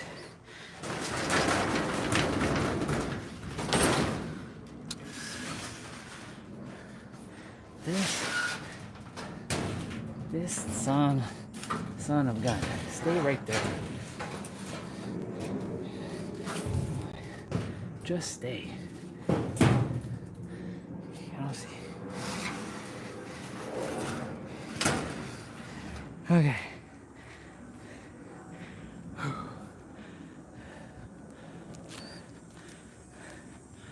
Let's go. Let's go. Let's see what we got. So we're opening up the school app.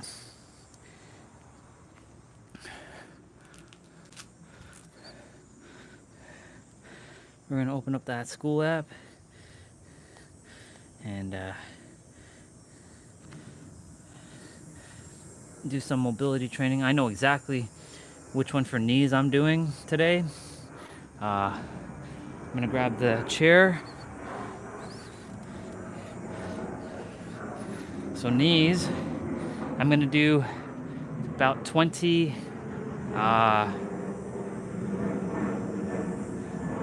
per leg, maybe 30, but one like not like 30 and then 3 sets.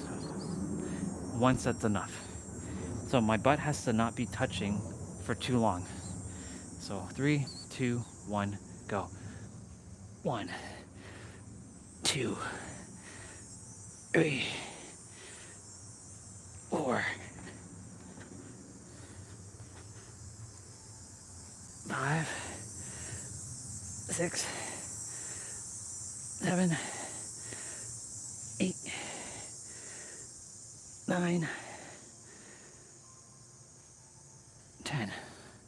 Now I know I can go lower and then come back up, but I'm doing the one with the chair. Okay. 1. No. 1, 2, 3, 4, 5, 6, 7, 8, 9, 10. Okay. Let's give ourselves a moment.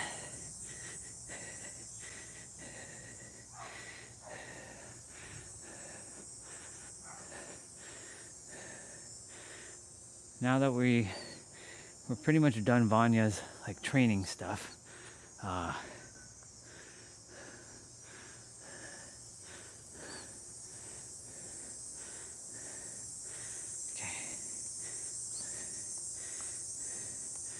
there's certain moves that I'm like the one with my fist where I'm going like this. Yeah, my knuckles got their ass handed to them. So I'm gonna not be doing that one as much, personally.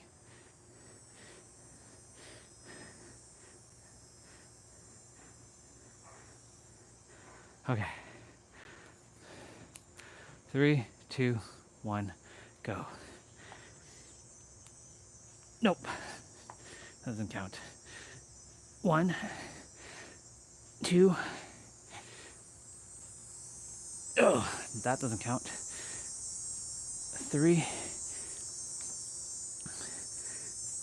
4, 5, 6, 7, 8, 9, and 10.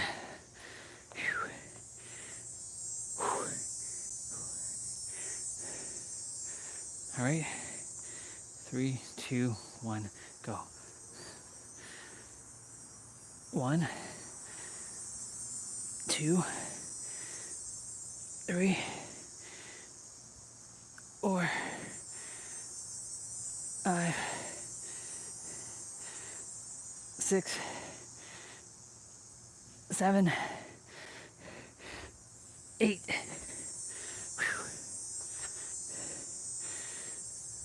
9. Shit. 10. Holy heck. Damn, y'all. Holy heck.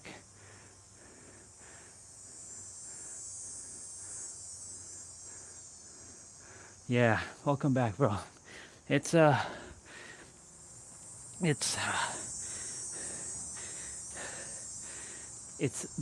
also tackling my ankles at the same time, doing that, and balancing at the same time. So like this one's a 3-in-1 right now.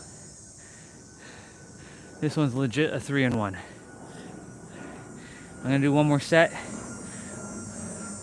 I said I was gonna do 30, and I'm gonna do 30. 3, 2, 1, go. 1. Nope, that doesn't count. 2, 3, 4. Ooh. 5. Yep, see? Ah. Nope, that doesn't count. 5, 6, 7, 8, 9, 10. Whew.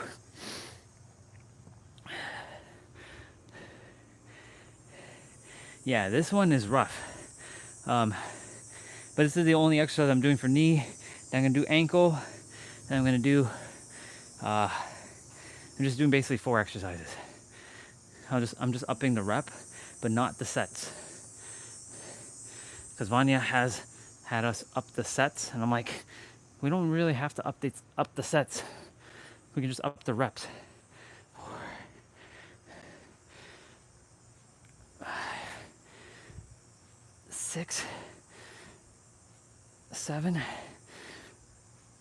8, 9, 10. Oh. Okay. That one's done. That one's done. All right. What's next? That's next. What's next on this list? What's next? What's next on this list?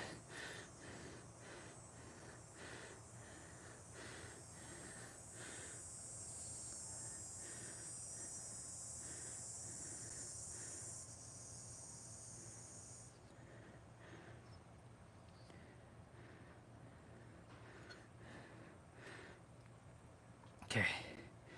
Hold on. One sec, y'all. Hiya. Hiya, hiya, hiya, hiya, hiya. Hiya, hiya, hiya, hiya.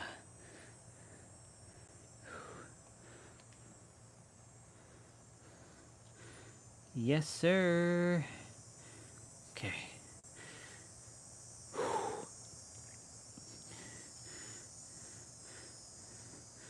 Scroll all the way down to, so we have knees.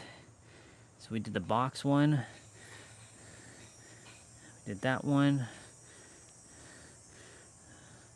So, hamstring. Let's see what we got for hamstring. Seated good morning. This is for...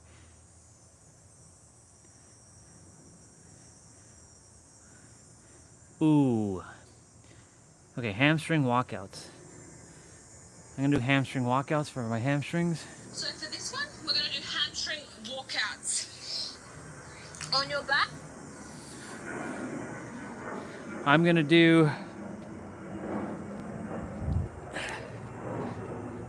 roughly 30. 1, 2. This one's gonna be kind of long. 3.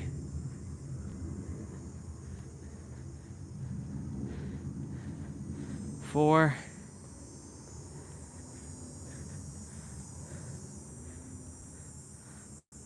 5.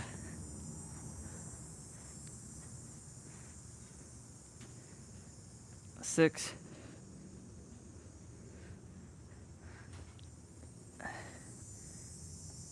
7.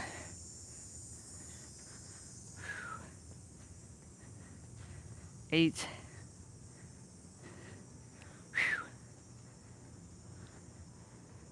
9.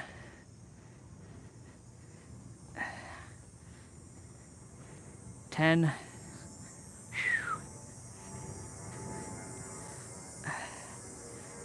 11.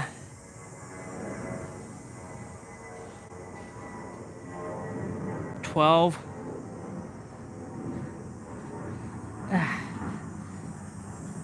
13. Shit, man. Oh my god, I'm feeling it now. 14.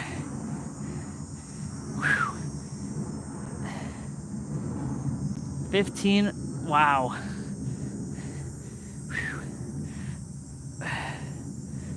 16.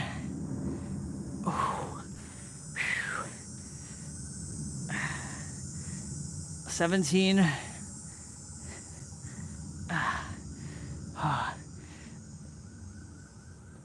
18.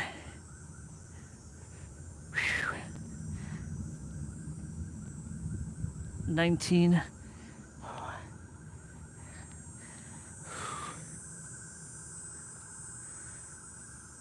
20. I'm just gonna hold.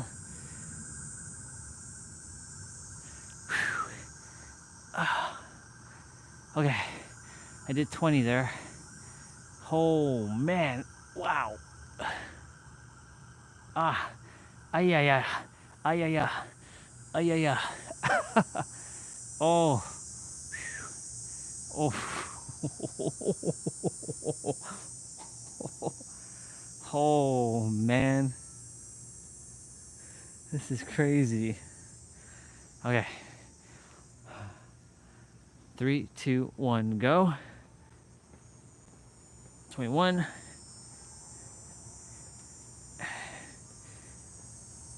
22.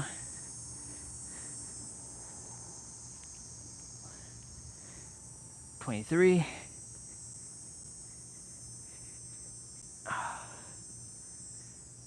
24.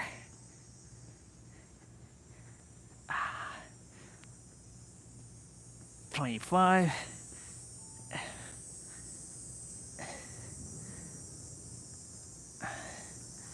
26. Phew. Wow, the sun just came out too. Again. 27.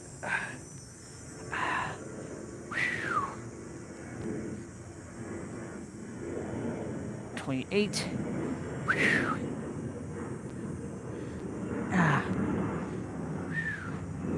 29.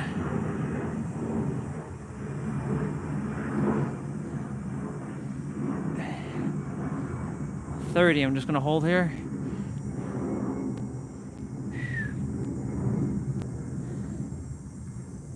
Oh, wow. Okay, that's done. 30 of those bad boys are done. Wow. Damn, that was kind of painful, not gonna lie. What we got for ankles?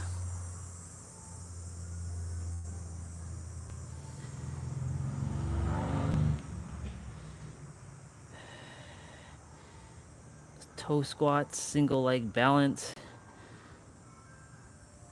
I want to tackle the balance. Variations.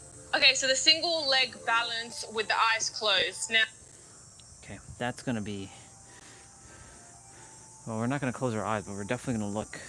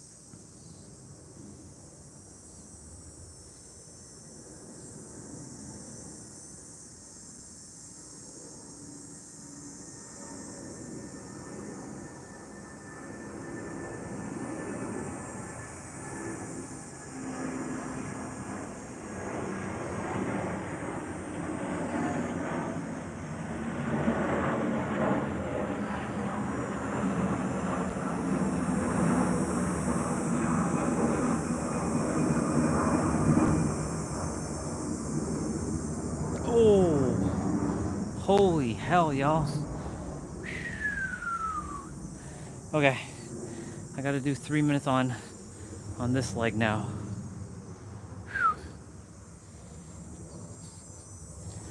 Damn, ankles are getting worked.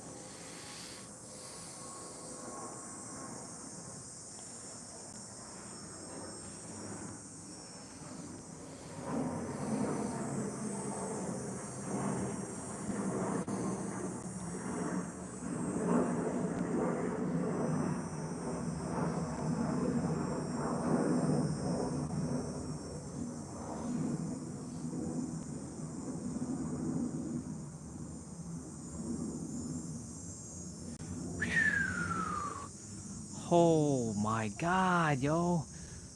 Wow, 3 minutes on that leg? Damn. Let's go. Wow.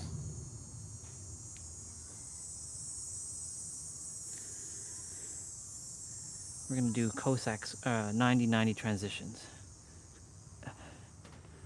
Or active pigeons? Active pigeon. This is my favorite exercise for that external rotation. Also stretches out the knee ligaments. So you're going to drop down into a long lunge. Your weight comes forward.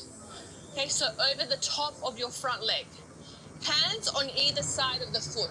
Okay, so not here, not here. One hand on either side of the foot. The weight. Okay.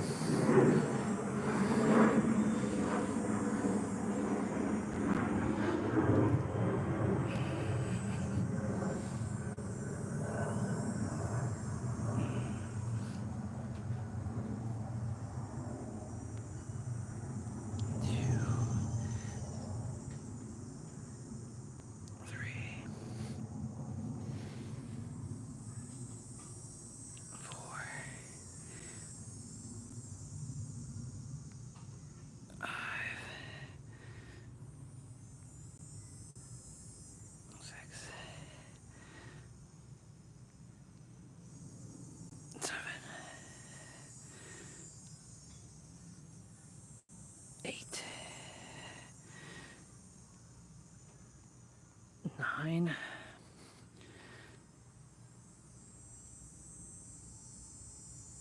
10. Okay. I'm gonna go get my food after this one, and yeah.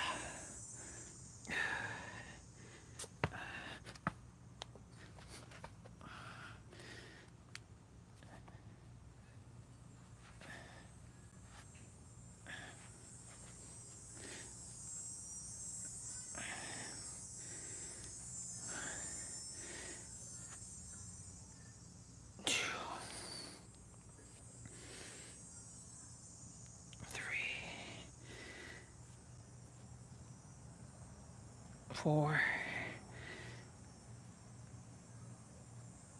5, 6, 7, 8,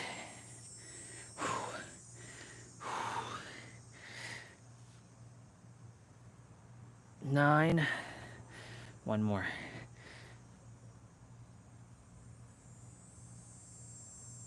10. Okay. I'm gonna go get my food.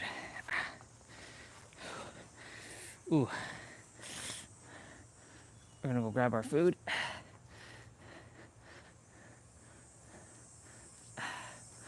Okay. I'm gonna go this way.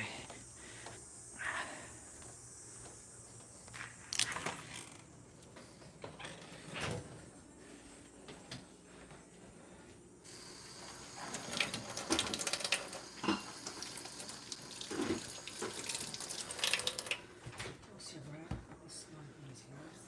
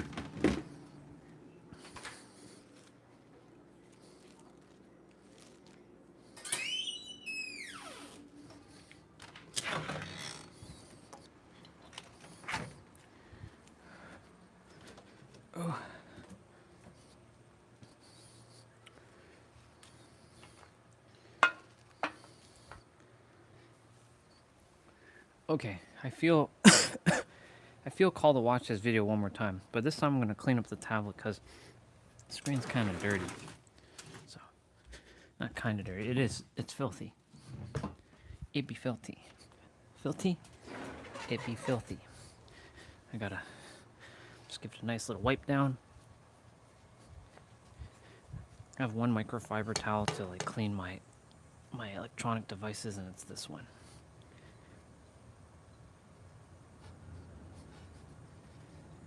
Ah, nice and polished. Nice and polished. I'm gonna put you all back on here. I'm gonna listen to the video. Put you all back on this selfie stick.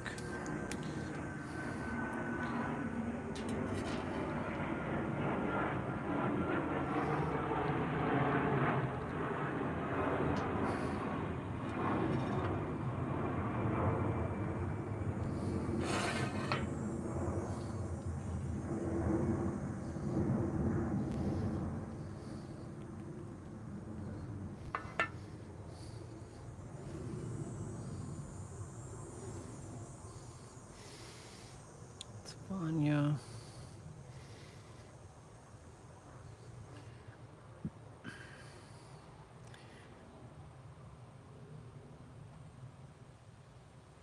Oops. History.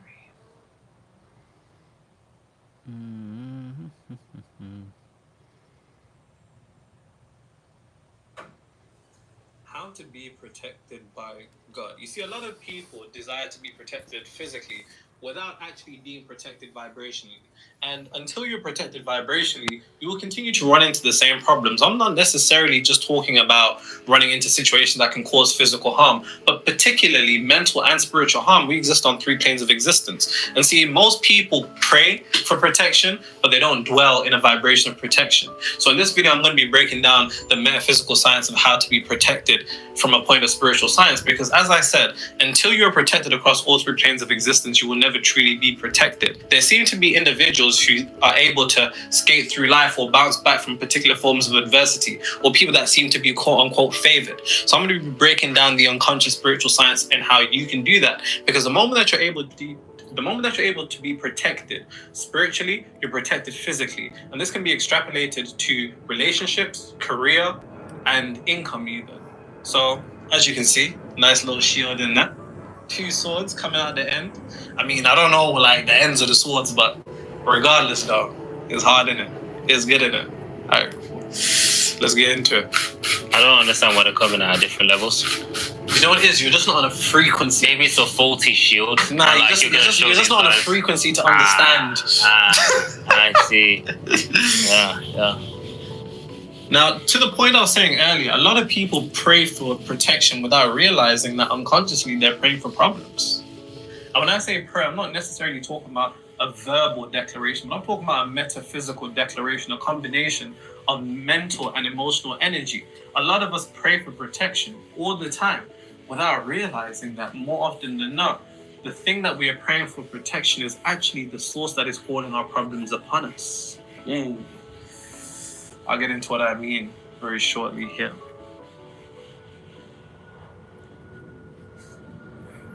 Never had a lot, but this is all I need. Niggas never care till it's... Are you singing? No, I think it is. Who's that? Okay. The goat. I don't... One of the goats. Loyalty is priceless in the song. Yeah.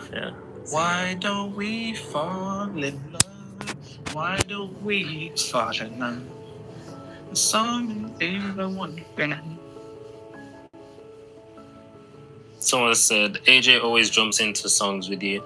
Y'all little N-words is crazy. Who can love you like intelligent, me? But crazy. Well, us Nobody. Us intelligent but crazy. Yeah. Good.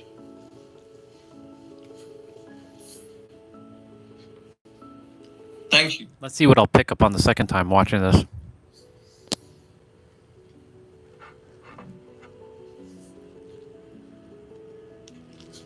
Alright, cool.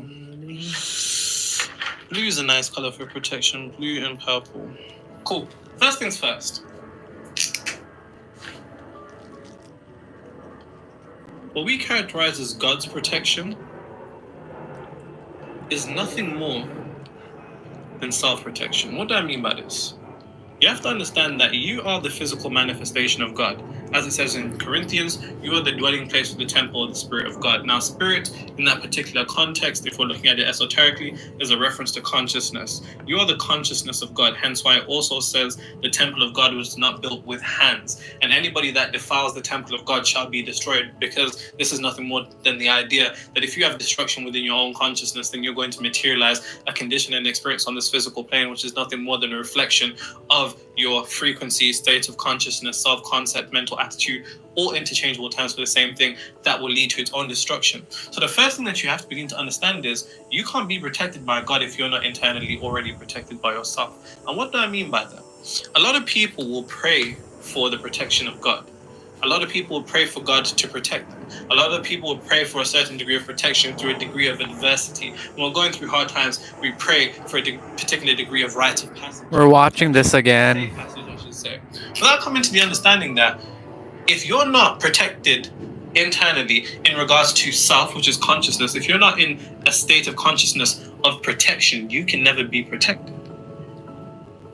And the issue is, everybody prays for protection without coming to the recognition that whatever it is that you're verbally praying for is what you are separated from. What do I mean by this? The very act of somebody wishing for protection and hoping for protection is the exoteric definition of prayer. The true esoteric definition of prayer is an internal degree of declaration, a mental and emotional declaration. Hence why Christ says, when you pray for something, believe that you have already received it. Hence why Christ also says, when you pray, go into your secret room, and your Father who's in the secret room, pray to him, and your Father will reward you openly. This is nothing more than the secret room, or the windows, or shut the door, close the door, which is a reference to the eyes, closing off what you can see on the physical plane and praying to your Father who's in the secret place, which is your mind. And your Father who's in the secret place will reward you openly, which is what we call manifestation. That's the degree of protection. So when we pray for something and we ask for it, the very act of us asking for it is an internal degree of separation from it. And this is where it all goes wrong. The very act of you asking for something is the confession that you are separated from it. And that's a bar, write that down, because if you had it, you'd be fucking asking for it, would you? And see, that's the thing. And we need to come to an understanding that when I'm talking about God's protection is a degree of self-protection, this extends to the mental and spiritual plane. Until you have the capability of being protected on the mental and spiritual plane, you will not be protected in the realm of cause, because there's cause and effect across this third dimensional realm, elevating to the higher planes of existence. Our physical realm, what we call reality, what you call the world around you, is the effect. And unless you're protected in the realms of cause, you can never be protected in the realm of effect. I repeat, until you are protected in the realms of cause, you can never be protected in the realms of effect. And this is the mistake that a lot of people make. A lot of people seek protection in this aspect while dwelling in problems in this aspect. So it's very important that we go through the mental plane and spiritual plane to make sure that we're protected in each plane, and you understand, so you have a total degree of self-protection, because you will never be able to experience anything in reality physically that is not within you internally. And that's a bar, write that down. Before anything can exist physically, it first has to exist vibration, which is a combination of mentally and spiritually. You can't desire for protection on the physical plane if on the mental and spiritual plane you're not aligned to it, because successful manifestation requires alignment across all three planes of existence: mental, physical, and spiritual. So it's important that we first go into the mental plane. I'll show you right now how to be protected on the mental plane. And if you can remember how to be protected on the mental and spiritual plane, you'll forever be protected no matter what arises in front of you in reality, because reality is an illusion. But the issue is, a lot of people get caught up in that illusion.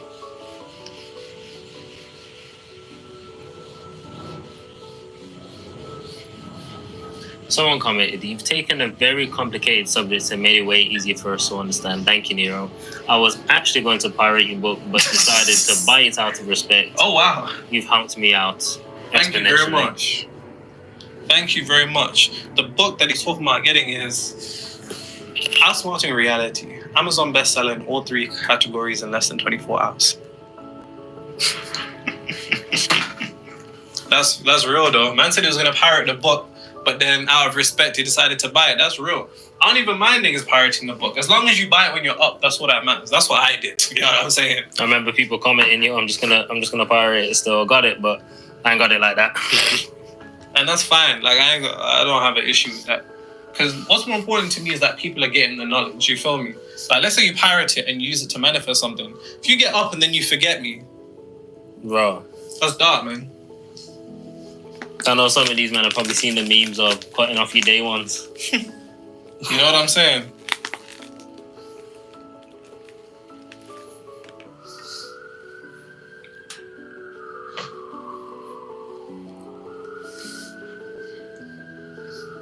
One thing that I actually want to make abundantly clear before I go into the 3 planes of existence and how it all works is something that is a bit sneaky but very interesting. How often as human beings do we pray for protection against things?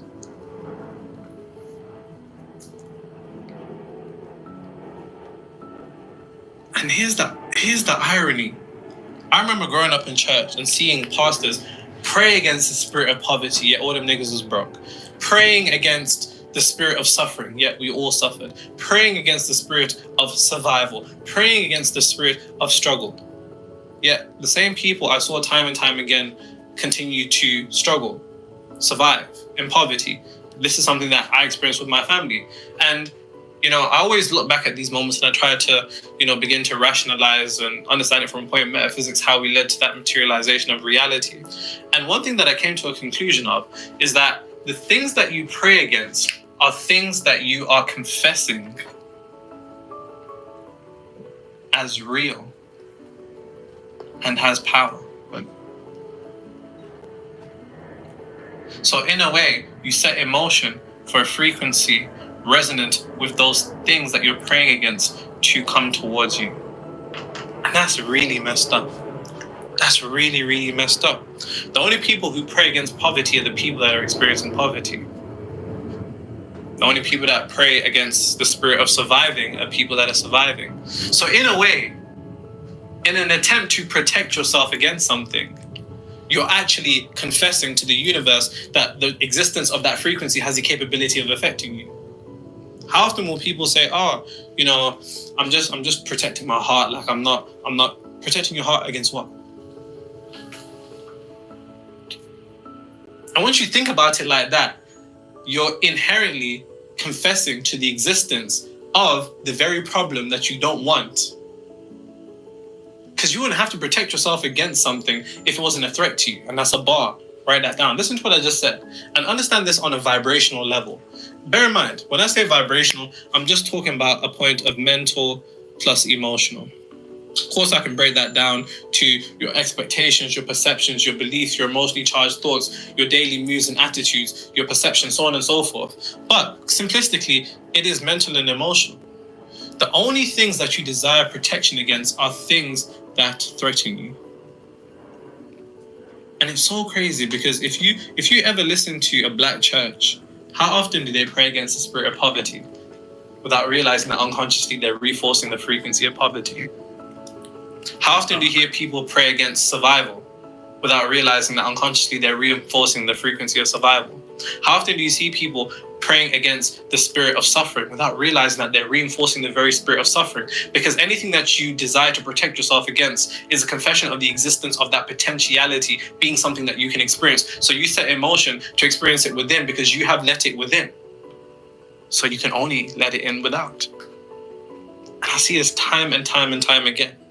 Time and time and time again. So we can extrapolate this to a multitude of things. You know, I need to, make sure that I do this so I don't get fired from work. Now that you've let that particular frequency, that state of consciousness, the existence of that potential scenario within, you've now set in motion to potentially materialize it. All from a base definition of the things that we see to protect ourselves against, without realizing that what could there possibly be in this universe to protect yourself against when you recognize that every particular condition, every circumstance, and every experience is nothing more than God. And it's interesting. And it does get a bit dark when I think about the potential, situations and scenarios. And it does bring me a particular degree of pain to my heart, if I'm being honest. But if you're looking at it from a point of metaphysics, even if we look at the Kabbalion says the all is in all. So God is quite literally the substance of reality. The consciousness of God is this whiteboard. It's a particular condition. It's a particular circumstance. It's a particular person. These are all nothing more than materializations of God. So that would mean that our very desire for protection is a confession of threats. And we're letting in threats into our state of consciousness. And please, don't take this to extreme examples, but more so extrapolate it to situations like potentially losing business, not getting the job, losing a job, losing a certain person. People will do the most to protect themselves from going through scenarios without realizing that they're actually inviting the problems of that frequency onto them. Because if it wasn't real to you, you wouldn't have to protect yourself against it. But the fact that you have to protect yourself against it means the existence of that particular frequency is something that you have accepted as a potentiality in your subconscious mind. So therefore, it has the potentiality to be brought into actuality.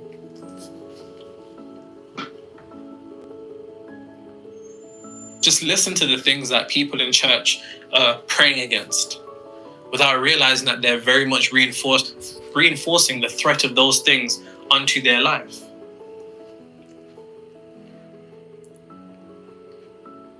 I hear it, I see it time and time again. And this is something that just came to me.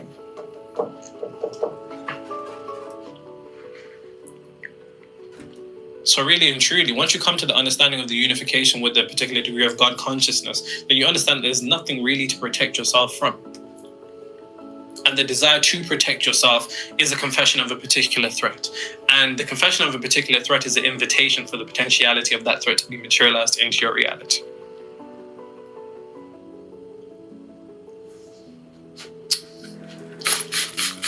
What do you think about that, AJ? You look like you're thinking. Just reading this comment. I told you in the comments about how your previous video really helped me with this concept of perfection and how I was getting into the same cycle off, on, and off. Of on and off manifestations for a year. After I detached myself from that, I stopped saying that I don't have time to focus on my inner world because of med school. A week after that comment, which is today, one my desire that I had for a month ago became my reality, which was to receive 500 as a 500 rands. What's that? South African currency, I believe. Okay. But I actually received 3 times more? Oh shit, okay. Wow. All of that through simple methods, being mentally, knowing, and taking the aligned action. Visualization, scripting, and affirming are now optional. This manifestation really showed me it was possible, and I was just overcomplicating things. Most definitely. Thanks, Nero, with a big heart. It's coming to the recognition that those techniques, there is no secret technique or there is no magical technique. The only secret and magical technique is you. And each one of those techniques is a potentiality of vehicles that are used to take you to a certain degree. A lot of people have this idea that beliefs create reality. No, beliefs do nothing more than position you to be in a place for reality to reflect where you're at. And that's the bar. Please write that down. Once again, I'll say that again. Beliefs themselves don't create reality. You create reality even without the idea of a technique or utilization of a technique. What creates, in a sense, is techniques reconstruct your consciousness in order for reality to reflect your consciousness, having done that technique to be reflective of your desired reality. It positions you to manifest what it is that you want. That's the only purpose of a technique, to establish this particular degree of emotional reconstruction, because emotional reconstruction is a reconstruction of the subconscious mind, because the subconscious mind is illogical in the same way that emotions are illogical, and emotions themselves are an energetic charge, and the stronger the energetic charge, the higher the degree of emotional intensity, which doesn't necessarily have to be in a euphoric way. It could be in a very calm way, it could be in a very blissful way, it could be in an excited way, it could be in a happy way. It's entirely up to you. Let's get into the idea of protection on the mental plane. As I said, in order to be protected, you need to be self-protected. When we're talking about the self, we're talking about an aspect of the infinite intelligence which you are a materialization of on this physical plane. So, and make sure you take notes and leave them in the comments as usual. So in order to be protected on the mental plane, that would have to mean that not only your beliefs, but your emotionally charged thoughts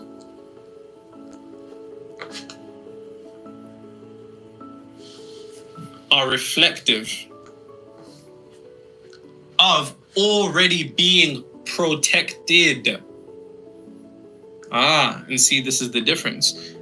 In order to materialize your desired reality, or to materialize a particular degree of reality in this moment in time, you need to begin to transcend time and go to the end already, perceiving what you want to be something that has already happened. Because in doing so, you send that particular degree of past tense to the subconscious mind, to which then it begins to will into reality how it can materialize. That's the only way it's going to go. So, more often than not, mentally, we do not think thoughts of protection. We do not think and hold beliefs of protection. I'll give you an example. Bear in mind, these thoughts are emotionally charged, because it's the emotion that adds a particular different degree of vibration to these thoughts, increasing the likelihood of them materializing, as opposed to just thoughts by themselves, due to the fact that emotion is the language of God. Proverbs 4:23, guard the heart, because everything you do in life springs from it. As a man thinketh in his heart, so is he. As a man thinketh in his heart. As a man thinketh in his heart. Understand, it is the heart, is the emotional center that makes the biggest changes in reality, because the heart is the first organ that you get. It's the most spiritual organ that you have. Hence why across Islamic and even all the way back to ancient Egypt, the idea of the heart being weighed on a scale and having to be lighter than a feather was something that was a paramount spiritual concept. And even if you look at modern science, if we're looking at electromagnetic fields, the heart produces an electromagnetic field 60 to 100 times more powerful than the one of the brain. The heart is so important. There's a hadith that says there's one piece of flesh that if it becomes spoiled, the whole body becomes spoiled, and that is the heart.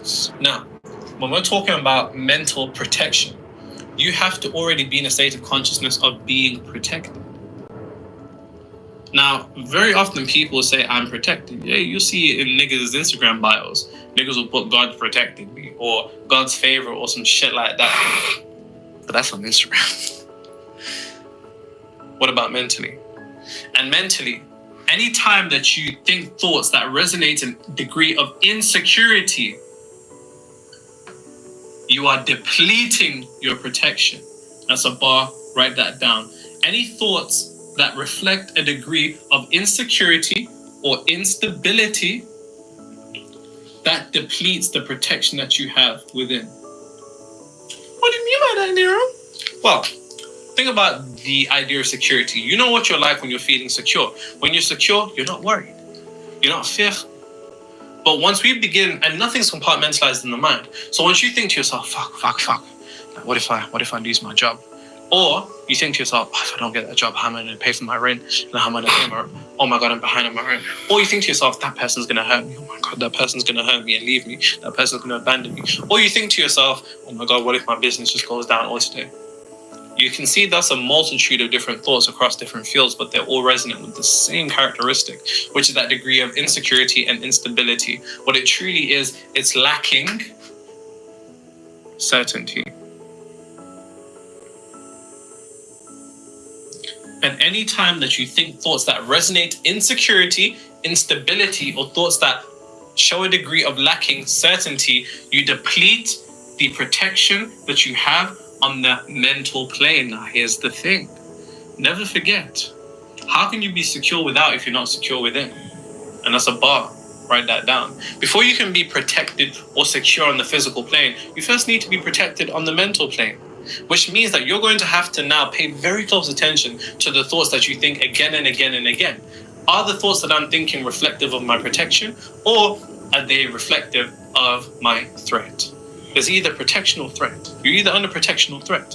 And these are two particular energetic polarities that exist, and you can either be on one or the other, but you can't be on both. You need to stabilize one particular frequency to singularity. So, any particular degree of thoughts that you have on a daily basis, you need to be watching your thoughts of instability and insecurity. You need to be watching any thought that you have that resonates, implies, or reflects insecurity or instability. Extrapolate this, whatever it is that you're seeking to materialize. If it's in a context of income, are the thoughts that you're thinking, fuck, I'm gonna pay for this. Oh my God, if I don't pay for this, they're gonna take this away. They're gonna do this. Extrapolate this to relationships. Are they gonna hurt me? Like, what if they go out and they cheat on me, or like, what if they go out and they do something to me?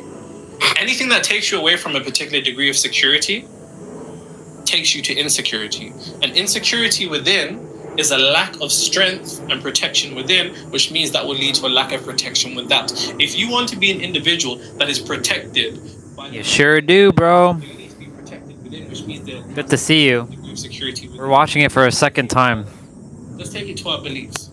If your beliefs reflect a certain degree of instability or insecurity, then that also sets in motion for you to experience it. Think about it like this. As black people, were taught that you're less likely to get a particular position because you're black. And when you're in that position, you have to work twice as hard as other people in order to keep that job for half the recognition. This is like a collective experience. He studied a lot. I studied all that stuff myself.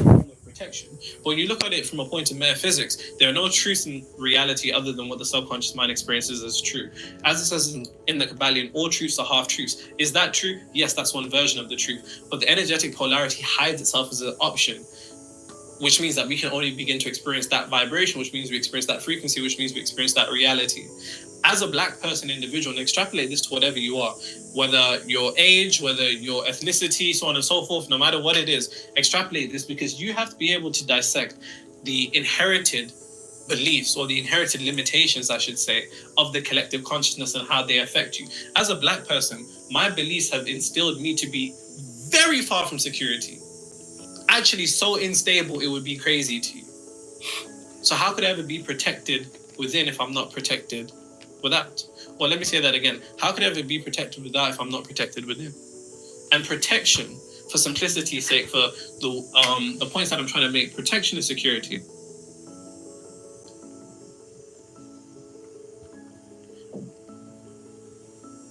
And if my security lies in a balance and it's always being hung over my head that my security could jaw beneath my feet at any given moment, how the fuck could I ever be protected? Analyze the beliefs that you've been given. Analyze the beliefs that you have. Because if a belief does not serve you, then it's just there to control you. How does it benefit me, the collective consciousness, that I need to work twice as hard as everybody else to get half the work? If I believe that on a subconscious level, then my subconscious will seek to materialize it. And then I'll go back to my mom and I'll be like, Mom, you're right. I worked twice as hard for half the recognition. Was my mom a prophet? Or did my subconscious simply create? And that's something that has to be thought about. Your thoughts on a daily basis have to be consistent with things that resonate, reflect, and imply security. And security is a particular degree of confidence. Confidence and conviction. Which I'll get in. Let's see what you said. The knowledge seriously overwhelms me. It still lingers. I'm reluctant to dive deeper. Any tips? Let me turn the camera to me for a moment. Okay. Oh, right.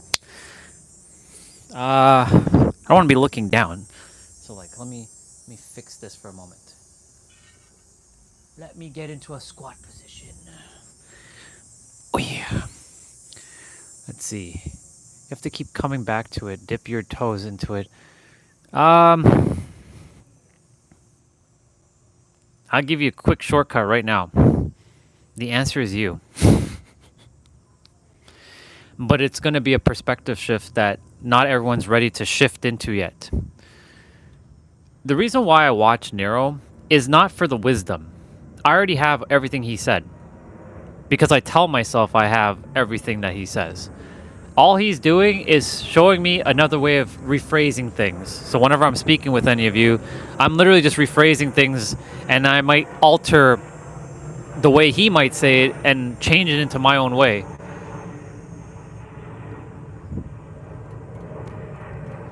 So the thing is, I'll tell you right now, the quickest way that I overcame all of this, like it's taking long and I have to keep dipping my toes, is simple. When I told myself that I'm the creator and the creator has all the information and that we're not learning and we're just remembering what we forgot, it was immediately a shift for me. Immediately. I'm like, oh my God, we're not learning anything. So that means I know everything, and it's a literal shift in here. The problem is, again, we obfuscate things and we're thinking we don't know. And that we think we have to go learn, and that someone else knows more, and that this is hard. But if you tell yourself it's confusing or it's overwhelming, it's this, that's what your brain is going to tell you, and that's what you're going to experience. So like for me, anytime he says something, I'm like, no, I already know it. And immediately I tap into the frequency that allows me to understand like what he's saying. Because when someone explains something, I don't say, oh, I don't understand what you're saying. I actually tell myself, I understand what you're saying. And I'll ask a clarifying question. So like when I'm listening to this, for example, there are a lot of people out there that do obfuscate things and make it more complicated. He's one of many people, he's one of few people, who is capable of explaining things in a very simplified way, like myself. Me, myself, and there's another person named Pete, we get to the point. We tend not to obfuscate things. I do my best to just tell you straight, like right point blank, that this is what it is. For me, it's literally a shift. I'm going to read everything you said in a moment. It's a literal shift in perspective. And because of that, right, if you tell yourself you're the creator and the creator has all the answers and all you're doing is remembering what you have forgotten, not lost, but forgotten, if you really take that in for a moment, what does that mean? It will summon a feeling inside of you that'd be like, oh, wait a minute, you're right. I'm only remembering what has been forgotten. And all I'm doing is remembering. I'm not learning anything. And it's a shift. But the thing is, a lot of us put ourselves in this teacher-student paradigm. Teacher implies that you're above a student. Student implies that you're not above the teacher. And it sounds like when you're a student, you have to go through this arduous journey to here's the thing, you're still remembering. Remember all this information. But if you already start from the end in mind as the creator, which already has all the information, and you're basically just tapping into the frequency, knowing that you already are the creator or God, you already have all the answers. So it's literally a shift in it's a paradox. It's a straight up paradox. But again, this is getting in the way. And I can tell you that because that's what I used to do. Now, whenever I listen to anyone, I'm like, okay, I already know what they're talking about. Like, for example, let's say something that I haven't studied, hypothetically. Let's say music theory. Will I remember right away? No. However, I will tell myself, oh, that's easy. That's not hard. Because they're just mirroring back to me what I already know inside, and they're just pulling it out because we have all the information nested inside of us. Every single one of us has all the answers to anything. The difference is awareness. I'm gonna get up and read because there's quite a few things that was left in the chat. Let me see.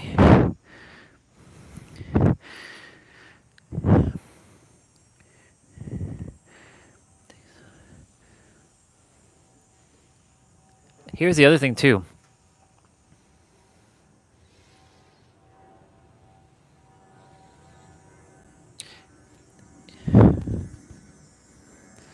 Again, that's so what you both said. Yes, it also comes down to where you are on your journey and your awareness and how you're going to handle it. That's why I said if you've tapped into the creator, which I've tapped into, but I went out of the creator in that last couple of weeks, as you saw. I went back to human, and I put doubt back into myself. I'm like, oh, I don't remember a lot of the stuff. I've snapped back into the creator. It's as if nothing happened. It's literally, it's a feeling. It's basically a feeling of confidence and certainty that you just know all these answers. And that you don't need to go seek answers outside of you. Again, the reason why I watch Nero is not to learn anything from him. It's not to remember anything from him. It's simply to see the words that he's using so I can articulate it back to each of you in my own unique flavor, which I've done many, many times. So like, I'm watching this one again because this one's important because I went through a process recently of creating doubt, of like fear of I don't have enough in my bank account, because it's the first time I've ever faced such a dilemma. And I created this illusion of 3D. But now I have to like, wait a minute, it's all about going inside. It was always about inside. It always has been about inside. I just forgot to go inside because I was playing the third dimensional mind, because the mind is causing the chaos. It's a paradox again. If you feel safe, and you know, that's why I said your nervous system is the root cause of all this. If your nervous system is safe and secure, nothing's going to stop you. In fact, at the end of the video, he even writes in big letters, nothing can stop you. And if you really feel that, and you take that in, because everything's God, how can God be stopped? How can God not know all the answers? Aren't you a fractal of God? Each of you? Both of you are fractals of God. So am I. So doesn't that mean we have all the answers? We're just not aware of it, but we have it. It's only because we have been conditioned and programmed to think, that person has more information than me, I should go learn from that person. No, they're just sharing back what you already know, but you just forgot. And all they're doing is helping you to remember more of what you've forgotten. That's it. Do you see how simple that is? You may not see it right now, or you may not feel it, but that's really what it is. You're literally just remembering what you have forgotten. Quite simply. Let me see what you all said. So you said, it's like getting a super fast car when you're not ready for the power shit, just keeps accelerating. I just attempted to fix broken fans, then I realized soon enough I'll make some errors. Turns out, damn right, I didn't pay attention to the most efficient way. Maybe that's where age and experience comes into play. See, that right there is a belief. Is it really age and experience? One, it's hard to tell. Right? That's why you did this. If you've never fixed the fan, right? Is it going to be challenging? Yes.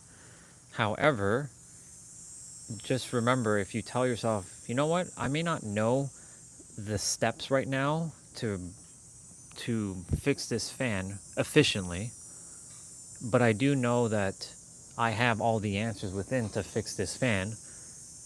If you tap into the frequency inwards, you will fix the fan. Or if you're learning to play piano, if you've never played piano before, I use the piano because I like piano. If you've never played the piano before, and you go inwards and you want to play and you desire to play the piano, just so you know, your soul is connected to all other souls, and there are other souls who have fixed fans or played pianos. So you're just tapping into the frequency that they've tapped into, or you're tapping into a frequency that you once played the piano as in a different lifetime, right? Which pianos existed. I mean, in certain realities, pianos didn't exist, but it always did exist to some degree. So what I'm saying is, like, everything is already within. Like, for me, I know how it feels to be a trillionaire. Is there a trillionaire on the planet right now? Well, there might be one. You probably don't even know that he or she exists, but they're probably there. I'm going to be the next trillionaire on this planet. Now, do I know what that looks like? No. But does my soul know? Absolutely. It knows the answers. And I have to just tap into a frequency that allows me to harness that energy and the wisdom of how to bring forth $1 trillion. Not a billion, I said $1 trillion with a T. And so, when it comes to like this information, it's the same thing. Most of us, when we're listening to things, we're attempting to listen with our mind. But you're not supposed to be listening with your mind. You're supposed to be feeling it with your heart.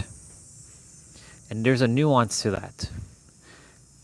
And it takes a lot of quieting down this thing. And I can tell you firsthand right now that is facts, because I've spent so much months in the last since we started the live stream back in November all the way to June. Let's call it June. my mind was, it was quiet. There was nothing. And I got all the answers. It was, shh, the answers are within. But then my remembrance kicked in. And that caused a little bit of things. And then I took on my original name, Orion. And then that caused other things. And then I went more into losing, excuse me. Then I went into not using unconditional love, which brought on other things, which then brought me into this human aspect, which then became a ripple effect of causing chaos. And then, of course, you saw me that day. I was like, yeah, man, I'm kind of like having a rough time right now. Cried a couple times as well. It's because I totally forgot that I'm the creator. I didn't feel like the creator when I was going through that shit. I felt like a helpless victim of like a human who doesn't have all the answers. It's only because, excuse me, it's only because I put myself into that frequency that I don't have the answers. But we have the answers. And so like when you tap into that frequency that you have all the answers and that you know that you are everything and everything is you, you are the totality of everything, how can you not know that you are everything and have all the answers? Let me see. If we put humanity as oneness, then something other than humans attempts to attack our oneness, we can see based on reality. We are eager to unite, but there's blockage there, for sure.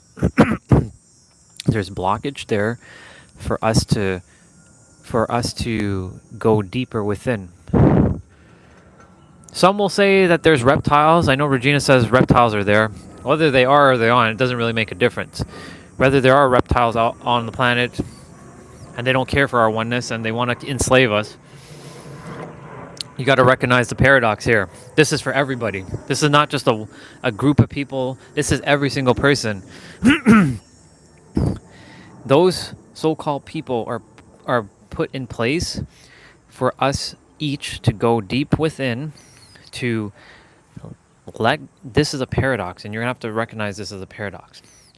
They are doing what they're doing so that you can go in and not entertain what's happening in the 3D world, and go in because it's a illusion, and settle whatever you have to settle inside, so that when you settle everything inside, nothing can affect you outside, as within, as without. So that whole blockage thing, it's for the collective consciousness to start entertaining. I have to show you something. I literally drew this earlier, so this is perfect that you're on.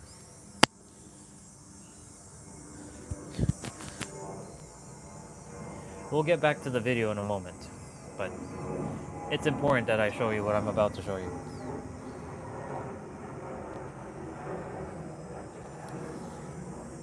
All right. And I'll answer that next thing that you just shared. You see this thing here? Take a look at this thing.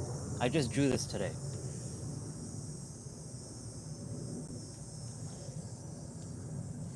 Look at this thing quickly. This is called the collective hive mind. I'll do better not to have reflection. That's better. So that right there is what we call the collective hive mind. We got Earth, and then we got this thing that is a mind. It's like a consciousness of itself.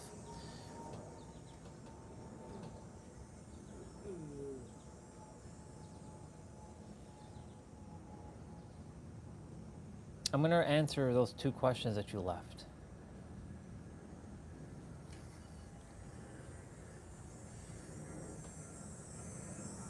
So, I don't know if you're still there, but if you are, the Earth has a bunch of this right now. There's so much negative, and every time someone feeds into the collective consciousness, they feed into the hive mind. And it gets stronger and stronger. And collectively, there's only a few, I only put 2 P's here, just to show what I'm referring to. This is what Earth is like right now. So the more people who can entertain the oneness, it will collapse this hive mind, and the new hive mind will take over. Not really. This is literally being the observer and going within and knowing that your thoughts are not actually yours.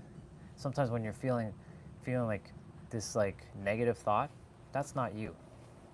That's the collective hive mind attempting to penetrate your mind. Because sometimes you feel like, why do I feel negative all of a sudden? Why do I feel this idea of like hurting somebody? Or why do I feel like maybe I should kick that person off the bike?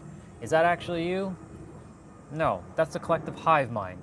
Because the hive mind on the planet is negative right now.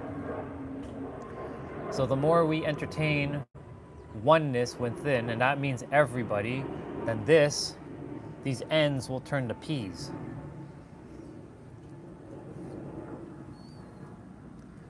Because it's all emotionally charged thoughts. It's not just thoughts. It's actually with emotions. Thoughts don't create things. Emotional charged thoughts create things. Because if you put emotion into it, it will bring forth things. If you just think the thought, it doesn't do jack shit. I know people say thoughts create things. No, that's not true. Emotional charged thoughts create things. Because a thought without energy is just a thought. A thought with energy is very potent and can bring forth like anything. I'm gonna read what you said there because there's some things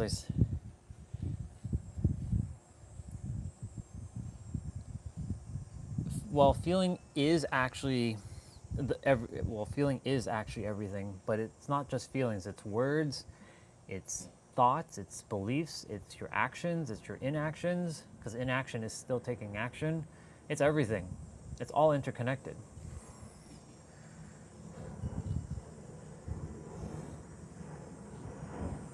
But it's a choice for all of us to choose. Do you want to continue to entertain the ideas that the earth has been presented? Because he'll mention in the video that the earth is designed for you to be under the earth, meaning the earth has its own frequency and that you're meant to be at the earth's level, when you're in reality you're supposed to be at the God level.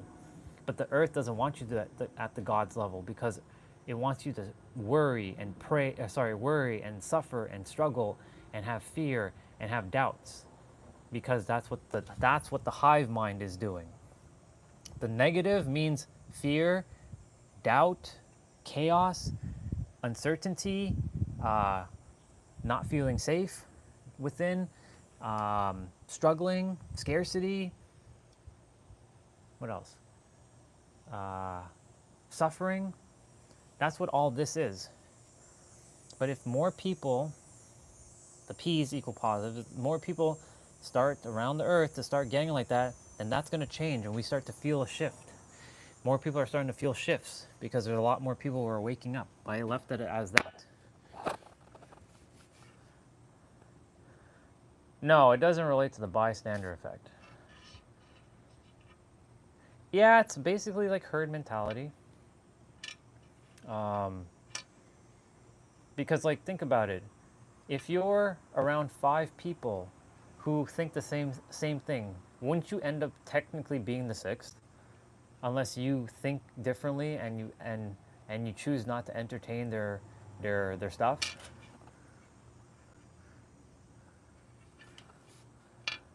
Now I want to read what you said. What is the actual concept of the creator? This is the actual, and this is perfect. This is the actual concept of the creator. Here you go, enjoy. I'm about to show it to you. That is the concept of the creator. This is funny that I drew this all today for you to see this. No accidents. Now this is as limited as it's gonna get, because it's actually infinite, but you know, I can't draw infinity. I can draw the symbol, but, oops. I can draw the symbol, but I can't describe what this is, but this is what this is. Those little white stuff is us. We're all part of one thing. And that one thing exists simultaneously with us while we're still so-called separate from it, even though we're not separate. We're just, our body is what seems separate from each other, but we all have the same consciousness within. It's just a matter of who's more aware and who isn't. And who's more aware doesn't make them better. It just means that they're just aware.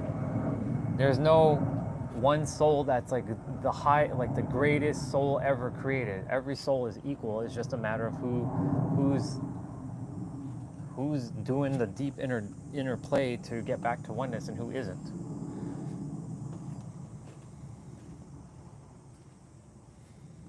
Notice I said God, universe, creator, source, / insert name. Insert name means insert the name you choose to. You can put Jesus, you can put Allah, you can put Moses, Abraham, Muhammad, Krishna, Shakti, Shiva, Jehuti, Thoth, Shu, Zeus, Osiris, Isis, Nephrodite. Insert name. Ares if you want. Mr. God of War. You can put him in if you like. Insert name. It's just a placeholder. But it's actually you. That's the concept of the creator. It's you. Y-O-U. Let me see. Isn't it dangerous when sometimes in our downtime it's just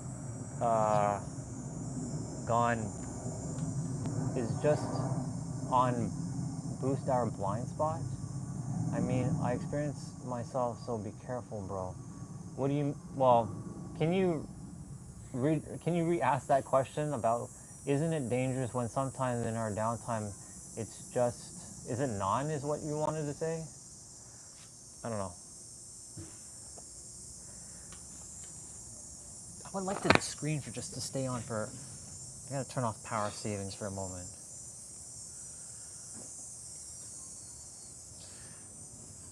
Let me turn off power saving.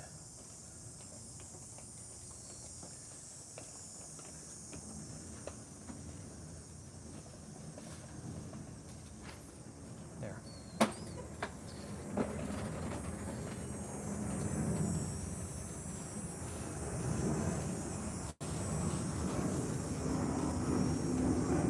Yeah, so now that that's going to stay on for a bit,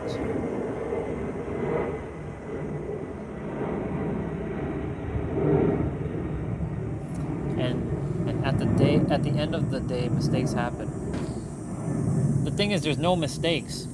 It's all experiences. If you perceive it as a mistake, then it's a mistake. But if you don't perceive it as a mistake, then it's not a mistake. It's just growth. That's sorry, this thing is, I totally forgot to bring this up more. So basically what I'm saying is if you see it as a mistake, then it is a mistake. But if you don't see it as a mistake, then it can't be a mistake. Because in the end, there are no mistakes. It's just growth. It's just evolution. Question is, does God make the mistake? No, because the thing is with the creator, God, doesn't make mistakes. There are no accidents. I know some will say, but God does make accidents. I know some will say, but I'm an accident. Is that true though? Or are you just putting in, no, I'm not saying you're saying that. I'm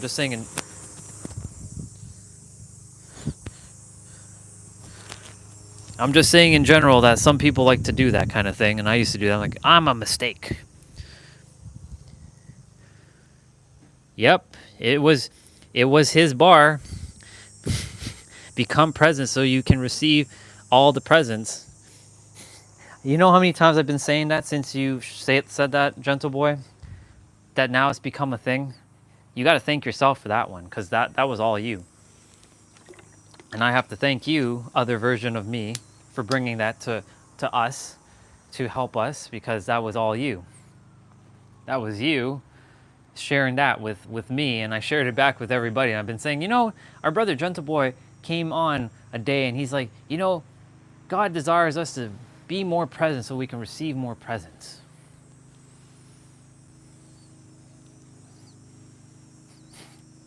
It's beautiful, isn't it? My dad's cutting grass, so just now we're gonna have to, we're gonna deal with the sound of the lawnmower. So I'm just giving you all heads up that that's coming. Let's see. The more we focus as God, the more we see the reflection of God and everything around us as the mirror. Exactly. Because if you look at this is a mirror. I'm not talking about the screen, but I'm talking about the it's not even a heart, but you know what I'm saying. Both. To your question, gentle boy, both. Simultaneously, you're both. You are part of God and God at the same time. And I know the brain's not going to like that. It's going to hate that idea. But how can it be both? It can't, because, you know, our human third dimensional thinking mind thinks it has to be one or the other. But our multi-dimensional mind can see beyond the duality. It sees everything as one thing.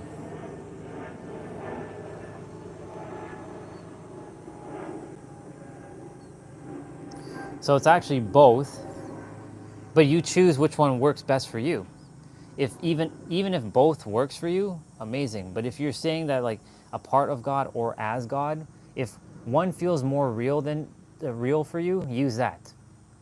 Because the goal for you is to return back to oneness. So if that means that you're part of God and that makes it feel like some entity outside of you, amazing. Use that as long as it's making you happy and it brings you joy. If you see yourself as the creator and it's bringing you joy, use that. If both works for you, use that. If none works for you, use whatever works, right? If it's like, that's why I said insert name there, right? Because like not everybody buys into this because, you know, everyone has their own conceptualization of what God, creator, source, infinite is. This is just one of 8 billion different variations. For me specifically, this is what feels real and true. For others, this may not feel real and true. When they die, though, they will see what's real and true. Because on the other side of death, they will see everything. And I can tell you right now, based on my experience, a lot of people have forgotten who they are. And I forgot who I was until I went up and I saw, So another way of saying this, if you don't even like using the word God, guess what you actually are? Fractal of unconditional love. That one cannot be contested. That one's uncontested. Like that's just who you are. If you don't want to use the word God, you're unconditional love. You're a fractal of unconditional love. That one's literally a take it or leave it. And unconditional love is quite simply unconditional love. It's with no judgment. It's acceptance of everything. It's loving everything as it is, including bugs that you might step on unknowingly. I'm not saying you do or you don't. It's all the grass and the chair you may be sitting on and the phone you're using. That's all part of the totality. That's all unconditional love.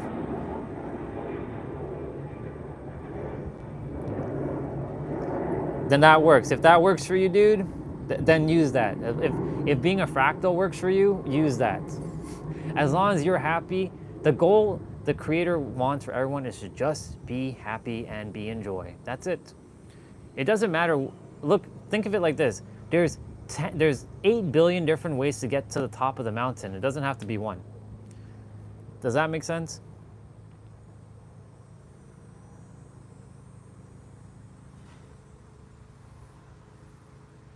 That's a great thing, what you just said there, Soul Fam.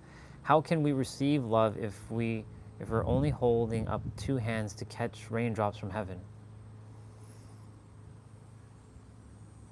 Allow the rain to just fall on you. Put your hands down. Get soaked by the rain. Yeah. Because I could see life as oneness, just being separate. Heck, sometimes I learn from cats. I mean, we see them as animals, but sometimes they take actions which more made sense than us. Well, they also have souls. they don't have the creative blueprint that we have, the creative mind, I should say. I know my WWE is about to start in like 3 minutes. It's all good. But yeah, this is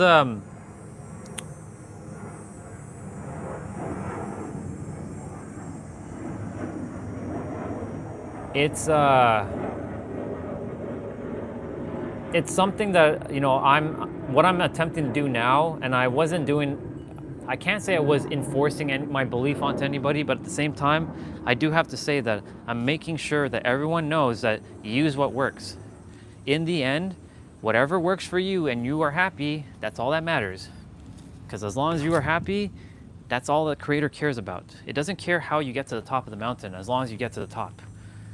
If you gotta believe in some like in Scientology and it gets you to the top, amazing. If it's believing in you know, like Valhalla and, you know, Odin and all that, cool. If it's to go even to you know, atheism and it gets you to being happy and you don't really care about the Creator, awesome. As long as you're living your dream life, who cares how you get to the top? As long as you get to the top and you're happy and you're not defiling anybody in the process. That's the goal. The goal is to not defile anybody, respect everyone, accept everyone as they are, and love everyone. And I mean it. Once upon a time, like, I would share with everyone, you know, it's better if we can respect everyone, and we don't have to love everyone. But now, to love everyone, and I mean it, unconditionally, even if they're doing something ridiculous. But remember, in the eyes of the universe, none of this matters to the universe. The Creator doesn't care what you're doing. It cares how you're feeling and your state of being. So like we have collectively agreed to, if someone is killing someone, that's wrong. But in the eyes of the universe, it doesn't give a shit about all that. Like, yes, the person who's getting killed sucks. They leave, and the person who killed is going to be thrown in jail. That sucks for them. But, you know, justice. But these are things that, and I have to say this one's going to maybe trigger some of you. We chose our path. That person who got slayed, they chose their path. That person's like, hey, I'm going to see you in like October 3rd, 2027, and you're going to slay me. For me to come back to the thing so I can help your soul grow. Because when we leave, we come back to the oneness, and we either repeat or we evolve, and we're always evolving, but we either graduate to the next level or we come back and we repeat and do this game again.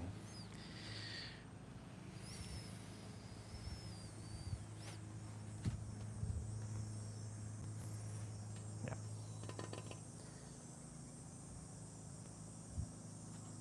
A lot that was shared in the chat. Let me read. I see my cat just eat and sleeping while me being overthinking. Like, the fuck am I doing? Well, that's the thing. We're meant to be in the now. That's really the answer. That's why I said there is 4 words in fact. I'll share with you right now. It came through like a ton of bolt, like a bolt of lightning. You want to know those words? They're very simple. You can't even forget these words.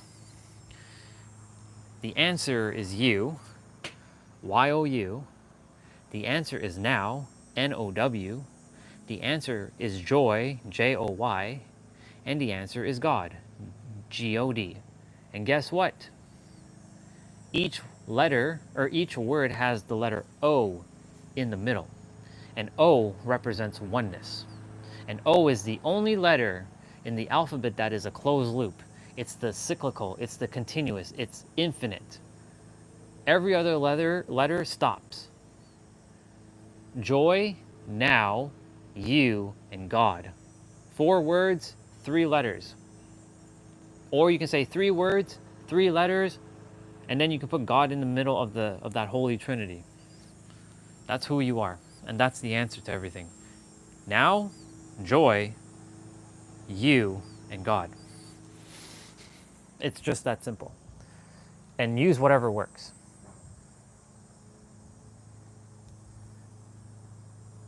Let me see. I practice that more going up the resistance is also stronger.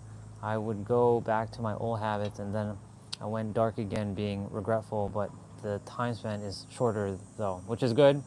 I'm afraid to go further because I still couldn't control the drawbacks. If you're afraid, then you're blocking yourself. I can tell you that right now. I'm gonna put on my WWEs in the meantime. Even though Dad is cutting grass and he's about to cut grass here. So, put on that Netflix. Well, it's good that we're having this conversation. I was going to finish that video, but that's not happening. All right. And so, you, now, joy, those three words, put it in a triangle, and in the middle of that triangle, put God. That's what you're supposed to be here to do. That's it. Stay in the now, emanate joy, define your joy for yourself, because joy can mean different things for different people. And the answer is you, because you have all the answers within. Put that in a triangle, you have God in the middle, and they all have the letter O, and they're all intertwined, and they have three letters. And the number 3 is always very powerful because it's a Holy Trinity. So lawnmower is coming, so I'm gonna put on noise cancellation.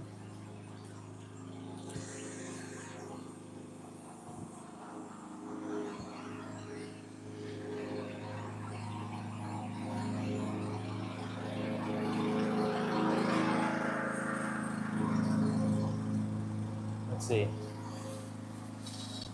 Let me see. I know the feeling about the dark drawbacks, and I see going towards light is better than staying in the shadows. I'm at 24 age here. My lust and ego is still kind of huge, but I got humbled and smarter now. For instance, it's 5 a.m. I tried to fix it from 1 a.m. because I'd rather do this than porn, to be honest. That's better, bro. Thing is, one thing I would say, don't ever feel guilty.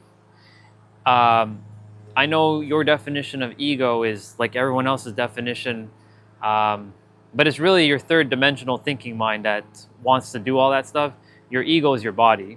This physical vessel is your ego, helping you to be one with the Creator, exploring God's oneness, encapsulating God's oneness, enjoying God's oneness, elevating God's oneness, experiencing God's oneness. That's all. That's all. That's all what it is.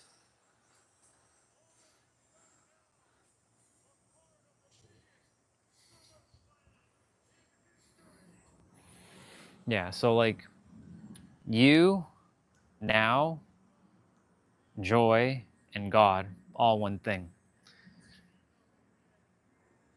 And as for Soul Fam, I actually honor the shadows a lot. You know why?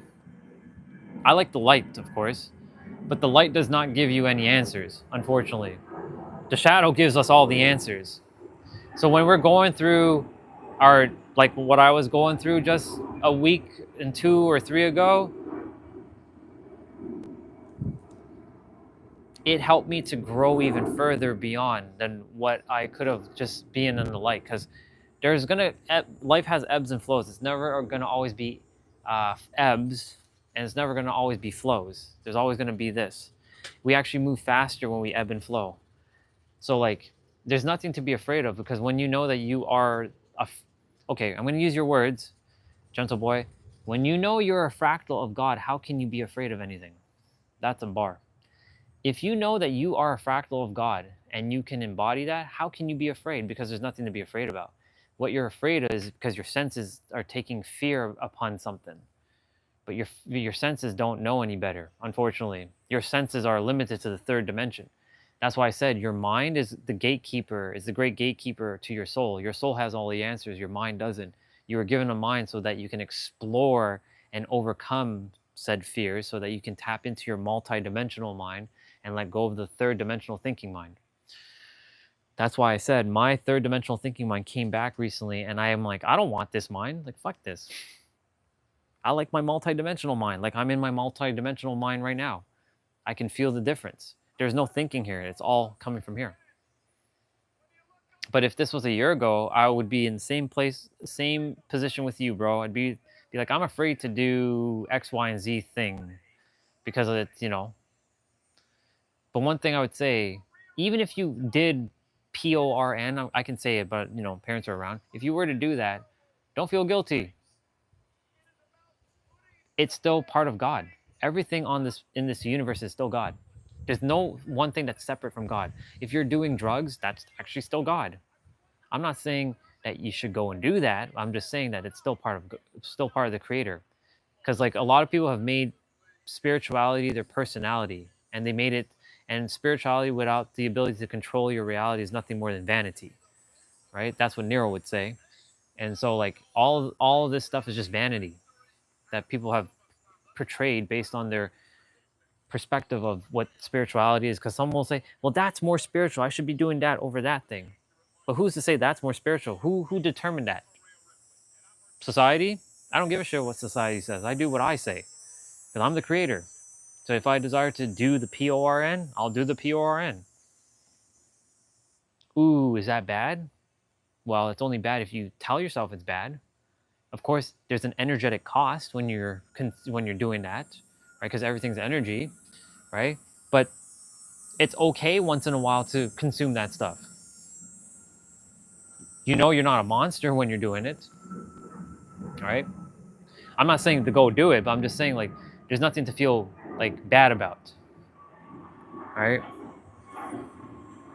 But you know, if you choose to fix a fan over consuming the PORN, then hey, good on you, because that means you're disciplining your mind. And the whole point about all this is to discipline yourself fully. You know, back in the day, I still ignorant about the entity which tried to bring me down, but no, I attempted to unite with it, meaning I validated the existence, which you said third dimensional thinking. Yeah. So it's better to be honest with the shadow, but we acknowledge that we are both to be. But we acknowledge that we required to be responsible with that. Yes. Always take responsibility. It's the easiest thing you can do. Now, does your third dimensional thinking mind like when you take responsibility of certain things? No, it hates it because it wants to feel safe. It doesn't want to feel like it's being threatened, because the moment it feels threatened, it's going to attempt to create a lot of self-sabotaging things. But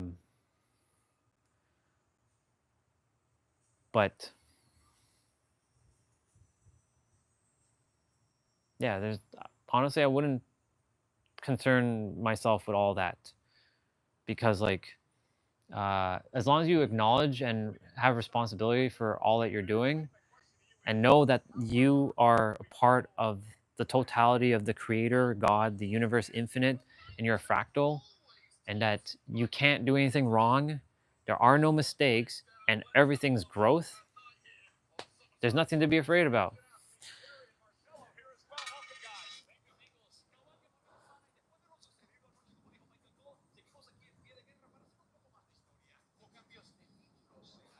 That's why I said keep coming back. I'm here. Let's have these conversations. I would rather have conversations like this and help than to be like wasting my time with like blah blah blah blah blah. You know what I'm saying? Like, these are the real conversations that we all have to be having. But the problem is there's too many others who are afraid because they don't want to either trample on someone else's belief, which is okay, or they feel like their identity is being threatened. That's the thing. Imagine someone comes to you and told you throughout your entire life that your identity is wrong. that you're actually the creator, right? There's a lot of people who come on the stream who feels like their identity was threatened. I'm not threatening anybody's identity. I'm just literally giving you another tool. Hey, you are the creator. You can still believe in insert entity name, insert deity name, if you like. If you don't want to entertain it, cool. As long as you're living your happiest life. But a lot of people who I see come on are not living their happiest life. Otherwise, they wouldn't be here. So maybe just take it as a tool and put it in your tool belt and just kind of keep it tucked there. Maybe for like, that Orion guy was saying, I am the creator. Maybe let me see if this actually works. Now, of course, not to get into, not to get into the third dimensional thinking mind version, aka the old ego, as I would call it. I would remember it's God consciousness, it's oneness, not God complex. People will take I am the creator and go into God complex. I am God and you are a slave.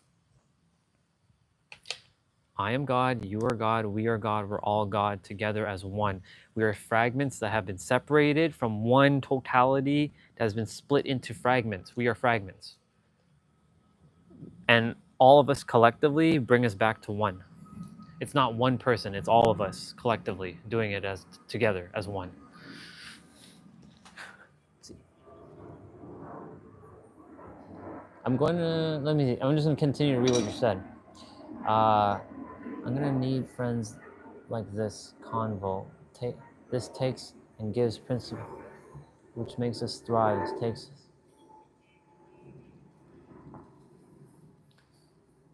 Yeah, let go of the desire to judge yourself or judge others in comparison to yourself. Or the thing is,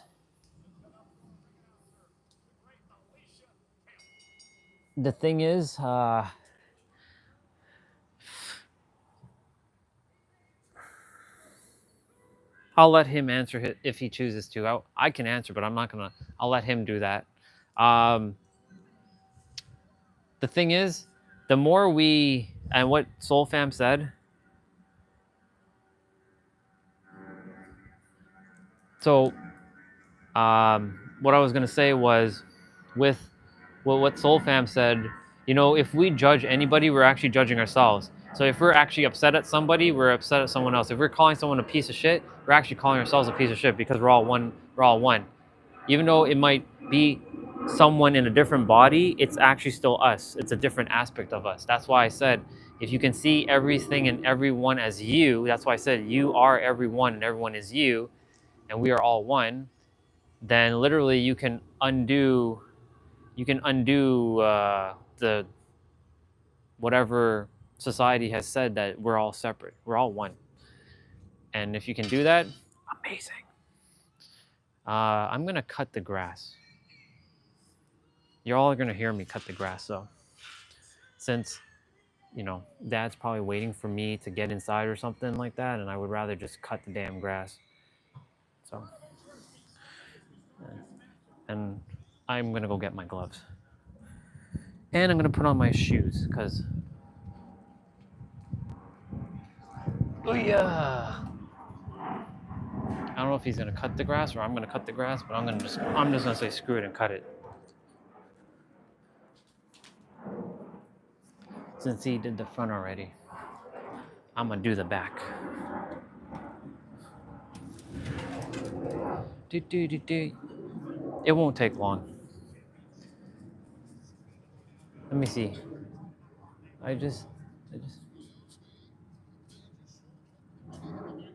That'll cut the grass here. Let's see. I'm just new being a father now. Reality increment hits. Yes. The thing is, I'm gonna share with you one thing, dude. Look at your child. Look at what, I don't know if you got a boy or a girl, but look at them. They have the answers. Just look at them. They are the answers right now. They don't have to even say a word. They're the answers. Look at how simple they are. You know that they are another person they are another soul who just came into a new body. if you believe in reincarnation. Literally. I'm not sure what that means, but hello, whoever is there. I'm gonna read, but y'all keep sharing because I'm gonna tackle this grass. I'm gonna tackle this grass.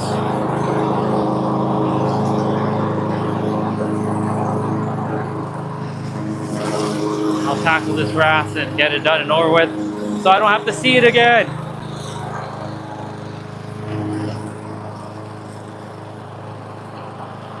It's gonna be easy to cut this grass because this grass hasn't grown in like a month. Oh.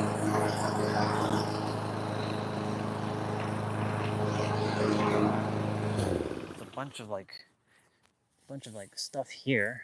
Don't know what's all this doing here, but you know, I'm just gonna throw that here for now. Your child, by the way, has all the answers. Well, you also have the answers too. Every time they cry, just remember they're in a new body and they don't know how to communicate. So that's why they cry. Because they literally left their previous body, whoever they were in a last incarnation. Again, whether you believe in that, I don't know. I'm not telling you to believe into that. I'm just giving you another perspective to chew on. They are literally in a new body, attempting to navigate this new life, and you're their mirror.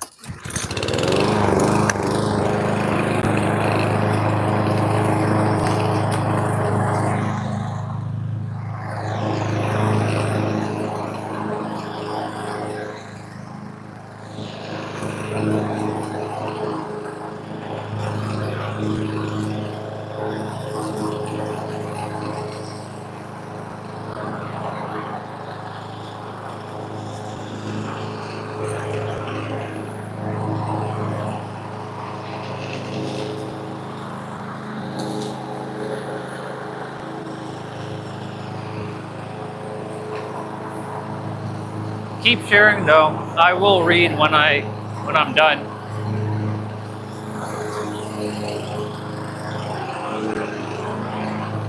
This won't take long. The only reason why I had to stop was because of that stuff that was in the grass. But I'll be done shortly. I get some extra steps going on here.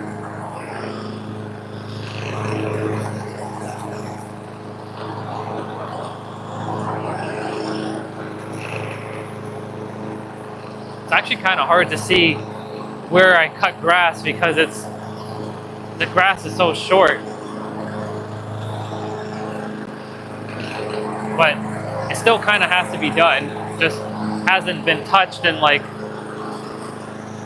over a month, literally.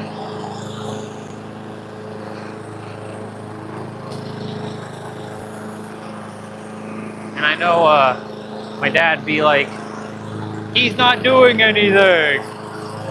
So I figure I'd just deal with it, you know? Plus I get some steps in the process, so win-win for me. It's a win-win for me in the end. It's a win-win-win.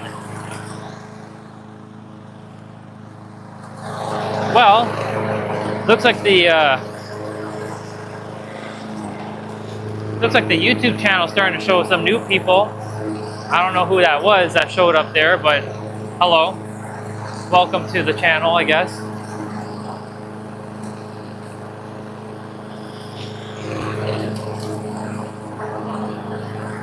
Yeah, so as for your child, any newborn baby is literally going through the process of like, I just left my old adult body, or if they went to an adult body, and they have to go through the whole process of being conditioned and programmed again, and they can't be able to communicate because they lost the ability to communicate, so that's why they cry.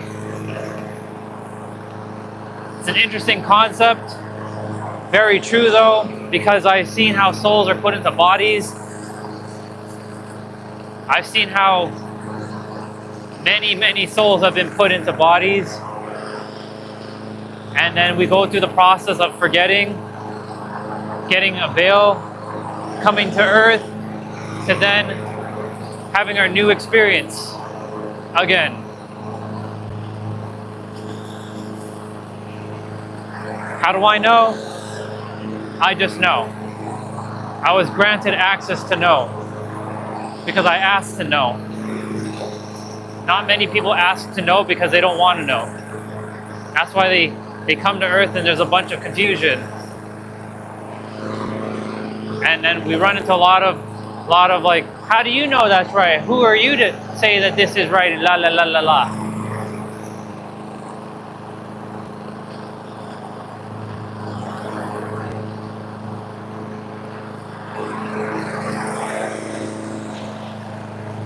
Wow, it's really hard to see where I cut. I'm attempting to like make a line, keep it like symmetrical, but it's actually kind of tricky, not gonna lie. So I'm kind of like redoing some spots.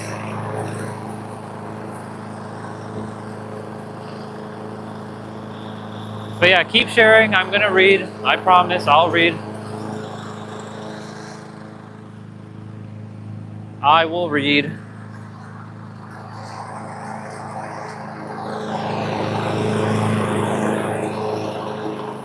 Damn, like what the hell?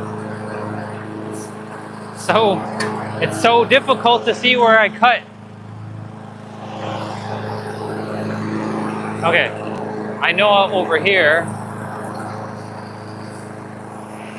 like I'm in a rectangle, a small little rectangle now.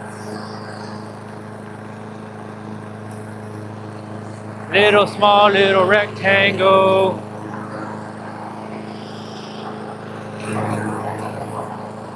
So yeah, your child, fractal of God too.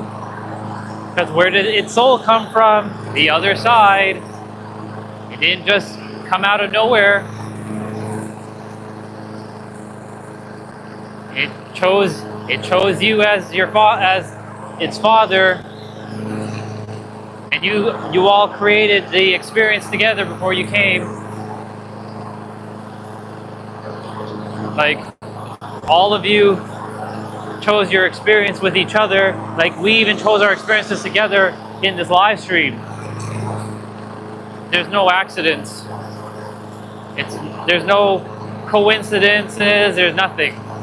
It's by design. That we all ran into each other. And of course, that time when you said, God desires us to be more present, to receive more presence, that was already created by you before you came here. And that was for me to get remembering that. To remind me the answer is in the now. God desires us to be more present so we can receive more presence. Yep. Now, of course, my version of the creator is not a dude. It's an energy. I see it as an orb or a heart.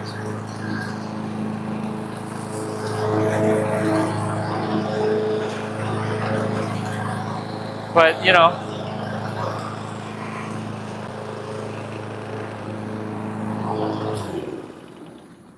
I have one spot left to do. I have to just move these bricks out of the way quickly. Do it and yeah. Oh, yeah. Let's see.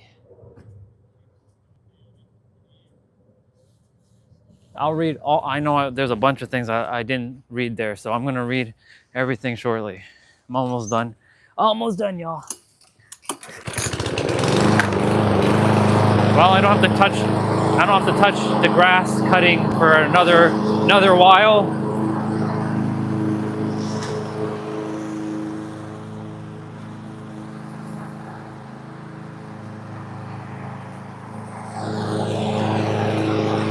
Yeah, it's like I can't even tell where the hell I cut the grass, to be honest. It's crazy. There's part of the grass that's like green, and then there's like part of the grass that's like dead because of no rain. I'm just gonna kind of go over this spot again. It feels like a spot that has to be gone over.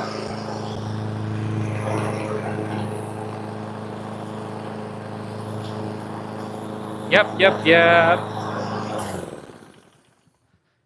Okay.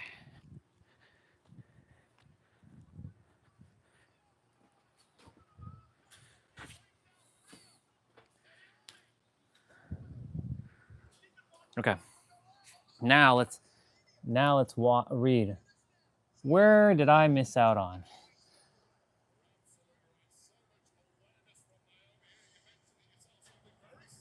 Does being a father or a man must have two worlds?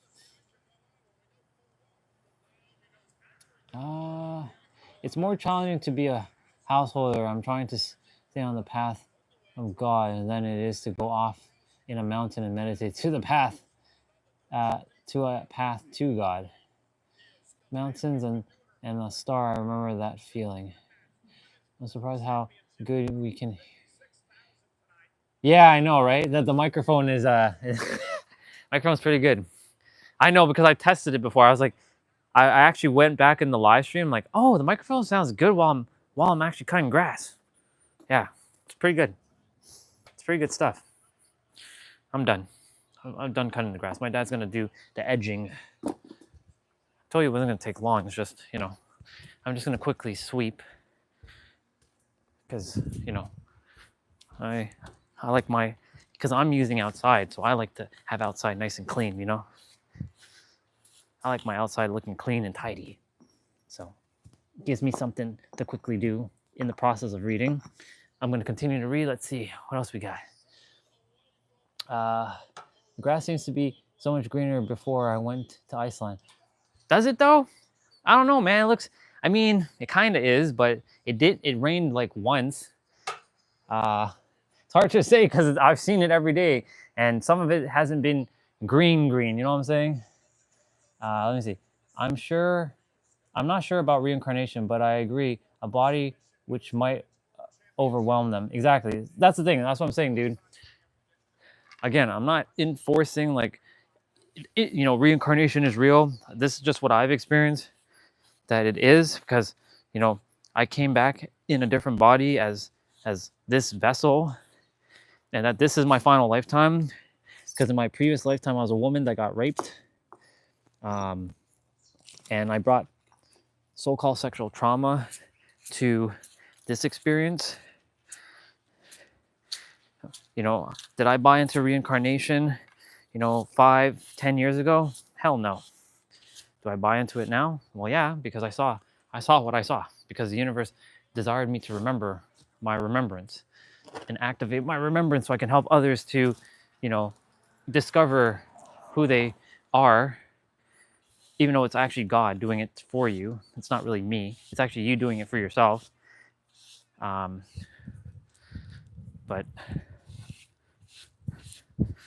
it's it's one of those things because we don't know because our brain has forgotten. We have amnesia. That's basically what it is. We all have lived many lifetimes. You've lived many lifetimes, Mr. Gentle Boy. Soul Fam has lived many lives. I've lived many lives.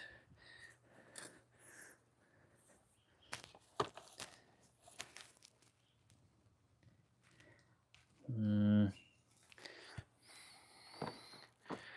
gotta bring this over. I gotta dig out the grass underneath the lawnmower.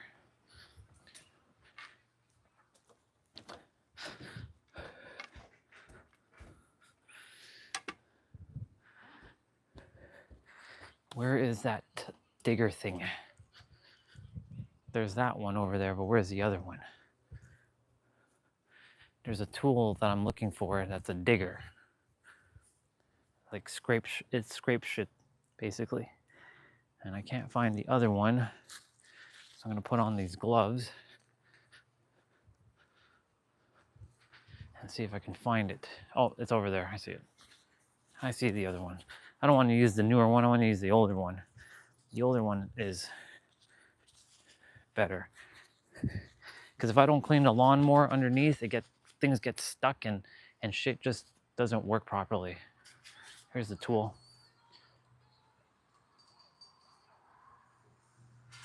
Well, there goes one wrestling match I didn't watch, but it's okay. We chop wood and carry. Let me read that. Okay, I gotta hold this without letting the. I'll pick up all the.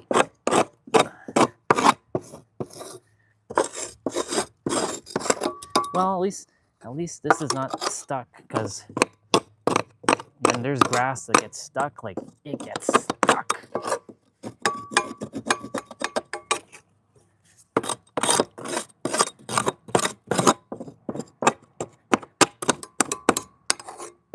I'll pick up all that and just dump that away.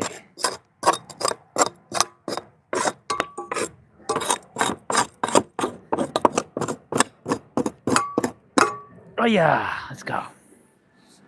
All right. Lawnmower can go back in now. Then I'll pick up all that other junk.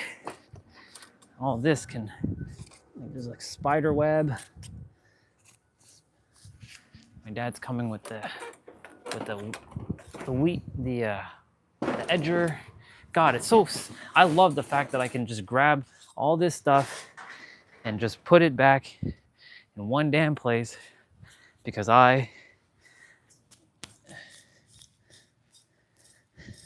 now let's pick up this grass, and they don't have any of those bags. So I'm gonna just put this in the soil.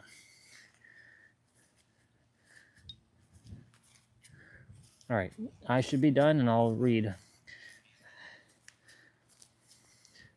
Okay.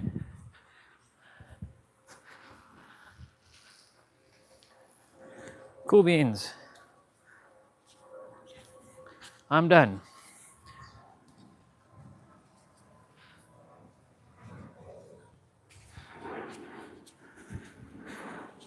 Now I have kind of fresh grass, even though it didn't feel like I cut it. It literally doesn't feel like I cut grass, to be honest.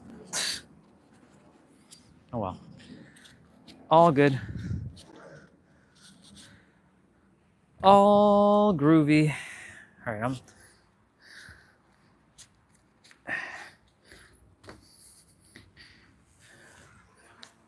All right. Now then, let me take a moment to read, shall we? What we got? Before enlightenment, we chop wood and carry water. After enlightenment, we chop wood and carry water. Yeah, basically same thing. We chop wood and carry water in virtual worlds anyways, yeah. In light emits. How do we emit our inner light? How do we emit our inner light? Heart. Your heart is the guide to emitting your light. And that's by being still and knowing that you are a fractal of the Creator. Be still and know that you are the fractal of the Creator. That's why that Bible verse, whoever wrote that Bible verse needs to, because they screwed shit up. Because when they were, back in the day, they were very limited with language. And of course, when you hear the be still and know that I am God, it sounds like be still and know that I am God, like someone outside of you. But it's actually be still and know that you, me, and everyone are a fractal of the Creator, of God. That's what that means. That's why your heart is the light. It's to be still and know. For me, it's actual works. For me, humility when I knew I am weak without God. I don't know others, but there's kind of drama before that within. Like a child nagging over their parents, they got disciplined within. I don't know why, but I asked.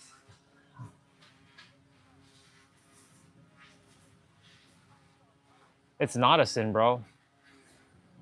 Oh yeah, dude. I'm looking at the sun. I can stare at the sun.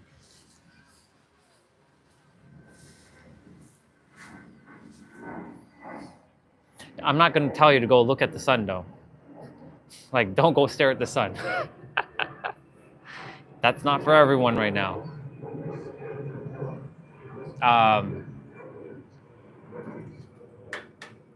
There's no sin. The only sin is if you choose to create it as a sin. Then it'll be a sin. But then when you... that's why, I'm not telling you that I know more or I'm more aware. I'm not. But I'm saying that there are no sins. If you choose to entertain the idea of a sin, then it's a sin. Because in the end, the truth only comes from within you. Because there's no truth except for what the subconscious mind entertains as truth. All truths are half-truths. Because there are no real truths except for you. The answer is really you. You, me, and everyone. That's the truth. Because you're a physical embodiment. So really, there is one truth, and that's all of us. One. So there's no sin. You don't have to worry about that. I can tell you from my experience, you don't have to worry about that at all. I promise you, you're perfectly fine. God, in fact, desires you to ask those questions. So ask the questions. You're good. Don't worry. You're gonna be A-okay.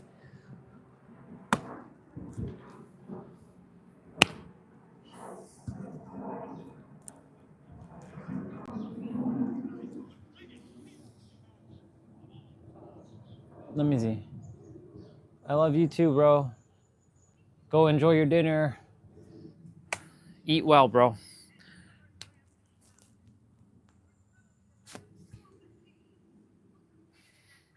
I should do like the ninja style.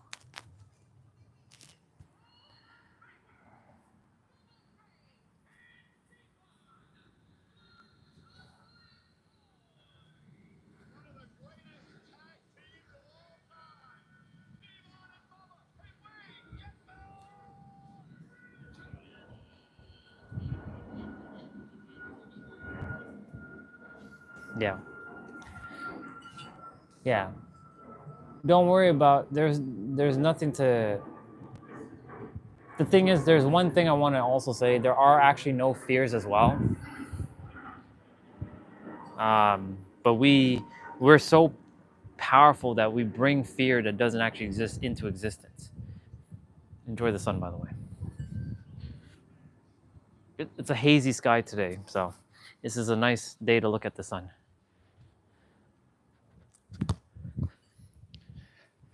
I made that place looking very, very nice. Like the shed, it's looking very, very nice.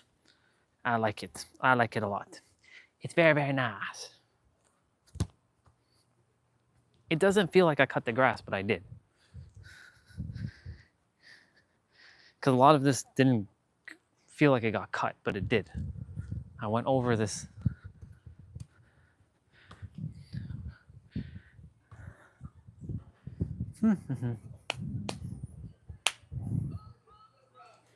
Oh, tables, ladders, and chair match.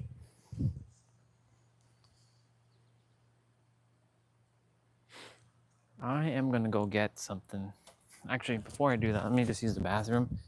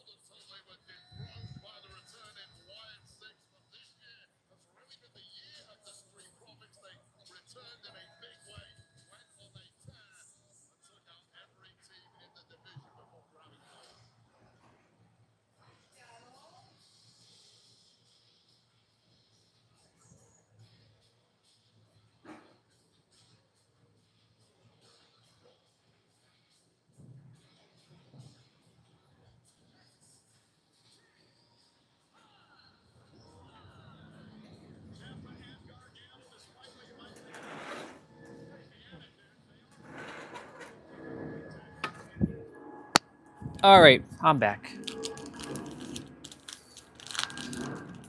Yeah.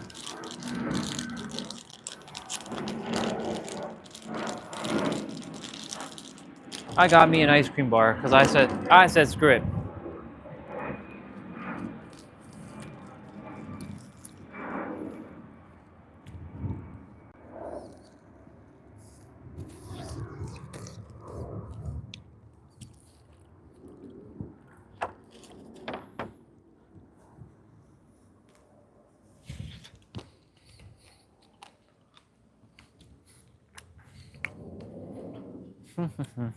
Yeah.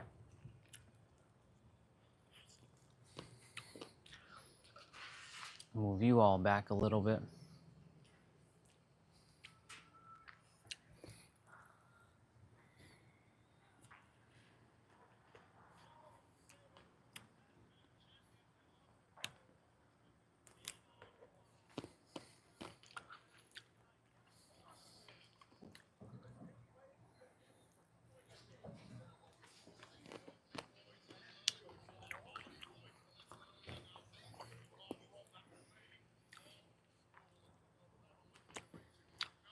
I'm just watching my on WWE.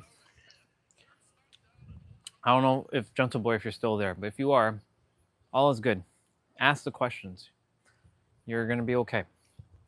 I'll tell you something. The reason why more people are remembering their remembrance is because the vibration of the planet is raising, and the universe desires most of us to remember so that we can bring back the totality of oneness. Now, is it going to happen in this lifetime? No, it's not even close.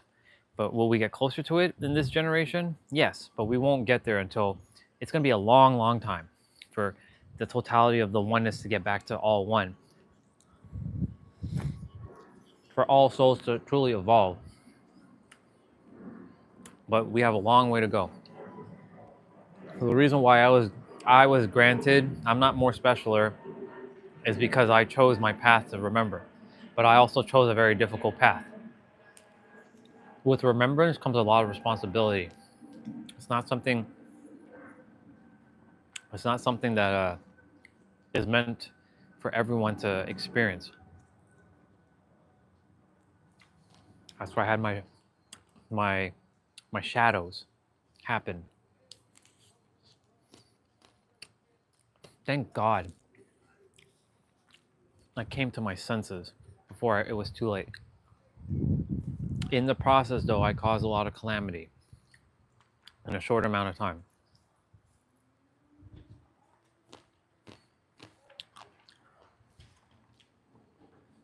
Not anymore, though.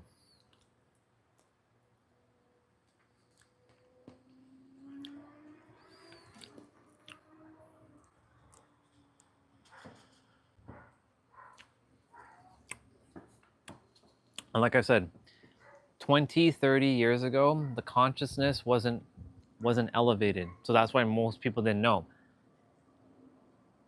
Because it's becoming a new thing, more and more people are activating the remembrance. And a lot of people are activating their gifts. Some are in the process of figuring it out. Some already have figured it out. Some don't know yet. Some will eventually know. Some will never know. And the ones that never know, they chose that path. They actually are very great mirrors for the ones who did choose to remember. But will they never remember? Of course they will. Maybe not in this lifetime, but they definitely will come back another lifetime because they know, oh, this is just a game. Now, it doesn't feel real, of course, because, we experience this third dimension and it feels absolutely like chaotic, you know what I'm saying? Like it feels difficult because it's so real to our senses. Like if I were to punch this thing, my fist is going to feel it. But the soul is limitless. It doesn't feel the pain. Because in the other side of reality, it's a holographic projection. It's 99.99 to like the power of like some ridiculous number of pure empty space. And it's like 0.00000, like to the power of some number 0.1 of, or 0.1 or whatever the number is of matter. Is that real? I don't know. But I do know that this is a holographic projection and that everything that we see is just a mirror. But our senses tells us a different story. It's both real for our senses, but it's not real for the soul. The soul knows that this is just a game and it's just an illusion. But the mind does not know. And that's why we were given the third dimensional thinking mind, so that we can navigate the third dimension and overcome challenges and evolve. Hence why the whole point of our journey is to experience what we're here to experience. That's it. That's the be all and end all of all this. I ask the questions, why? Why? It just wants to experience itself in a whole, like when I say itself, that's the creator. It wants to experience itself in a different aspect every time we come back to the earth through our different bodies.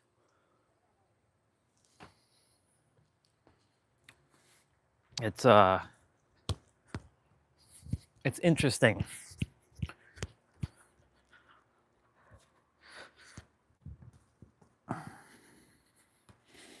There's so many people who have proven now that this is an illusion. Now, can everybody explain that this is an illusion? No. A lot of people obfuscate things and make things more complicated. I'm going to tell you straight up, think of it as a mind. That's like, let's think of it as a holographic head that's shooting out 8 billion different frequencies and having 8 billion different thoughts at one given time simultaneously. That's what this is. And it's not just 8 billion on this planet, it's gazillions, it's like infinite amount of other souls on other different planets.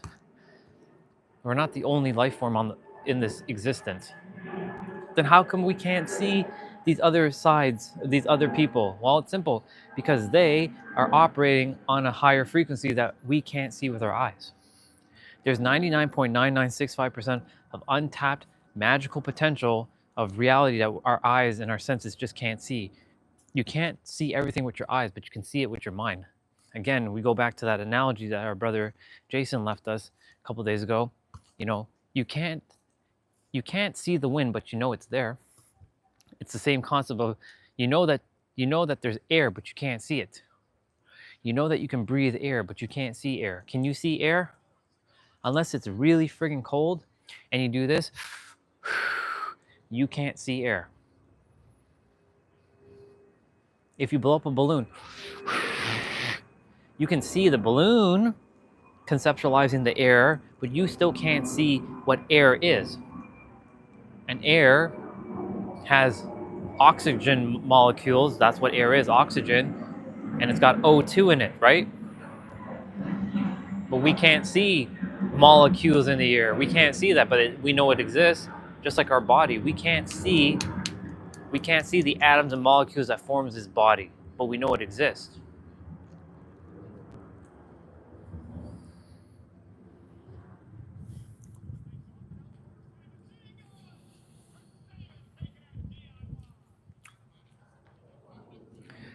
It's when I went on to the other side, I'm going to tell you right now what I saw.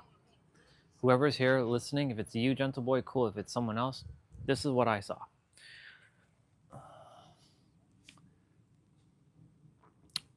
The creator takes the form of whatever you choose to.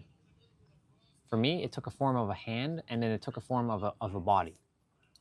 It had no face, and I had no face, but I was a light body, just like it. And I saw how Earth was, that it is like how people on Earth are being sent and playing all the games. Like they have infinite games being played. Time doesn't exist there. And each game is already done. But you get the free will to choose which game you get to play. Like there's a version of all of us who's a billionaire, a trillionaire. There's a version of us who's a beggar, who's poor. A version of us who's the greatest, rapper. There's a version of us who's the greatest songwriter. A version of us who's the greatest wrestler. There's a version of us who is like really not using our head. There's a criminal version of us, but each game has been played, and you get to choose in between. And there's a game that's called changing your game in between each game, and that's its own game itself. Hence why free will and destiny do exist. They're both simultaneously happening in the now, but you get to choose what you desire to experience in the now. Hence why it's advantageous to be disciplined, to go and close your eyes and go within, shut your door, which is representing your eyes, and go within. I would be watching Nero's video, but I desire to watch his wrestling because, it's an event. But I'm going to be watching that video again tomorrow. So I'm going to be watching Nero's video again tomorrow for anybody who's interested in watching it with me. I'll be watching it tomorrow.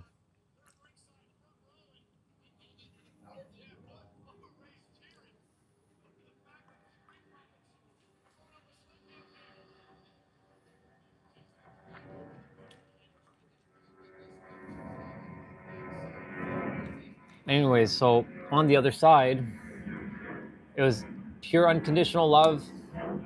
I saw souls going into bodies, and they get like sent into the body. After that, I didn't know what was happening. Regina helped me fill in the missing blanks because I don't remember every minute detail, because not everything was meant for me to remember. But I do remember aspects of that. That's why when I hear her speak and share stuff, it makes sense, because I'm like, that's right. Earth is a disc in the other dimensions, but when we're on the third dimension, it's a sphere.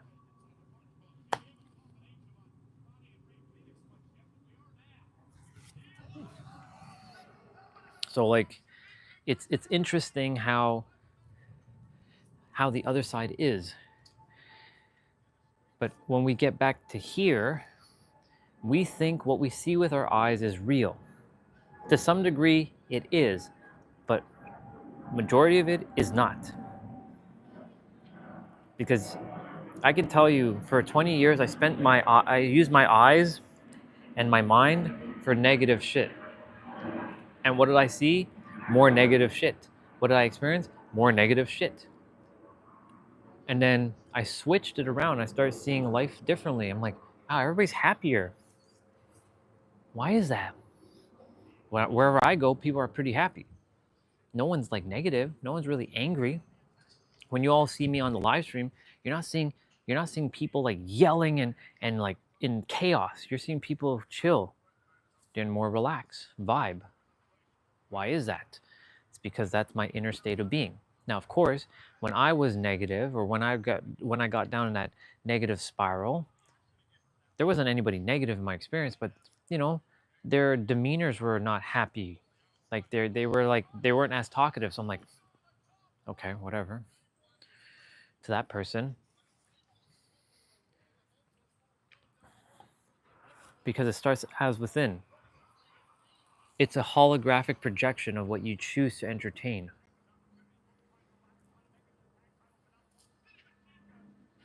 There's a lot of people who Nero hear from. Like there's a guy literally in that video was from Toronto. And I was meant to hear that one because he started manifesting like crazy. He manifested getting $10,000 with 2 clients in 2 days. So he got $20,000. He was able to manifest bringing forth 2 old clients. He manifests meeting somebody named De Niro, and he never met anyone named Nero in his life. And he's from Toronto. So that's like, if he's able to do it and I'm in Toronto, then he's not more special than me. All I have to do is undo the nonsense that I've been entertaining for years, which I've done, or I'm doing, or I'm undoing. And I'm like, I'm going to have $50,000. I desire to have $50,000 and I'm going to have it. And I have it. And I have to come from that state of being that I'm already safe and secure, that I already have it. I'm letting go of the how, I'm letting go of the when, but I'm manifesting $50,000, whether that's Canadian or US, 55,000 US dollars or 55 Canadian. If it's 55,000 US dollars, I'm good. I'll take that. I'm buying me my gaming laptop. I'm getting me my GoPro, getting me my new iPhone 16 Pro Max, because now that I know that the iPhone 17 and 18 are not going to have a port, kind of sucks.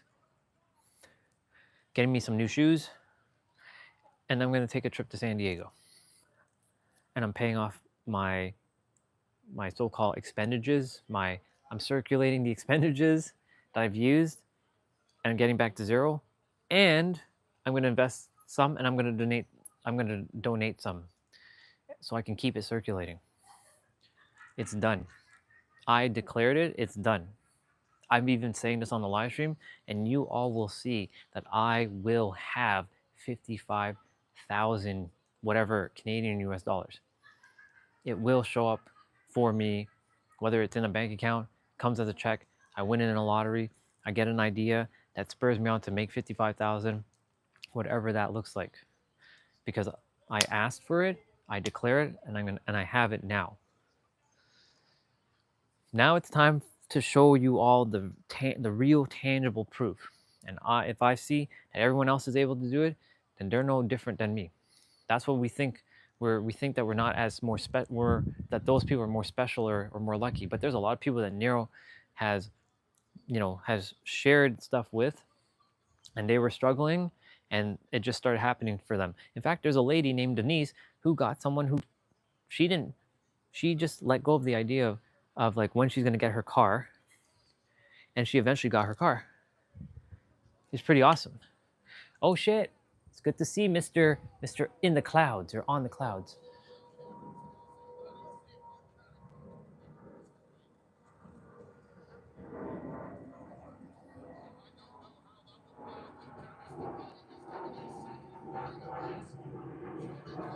When you say, is this you, gentle boy? I think this is you. This has got to be you. If you were trolling me that time, I'm like, dude, how dare you, dude? How dare you? There was that time you came on. I'm like, who the hell is this? Is this Brian? Is this someone else? Like what the hell? Well, at least now I know it's you. Of course I remember. What do you think, dude? Do you think I forgot? I'm like, who is this tripping on the clouds? Like, it's a cool name. I thought it was Brian, one of our other members, because he would have a name like that. But I was like, well, it's not Brian, then who the hell is this? Apparently this person knows me.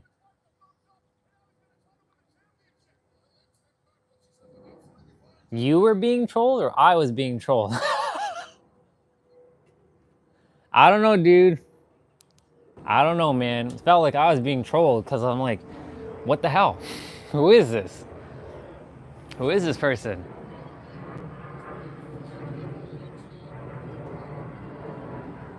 No, it didn't flinch at me. What the moment, like I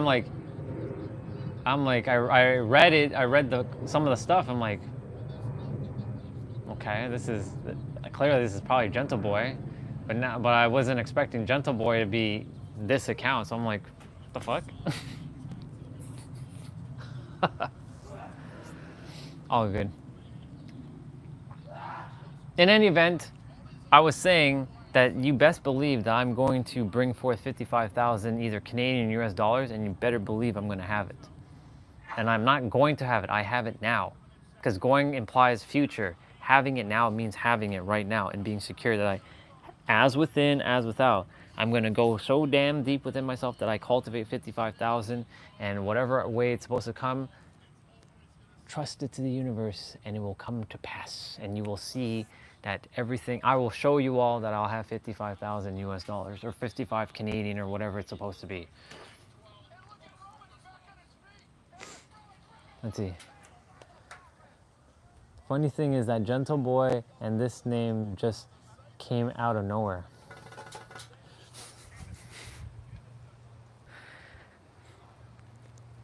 You know, the thing is, like, now when I see this name, I'm like, tripping on the clouds. I'm like, tripping on the clouds. You know, of course, you know, that sounds like some, like, you know, pothead. You know what I'm saying? Like, someone, like, that's what that name feels like. That's what that feels. I'm sure that's not what it is, but you know.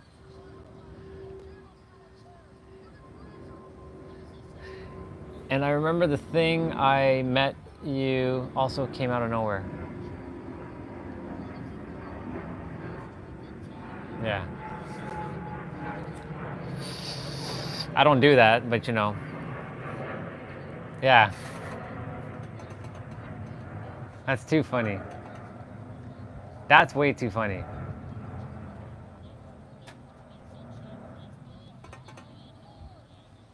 I mean, it's all good. There's no judgment on it. It's just like, clearly you see me doing, clearly I've never smoked anything in my life. So this is what my impersonation of like someone smoking anything.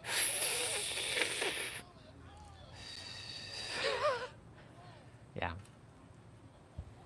For someone who has never smoked, I think I have a really good impersonation of how to smoke. Just super saying.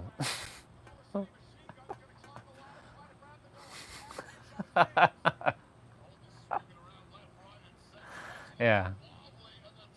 It's weird. I've never ever done that ever in my life, bro. I've never drank alcohol. I never smoked anything. So, you know, me pretending to like.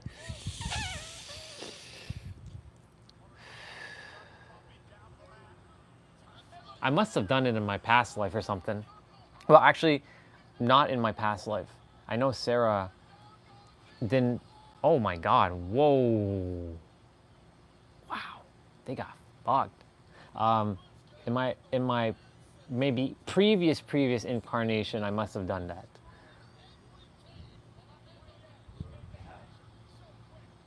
What the fuck is going on here? I'm watching wrestling right now. SummerSlam.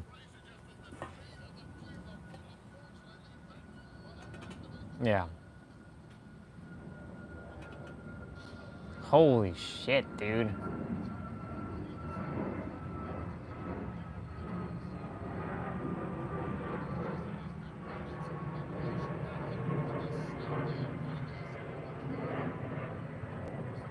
Yeah.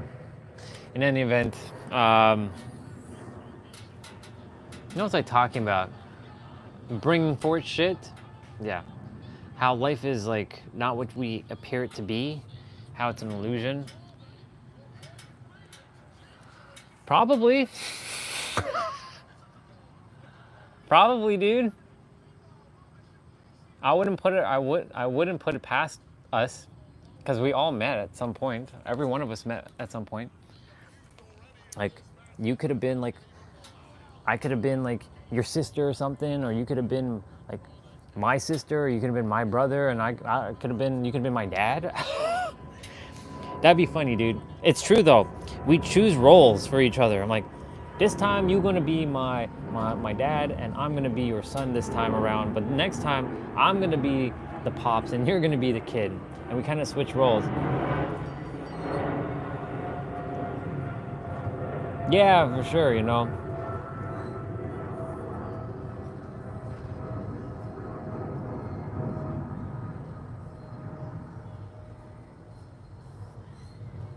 Well, that's pretty awesome that they won. Yeah, my intentions is to just serve and help people, you know? I just care about seeing people winning and living their greatest life, because like my intentions is not for anyone to ever suffer while I'm still on this planet.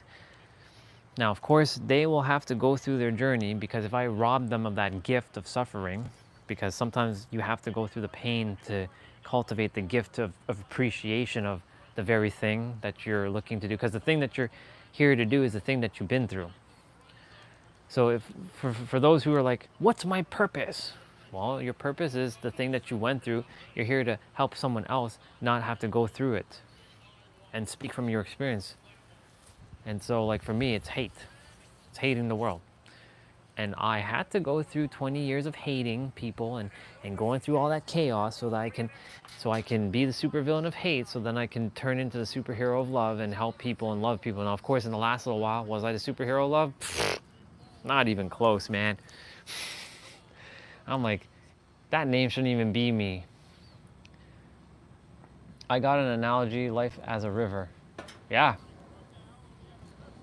But share more. I want to hear. I want to hear why you say that.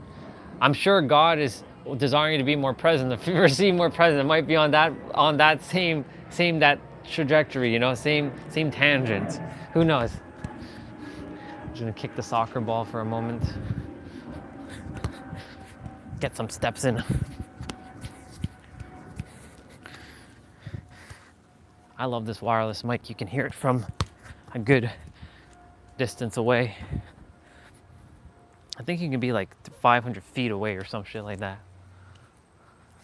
It's pretty badass. I'm gonna come back and read what you said. Yeah! I gotta go groom after the live stream's done. Gotta unwolverine my arms and my chest, and I gotta unwolverine some of my lines, or the scruff on my face. Sundays is my grooming night now. It used to be my grooming night. I'm treating the live stream as if it's like my business. Like Monday is like the new business work week. So I gotta look sharp for the live stream. Undo my grays as well.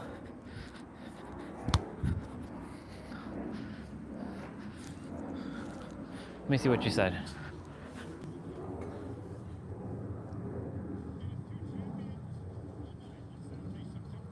Okay, take a breath for myself. I'm now in frequency of better guy.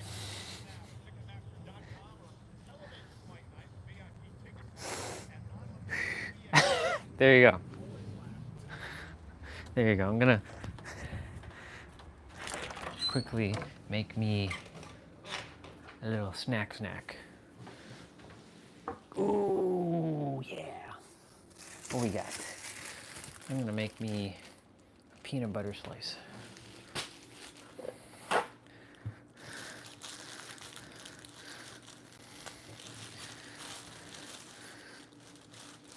Isn't it like you just ate? Well, yeah, but I have a high metabolism now. I got to eat. I got to eat. I must eat. Well, I don't really have to eat. I can intermittent fast, and I'm really good at intermittent fasting, but there's a flaw to that for me, specifically me. I don't know why me, but I lose my beard. My beard gets thinned out. So I don't want that to happen to my face again. It's kind of gnarly that happened, but whatever. It will one day grow back. Maybe it's all that spiritual energy. It's probably all that spiritual energy, me turning into Super Saiyan or something.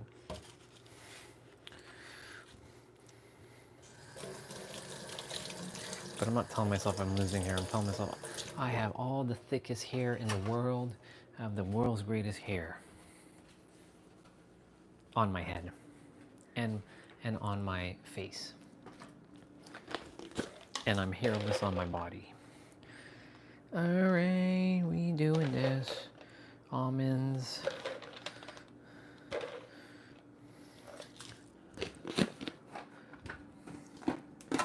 Nope.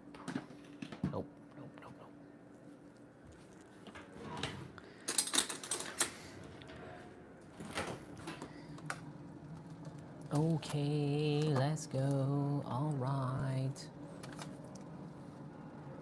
Damn, son.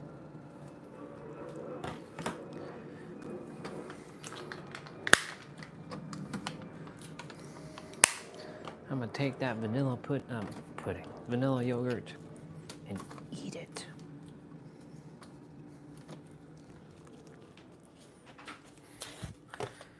I'll be right back out in a moment. Uno momento, see you play. I'm putting some honey on my peanut butter and almond sandwich. Yeah, I put almonds on my peanut butter. I've been putting honey on a lot of things as of late, because this honey is actually natural. Surprise, surprise.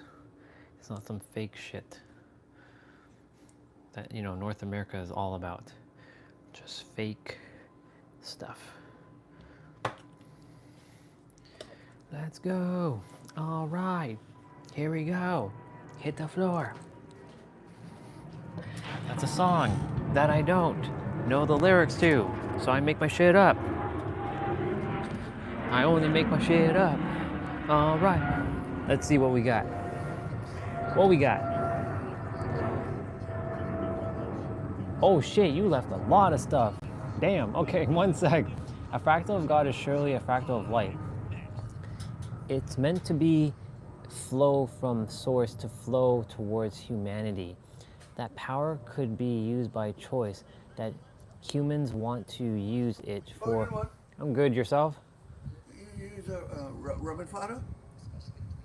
Do I look that old? No. I said you use Robin. Robin is the father? Yes. Oh. Yeah. I was like... I call him so many times, but I never see the kid here. Yeah. I'm usually hiding. I come and ask him, where is the car? He said, oh, they're gone out. I mean, if that is very good. I just sell cigarettes. Yeah. I don't know if I sell cigarettes. From Homer College to Westway, till Kill Street. Gotcha. But I don't smoke anymore. I don't smoke. I used to smoke 30 years ago, but I don't smoke now. It's not good for your heart. You can take a little drink, but smoking not good. Yeah. Yeah, nice one. Let me see. You can use water. You can use water flow. Hold on, I gotta read because I got distracted. My dad's friend. I've never met him, so I keep my interactions to people like minimal. All right, let me read everything from the beginning. How about that? A fractal of God is surely a fractal of light. Yes. It's meant to flow from source to flow towards humanity. The power that could be used by choice that humans want to use it for, but surely have impact. You can use water flows clean. It came out from up mountains and became dirty once it reaches to the ocean. It's like life.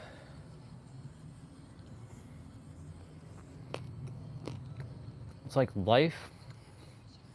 When up there, people live in harmony with nature. The water is clean, and it got dirtier at the city. You can judge society based on their river, bro. Not that we're here to judge, but you know, we can observe, right? Because when you're in tune with harmonious frequencies, your body wouldn't be polluted, the surrounding, the provider of your life. But in cities, people are careless with that because people didn't stay in tune with nature. We expand this analogy further by understanding more of each complexity within the aspect of life, because we are creatures made 70% of water, and water would reflect our condition. Yes. So let me ask you something. Let me ask you something, because you just came up with all that. Where do you think all that just came from? Do you think that came from the third dimensional mind? Or do you think that came from the higher mind? Everything that you just wrote there. What's your thoughts?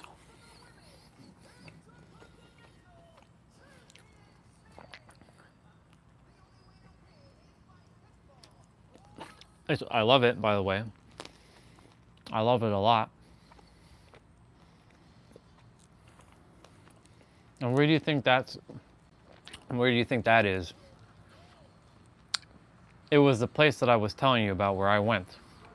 What you just tapped into, that's where the totality of oneness is. You tapped into a frequency that allowed you to bring that through your consciousness.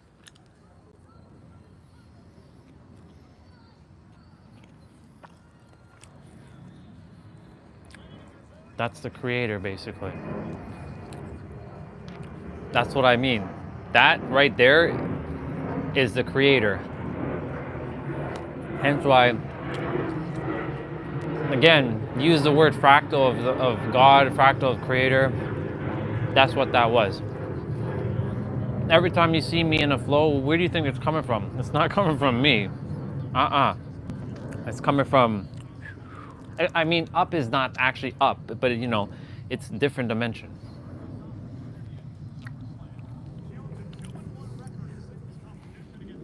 Third dimensional mind would say that, yes. The third dimensional mind would consider what you're conceptualizing as flesh. But your higher mind wouldn't just see this as flesh, it sees this as sentient. Think about that one for a moment. It sees your body, this, as sentient. Even if you have, you know, some love handles, it sees this as sentient. But the third dimensional thinking mind does not see this as sentient. It sees this as flesh.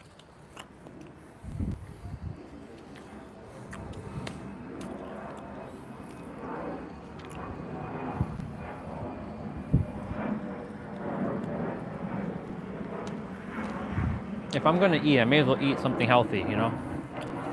I picked out on an ice cream bar, a little ice cream bar, but it's all good.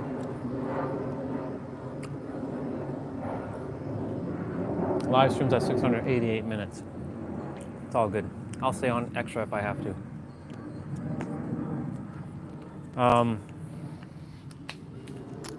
So all that you just said there was tapped into a frequency that allowed you to tap into your higher mind. Your higher mind is in the other plane of existence, and your third dimensional mind got out of the way. That's what happened.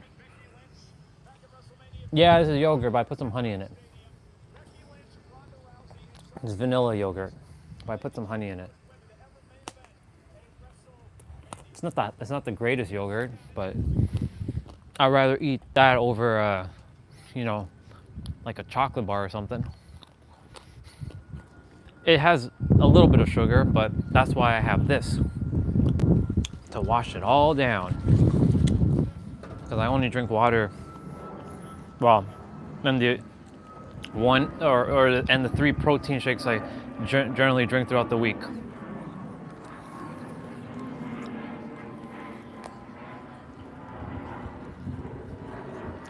Remember, you mentioned we're 70% water, so I gotta feed this water body with water.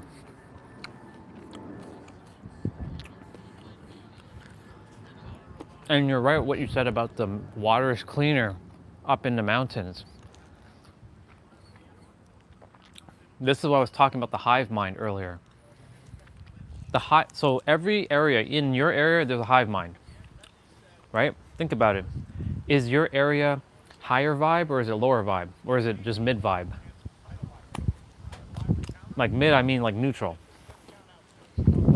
In this area, it's low to mid vibe. It's not high vibe. I'm high vibe, even though I dip, but my frequency is a little bit higher than the collective consciousness in this area. I'm just being real. I'm not putting myself above anyone. I'm just stating a fact that a lot of people are not as conscious. They're happy people, but life is not by their design. It's by default for them. For me, I know that life is by design for me, but I got trapped in the whole third dimensional thinking mind as of late.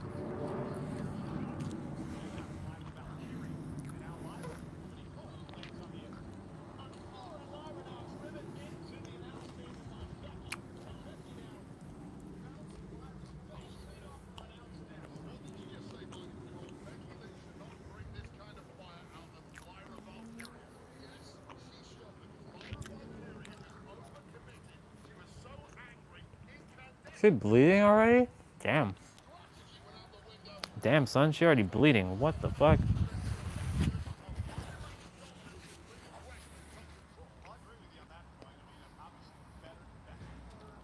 I haven't done that before. I've never done that. I've only recently put honey into yogurt. It's interesting. I never really thought vanilla and honey would go together, but it's a really good combination.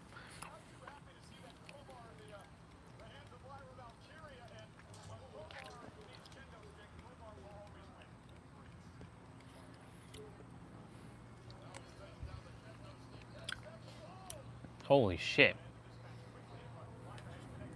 Let me see. It's not easy to tap into higher frequency when you're surrounded by low high. Yeah, because as a collective herd, you will be ostracized spiritually. Yep. What do you think? I have to maintain my Super Saiyan energy here at all costs. I can't, dude. I can't be in normal state. I can't be Goku in normal state. I have to be Super Saiyan 3. No, let me tap that. Let me rephrase that. I have to be Ultra Instinct, bro, just to ward off the non-Ultra Instincts around here. No offense to anybody.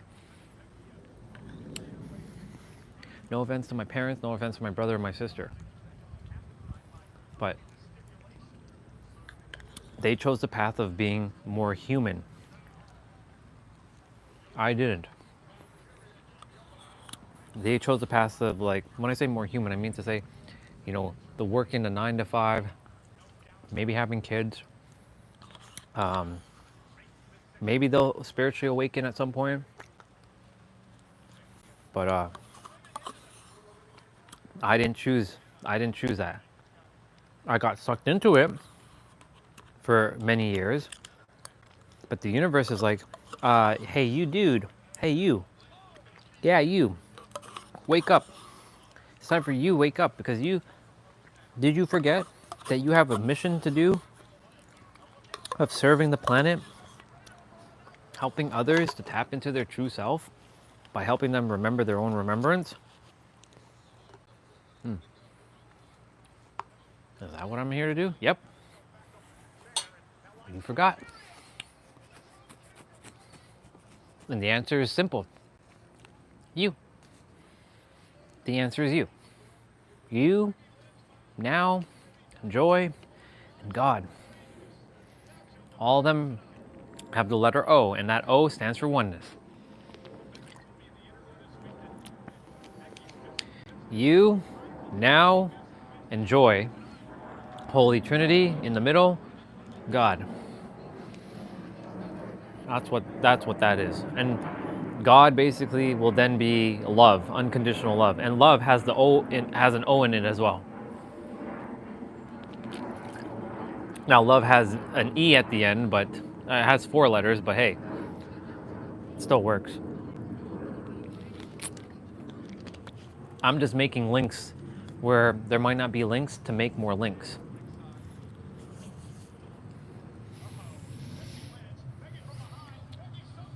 Yeah. And the thing is, if you can only be ostracized if you allow it to be ostracized. Like for me, I won't be ostracized. Even if people around me don't understand what I'm doing, I won't be ostracized, because I can't go back on my own self. Because if they are ostracizing me, that means that I'm ostracizing myself, because they're nothing more than another version of me. But if I don't ostracize myself, they can't ostracize me. Because every one of us is.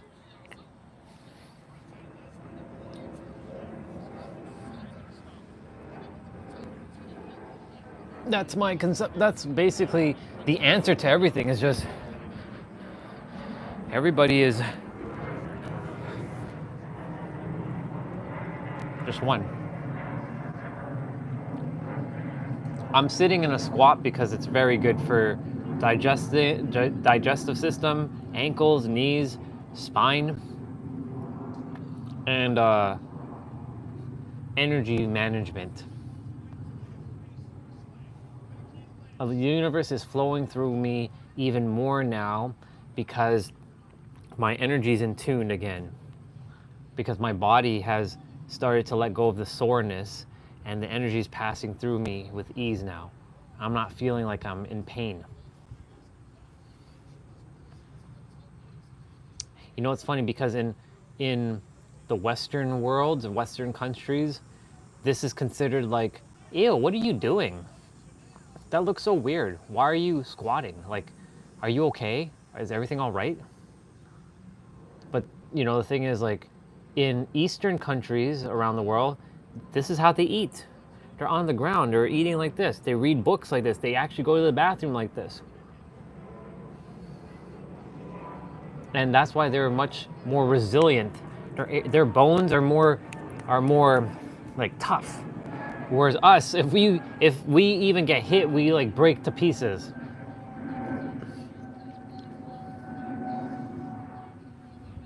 That's why I've been training my body, my shoulders, my elbows, my knees, my ankles, my hips, my hamstrings, my spine, to get more resilient, to take the beatings, if it's going to take the beatings. Because if I fall down, I won't break a bone, because it'll be more resilient instead of brittle. And this is all interconnected with being connected with the Creator. Because if your body is in pain, you can't have time to think and go within. All you can think about is the pain that you're feeling. Right? Think about it. Anytime you're feeling pain in your body, are you thinking about, oh God, help me? Like, you're not going inwards to be like staying connected with the Creator. You're literally like, fuck, it hurts. Like, I'm in so much pain. Because your body wasn't taken care of, and you neglect, like a lot of people have neglected their bodies. I've done it. That's why I'm now undoing what I haven't done for like a couple years, for like decades. Like last year, dude, I couldn't even sit in this position. Literally, I couldn't sit in this position at all. I was literally like struggling. Now I've been able to sit in this position for at least, well, right now, I think I've been sitting in this position for at least 4 minutes. I can sit in this position for about 10 minutes before like the legs start to like feel a little much, but then I can get back up, and then I can just shake it out and then go back down.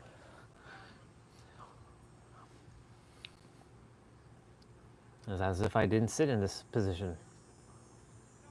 And of course, I'm gonna crawl. Let's see.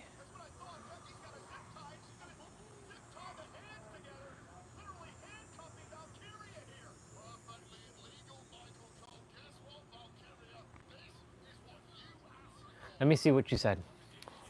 You said, I stumbled upon the video about an Instagram model hit a car and killed a civilian, but she said something interesting. Interested to look upon the video? Yeah, send it or share it. I don't know why she said that, because she previously experienced, or the drugs made her go into another dimension. Could be either or.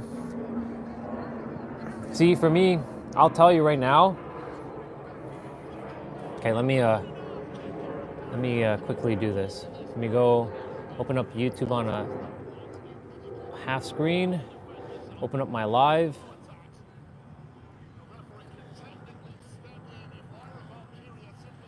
Let's go to my live.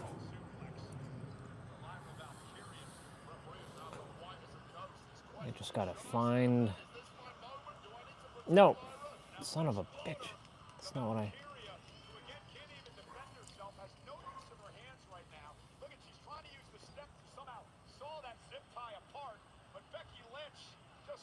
Early in the morning on August 10th, 2024. oh, it's on YouTube, okay.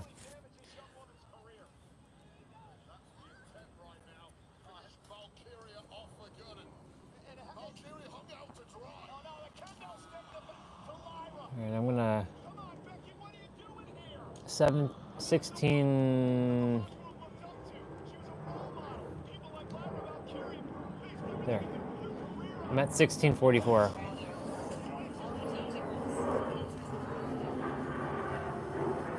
Look it up online, numerology, what's going on.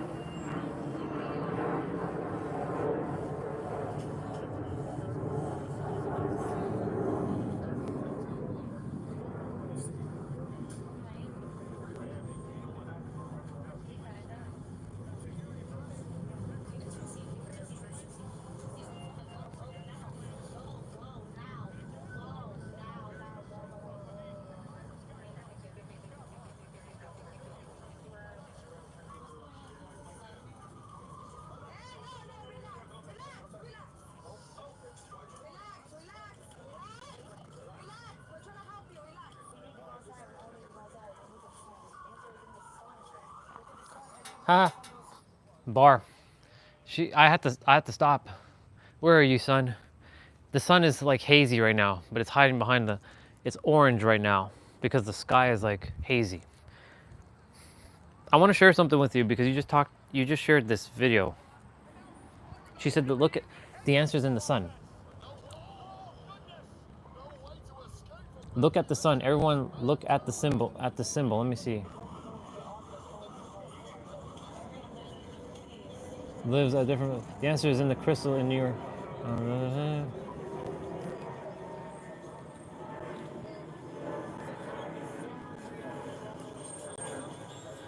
the devil, so that part isn't, so that I can tell you where she's saying the devil is real. No, the devil isn't real. That part isn't true. So that part is inaccurate.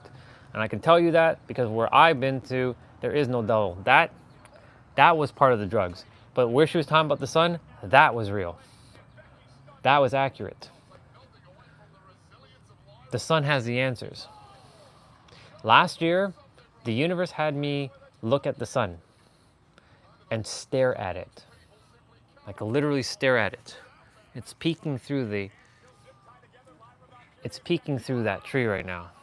Now, of course, this is easy. Looking at that sun is easy. That's like easy mode for me.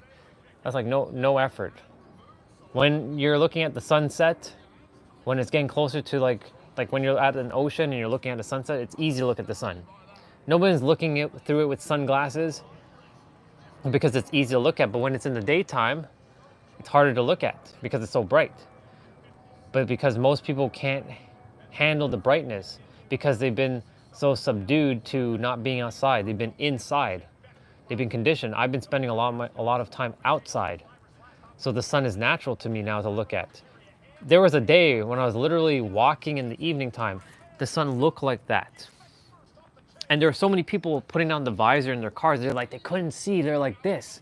And they had sunglasses and everything. They still couldn't see. Bro, I literally was like, what the fuck's going on? Why is there's like 7 cars and everybody's like getting blinded by the sun?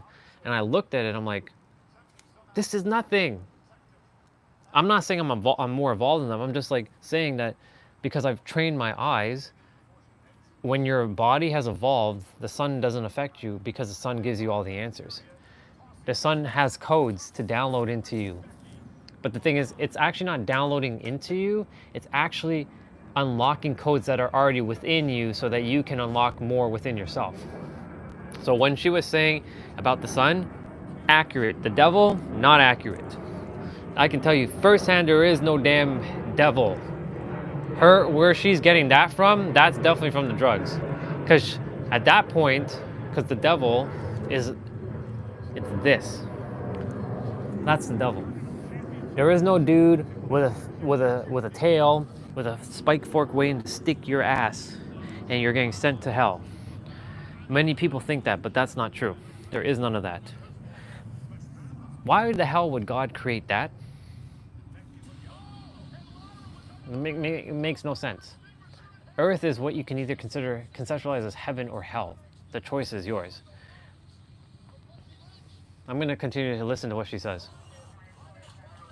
I had to stop where she was saying devil. I'm like, that's not accurate. But everything else she was saying, numerology, spot on. Okay. Okay. I have the video now, so I'm gonna rewatch it later on just to decipher some more stuff from it. 16:47. All right, I'll remember that timestamp. So live stream's at 707 minutes.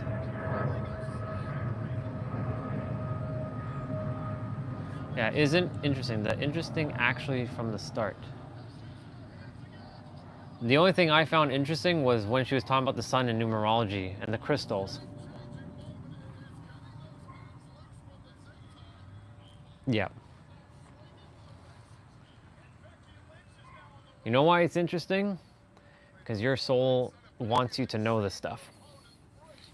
Otherwise, your soul wouldn't have had you go and find this stuff to help you to remember more aspects of who you are. Just not the devil part. That's why, you know, when you were talking about sin, you don't have to worry about that. There are no sins. That's a state of mind. I can tell you that firsthand. If you want certainty, I'll give you certainty right now. There is no, you don't have to worry about being afraid to ask a question. That's why when you're saying, I hope it's not a sin to ask a question. No, ask all your questions, bro. The universe desires you to know. It wants you to know.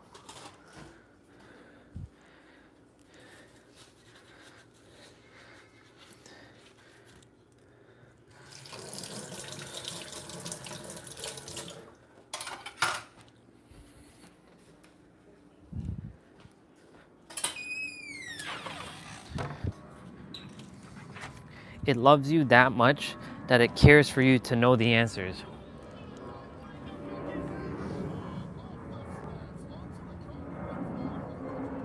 All that stuff, yeah.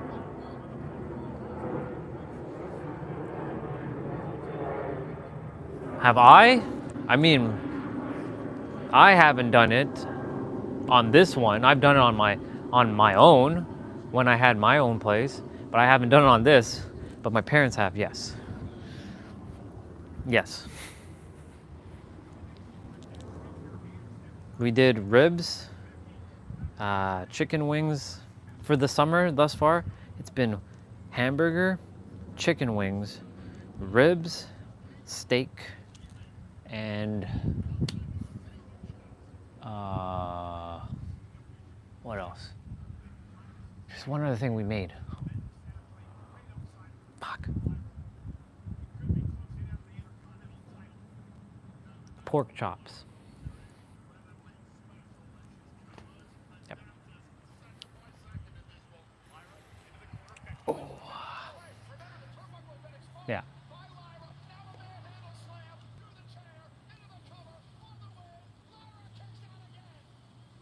Live stream is gonna end in like 5 minutes, but I'm gonna stay on for a few. I'll probably jump off at like 15 minutes maybe. We'll see. For me, usually well done. I'm not really into the whole like blood stuff. I usually like my stuff well done. I like my stuff cooked, like really cooked. I don't really like raw things, to be honest, bro. I really do like my stuff cooked. Like, I don't mean like charred and burnt, but you know, I mean to say like I like it cooked, like well done. Like I like it really like cooked, like where I'm actually eating like the juices of the meat and not the blood. Like the blood is like gone. I'm not really a medium, medium rare fan or whatever it is. I like my stuff cooked. That's why I'm, yeah, I don't know. Just never was into, I've had steak that was like not well done, and it never sat well with my gut. It just never did. It felt really just yuck and gross.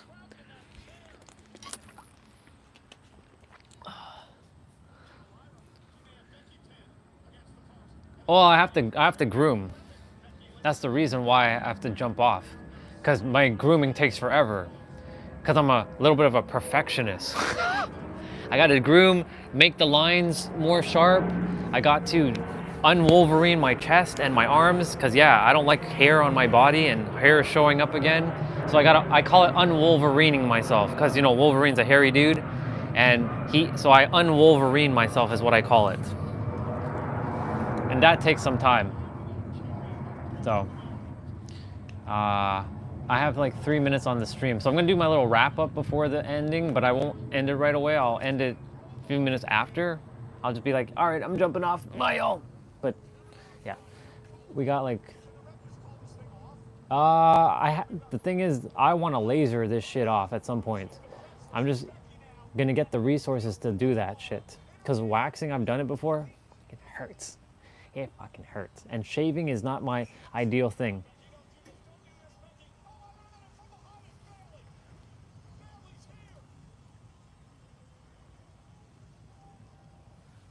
Yeah.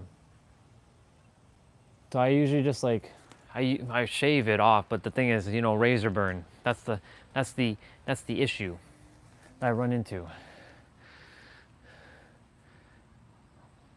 I'm not a big fan of having like hair because like it makes me feel hot and it makes me feel like heavy. So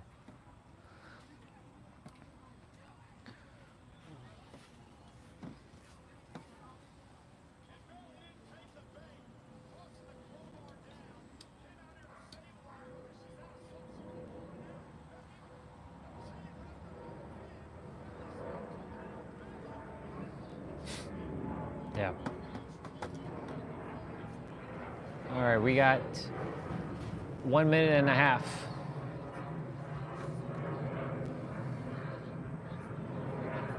Yeah.